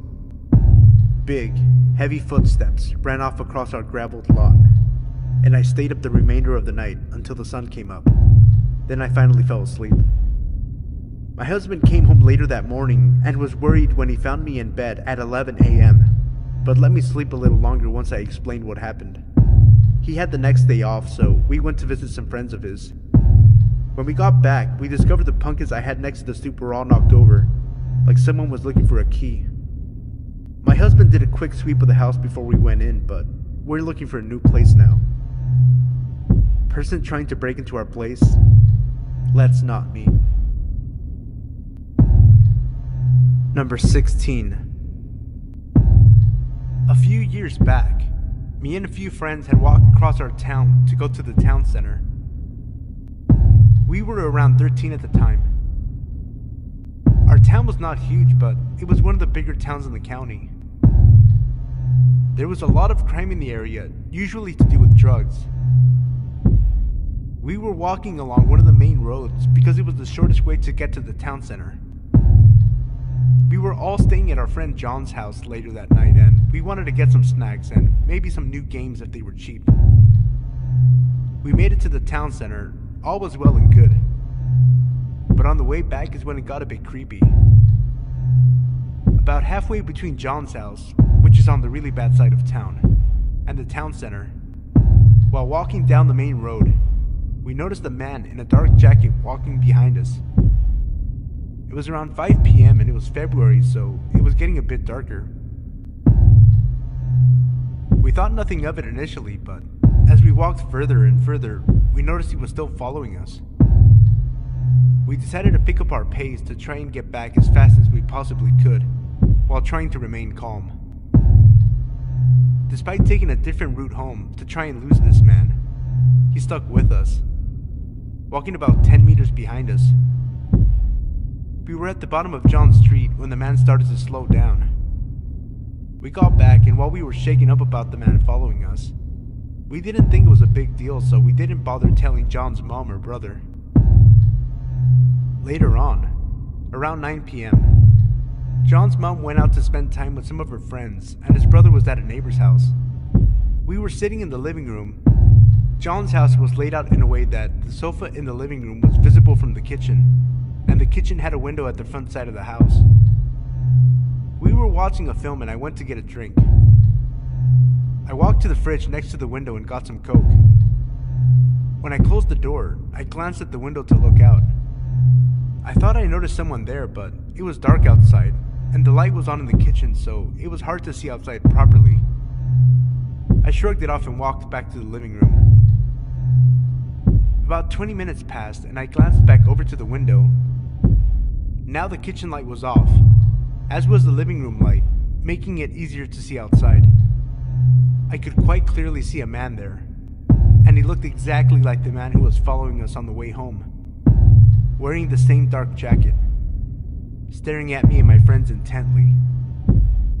I looked back at the TV, not trying to give anything away. I told my friends that I thought there was someone at the window, but to not all look. John turned and looked. He was as shocked as I was. We were all 13 years old and home alone. Needless to say, we pretty much shat ourselves. John got up and went over to the home phone, which was just next to the front door, and called his brother. He said he would come over straight away. We made sure that the front door and the back door was locked, and sat in the living room until his brother came back. Thankfully, the man was gone by the time John's brother got back. We checked the house and the garden just in case he was hiding somewhere, but he was gone. We all thought this would be the end, and that we wouldn't see the man again, but a few weeks later, me and my friends were walking to a sports event, taking the same route we had taken previously, and we saw the man again. This time he didn't follow us, but as we walked past, he stared at us intently. None of us knew who this man was, or why he followed us. None of us have seen the man since, and hopefully we never will. Number 17. This still haunts me to this day. I remember it pretty vividly, and I consider myself to have a bad memory. When I was 10, my mother needed to go to Walmart to grab some groceries. Being the hard-headed kid I was, I didn't want to go inside, so she let me stay in the car. I was reading a book and listening to music when all of a sudden, an old, beat-up tan car parks next to me. I look over and it's some guy in his 50s. The guy then opens his car door, and he's completely naked except for a trench coat. I freak out and lock the doors. He begins to masturbate profusely while staring at me, and I just avoid eye contact. This goes on for about 10 minutes until he finishes and leaves. My mom comes back about 20 minutes later, and I tell her what happened. She's pissed and flags the security officer, but she didn't know English, so I don't think it got through. My mom never left me alone in the car again until I was in my teens, when I would just stay home. I also never found out any more information about him.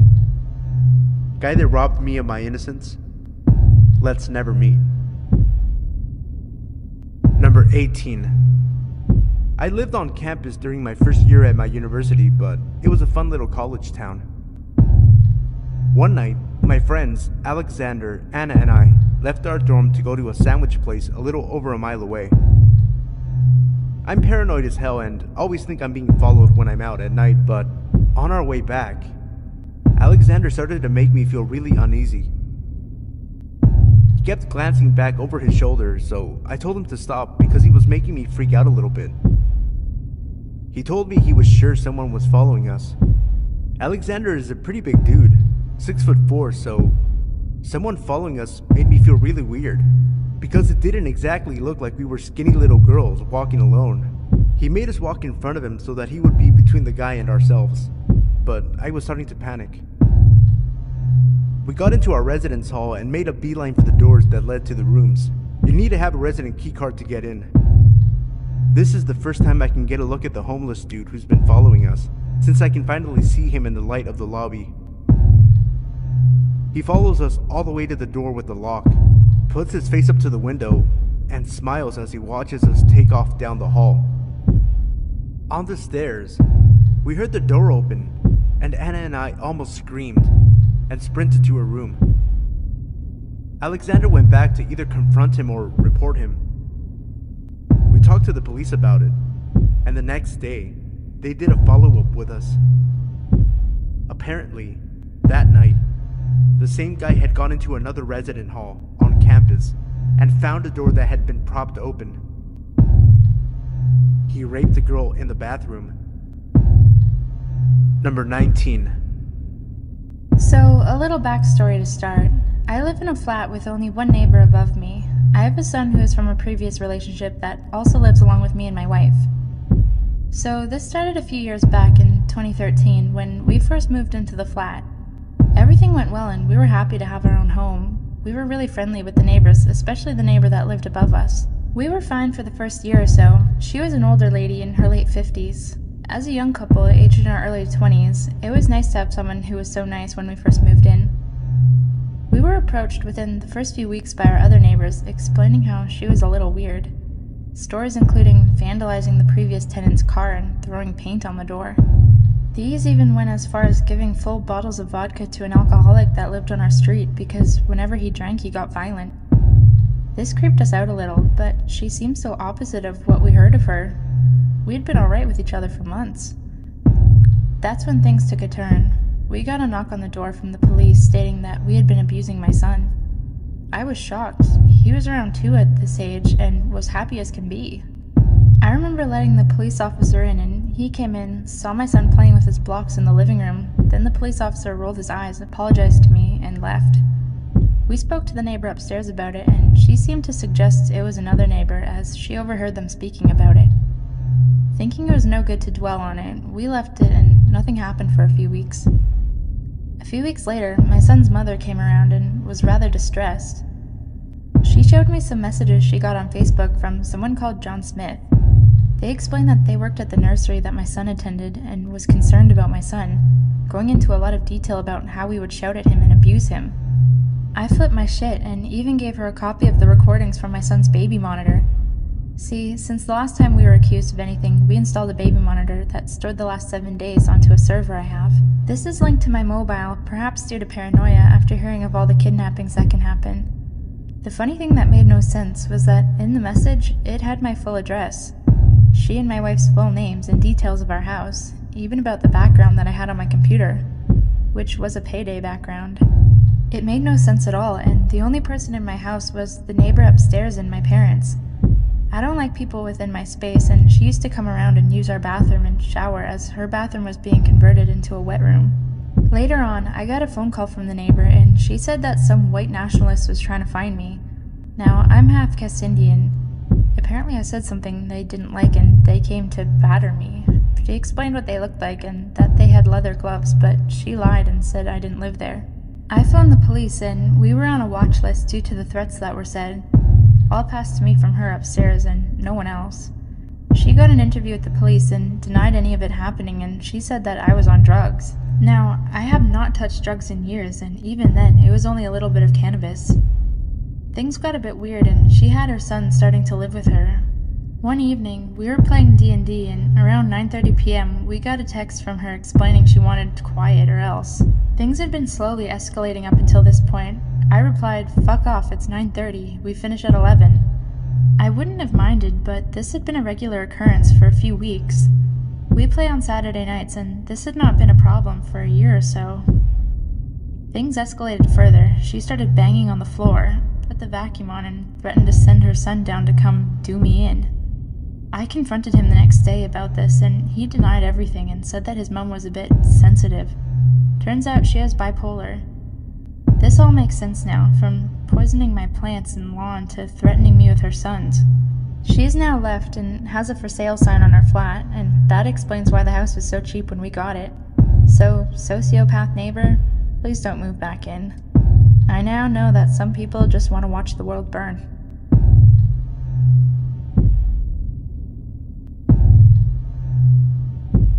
Number 20. This happened last year on Halloween. A lot of creepy stuff happens on Halloween, and this is no exception. I'm 5 feet tall and 105 pounds. Not a very intimidating figure. I'm transgender, and I look a little more on the feminine side of things. I was out on Halloween with my girlfriend at the time. We'd gone into the city. We're from a college out in a small town, to go to a haunted house. And we were walking back to the train station from the haunted house at about 12:30 a.m. to go home. We were both dressed up like witches, both wearing high heels, and I had my purse with me. My girlfriend's hands were cold, so I was holding her hand and walking very close to her. Yes, these are all very important details. The city was almost like a ghost town as we were walking back. We saw almost nobody else. We were walking along a main road, just going under an overpass, when a car full of 20-somethings drove by us, going the opposite way, and a guy hung out the window and shouted, "Ugliest lesbian couple ever!"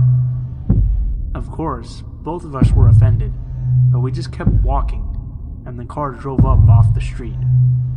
We were about 2, maybe 3 blocks from the train station, and this train station is in the heart of the city, with a lot of elevated highways and railways and overpasses surrounding it. so it tends to be very shadowed, especially at night. We heard the sound of a car engine off to our right, across the street, and at this point, my girlfriend whispered to me, "It's the same car." I glanced over, and it was the same car from earlier. The people had gotten out of the car and were kind of milling about it, but I could tell they were looking at us. I was very nervous at this point because being both queer and transgender, you face a lot of potential violence and hate crimes. All of the stories about trans people and lesbians and gays getting beaten to death were flashing through my head. I was terrified. About a year ago, my dad had told me I had to carry something for self-defense, but instead of mace or something, he gave me a flashlight. It's about 8 inches and very sturdy, made of steel and incredibly bright. This thing will temporarily blind you for a good minute, and it has a raised, beveled edge that would likely hurt like a bitch if you were hit with it. I reached into my purse and pulled out the flashlight, gripping it tight in my free hand. There was the sound of breaking glass behind us, and both of us looked over our shoulders to see the group of people crossing the street towards us. There was broken glass in the street, and from what I could make out in the streetlights, one of the people was holding a broken beer bottle. I said to my girlfriend, "We need to get out of here now." We ran the remaining 2 blocks to the train station, but not very quickly because we were in high heels. And the entire time, we could hear the group running after us. Heavy steps, shouting slurs, maybe 50 feet behind us the whole way. When we got to the train station, we immediately bolted for the brightest area with the most people around, and looked around for the group. But they didn't come to the station. It hit me really hard right then, how close we'd come to being statistics.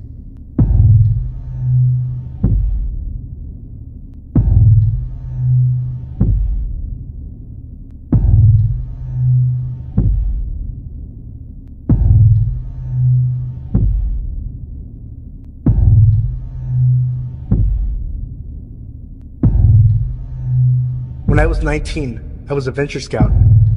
It's sort of like Boy Scouts, only for older kids, and it's gender mixed. I decided to go to this week-long mixed scouting crew camping trip with a friend of mine. But a few days before going, my friend from Venture Scouts bailed, so I'd be going up into the mountains alone with a bunch of strangers, which was no big deal for me. I can handle myself.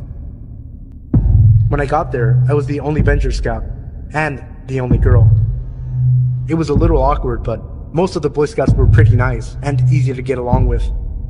Although they weren't used to camping with a girl, they happily accepted me as just one of the guys. But there was this one guy, Danny. From the first day of camp, he wouldn't take his eyes off me. He'd just stare at me. It was a little uncomfortable, yeah, but I figured he was just socially inept with girls or something, and I tried to pay him no mind.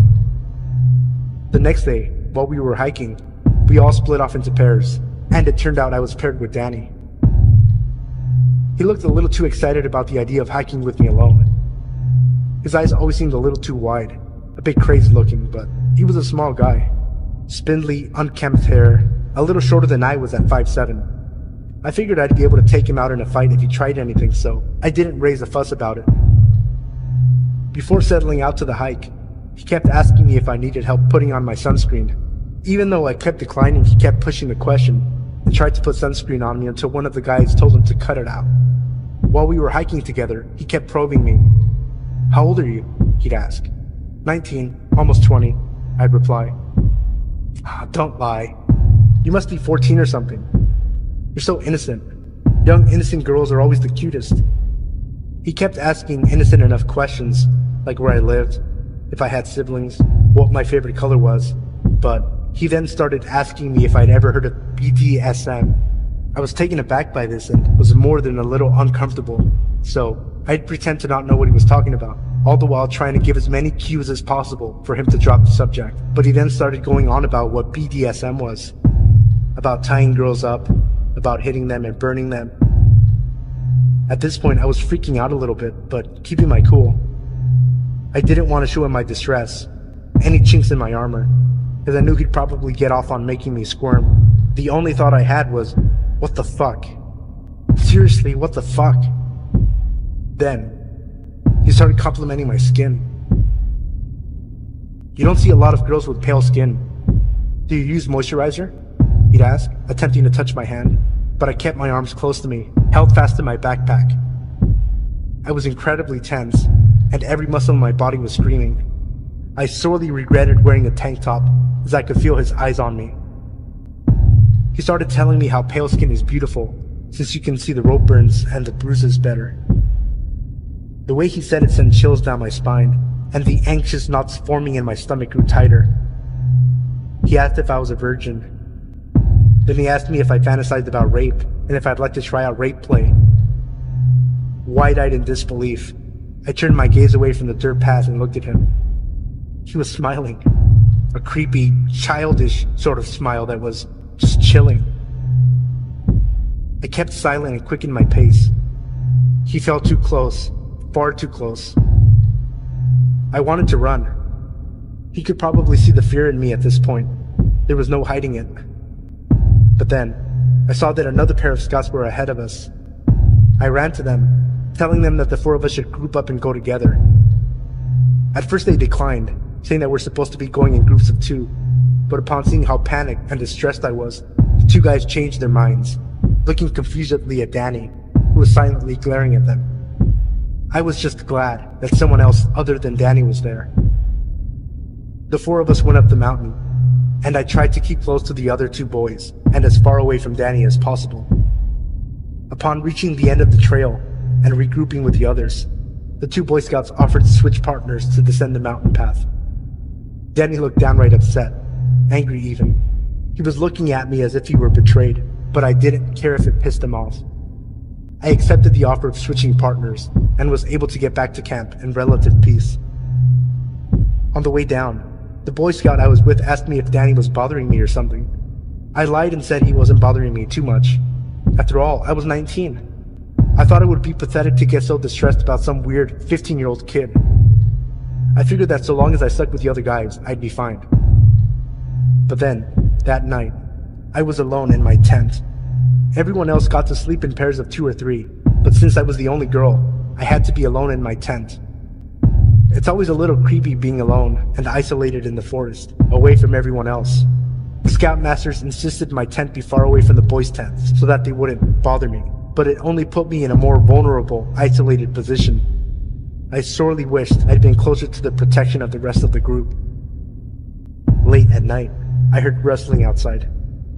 I figured it was just a deer or an elk or something, as it usually was, and went back to sleep. But then I heard my tent opening.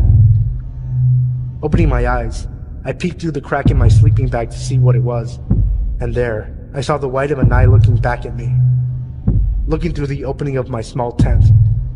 It was Danny, staring at me. I froze, holding my breath. I held my dad's hunting knife close to me, hiding in my sleeping bag, not moving a muscle, staring Danny down, pretending to be asleep, ready to fight at any moment should he take one step into my tent.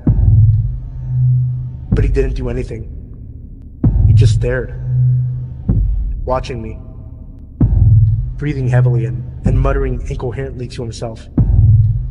"Are you there?" I thought I could hear him say. Eventually, after what felt like an hour, he left. The next morning, exhausted, I caught naps when, and if I could, and kept close to the other scouts in my group. It was difficult to maintain my calm and cool composure. The scout leaders were a little frustrated with me, since it seemed like I wasn't paying much attention to their instructions. But at this point, I didn't care much for it. I was always on some level of alert, as Danny would sometimes creep up behind me and caress my neck, or play with and try to smell my hair. And every night, Danny was there, watching. One night, he went digging through my backpack, looking for something. Unfortunately for him, I kept all my clothes and personals tucked away with me in my sleeping bag. He left with nothing. I grew up in rough situations and circumstances, so I always felt I can only rely on myself. Asking for help was never an option as a kid. Asking for help meant you're weak, so it hardly even occurred to me. I was prepared to tough out the rest of the week, but a little over halfway through the week, Danny was called away by the scoutmasters and sent home. I got the feeling that the Boy Scout that helped me before saw what he was doing and sent in a complaint about him to the staff. While everyone else was confused and happily saying bye, he just crossed his arms firmly and stared as Danny left. Danny looked so bewildered and confused by it all, like he didn't understand what he did to deserve being kicked out of camp. It was so strange. I tried my best to forget about it, and the rest of the week went off without a hitch. But the more I think back on it, the more I realize how damn freaky and bizarre that kid really was. I fear he may end up being some kind of serial rapist or something when he grows up. All I know for certain is that he was very disturbed. I'm just glad my dad told me to take his hunting knife in with me, even though knives weren't allowed at this camp. My father insisted I keep it for protection, and I don't regret it.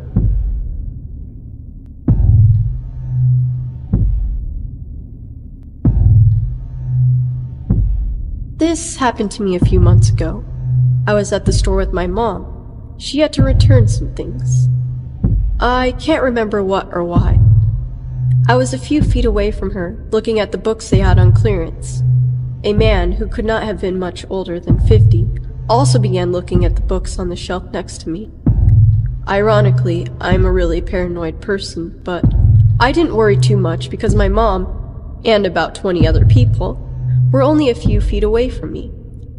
I picked up one of the books. I think it was The Maze Runner, but I'm not too sure. And the man proceeded to pluck the book out of my hand.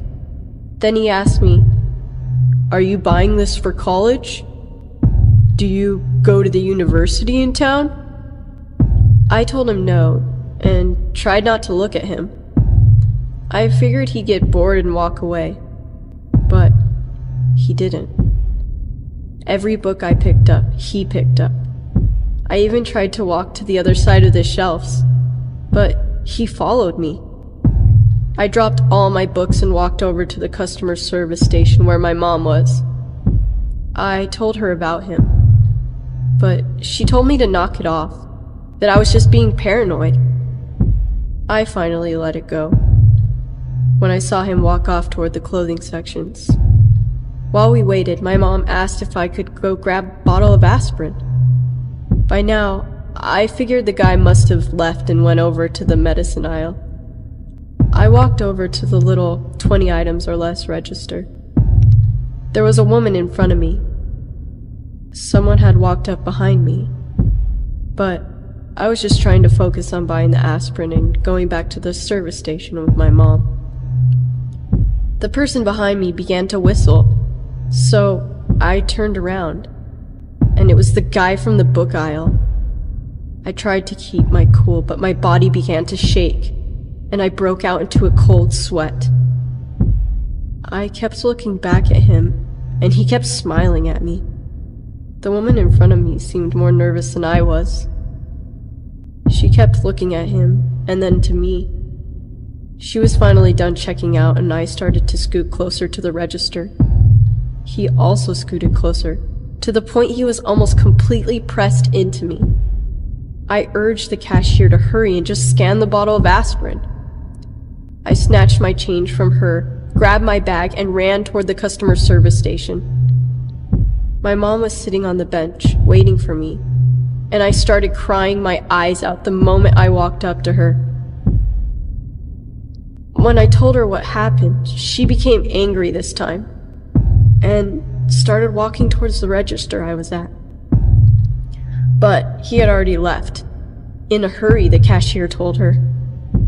For a month, I refused to go into the store.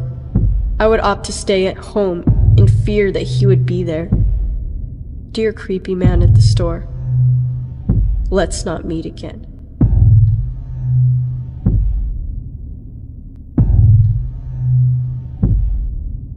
So I used to work in a public library. I absolutely loved my job and all the interesting people who came through. As with any job in public though, you do occasionally get some creeps. One night I was working in clothes with one other coworker, and this older gentleman comes in. He's probably pushing 60, skinny with stringy hair. He had come from one of our other locations, as we were open later than other branches, to use the computer. I set him up on one, and within minutes he was at the desk, asking to exchange the headphones he'd purchased earlier that day. I obliged without thinking anything of it. As I handed them to him, he grabbed my hand to introduce himself. He told me his name and told me how beautiful he thought I was, and that he loved to take me out and show me a good time. Mind you, I'm 25 at the time. I politely declined, and he storms back to his computer till closing time, where upon leaving, he mumbled some very choice words under his breath. The next day, I was working again, but setting up for a program in the conference room. One of my good friends who I work with came running in and told me some old dude came barreling through the library, mumbling about the girl with dark hair. She came to warn me, but luckily I was heading out for the night. She called me after I'd gotten home to inform me that some dude, turned out to be Creepface, called and asked if and when I was working again. At this point I was becoming legitimately concerned and contacted my supervisor about how to handle this. She told me to contact security and do what I felt best. The next day, I was at work and I was on edge constantly. I had my husband on standby and a good friend of mine who happened to be off that day to hang around the library for the last leg of my shift. And lo and behold, Creepface is making a beeline for me. I run to the back office, locked with a security code, to hide. He followed me the whole way, then waited outside the door, preventing me from coming back out front for almost an hour. The maintenance guy comes to the back to check on me, where I start hyperventilating when I heard someone touch the door. I told him the scenario and he told the dude off and never to come back. I had a friend and family follow me home for weeks to be safe, and I always took a different route home. One of the more terrifying experiences of my life. So creepy old dude, let's not meet again.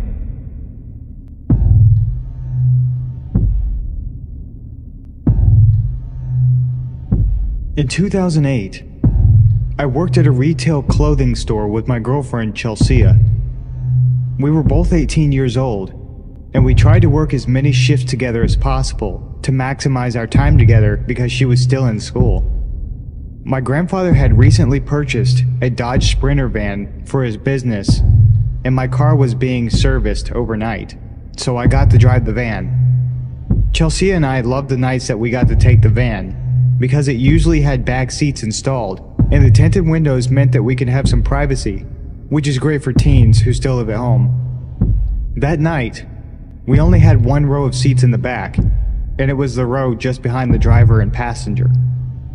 Chelsea and I parked near each other, like we always did, and worked our evening shift, closing the store with a few of our co-workers. We all leave together, and I help the manager lock up because the glass doors need to be aligned properly for the lock to engage. It's early March in Pennsylvania, and it's still very cold outside. So Chelsea usually starts her car to warm it up, and then sits with me as my car warms up. When I get to the vehicles, her car is idling because she is already in the van. I don't even realize that I still have my keys, and I never unlock the doors. She sits with me chatting for a while. She sits on my lap, and we kiss in the front seats, and we decide it's too late and too cold to have a little fun in the back. Every night, we drive home separately from work while talking on the phone. She usually gets home first, and I stay on the line while she walks up her long driveway in the dark. That night, I made it home first for some reason, and I knew I had a lot of stuff to carry in, so when I'm close to home, I tell her I'll call her in a little bit. She asked me to stay on the line because she's almost home, and she doesn't like walking past the dark bushes next to her driveway. I stay on the phone and fumble with all of my things that I'm carrying out of the van. I know I locked and armed the van because I was using a key fob to lock the vehicle. I dropped a few things while struggling to keep the phone to my ear. The motion lights have illuminated the whole area, so I'm able to see everything that I dropped. We both make it inside safely, and then we also decide not to stay on the phone because she had school in the morning. I began to doze off immediately in my bedroom. I lived with my grandparents who built a house to accommodate my grandfather's aging parents suffering from Alzheimer's, my great-grandparents, so they didn't have to go in a home. The driveway runs parallel to a daylight basement that has 2 garage doors. an entrance door, and the French doors to my bedroom. I'm falling asleep as all of the motion lights finally turn off, and now my room is completely dark. It wasn't 20 minutes later when I'm jarred awake by the alarm sirens of the van. All the motion lights are on, and the flashing lights of the van alarm are filling my room. I left the key fob upstairs in the main part of the house, so I ran upstairs to silence the alarm. In the kitchen, as I'm grabbing the fob, my grandfather in his boxers, my great-grandmother in her nightgown, and I in my boxer briefs all meet in the dark. My grandfather grunts as he sees me grabbing the key fob, but what my granny said sent shivers down my spine. "What in the Sam Hill are you doing running outside at this time of night, darling?" I wasn't outside. I explained that I was sleeping, and she insisted that I was outside making the van alarm. My great-grandparents' bedrooms sits above the garage doors looking down and over the driveway in the van. I'm assuming she's confused. She has Alzheimer's after all. The goosebumps from her exclamation prompted me to grab a knife from the butcher's block, and my grandfather followed with a baseball bat. We both walk outside wearily, in our boxers, in the cold, but highly illuminated and loud dead of night. The van is still going crazy. The interior lights are all flashing, and I remember that specifically because I'd never seen a car alarm do that. We silence the alarm and start looking around. My grandfather says he thinks a deer may have ran out of the woods in the dark and hit the van. I don't say anything as we investigate. When I reach the back of the van, I notice the door is wide open. That explains the alarm. The van has a feature that if the vehicle alarm is armed and the door is open somehow from the inside or outside, it alarms. But how? I locked it and armed it, hence the blaring alarm, but that's when I realized the door was open from the inside. My blood ran cold. The door is open, so the inside lights are still on. I see the empty space behind the row of seats, and there are watered up napkins and a chip bag. They weren't ours. Someone was in the van with me the entire time. I must have left the van unlocked by mistake when I went into work, and that's how Chelsea was able to get into the van without keys at the end of the night. Was it a homeless person escaping the cold, or someone with more sinister intent? What if I hadn't gotten off the phone like I wanted to? If they had ill intent, the fact that I was on my phone might have saved my life, because Chelsea would have raised hell if she had heard me being attacked. I get chills every time I think about it. We didn't call the police because my grandfather was skeptical of my conclusion, but my gut tells me that I didn't drive home alone that night. Person in the back of my van, let's not meet.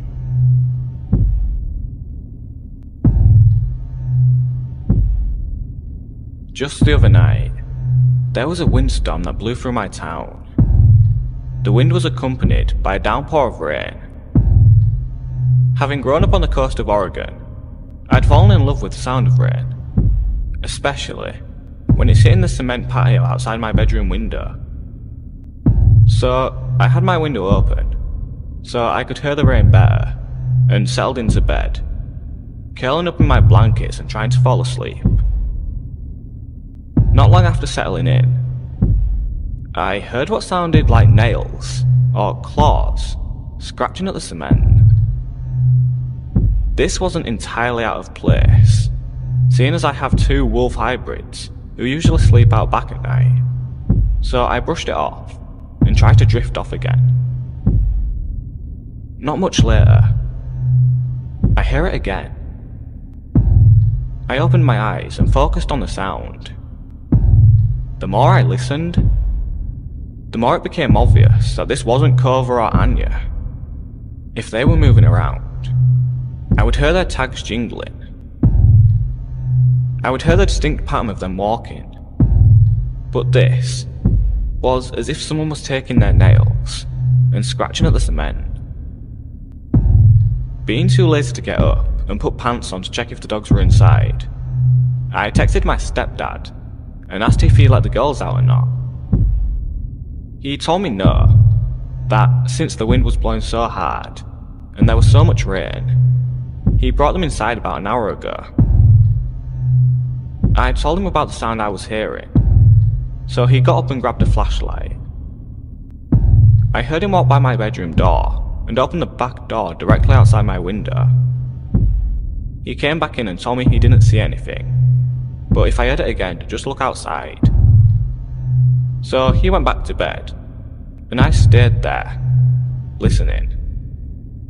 It was quiet for a bit, so I figured maybe I was just hearing leaves sliding across the ground.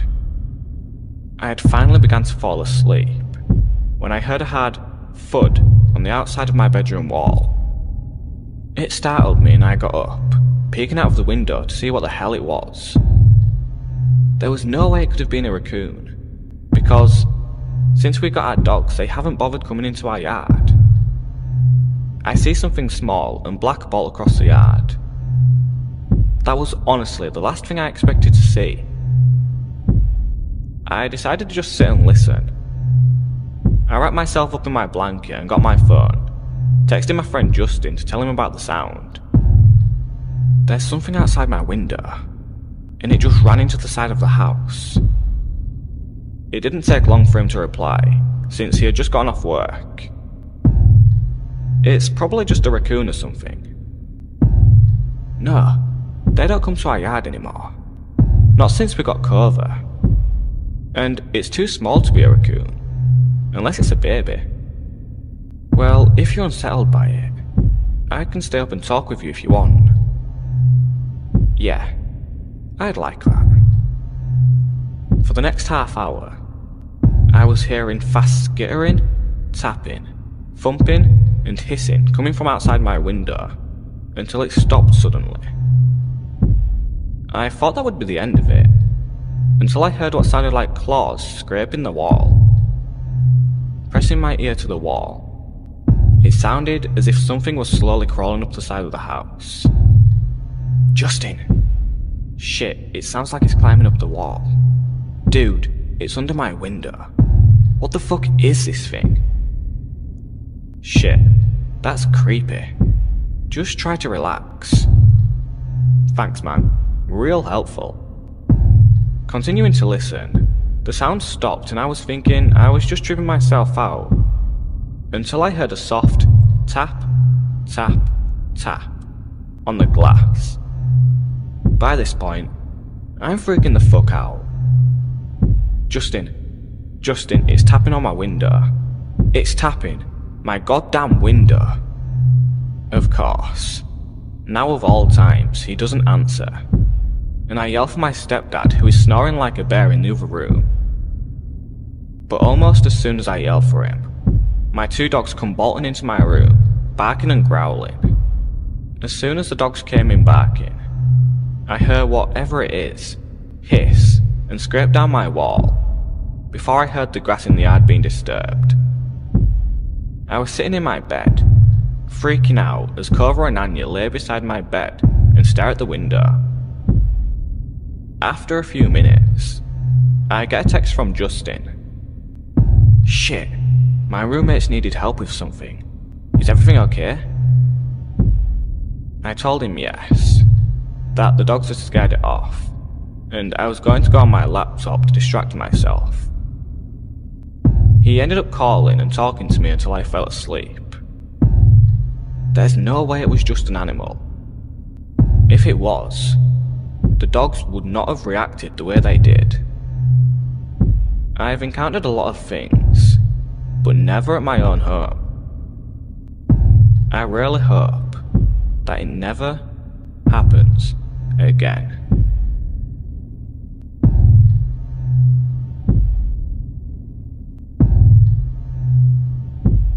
When I was a sophomore in college, I lived in a small but beautiful historic studio apartment in a small East Coast city that had somewhat of a reputation for crime/danger. However, the neighborhood I lived in was usually considered one of the good neighborhoods. It was close to the city's university and was mostly students living there, especially on the street my building was on. My building was a huge 4-story townhouse, if you can really call it that. It was really a mansion as a whole, built in 1895. The architecture was really awesome, built-in bookshelves and huge mahogany pocket doors that slid into the walls. Anyway, the building wasn't exactly in mint condition, and my landlord was pretty lazy. He would always come by and check up on things and make promises to get the place fixed up a bit, but never really did. The apartment I was renting was on the first floor, my front door immediately on the left as you walked into the building's door on the street. This door, the building's front door, which from the street opened to a small lobby area with one door in it, mine, and a staircase to the other apartments upstairs, was huge and heavy and was never locked. In fact, you couldn't lock it. So, basically the door to my apartment was open to the street. I asked my landlord countless times to please do something about the front door, but he never did anything. Well, one night I was getting home from work and it was very late, about 3:45 a.m. I worked as a pizza delivery driver at a place that was really open late at night, and I was just sitting on my couch watching a little TV before I went to bed. I had also gotten totally naked, something I truly loved being able to do, considering I lived alone. Anyway, not 10 minutes since I'd gotten home and sat down, I hear 3 slow knocks at my door. I'm thinking, who the fuck would be at my door at this hour? What could they possibly want? Why didn't I hear the building's front door open like I normally do? Young and naive, I was half scared and half intrigued. I put a robe on and slowly crept toward the door, which, by the way, was literally right next to the couch where I was sitting. At this point in time, my door didn't have a peephole, so I kinda had to take a leap of faith and open the door. When I did, a tall, emaciated, middle-aged man stood staring me down with low eyes and a grin. He was wearing all black, many layers, and a big black trench coat. The first thing he said was, "Can I come in?" With the door barely open, I had a deep pit in my stomach and just went, no man, what's up?" He just kinda stared into my eyes for a second, clearly disappointed, and then said, "I've seen you around," and started to grin again. The pit in my stomach had evolved into a churning sensation, and I was starting to get nauseous. "Yeah, I've been watching you, and I like the way you look," he said. "So, you gay? Bisexual?" I was just like, "I don't know, but it's late and I'm going to bed. Bye." He kinda nodded and lingered for a second, as did I, watching to make sure I saw him leave the building. Once he did, I closed the door, locked it, and stood with my hand still on the knob for a good minute at least. After I snapped out of my shock, I ran over to my couch and pushed it up against the door. I ended up sleeping on the couch that night even though it was right there. It just made me feel safer, like I could hear something if it happened. Well, nothing happened that night. It wasn't about until a week later, on one of my nights off from work, that I was sitting around my apartment, winding down by myself after I had some friends over drinking and smoking a little bit, as college kids will do. All of a sudden, I hear a weird rattling noise coming from across the room, so I turned off the music I was playing to find out what it was, coming from none other than my front doorknob. I looked at it for a second and saw that both the knob and the top lock were jiggling. Someone was trying to get in. Like a deer in headlights, I was frozen, staring at the things wiggle and shake until I started to see the top lock actually budge and start to turn. I leapt up from my chair, soared to the door, grabbing tightly on the lock and forcefully twisting it back to being locked. The jiggling of the lock and knob stopped for a second because whoever it was clearly knew now that I knew. It was only a second, though, before they just started struggling again, and I had to use all my might to keep it still. Sweat was dripping down my forehead and my ribcage, and after about 15 seconds of wrestling with the intruder, it suddenly stopped, and I heard the building door open and close, and footsteps run down the stairs of the stoop to the sidewalk. just like I was before, I was paralyzed with my hands at the door for a good while before I realized I was crying and shaking and that I needed to call someone. My instinct was to call the police, but in hindsight, I regret doing this for the following reasons. I was having basically a panic attack while I was on the phone with 911, and I actually threw up during the call. And I think that's when they decided I was just fucked up or something. When the two police got to my apartment, they stood in my doorway as I struggled to recount to them what had happened as I'm shaking and crying. I noticed at one point that they're both smirking and laughing, and I say, What's funny right now? One of them goes, "It reeks of marijuana." I was just like, okay, and basically argued with them after that. Long story short, they ended up confiscating a bunch of shit from my apartment and basically turning the whole situation into a little mini drug bust. Although they said they weren't going to charge me with anything, just take my shit.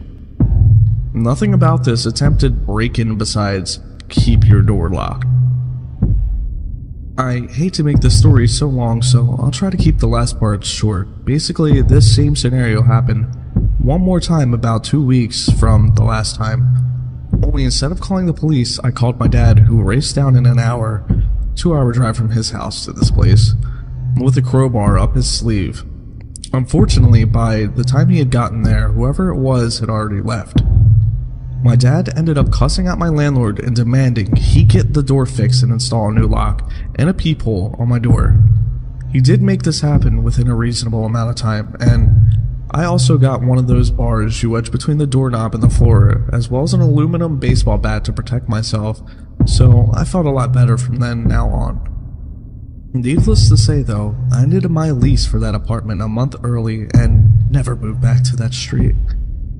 I never found out for sure who was trying to pick my locks and if it was that guy who had come to my door the first time, but whoever it was, that's not me.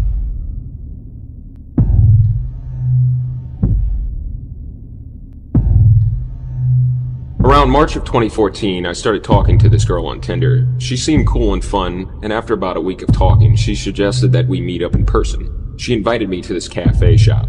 I accepted. However, the day of, she started messaging me saying she had to tell me something.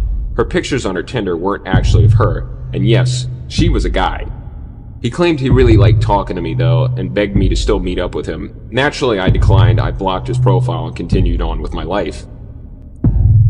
About a week later, I started talking to another girl. Once again, she seemed cool and fun and we hit it off. She asked me if I spoke to people on Tinder frequently, and rather stupidly, I told her about my previous encounter with the man lady. She asked me if I wanted to meet up. I said sure, as long as it was in a public place. We decided on a cafe. The next day, I sat at a table waiting. 5, 10, 15 minutes had passed, and she was nowhere to be found. I then peered out the window and saw from across the street a man staring at me intently. I looked away, waited a few seconds, and looked back. He was still standing there staring. At that point, I left the cafe, got on my bike. I always bike everywhere I go, and booked it home. I was definitely a little freaked out, but tried to pull myself together, and a reason that no one could have followed me. I then deleted my Tinder profile, and things were normal for a few weeks. About 3 weeks later, I started getting phone calls. The numbers all showed up unknown. I picked up the first few times to some guy breathing heavily into the phone. I was already a little freaked out. After about a day, I stopped picking up any calls unless it displayed the caller's name. I then started receiving texts. At first they were pretty harmless, calls for attention and begging me to meet up in person. It then changed to very sexual texts until eventually the messages became threatening, and whoever was messaging me started throwing out my family and friends' names and whereabouts, saying he/she would get them involved unless I answered. Because they were texting me, I could see the displayed number. But when I called phone providers, they told me the number couldn't be traced. It was probably a track phone. Great. I waited about 2 weeks not responding to texts, thinking I shouldn't feed the troll, but eventually it became too much. I started getting upwards of 50 calls and texts a day. I would wake up to 10, 20 texts every morning. I then decided to change my number altogether. The texting and calls stopped for a while, but sure enough, it started happening again. I called my phone provider asking if they gave out numbers at users' requests. They said their policy stated that they wouldn't/couldn't unless a valid identification was provided. Then one day, I tried logging into Facebook, but was denied. Within a day, friends started contacting me asking me what the hell I was doing, saying they were getting terrible messages from my account. In particular, one of my girlfriends was receiving messages about her mom who died years ago. I apologized profusely and told people what was going on.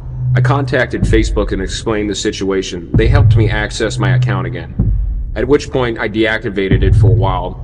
Enough was enough. I decided to contact the FBI, explaining what had been going on for a month now. Documented everything, but told me since I or any of my friends/relatives were in no immediate danger, they probably wouldn't be able to do anything. At that point, I felt stuck. I thought about hiring a private investigator or a hacker. I decided against it, however, just hoped it would fade out. I never answered. I left my Facebook deactivated, ignored any text/phone calls. I never had any trouble at home, but some of my closest friends would receive an occasional text as well, which weirded us all out. I hated that they got dragged into it. One day I came home and things felt very eerie. Door unlocked, windows open, no one home. A strong breeze running through the apartment. I did a check of the place and found nothing else weird, so I locked everything up and just waited for my roommates to get home. Been almost 7 months now. The text/calls have more or less stopped. I get an occasional text, but at most every 2 weeks. At the peak of it, I was receiving almost 100 texts a day. It definitely affected my social/personal life. I became more weary of people around me and my surroundings. I just felt like I couldn't really focus on anything until this stopped. Work was very difficult though. I tried to maintain my composure as best as I could. Everything was just weird. Life was weird. I've since stopped using all forms of dating apps/websites. Things are getting back to normal. At this point, I just wanted to put all this behind me. I'm moving at the end of this year, so it'll be nice to have a fresh start in a new place. I'm not gonna sit here and say all dating apps are dangerous and no one should ever use them, but definitely cover your bases. Ask more questions before meeting someone. FaceTime them first, Skype, anything. I was naive about it, and I regret it. Be safe, stick close to your friends, and try meeting people in more traditional ways. Weird Tinder stalker, let's not meet.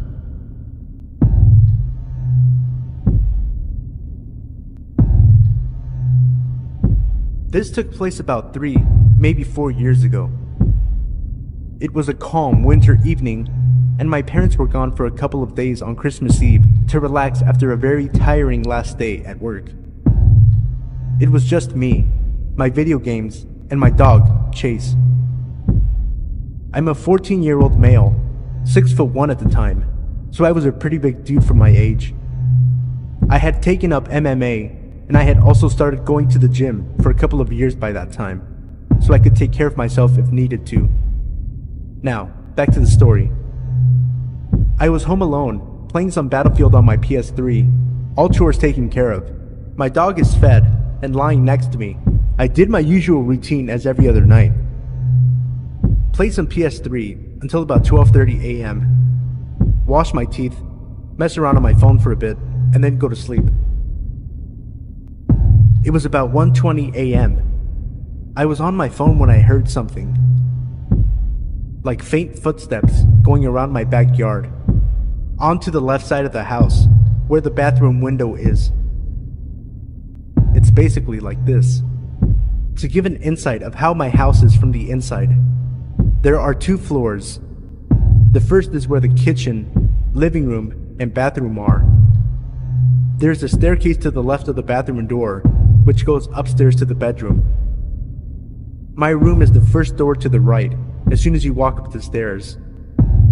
My parents' room is a few steps to the left.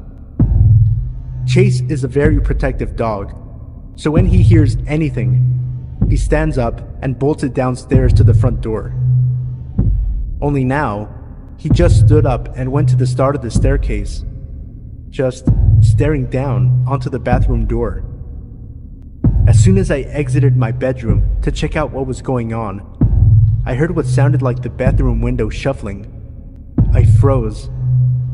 Slowly, I made my way into my bedroom, calling Chase behind me with a hand gesture.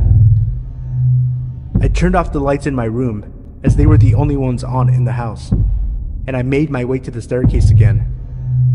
I don't know why I did that. Dumb move, I know, but I did. So yeah. I crouch walked down the stairs, and on the second to last step, the bathroom window opened, with a slight thump as it hit the top of its frame. Right then and there, fight or flight kicked in. If I made a run for it, there was a very high chance he would see me, and I didn't know if he had a gun on him. So I stood there, unarmed, with my only options being whatever I had learned over the course of 5 years of MMA, and my dog. I waited for what seemed like a minute, which in real life couldn't have been more than 10 seconds. And then, I see him. Black hood on, black skinny jeans, black all-stars, and long, greasy blonde hair. He hadn't seen me yet, but if he turned around, me and Chase were ready for a fight. He turned around, and as soon as his eyes met mine, my fist had already connected with his bottom jaw. I hit him hard enough to hit his head against the wall. He then proceeded to lose consciousness with Chase growling on top of him. After that, I called my mom, and then the cops.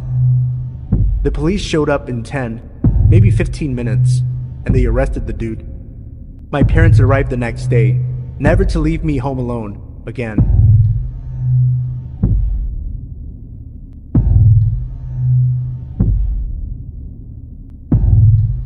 A couple of years ago, I was working front desk at a hotel in a small town off the interstate in Pennsylvania. I'm not sure how other hotels do it, but unless it was a busy summer, front desk agents worked alone on every shift. Since it was second shift, that meant that all the housekeepers had left hours ago. My manager was gone for the day, the maintenance man was gone, and I was the only person in this 3-story hotel, with the exception of about 4 rooms that were being rented. Since it was about 7 at night, I'm pretty sure all but one of the guests were out to dinner. Even as a woman, it never really bothered me to work by myself at night. I was cautious, but never creeped out too badly. I mostly spent the long, boring hours either catching up on homework or watching Jeopardy on the lobby TV, but I'm not sure what I was doing when he walked in. The sun had already set, but it was still light out. He came through the front doors and walked over to the desk. I couldn't see his car anywhere, which was odd since usually check-ins parked under the overhang to unload luggage. I didn't think much of it and asked him how he was doing. He was maybe 5'8", medium build, dark hair, glasses, looked like a normal 20-something kid. He said he wanted to know if I could help him, and proceeded to go into a very heartfelt story about how he had been to other hotels off this exit. They all turned him down. He said his sister ran away from home a while ago and then he came all the way to California to pick her up from, I think, New Jersey? Being that he wasn't from California, it was starting to be gross winter weather here. I laughed a little and said, "Yeah, sorry it's so awful here." He paused. He stared at me completely stone-faced, as if I had just made a joke at his expense. "What do you mean?" "Just the weather," I tried to recover. I was used to making worthless small talk and jokey observations with guests, but nobody had ever taken anything I said casually or so seriously. "It's not exactly California weather outside." "I love it here. I think it's beautiful," he said, and again stared. I didn't know what to say. Think about it. What would you say to that? I tried to laugh it off and said I'd trade him, but he just stared. Finally he goes, "Anyway, the reason I'm here is that I've been driving almost non-stop for a couple days and I've honestly got almost no money to me."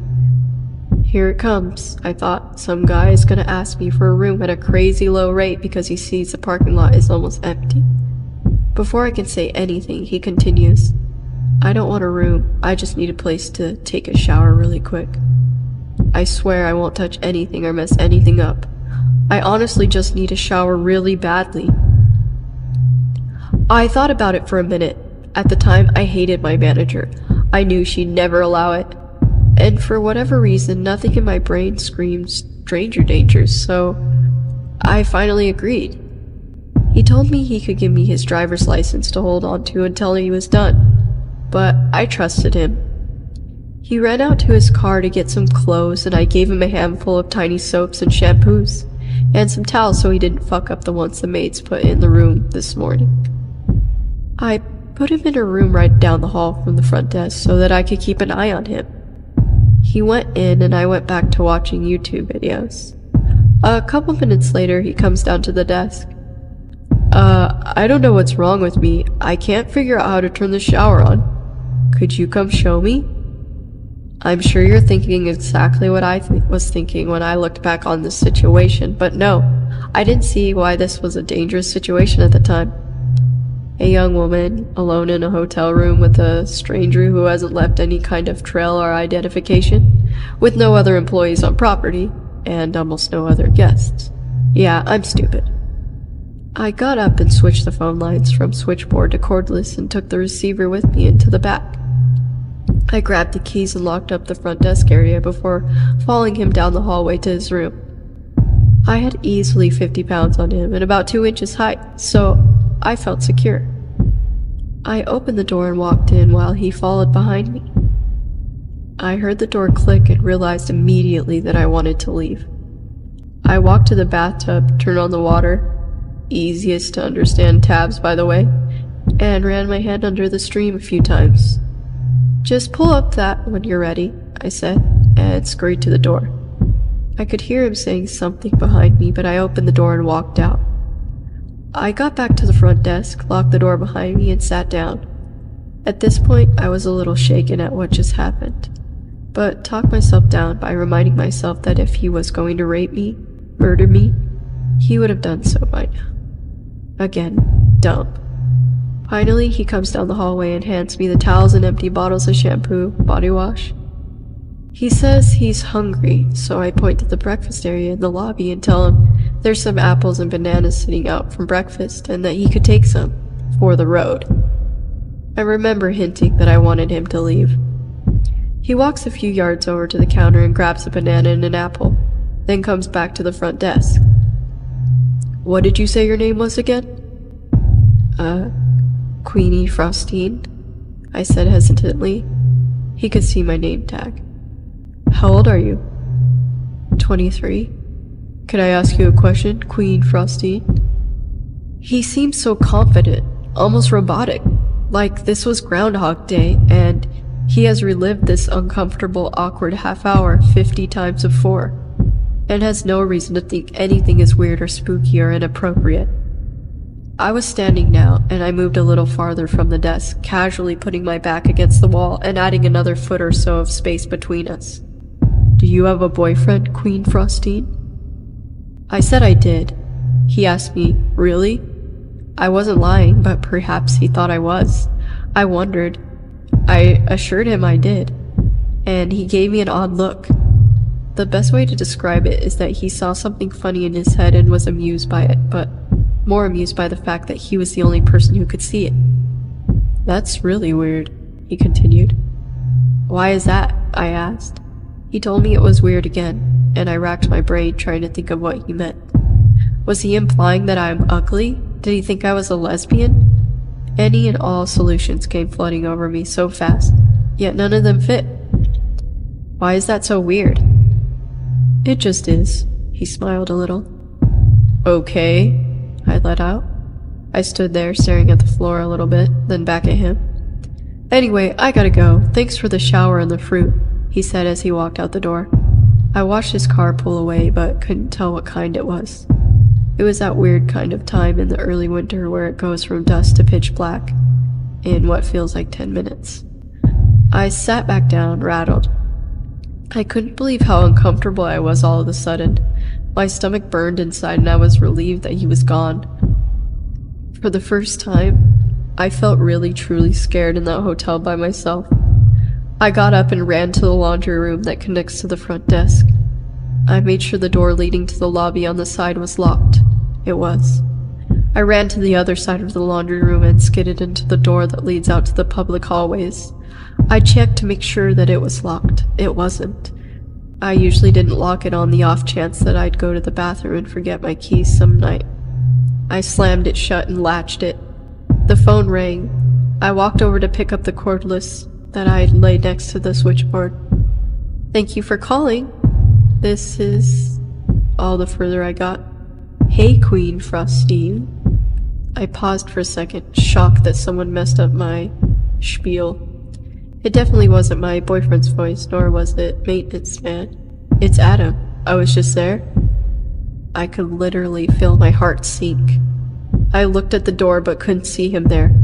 The darkness on the outside unsettled me. I sneaked behind the door to the front desk and into the laundry room. I didn't know if he was outside watching me, but I didn't want to be seen.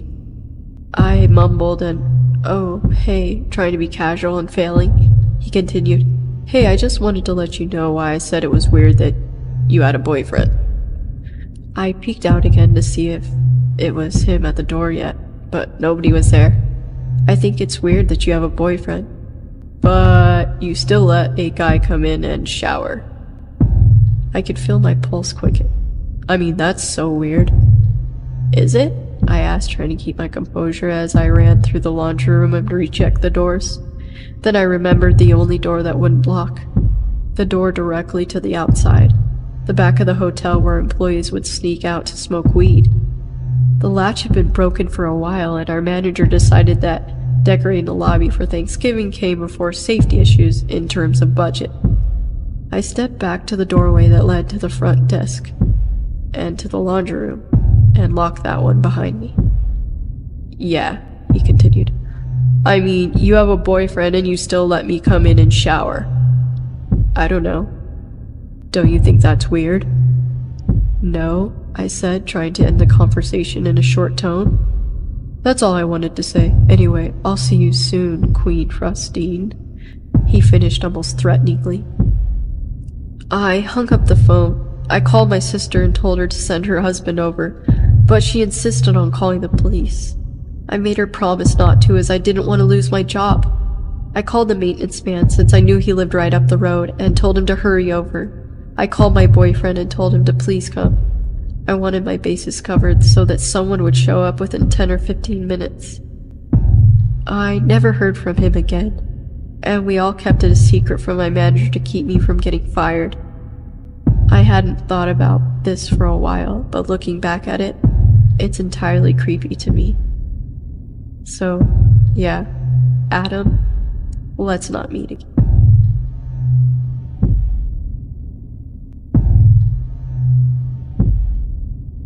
About 3 years ago, I moved into my first apartment. I lived alone on the first floor of a 3-story shotgun house built in the mid-1800s. The house was beautiful, albeit a little creepy due to its age. It was on the nicer end of a rough neighborhood near the university I was attending at the time, and break-ins were pretty common. But I always felt safe because my landlord and his wife lived in the 2 floors right above me. They were in their late 60s, but it felt good to know that I wasn't totally alone. It was the first fall I was living there, and the days were getting shorter. On this particular evening, it was already good and dark outside by 6 p.m. I was in the kitchen making dinner when suddenly the power cut out. I was a little startled, but luckily the flame from the gas range was still going, so I could see well enough to grab my phone and use as a flashlight. Aside from the flame flickering under the pot of soup, the house was pitch dark. I double-checked the light switch in the kitchen, but got nothing. The only thought that occurred to me was that it was a strange time for the power to go out. It wasn't storming, and it wasn't particularly hot outside or anything. I used the light from my phone and navigated from the kitchen towards the front of the house. I peeked out the blinds in the living room, but couldn't see from that vantage point whether any of the other houses had lights on. I decided it would be a good time to call the landlord, because I sure as hell wasn't going down to our creepy stone basement to mess with the 100-year-old fuse box. I knew they were home since I kept hearing them go up and down the stairs earlier, so I rang them up. Being older folks, they only had a house phone, and when I called it, it was disconnected. Of course, it was connected to the power. Still standing there in the pitch darkness, I wasn't quite sure what to do. I remembered the burner I left on and was heading back toward the kitchen when I heard their front door slam shut and heavy footsteps in the entryway that separated our apartments. Then I heard 2 men's muffled voices. You know that primal fear people talk about when something bad is about to happen to them? I felt it. Every hair on my body stood up. In half an instant, my heart was in my throat. I stood paralyzed in the doorway to the kitchen. Luckily, I snapped myself out of it and grabbed the closest weapon I could find, a bright pink chef's knife on the kitchen counter. I'm a small woman, and certainly not strong. I had my doubts about whether I could fend off one intruder, but two? I crept as quietly as possible back toward the front door, clutching the knife in one hand and my phone in the other. I stood a couple feet from the door, and the men were still out in the entryway talking. Their voices were rough sounding, and definitely not from the area. "Well, do what you gotta do. I'll be waiting in the van," said one. With that, I heard the front door open and close. At this point, my heart was beating out of my chest, and I felt like I was going to be sick. Were they just breaking in, or did they intend to hurt me? Had they already hurt the landlord and his wife? Shit. I made my way over to the blinds and peeked out the window again. Sure enough, I saw a man in dark clothes hop into a white van parked across the street, just to the left. I live at the end of a dead-end street, where you can only park facing one direction, and the van was facing the wrong way, ready to head up the street. I tried to collect myself. There was nowhere to hide, really. Perhaps I stood a chance that this guy wasn't expecting me to be ready when he came in. Unfortunately, my cat hates strangers, and she was now going crazy, tearing back and forth through the house at full speed while meowing. In my head, I silently cursed her for giving our position away and probably killing us. Then suddenly, I heard the landlord's apartment door open and close again, and the man went back upstairs. A million thoughts raced through my head. My car was parked just up the street. If I sprinted, I could make it and drive somewhere safe. I don't know why I didn't just call the police. I think I was afraid the men would hear my voice and know where I was. In any case, I had my hand on the doorknob, psyching myself up to run. I couldn't hear the man moving around anymore, which probably meant he was on the third floor. His buddy was still waiting in the van, lights off. I peeked one last time to make sure no one was waiting near the front stoop, before I ripped the door open and ran full tilt out the front door and up the sidewalk about 100 feet to my car. I hopped in and locked the doors when suddenly my phone started vibrating in my hand. It startled me so badly, I almost chucked it across the car. I didn't recognize the number, but I picked up. "Hello?" I managed to choke out. It was my landlord, sounding as calm as ever. I said something along the lines of, "Are you okay?" and was about to tell him not to go in the house. I was so scared and out of breath that it came out more like, "Don't, men, house." He seemed confused, and before I could collect my words, he started telling me that, yes, they were fine and the power was out on the whole street apparently. He just phoned the energy company on his new cell phone to check on it. I should probably take down the number while he's got me on the line, and he hoped I didn't mind, but some repairmen were at the house to check on the heating and cooling system.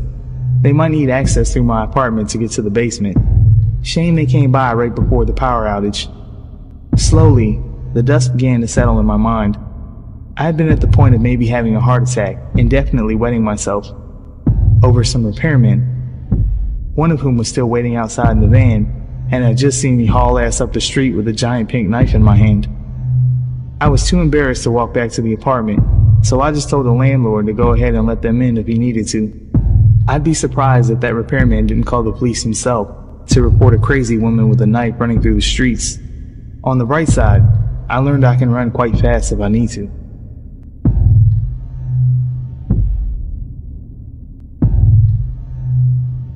Some information about me is that I am 15 and was at the time of the encounter. I am male. My height is around 185 centimeters and my weight around 75 kilograms.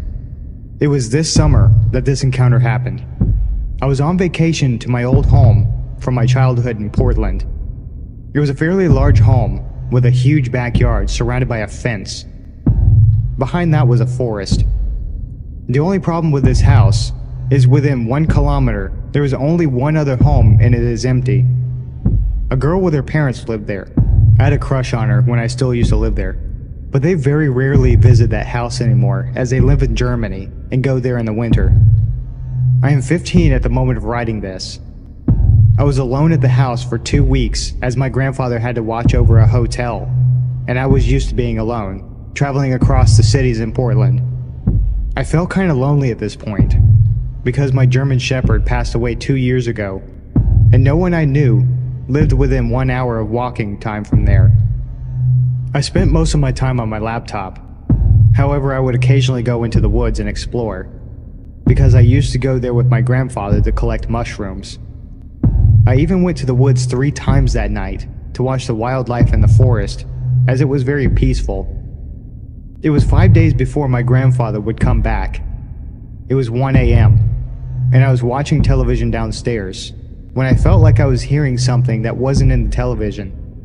However, every time I turned the volume down, I could hear nothing, so I just thought I was imagining things, as I often thought someone called my name when I wore a headset.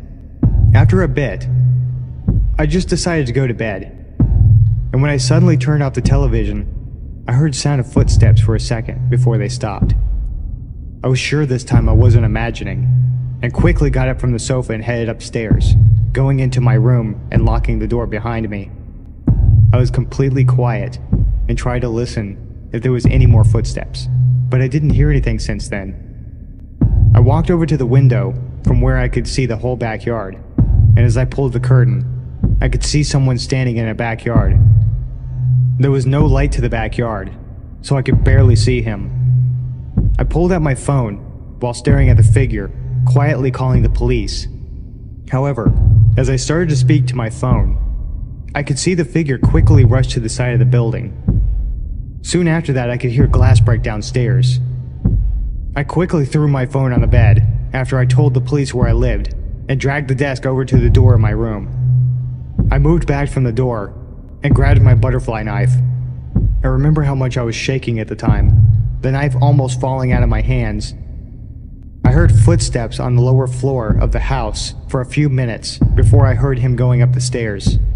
However, whoever that was stopped right before my door and started banging on the door more and more violently. I stayed quiet in the room with my knife still in my hand. Then I heard him speak. "I know you're in there, open up!" I was afraid to do anything. I just stood there, completely frozen from fear. After a bit, I heard the sirens of police and heard the man rush down the stairs and through my backyard, climbing over the fence and disappearing into the woods.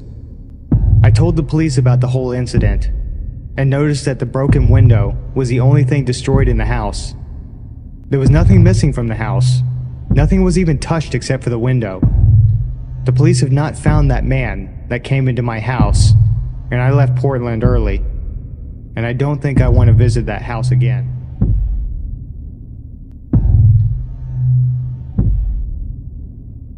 In 2007, I was 20 years old and lived with my girlfriend.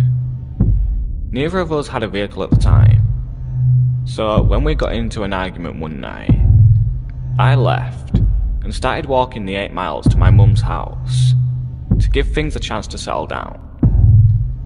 This was around 1 AM. As I'm walking, a small goldish car pulls up beside me, and the driver, a middle-aged black man with a slight speech impediment, asked me if I need a ride, which I declined.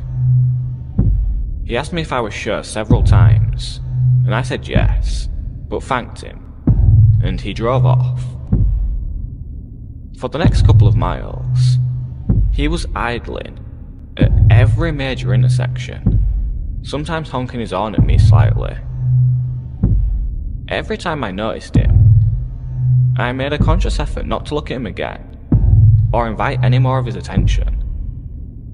I thought he had got tired of messing with me, until I walked in front of a small used car dealership. I heard someone say, "Hey, come here," from the parking lot. It was him again. I stopped, obviously startled, and he tries to calm me down. "Whoa, chill dog.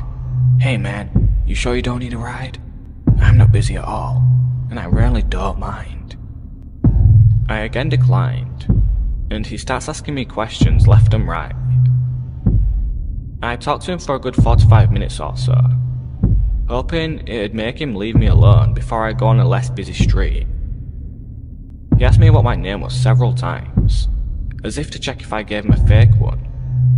I did, but I lied consistently. He also kept asking me if I had any weapons on me, or if I was violent. I told him no, which was probably stupid. He then started trying to get me to step closer, so he didn't have to yell to talk to me. No. Finally, I tell him I need to keep walking. He again offers me a ride, is again rejected, and then says, "Look man, I'm really just trying to get some weed." What the fuck? Given his behaviour and the circumstances, that seemed very unlikely.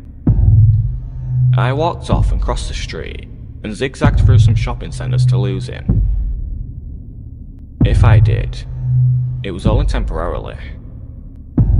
At this point, I was confused, slightly freaked out, and mildly paranoid. But what happened next really freaked me out. An hour or so later, I was on a quiet street, almost to my mum's house. Psst. I look to my right, and I see a chubby but attractive Hispanic woman smiling really big and waving me in to approach her. She was in a driveway of a yard full of plants, a man-made jungle type thing. Can't see a lot of the yard from the street. She did not live there. Yeah? What's up? I asked her, not moving towards her at all. "Hey baby, wanna come home?" "No thanks," I told her. "Oh, you have a girlfriend?" "I just don't know you," I say, and then continue walking. I honestly thought at the time that this was a setup for a robbery or something, but it appeared she was alone, and there was no one else in the truck. I glanced back towards her, and she's now got her truck door open, like she's going to leave, but the back of her shorts are pulled down, with her ass fully exposed and staring up the sky like a lunatic. "Are you alright?" I asked. I was genuinely concerned. "Yes, I'm just waiting for someone." Waiting for someone in the sky at 2:30 AM in a stranger's driveway, hidden from the view of a street? Okay, good luck, weirdo. She had to be on something. I kept walking. She backs out of her truck and drives past me. As she does, I see there was someone else in the truck the whole time. Must have been hiding for some reason. It was the black dude from earlier. Staring. Eyes like daggers. No smile, or anything this time. I get chills even now thinking about realising for the first time that this guy really wanted me for something, and I probably almost became a victim of some major crime. Shortly thereafter, I made it to my mum's. 5 freaking years pass. It's 2012. I have a car, but decide to walk to Walmart for dog food. I'm in the same general area, with my iPad mini in my pocket and earbuds. I see a car pull up next to me in the parking lot. "Hey dog, do you know how to get to the Landmark Apartments?" I recognised him immediately, even after 5 years. He looks like a skinnier version of Fleece Johnson from MSNBC's Lockup.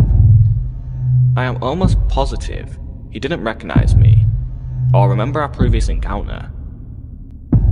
I take out my iPad, connect to Wi-Fi, and try to look up this apartment complex. It did not exist. He volunteers that his name is Carlton. I start telling him where he might want to check, but he's not interested, and starts asking me questions. Again, asked my name several times. Asked if I'm armed or violent. Asked me to step closer so he doesn't have to yell. How often does this guy do this shit? For fuck's sake. You going to Walmart? I can take you there. No thanks, guy. He keeps trying to get me into the car and asking if I have weapons. Finally, I make it clear I'm not going near him. He starts to pull off and then stops immediately.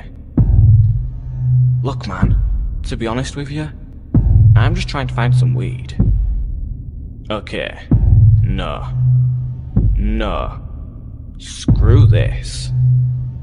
I jog to Walmart, send an MMS message to my girlfriend of his car and license plate in case I turned up dead somehow, and haven't seen him since. If he was doing this kind of thing for at least 5 years, he had to have been successful at some point. I personally hope that he was just gay and horny, but he gave off a serial killer vibe.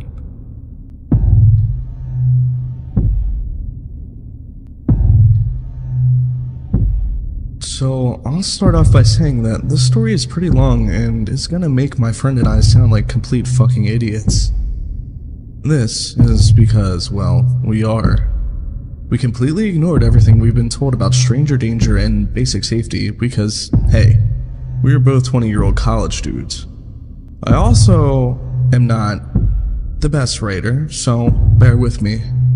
This happened last Sunday.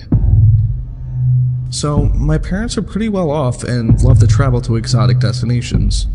They planned a trip to St. Lucia and extended an invitation to my sister, her boyfriend, and my friend Vince and I. St. Lucia is a small mountainous island near the coast of Venezuela. It's a significantly underdeveloped nation with an all-cash economy where few taxes are collected and spent for the good of the commons. Violent crime on the island is not unheard of. There are a few paved roads, a few major favela-like towns, and a couple of small, secluded, high-end boat-accessible resorts. We stayed at one of these resorts. My parents were in one room, and the rest of us stayed in a room next door. The rooms were more like little huts open entirely to the outdoors with easy accessible rooftops above and below. All was well for most of the trip. We went hiking, snorkeling, and relaxed on the beach. As much as my friend and I enjoyed it, this resort was meant for honeymooners, not for college kids looking to have a wild time. One night, Vince and I were up drinking late at the bar, which was not extremely lively as usual, and we get to talking with the bartender, Gustavo. We bond with Gustavo over our interests in Easy Weezy and girls, and nothing seemed off at all. We asked him if he knew any clubs or where to go to have a good time in town. He told us about how we really had to leave the resort to experience St. Lucia as we expected. He offered to take us to his place sometime to show us the good time we'd been looking for. He then showed us a picture of his house. This should have been the first red flag, but we were drinking and had no reason not to trust our new friend. Gustavo had a massive house for St. Lucian standards, complete with a huge flat-screen TV, pool table, bar, and a Camaro. We'd been around the island a bit at this point and had not seen a house or car half as nice as his. We told him we'd be interested, but would have to let him know when we could go later.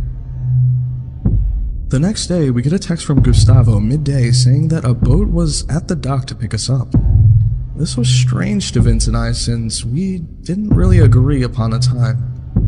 We told him that we had plans and couldn't go during the day anyway. This seemed to piss him off just a little bit. The next day, whenever Vince and I would see Gustavo at the resort, he lacked enthusiasm and ignored us as we said hello to him. The following day, however, Gustavo was off work and texting us like we were best friends again. He asked us if we could come to his place and told us he was making pizza, had girls lined up, and some of that good. Knowing that my parents would never let me do something so risky, we told them that we would go out after 10 because my parents were most likely going to be asleep at that point. He agreed, but was kind of annoyed and made it sound like we owed him and better not bail again. On a side note, I've never done coke, but my friend Vince has.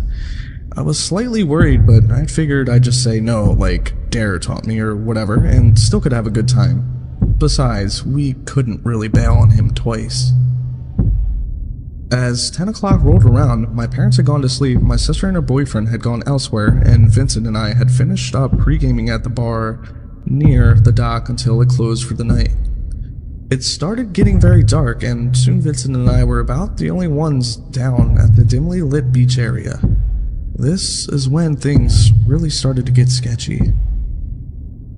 Around 10:15, we get a call from Gustavo saying something along the lines of, "The plans have changed. The boat taxi is no longer being arranged through the resort. My guy is coming to pick you guys up.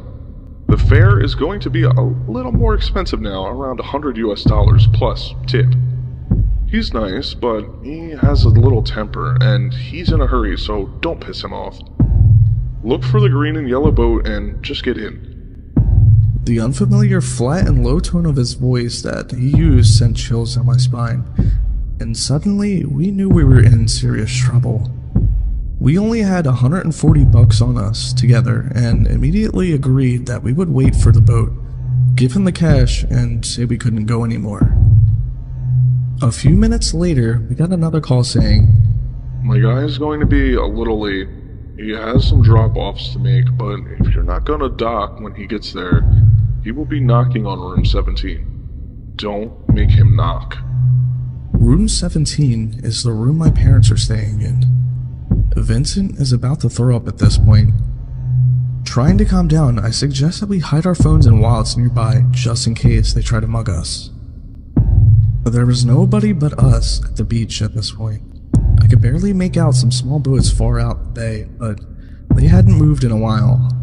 We were standing on a small rock peninsula at the side of a cliff surrounded by black water with a single dim lamp overhead. We cannot run and we cannot hide. My parents and my sister and her boyfriend may be in serious danger if we do. 11:30 p.m., we get another call from Gustavo. "There will be 3 boats coming. Just get in." This is now obviously fucked. We are fucked. We are so fucked. Why the fuck are there 3 boats? Vincent and I are pretty skinny guys. There's no way we could fight more than one person. It's the perfect kidnapping, I thought to myself. Vince and I are weak young adults who come from apparent well-off families, who didn't tell anyone where they were going or what they were doing. Gustavo knew all of these things and obviously had the resources and connections to pull abduction off, or worse. I spot what appears to be a security guard making rounds down the beach a ways and immediately walk as fast as I can to him with Vincent. I explained, without using Gustavo's name, that we were supposed to be picked up by 3 boats and we feel extremely uncomfortable after recent events and just want to pay the boat captain and leave. My hope was that if we did get kidnapped, at least one person would know where the fuck we went or what happened to us. He assured us that no boats come around this time of night and we shouldn't wait too much longer. We walk not 100 feet before we get the single most chilling text I've ever read. "Did you just talk to the security?"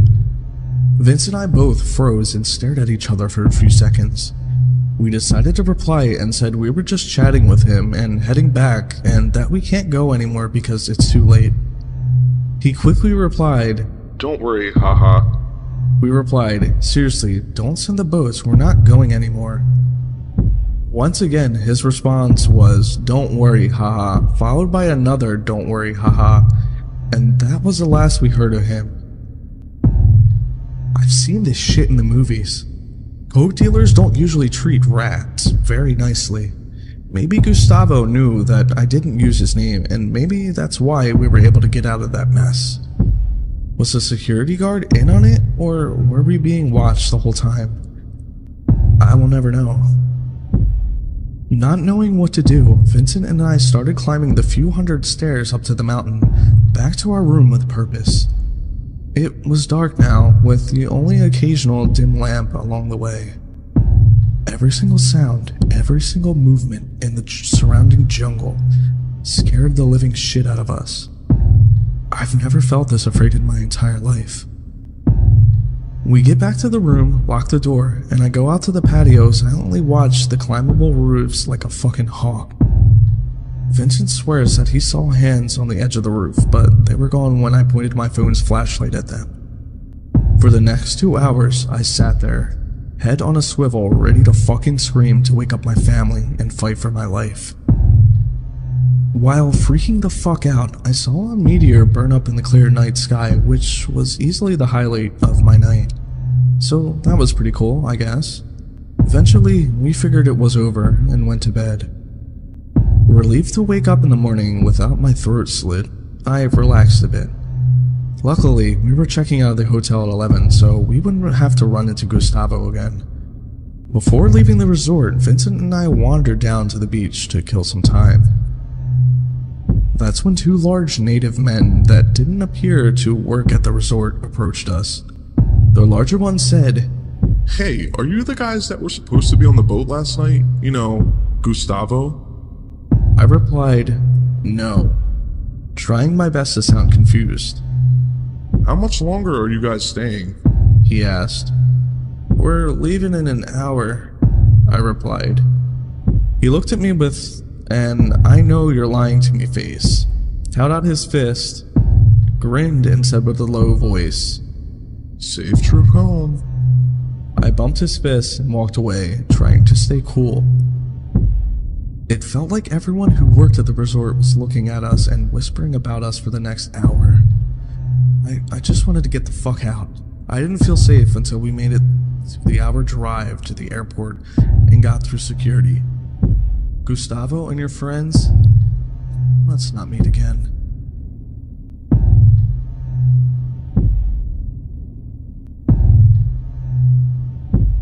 I've only ever mentioned this story in this video, but I'll never truly feel ready to go into details about what really happened that night on my YouTube channel. Just a warning, I'm no English major, so sorry if it goes off on tangents or doesn't make sense. But feel free to ask questions and I'll clear things up. Some names have been changed to protect the innocent. I was 18 at the time I got accepted into university. The same day, me and my then boyfriend got into a fight. I decided to have a few drinks with my cousin Becky, her boyfriend whom she had a child with, Eugene, his housemate, Ken, and the neighbor Hadley. Sounds like a safe scenario, right? Wrong. Around that night, we were all playing drinking games, and I thought I was having a ball in my best t-shirt without my boyfriend. This only being the second night I'd gone out since I'd moved out of my family's because of issues and only went to school, work, sports, school clubs, and the first night was going to my cousin's birthday. I noticed Ken kept staring at me the whole night, but I never tried anything, and Becky told me to stay away from him because he would sleep with anyone, including Hadley. I wasn't going to sleep with him because of a disagreement with my boyfriend. It got late. Becky asked if I wanted to stay at Dad's house while she was away or sleep in the spare room. I told her I felt a lot safer if I slept in the same room with her and Eugene, since I always got a creepy vibe in the spare room since it was small, cold, and cramped. My half-sister used to have the house before my cousin got it, and it used to be my half-sister's room. That was also where I watched The Exorcist. I didn't feel safe sleeping alone in my dad's house. Ken and Hadley slept on the couch. I noticed Ken kept following me around all night, making derogatory remarks. Later on in the night, Ken started licking and sucking on my feet and toes, and tries to move up. I'm paralyzed with fear because I only had one incident where I had almost gotten raped. Again, the first time I thought it was a safe environment with family. He tries to move up my leg. I pretend I'm trying to toss and turn and cover up my zipper of my pants. But he forcefully and quietly moves my hand away and goes back to sucking and licking on my feet. Eventually goes back to Hadley. I hear her giggling. Prepare myself for the worst and think if he comes back in here, I'll wake up my cousin. Of course he comes back in. I nudge and shove and shake my cousin's arm quietly, fearing Ken would do something violent if he found out. Turned out to be Eugene's. He grabs my hand, I squeeze it tightly, once again tossing and turning so Ken doesn't travel any further up my feet. Eugene apologizes when Ken leaves and tells him he didn't do anything and feels guilty. Maybe it's because Ken was bigger than him and he was under the influence of drugs. I didn't know he did crystal meth until later, but Eugene says he'll say something if he came back in. Yep, and he did. Eugene asked, "What the fuck are you doing in my room?" Ken nervously musters up an, "Oh, I'm sorry," and quickly walks off. This is now dawn break. Eugene profusely apologizes when I told him he could have woken up Becky. Then Eugene grabs my hand and I feel something erect. I pull my hand away. He tries it again. I move my hand away and tell him I gotta go back to my house. I take the longest shower of my life. Then I couldn't even wash the disgusting feeling I felt. I walked back to my home. I'm greeted with why it's my fault and I should have never left or fought or an argument, unfinished business with my boyfriend's mom. I burst out crying, tell her everything for the first time. She hugs me, they call the police, and report both of them. I never went to work that day. Around then, Ken decides to quickly move the fuck out. Eugene and Becky are confused and ask my cousin if it wasn't touching what I think it was, what the fuck was I touching then? That was so important that I had to remove my hands twice. Eugene wanted to talk to me, one-on-one, but I refused. 2 weeks and 2 days later, he hangs himself, writes a letter to my cousin. I had no idea I was actually at my dad's house at the time after another argument with my boyfriend. Eugene only lives next door. His workmates actually found him when he didn't show up to work for 2 to 3 days. My dad tricked me into going to Thailand, said it was my fault I almost got raped. He drugged me. I'll never know if this was true.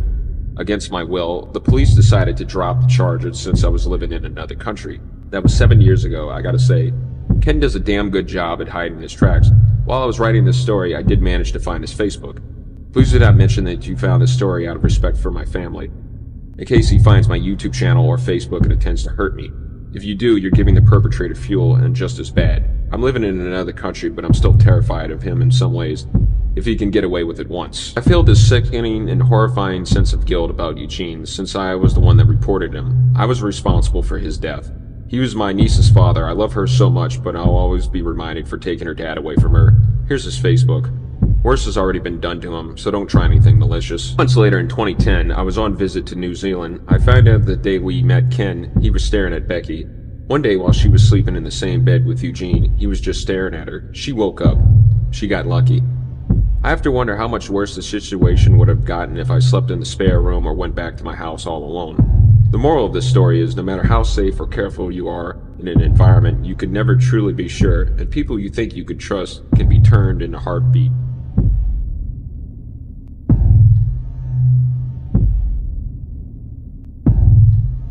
I was seeing this guy Jack for a couple of months, and when I broke it off, I thought he was okay with it.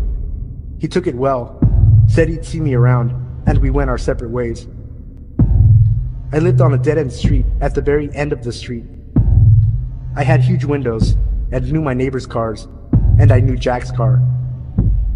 About a week after we broke up, I started to see Jack drive by my apartment and quickly pull into the back parking lot that went the whole block, parallel to the street. Sometimes I would walk outside and see his car parked at the end of the street. I once circled the block and came up to his car and asked, "What the fuck are you doing here?" His response was something along the lines of, "Just seeing if you were home." "Okay, you fucking weirdo." I went back inside. At first I let it go. I was a full-time student and worked full-time, so I hardly had time to placate a man I wasn't interested in anymore. Not to mention I was young, 19, and I for sure didn't believe or think anything bad could happen to me. After a couple of weeks, it got a little creepy, and I would find things on my car or in my mailbox from Jack. Stuffed animals, candy with notes like, "Please don't leave me," or "I'll wait." Nothing too crazy or anything that scared me. He was a good-looking guy, had a good job, and took care of himself. How dangerous could he be? Jack started showing up at my school's gym and cafeteria. He didn't go to the college, and as far as I knew, had no reason to be there. He would just watch me, and a few times, he tried to corner me to talk to me or give me a hug. This is where I started to get a little freaked. I finally went to the cops because I was just tired of him always being around. Plus, I had started seeing a new guy, and it was always awkward for me to see Jack when I was holding hands with the new guy. He hadn't actually done anything illegal, but I lived alone, and far from any good friends or family at the time, so I was a little nervous. After I went to the police, he completely changed. He would drive up and down for hours around my block. I would see him at the grocery store, or the local ice cream shop, like he knew my schedule. One day, I left to go for a run like I usually do. I always went around the same time in the late afternoon and always the same route. The neighborhood I lived in connected to the Horsemen's Association. They were allowed to have horses in the city proper, so, conveniently, there was a well-maintained path for them to use to get to the forest preserve. From the start of the trail in my neighborhood to the parking lot/trailhead was about 2 miles. It went through empty fields and retention ponds. No houses or other people, but that never bothered me. So, off I go into my own world, as I concentrated more on the crunch of the gravel under my feet, or the fall color starting to pop. As I closed the distance to the trailhead, there were 4 cop cars just waiting. Weird for where I lived. Very low crime, and a quiet part of town. A cop stops me and asks my name. I give it, and he asks me to come with them. Now I am freaked. I was shitting bricks. Finally, we get to the station and they explain everything. Jack had been picked up for loitering and suspicious behavior. I happened to live across the street from the police chief of the town, whose house sided up to the entrance of that running path. He knew about Jack, as I had mentioned about a month before, that someone kept coming by and hanging about. The police had noticed Jack's car earlier in the day, and when Jack spent hours hanging around, he got suspicious. He had Jack tracked down and asked him questions. He admitted to letting them search his car. They discovered that Jack had duct tape and a bottle of chloroform. I quickly moved.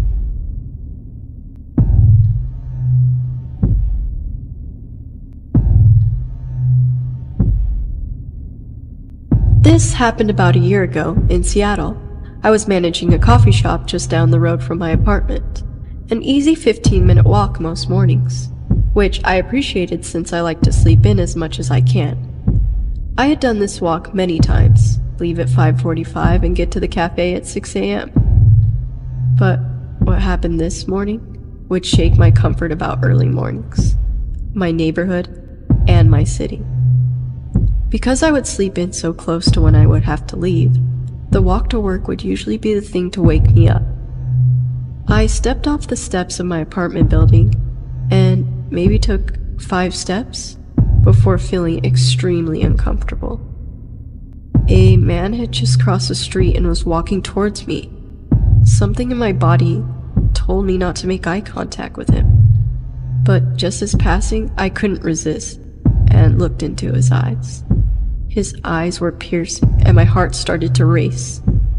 To the best of my abilities to describe him, he was at least 6 feet, wearing all black, a hoodie pulled over his head. But his eyes are what haunt me to this day. I wasn't sure if he was African American because his skin was black, and there were large white circles around his eyes, almost as if he had painted black onto his face, which I am certain to be the case. With that one glance, I knew something was wrong. I walked quickly and crossed the street to the other side. I glanced back and he was standing at the foot of the stairs of my apartment building. Certainly he had seen me come out of there.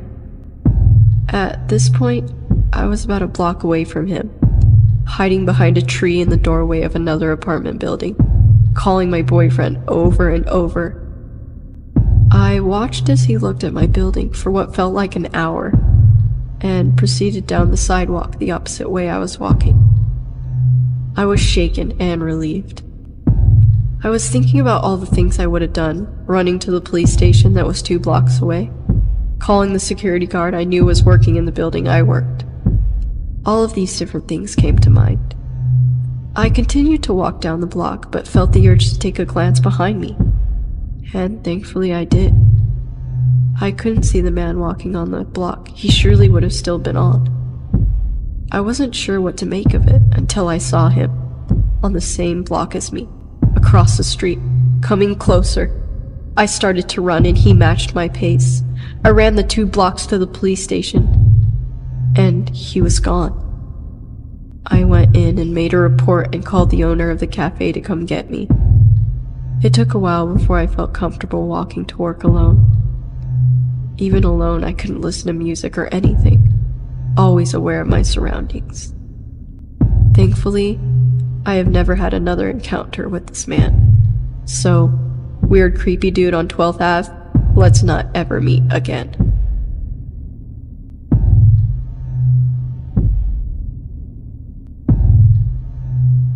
I've posted this story on Ask Reddit, but came across this sub and thought it would fit in. In my childhood neighborhood, my neighborhood's pool was larger than the other surrounding neighborhoods, so people often visited ours instead. When I was 8, I went to the pool with my sisters on the first day of summer, as I always did. When the lifeguards kicked all the kids out for the adult swim, I sat down on a pool chair next to my sisters. This guy, probably between 11 and 13, laid down on the chair next to me and said, "You're beautiful. Will you go out with me?" My sisters thought it was funny and teased me about it, so I just kind of laughed, but it made me uncomfortable. I was really shy back then, so I wrapped my body up in the towel I brought to cover my body, which he was staring at very openly. He introduced himself as Chris and kept trying to talk to me, and I was too shy to tell him to go away, so I let him keep the conversation going. Even though it made me uncomfortable, I soon forgot about it, until I went back to the pool next time. There he was, telling me how pretty I was, petting my hair, asking me to go out with him, and introducing me to his disabled grandmother, who brought him to the pool. Anyway, one day this girl came up to me and asked me if Chris was bothering me. I lied and said that I didn't really care, and she rolled her eyes and joked about how he used to ask her out too, and that she was glad he'd found someone else to pine over. The girl, Elizabeth, started hanging out with me when I went to the pool, which was almost every day since I was allowed to go by myself if I wanted. She explained to me that she and Chris were good friends from a different neighborhood, but came to our pool because it was bigger and had more room for his grandmother to work on physical therapy for her legs. We became great friends and laughed about how Chris was always following us around and asking me out. One day, I noticed that Chris followed me all the way back to my house and tried to hide behind a mailbox when I turned around. As funny as that sounds, I didn't think it was funny back then and rushed back into my house. I began to notice that he was getting more aggressive and annoyed with me for refusing to date him. He started asking me to go on walks with him through the park and brought his grandmother so I didn't feel like I could say no. He would take me into the woods or behind the jungle gym, out of sight from his grandmother, and make creepy comments about my body and touch my cheek while telling me how pretty I was. He'd pet my hair and try to bounce the curls, like stretching out a spring and watching it curl up again. His grandmother would offer to let me sit on her lap during these walks while she controlled her wheelchair, which made me feel really uncomfortable because I didn't know her well, and being a stupid, ignorant 8-year-old, I thought her atrophied legs were a little gross. He continued to follow me home, even when I took shortcuts through the woods or the long way that led in circles. His presence began to make me nervous, because I wasn't sure what would happen if I continued to turn him down. I started avoiding the pool when his grandmother's handicap van was there, but I'm pretty sure he just fixed that by showing up later than usual, so I'd already be there when he arrived. All of my friends, including Elizabeth, thought it was so funny, so I never told them I didn't want to go to the pool anymore, and never brought it up to my sisters or parents. So if someone asked me to go with them, I'd just go and hope he wasn't there. Finally, during the last week the pool was open, I went to the bathroom.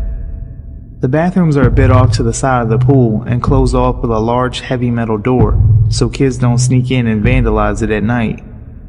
The second I entered, the door shut behind me and the lights turned off. Then I heard Chris say, "I'm not letting you out until you agree to go out with me," and he locked the door. The bathroom was cold and pitch black, and I was terrified of the dark at the time. The tile was that disgusting, slimy, wet feeling that tile gets when it's wet, with bits of dirt and sand on it, which is why I never liked going in there in the first place. It also smelled like chlorine and a typical subpar public restroom, stuff of nightmares for an 8-year-old. I started banging on the door and screaming for help, but nobody could hear me because of the really heavy door in the location. But then some angry soccer mom started screaming at me to stop pranking her and how much trouble I was in. Turns out that she'd been locked in there too, and was mad that while she was peeing, the lights turned off. She called for help with her phone, and I was eventually let out of the bathroom. Being 8, I didn't think much about it, but now I realize how creepy the whole situation was. I should have told someone the first time he followed me home, and it never occurred to me to just stop going to the pool. The lifeguard stopped allowing people from other neighborhoods due to an unrelated series of break-ins, and I'd heard that he was banned from the pool for locking me and the mom in the bathroom. But the next summer, I saw a boy who looked just like Chris but taller and with blonde streaks dyed into his hair. It might have been his brother or a spot-on look-alike, but I never went to that pool again after that, and I never met Chris or Elizabeth again.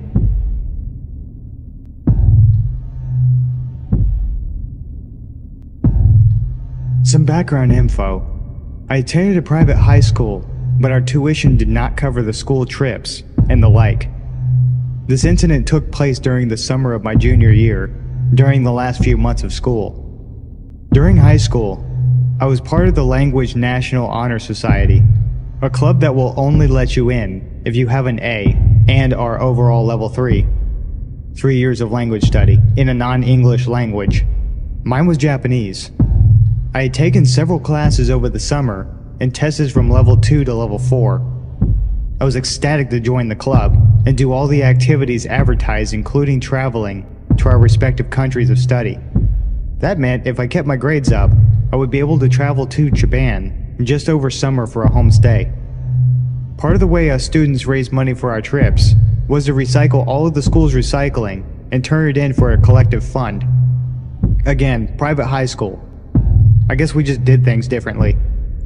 Anyway, the jobs for recycling were divided between the students who sorted the recycling and dug through the trash at school, and ones who drove the bags of bottles to the local recycling center. I was in the latter group, since my family owned a Suburban, which could fit most of the bags in one trip, with all the other seats down. So during late April, early June, I was signed up to take the bags. My mom offered to drive, since she wanted to use the truck to go shopping later in the day. It was surprisingly hot for the west side of Oregon. I was dressed in jean short shorts and a t-shirt and sneakers. No way I was going to wear flip-flops at the center, even with the heat. Old soda feels disgusting as it dries between your toes, trust me. At this time, my mom and I were not in a good spot in our relationship. We butted heads over every little thing, including recycling. She couldn't understand why I insisted on going to the recycling center early in the week. It was wasting time because she needed to buy something for one of my siblings' school projects. If you want, you can just drop me off. I'll grab a soda or something and text you when I'm done or walk home, I said, annoyed. She sighed. I'll wait around for a bit. When we reached the center, which was connected to a QFC, she parked one row from the entrance and I hopped out, dragging 3 huge bags with me. I returned to the car to grab the second batch when I felt it. That tingle go up your spine when someone is watching you. I frowned and then looked around. There was no one around really, except for an elderly looking old man sitting in his car in the row behind us. He was looking right at me. I did a quick check to make sure there was no soda streak on my bare legs. Shit, there's a hole in my shorts. Jerk. To go ahead and laugh at a dumb teenager with bright pink panties. He wasn't laughing, but I was more embarrassed by the staring than creeped out. With a huff and a grumble, I dragged the remaining bags to the recycling center. It's a small open room that you can see into from the parking lot. Recycling machines lined the walls, and I got to work. A few minutes pass, and I get a text from my mom. I'm going ahead to the mall. Text me when you're on your way home. I don't want you waiting around for me to pick you up. Great, I text back. A few more minutes later, and I hear a car pulling up into the parking spot right in front of the recycling center opening. I look up as a reflex, and I felt my heart sink. It's the old man from before. The tingle down my spine is made of ice this time, settling in my gut. This was not okay. The man was watching me. Even if he was waiting for somebody, why not remain in his original spot? Why pull up in front and park instead of driving closer to the grocery store entrance? Still, I try to ignore it. That is, until I hear a creak of door hinges. My head snaps up, and I see the man has opened his door and has one leg sticking out. I text my mom, "Can you come back?" She asks why. There's this guy watching me and is creeping me out. Just go tell one of the employees if he's really bothering you. You're young. I'm sure you can outrun them anyways. Yeah, thanks, Mom. The man hasn't gotten out of his car yet. He's just sitting there, watching me. Watching me stand there with my phone in my hand. That's when I noticed a very rhythmic movement of one of his arms. Hell no. Abandoning my bottles and walking out of the recycling center and heading towards the entrance of the QFC. As I pass the car, I can't help but look, just to make sure I'm right. And lo and behold, the man is sitting there half out of his car, watching me. He's exposed and pleasuring himself. That sight makes my lip curl in disgust. I hurry into the QFC and tell the first employee I see what's going on. She just says, "Oh, that's gross," and walks away. Yeah, fuck you too, lady. I feel gross. Violated almost. It makes my skin crawl, but I'm too nervous to go back out of the store again. I linger by the doors, like a creep myself. Nervous. After about 5 minutes, another employee, a man this time, comes up to me and asks if I'm lost, and reminds me that there's no loitering in the store. I have no choice but to go back out again. Thankfully, the man is gone. I finish the recycling, turn in the receipt for cash, buy the damn soda and walk home. I never saw that man again, and opted for sorting bottles at the school instead of taking them to the recycling center. On the plus side, my relationship with my mother has gotten a lot better since. The downside, it wasn't the last, or even the most extreme creepy encounter I've experienced.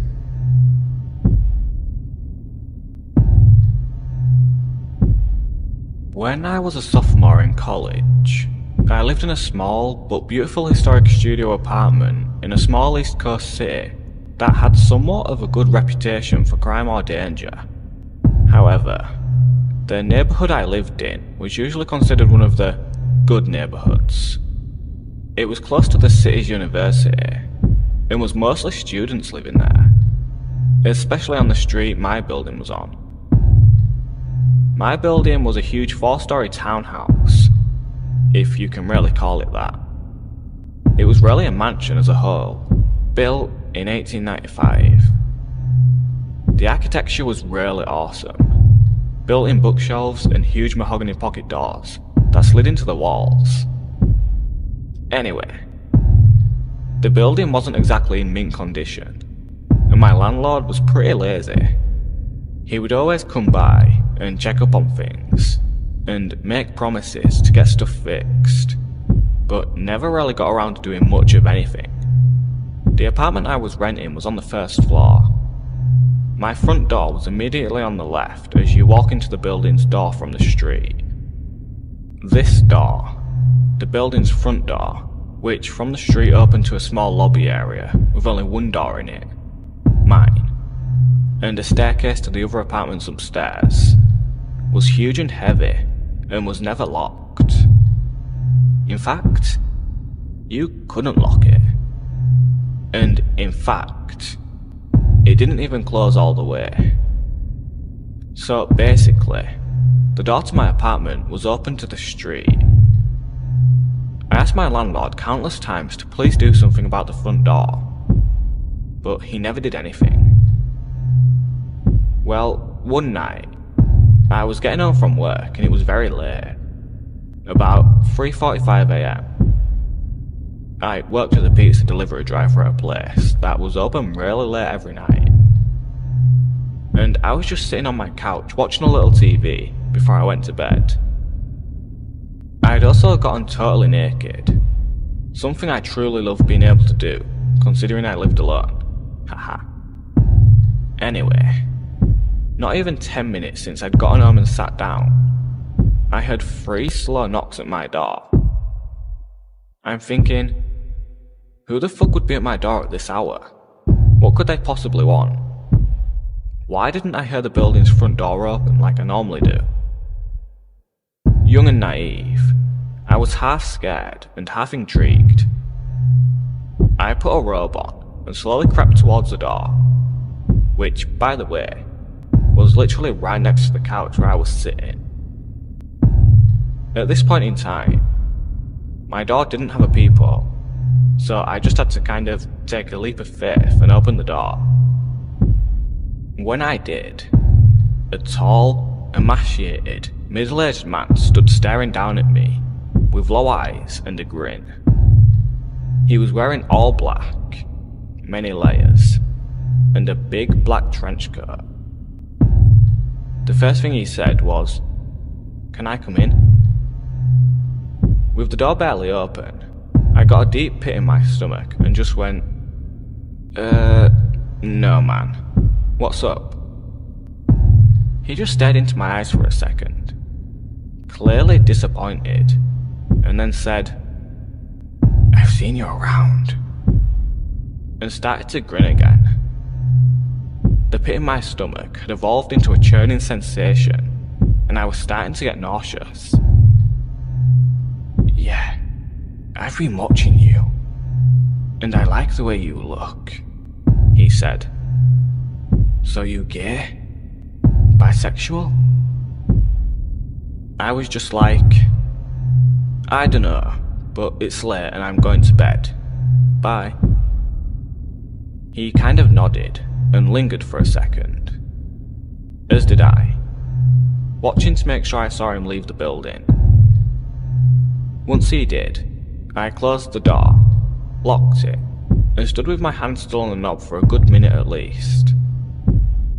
After I snapped out of my shock, I ran over to my couch and pushed it up against the door. I ended up sleeping on the couch that night, even though it was right there. It just made me feel safer, like I could hear if something happened. Well, nothing happened that night. It wasn't until about a week later, on one of my nights off from work, that I was sitting around my apartment winding down by myself after I had a few friends over drinking and smoking a little bit, as college kids will do. All of a sudden, I heard a weird rattling noise coming from across the room, so I turned off the music I was playing, to find out that it was coming from none other than my front doorknob. I looked at it for a second, and saw that both the knob and the top lock were jiggling. Someone was trying to get in. Like a deer in headlights, I was frozen, staring at the things wiggle and shake, until I started to see the top lock actually budge and start to turn. I leapt up from my chair and sawed to the door, grabbing tightly on the lock, forcefully twisting it back to being locked. The jiggling of the lock and knob stopped for a second, because whoever it was clearly knew that I knew. It was only a second though, because I started struggling again, and I had to use all my might to keep it still. Sweat was dripping down my forehead and my ribcage, and after about 15 seconds of wrestling with this intruder, it suddenly stopped, and I heard the building door open and close, and footsteps run down the stairs of the stoop to the sidewalk. Just like I was before, I was paralysed with my hands at the door for a good while before I realised I was crying and shaking and that I needed to call someone. My instinct was to call the police. In hindsight, I regret this for the following reasons. I was basically having a panic attack while I was on the phone with 911 and actually threw up during the call, and I think that's when they decided I was just fucked up or something. When the two police got to my apartment, they stood in my doorway as I struggled to recount to them what had happened, as I'm shaking and crying. I noticed at one point that they're both smirking and laughing, and I say, "What's funny right now?" One of them goes, "It reeks of marijuana." I was just like, okay, and basically argued with them after that. Long story short, they ended up confiscating a bunch of shit from my apartment and basically turning the whole situation into a little mini drug bust. Although they say they weren't going to charge me with anything. Just take my shit. Nothing about this attempted break-in besides keep your door locked. I was devastated and felt so helpless. I hate to make this story so long, so I'll try to keep the last part short. Basically, this same scenario happened one more time about 2 weeks from the last time. Only, instead of calling the police, I called my dad, who raced down in an hour, which is a 2-hour drive from his house to this place. And he had a crowbar up his sleeve, haha. Unfortunately, by the time he had gotten there, whoever it was had already left. They didn't struggle very hard this time. My dad ended up cussing out my landlord and demanding he get the door fixed and install a new lock and a peephole on my door. He did make this happen within a reasonable amount of time. And I also got one of those bars you wedge between the doorknob and the floor, as well as an aluminium baseball bat to protect myself with, so I felt a lot better from then on. Needless to say though, I ended my lease for that apartment a month early, and never moved back to that street. I never found out for sure who was trying to pick my locks, and if it was the guy who had come to my door the first time. But whoever it was, let's not meet.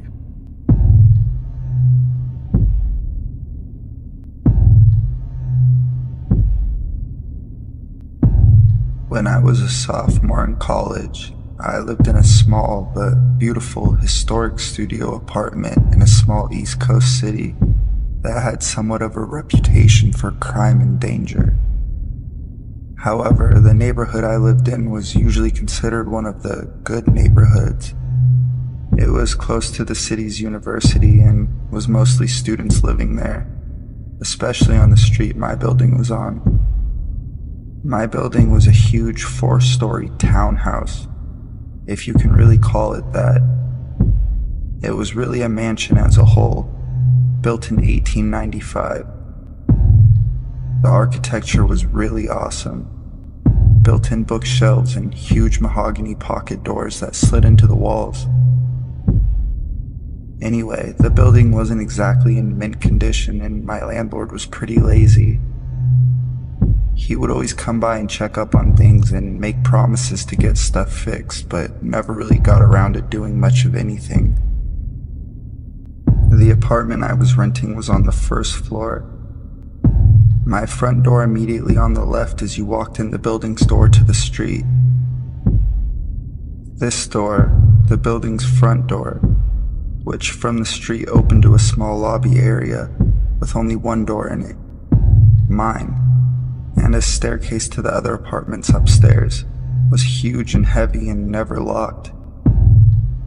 In fact, you couldn't lock it, and in fact, it didn't even close all the way. So basically the door to my apartment was open to the street. I asked my landlord countless times to please do something about the front door, but he never did anything.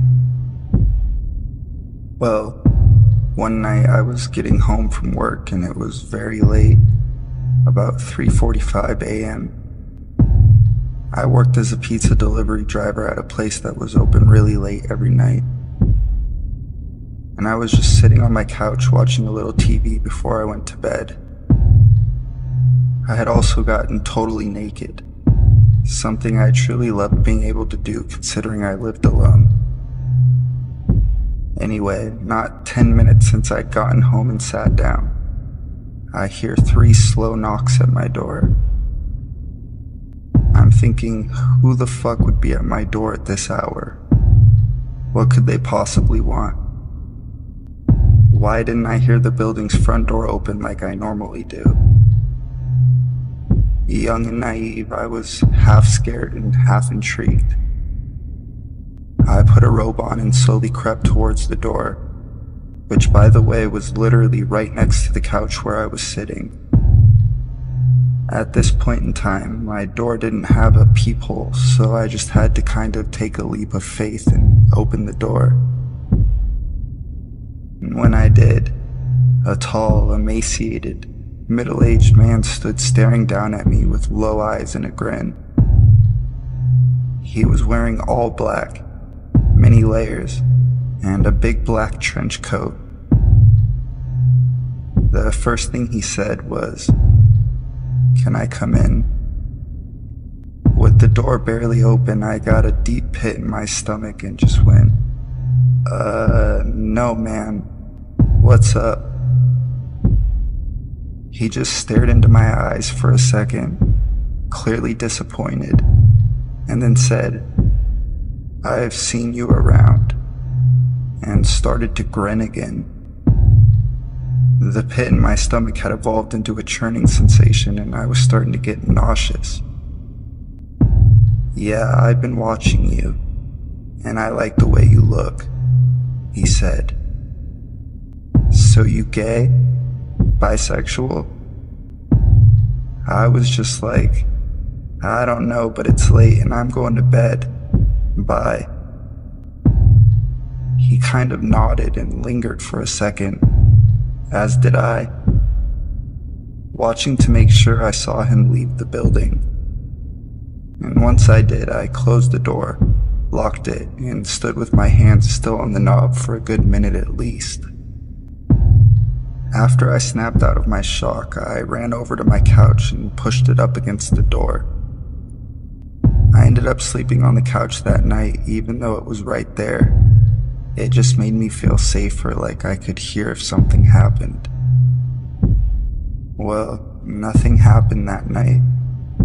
It wasn't until about a week later, on one of my nights off from work, that I was sitting around my apartment winding down by myself after I had had some friends over drinking and smoking a little bit, as college kids will do. All of a sudden, I hear a weird rattling noise coming from across the room, so I turn off the music I was playing to find out that it was coming from none other than my front doorknob. I looked at it for a second and saw that both the knob and the top lock were jiggling. Someone was trying to get in. Like a deer in headlights, I was frozen, staring at the things wiggle and shake until I started to see the top lock actually budge and start to turn. I leapt up from my chair and soared to the door, grabbing tightly on the lock and forcefully twisting it back to being locked. The jingling of the lock and knob stopped for a second because whoever it was clearly knew now that I knew. It was only a second though before they just started struggling again, and I had to use all my might just to keep it still. Sweat was dripping down my forehead and my rib cage, and after about 15 seconds of wrestling with this intruder, it suddenly stopped, and I heard the building door open and close, and footsteps run down the stairs of the stoop to the sidewalk. Just like I was before, I was paralyzed with my hands on the door for a good while before I realized I was crying, shaking, and that I needed to call someone. My instinct was to call the police. In hindsight, I regret this for the following reasons. I was having basically a panic attack while I was on the phone with 911 and actually threw up during the call. And I think that's when they decided I was just fucked up or something.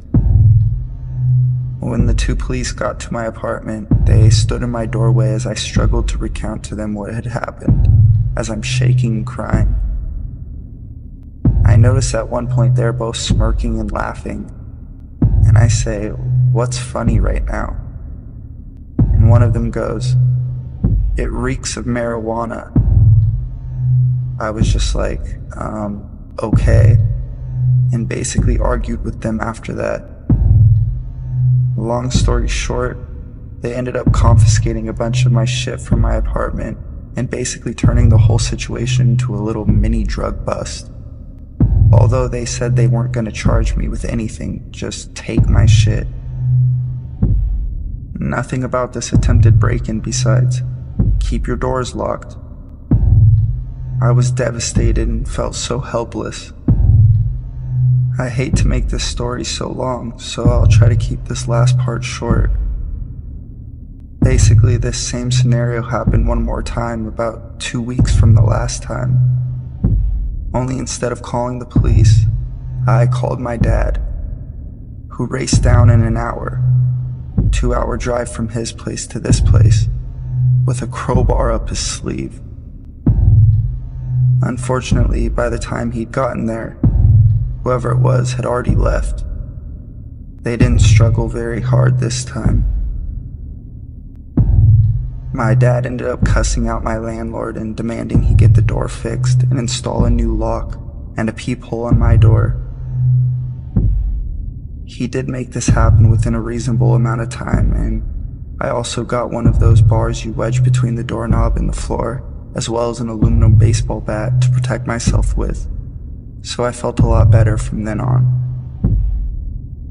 Needless to say though, I ended my lease for that apartment a month early and never moved back to that street. I never found out for sure who was trying to pick my locks and if it was the guy who would come to my door the first time, but whoever it was, let's not meet.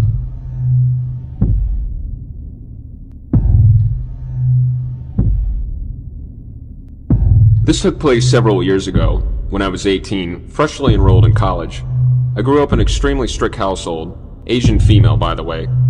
My parents set my curfew at 8 p.m. I wasn't allowed to drive at night or go to parties, etc., all because my family was convinced that all of these situations led to rape. Anyway, you could see how I once moved out of the house, I was relished in my opportunity to exercise my new freedom and independence. One night around 11 p.m. I got super hungry and had a real craving for Arby's roast beef sandwich. My roommate was tired and didn't want to go with me, so I hopped in my car and decided to go make a quick trip by myself. To get to Arby's, I had to take a stretch of the road that was really secluded and not well lit, of course at the time of night. There were barely any cars on the road. At the stoplight just a few blocks away from the Arby's, I was the third car waiting at the red light. Car A was very front, Car B was behind it, and I was behind Car B. There was a last car, Car C, that's behind me. All of a sudden, I guess he must have thought that the light turned, but is still red. The car in front of me stepped on the gas and lurched forward, tapping into the back of the car in front of him. The two drivers immediately got out and started looking at the damage. Neither of them were hurt, and there was little to no damage that I could see made to either car. I had no idea what to do in this situation. Again, I was a dumb 18-year-old, just got injected into the adult world, and I had never witnessed an accident of any kind before. Was I supposed to stick around as a witness or something? I wasn't sure, but I felt uneasy about the idea of getting out of my car in the middle of the night on a really isolated road to talk to two guys, especially when I didn't think they needed my intervention at all. Again, it was a super minor fender bender, and they were talking really civilly, though they didn't move their cars. So the light turned green, I decided to move over into the other lane and proceed on my way. Again, this may have been the wrong thing to do, but I didn't know any better. The car that had been behind me didn't like the fact that I was trying to leave. To this day, I have no idea what they were thinking. At the time, they must have thought I caused the accident or something. Anyway, as I shifted over into the other lane to leave, they started blasting their horns at me. I got super scared and proceeded down the road, past the green light. And Car C, the one behind me, took off after me. What ensued was still the most terrifying experience I've ever had. The car, which I could dimly see, had two male figures in front seat, followed me closely for quite a while, occasionally blasting their horns aggressively. They would speed up until they were just about to hit the back of my car when I was starting to get really freaked out, so started making random turns to lose them, or to see if they were really following me. They definitely were. I made 3 left turns, and they were still on my tail. Eventually, the car pulled over into the lane beside me and kept speeding and nudging into my lane, as if to cut me off or run me off the road. I was actually crying now and called my then boyfriend, telling him what was happening. I initially wanted to drive to his house, but then I realized I didn't want these psychos knowing where he lived. I tried to avoid making eye contact with the 2 men in the car beside me, and tried not to let them imitate me off the road. They kept blaring the horn, and then eventually the driver rolled down the window. I was too scared to talk to him, but I could hear what he screamed clearly through my window, which had a slight gap in the top that never sealed up. "We're gonna catch you, bitch, and I'm gonna rape your dumb ass." I think the guy next to him said something like, "Don't slow down" or something, but I couldn't hear it clearly over the rushing of the wind and the sounds of our cars accelerating. My boyfriend heard them shouting over the phone and directed me to the nearest police station, which was about 8 minutes away from where I was. It was actually hard for him to find the police station to give me any directions to it because he had no idea where I was. 2 guys kept shouting things at me, but I didn't know what else was said. I was too busy blabbering to my boyfriend. Maybe it was really hard to remember what went on in those moments. Physically, I was speeding so fast to try to get away from those guys. At this point, I was just hoping a cop would stop me. There were no cars on any of the roads we went down, and it just made everything worse. And then my phone battery decided it was time to die. I seriously thought it was one of those horror stories my parents had always told me about. Eventually, I finally saw the police station my boyfriend had given me directions to. Almost drove past it. Turned into the parking lot, the car followed me, and the passenger door actually opened before the car even stopped. But I think they noticed where we were and drove out of there fast. I sat in my car too terrified to get out because I thought moving would provoke them into coming back. Literally 60 seconds later, my boyfriend pulled into the parking lot next to my car and climbed out with a baseball bat. He held me for a little while, and then a cop who was pulling into the lot or something coming out of the building approached us and asked if everything was okay. Turns out that the car had tailed me fit the description of a car that had apparently scared a girl so badly, same type of thing. Late night, empty road, lone driver, super aggressive driving, and screaming. That she had crashed her car into a tree divider trying to get away from those guys. Neither she or I got the license plate. Though, and to this day, I don't know if they ever caught those guys. I don't know what kind of human being gets their kicks out of terrorizing female drivers late at night on the road, but whoever they were, fuck those guys. I hope someone somewhere managed to put a stop to them.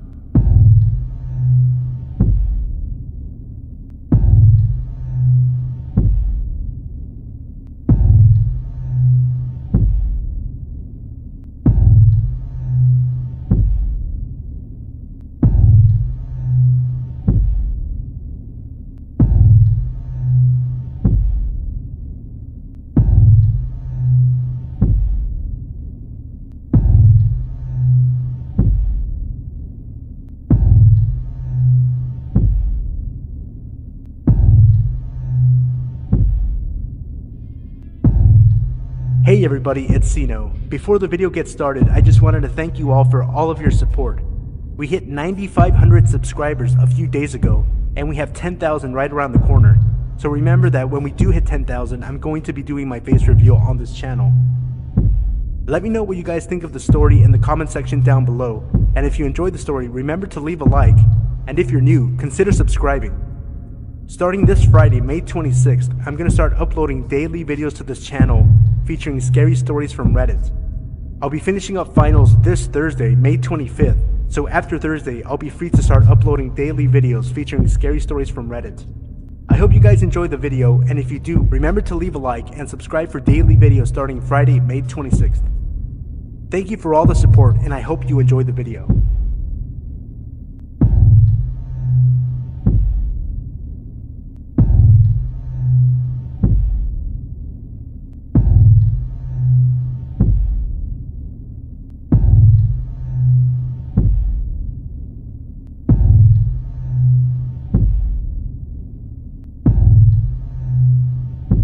Last June, my boyfriend and I were living with our roommates and my 2 kids. Our roommates decided to leave and only gave us 3 weeks notice on a month-to-month lease. We were already planning on leaving ourselves in a couple of months, but with the short notice, we decided that we just had to find a place somewhere, anywhere. Luckily, we both work remotely, so we had the ability to move anywhere in the state. For 2 weeks, we searched every rental site on the internet that we could find. This eventually led us to Craigslist. Yeah, Craigslist. We had multiple rejections from landlords who weren't willing to work on deposit, which is understandable. However, one was open to the idea. She was a nice older woman in the state with an approved realtor profile. I googled her. The house was perfect. It was a side-by-side duplex, which would be fine for a little while. A cute little kitchen and a backyard. The crime rate didn't look too bad, and there was a school close by. She accepted large dogs, which was perfect, and the deposit wasn't too high. After some researching online and talking, we made arrangements to move into the home. When we left our old home, we took off to finally see our new humble abode. We dropped off the kids at my mom's, for safety's sake, and went on our way. The drive was awful. We were lost, left and right, and even nearly ended up in the wrong town. Eventually, we were able to find an ATM to pay for the rent and deposit.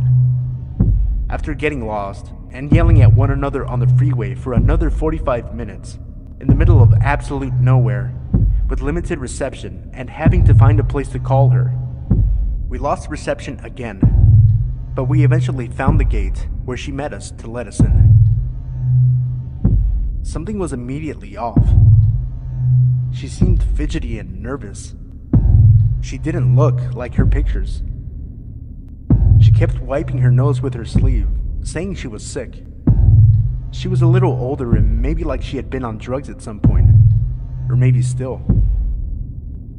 We went through the gate and drove about a half-mile down to her home. Apparently, her office was also her home. I didn't know that. The property was filled with old trucks, boats, and buses. It was like a graveyard for oversized vehicles. My boyfriend looked at me completely frustrated. In his failed attempt at humor, he blurted out, "Well, we're either going to get a house or we're going to die. Let's go find out." We parked and met with a woman outside. She seemed really anxious and was telling us random things about her many projects. I assumed tweaker. Sorry, but that's just what I assumed, and it's a common problem in that area. We went inside the house, which strangely was well decorated and very modern. The rest of the house was a little trashy. She claimed that our office was flooded and we'd just have to sign the paperwork here. We agreed. We signed the paperwork, but when we realized we were missing $200, my boyfriend felt secure enough to leave me alone, to go check the car to see if it was missing. She went on to tell me about the house and the arrangements. Random things. The key is by the light outside. They said there's a washer and a dryer in the garage below. We don't know anything about that, but you might not want to go in there. It might be kind of icky. They also said there's a crawl space where somebody can get in. I'm not sure what they're talking about, but just said to be careful and make sure it's okay. She was incredibly adamant about not having been at the home in quite some time. Okay, I realized that's the part where I should have definitely paid attention. But it was such a chaotic day, and I was so exhausted that I just said, okay, sure. I shrugged it off. I just wanted to get the hell home. My boyfriend came back inside. She said the missing amount was fine. We could just tack on the missing amount to the next month's rent. Perfect. We thanked her and were on our way, new lease in hand. We picked up the kids and drove another hour to the home. The entire drive we were watching the miles down to the town and counting down. 15 miles. 10 miles. 5 miles. Then, we arrived. It was an old 3-story building duplex. Not a 2-story, but a 3-story. The town was eerily depressing. Have you ever seen Gummo? It's a spitting image of Gummo. Actually, I lived in this same town as a kid with my dad sometimes. It was literally 1983.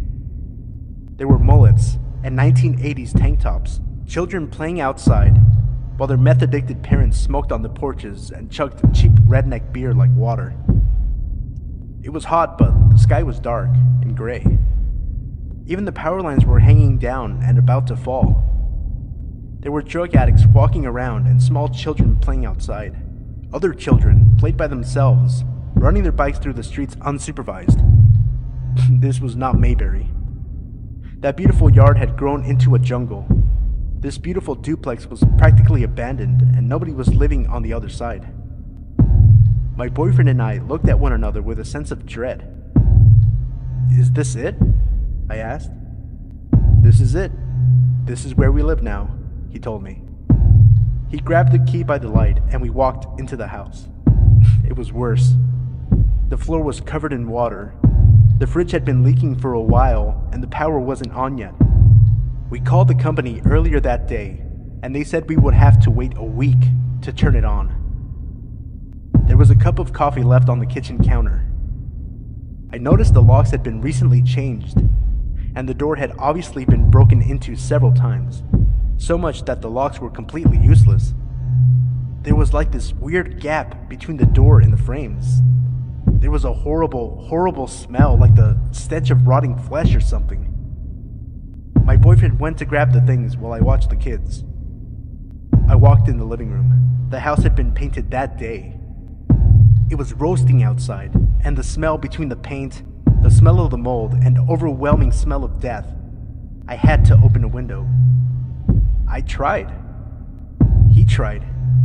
The windows were broken and painted shut. This place was a train wreck. The pictures online had to have been from a few years ago. Whoever painted the house painted quickly and got the hell out of there. It was poorly done. Even the door frames were painted. They painted the walls, ceiling, the banisters, and even the stairs this ugly, depressing salmon pink color. That instantly set me off. "I think there was blood in here," I told my boyfriend. "Why do you say that?" he asked, dropping down more boxes onto the floor. "That's the only reason to paint it this god-awful color. Blood will seep through white paint, eventually, and it's impossible to get rid of. The only reason I know this is because I remember hearing about a news story where a woman took over a murder house." As I walked further into the living room, I realized there was a huge bleach stain, about 2 feet wide, on the dark carpet. The house was lifted so high with the garage or basement, whatever it was, below. I didn't understand how it could feel like it had been flooded or why the carpet was so badly wrinkled. We scoped out the house and went upstairs to the bedrooms. The windows were so low to the ground and hanging open, and I just thought, this is not safe for kids. There was a bucket of paint with a paint roller still inside, randomly left behind in what would have been our bedroom.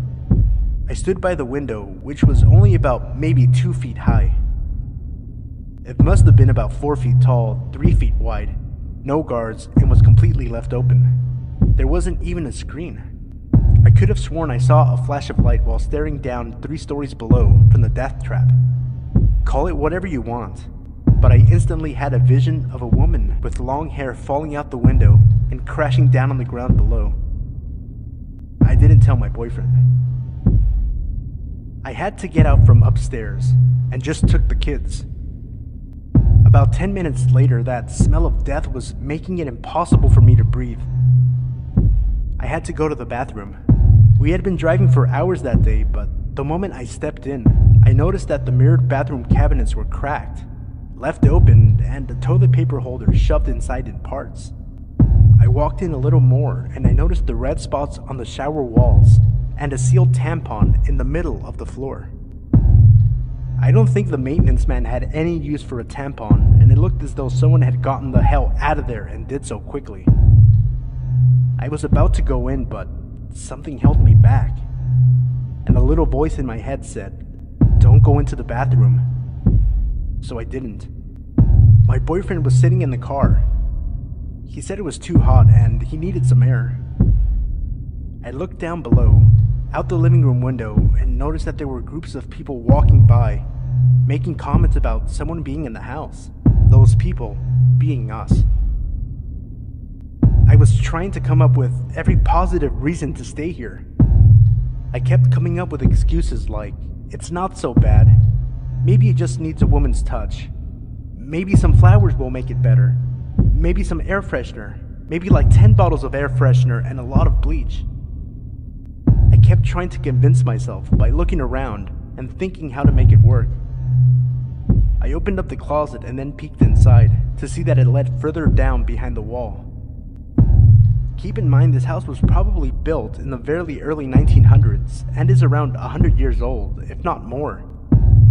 It wasn't uncommon back then for secret rooms or passageways to exist.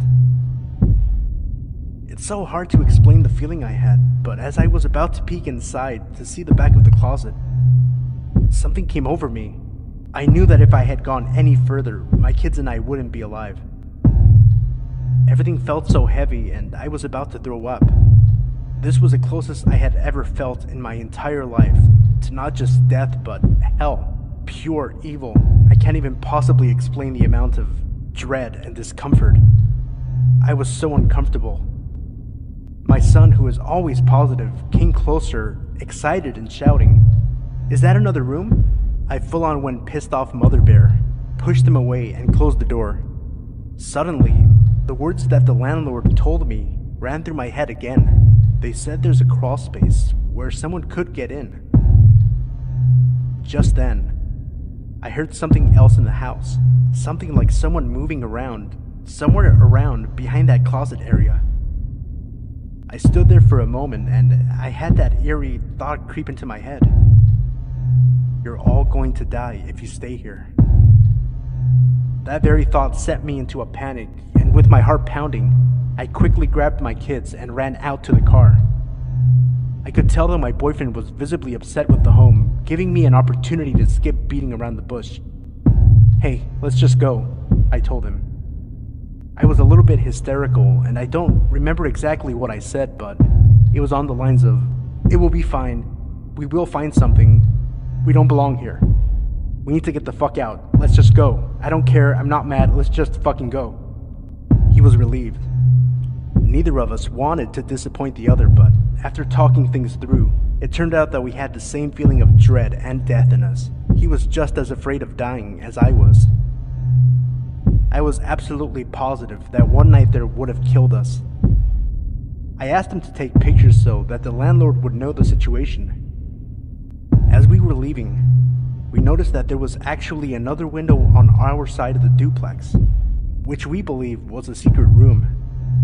I heard the neighbors across the street laughing and saying things like, "It looks like they're leaving. That didn't last long." We slept in the car at a nearby gas station. We were so exhausted. I cried, of course, and then called my mom to see if we could stay the night, but would have to wait until early in the morning. My boyfriend did his best to comfort me, and we explained to the landlord that we didn't move in, that we had taken pictures and there were multiple health code violations. We would send them if she needed them. She didn't even hesitate or want to see the photos, and within minutes offered to write a check for our money back. I swear there was someone else in that house. It still terrifies me to talk about it, and I will never rent sight unseen again. And I'm sharing this story because you shouldn't either. By the way, that's not the end. That feeling haunted me for weeks, so much I couldn't sleep. Even my dreams were haunting me with the image of that woman falling out of the window. I eventually Googled the address to find out who had lived there before us. I found a woman's name. I Googled that woman's name, and she's dead. She was beaten to death with a baseball bat, apparently stabbed, allegedly by her daughter and her daughter's boyfriend. They stuffed the body in a car for weeks, after hiding it in a garage, and it was found a couple of hours away. I don't believe that the news story says that the murder took place in that house. I don't even know, but it still feels like it was somehow involved, or something else happened. I'm not sure. I just know one thing. Someone is hiding something, and I definitely believe that someone else was in that house.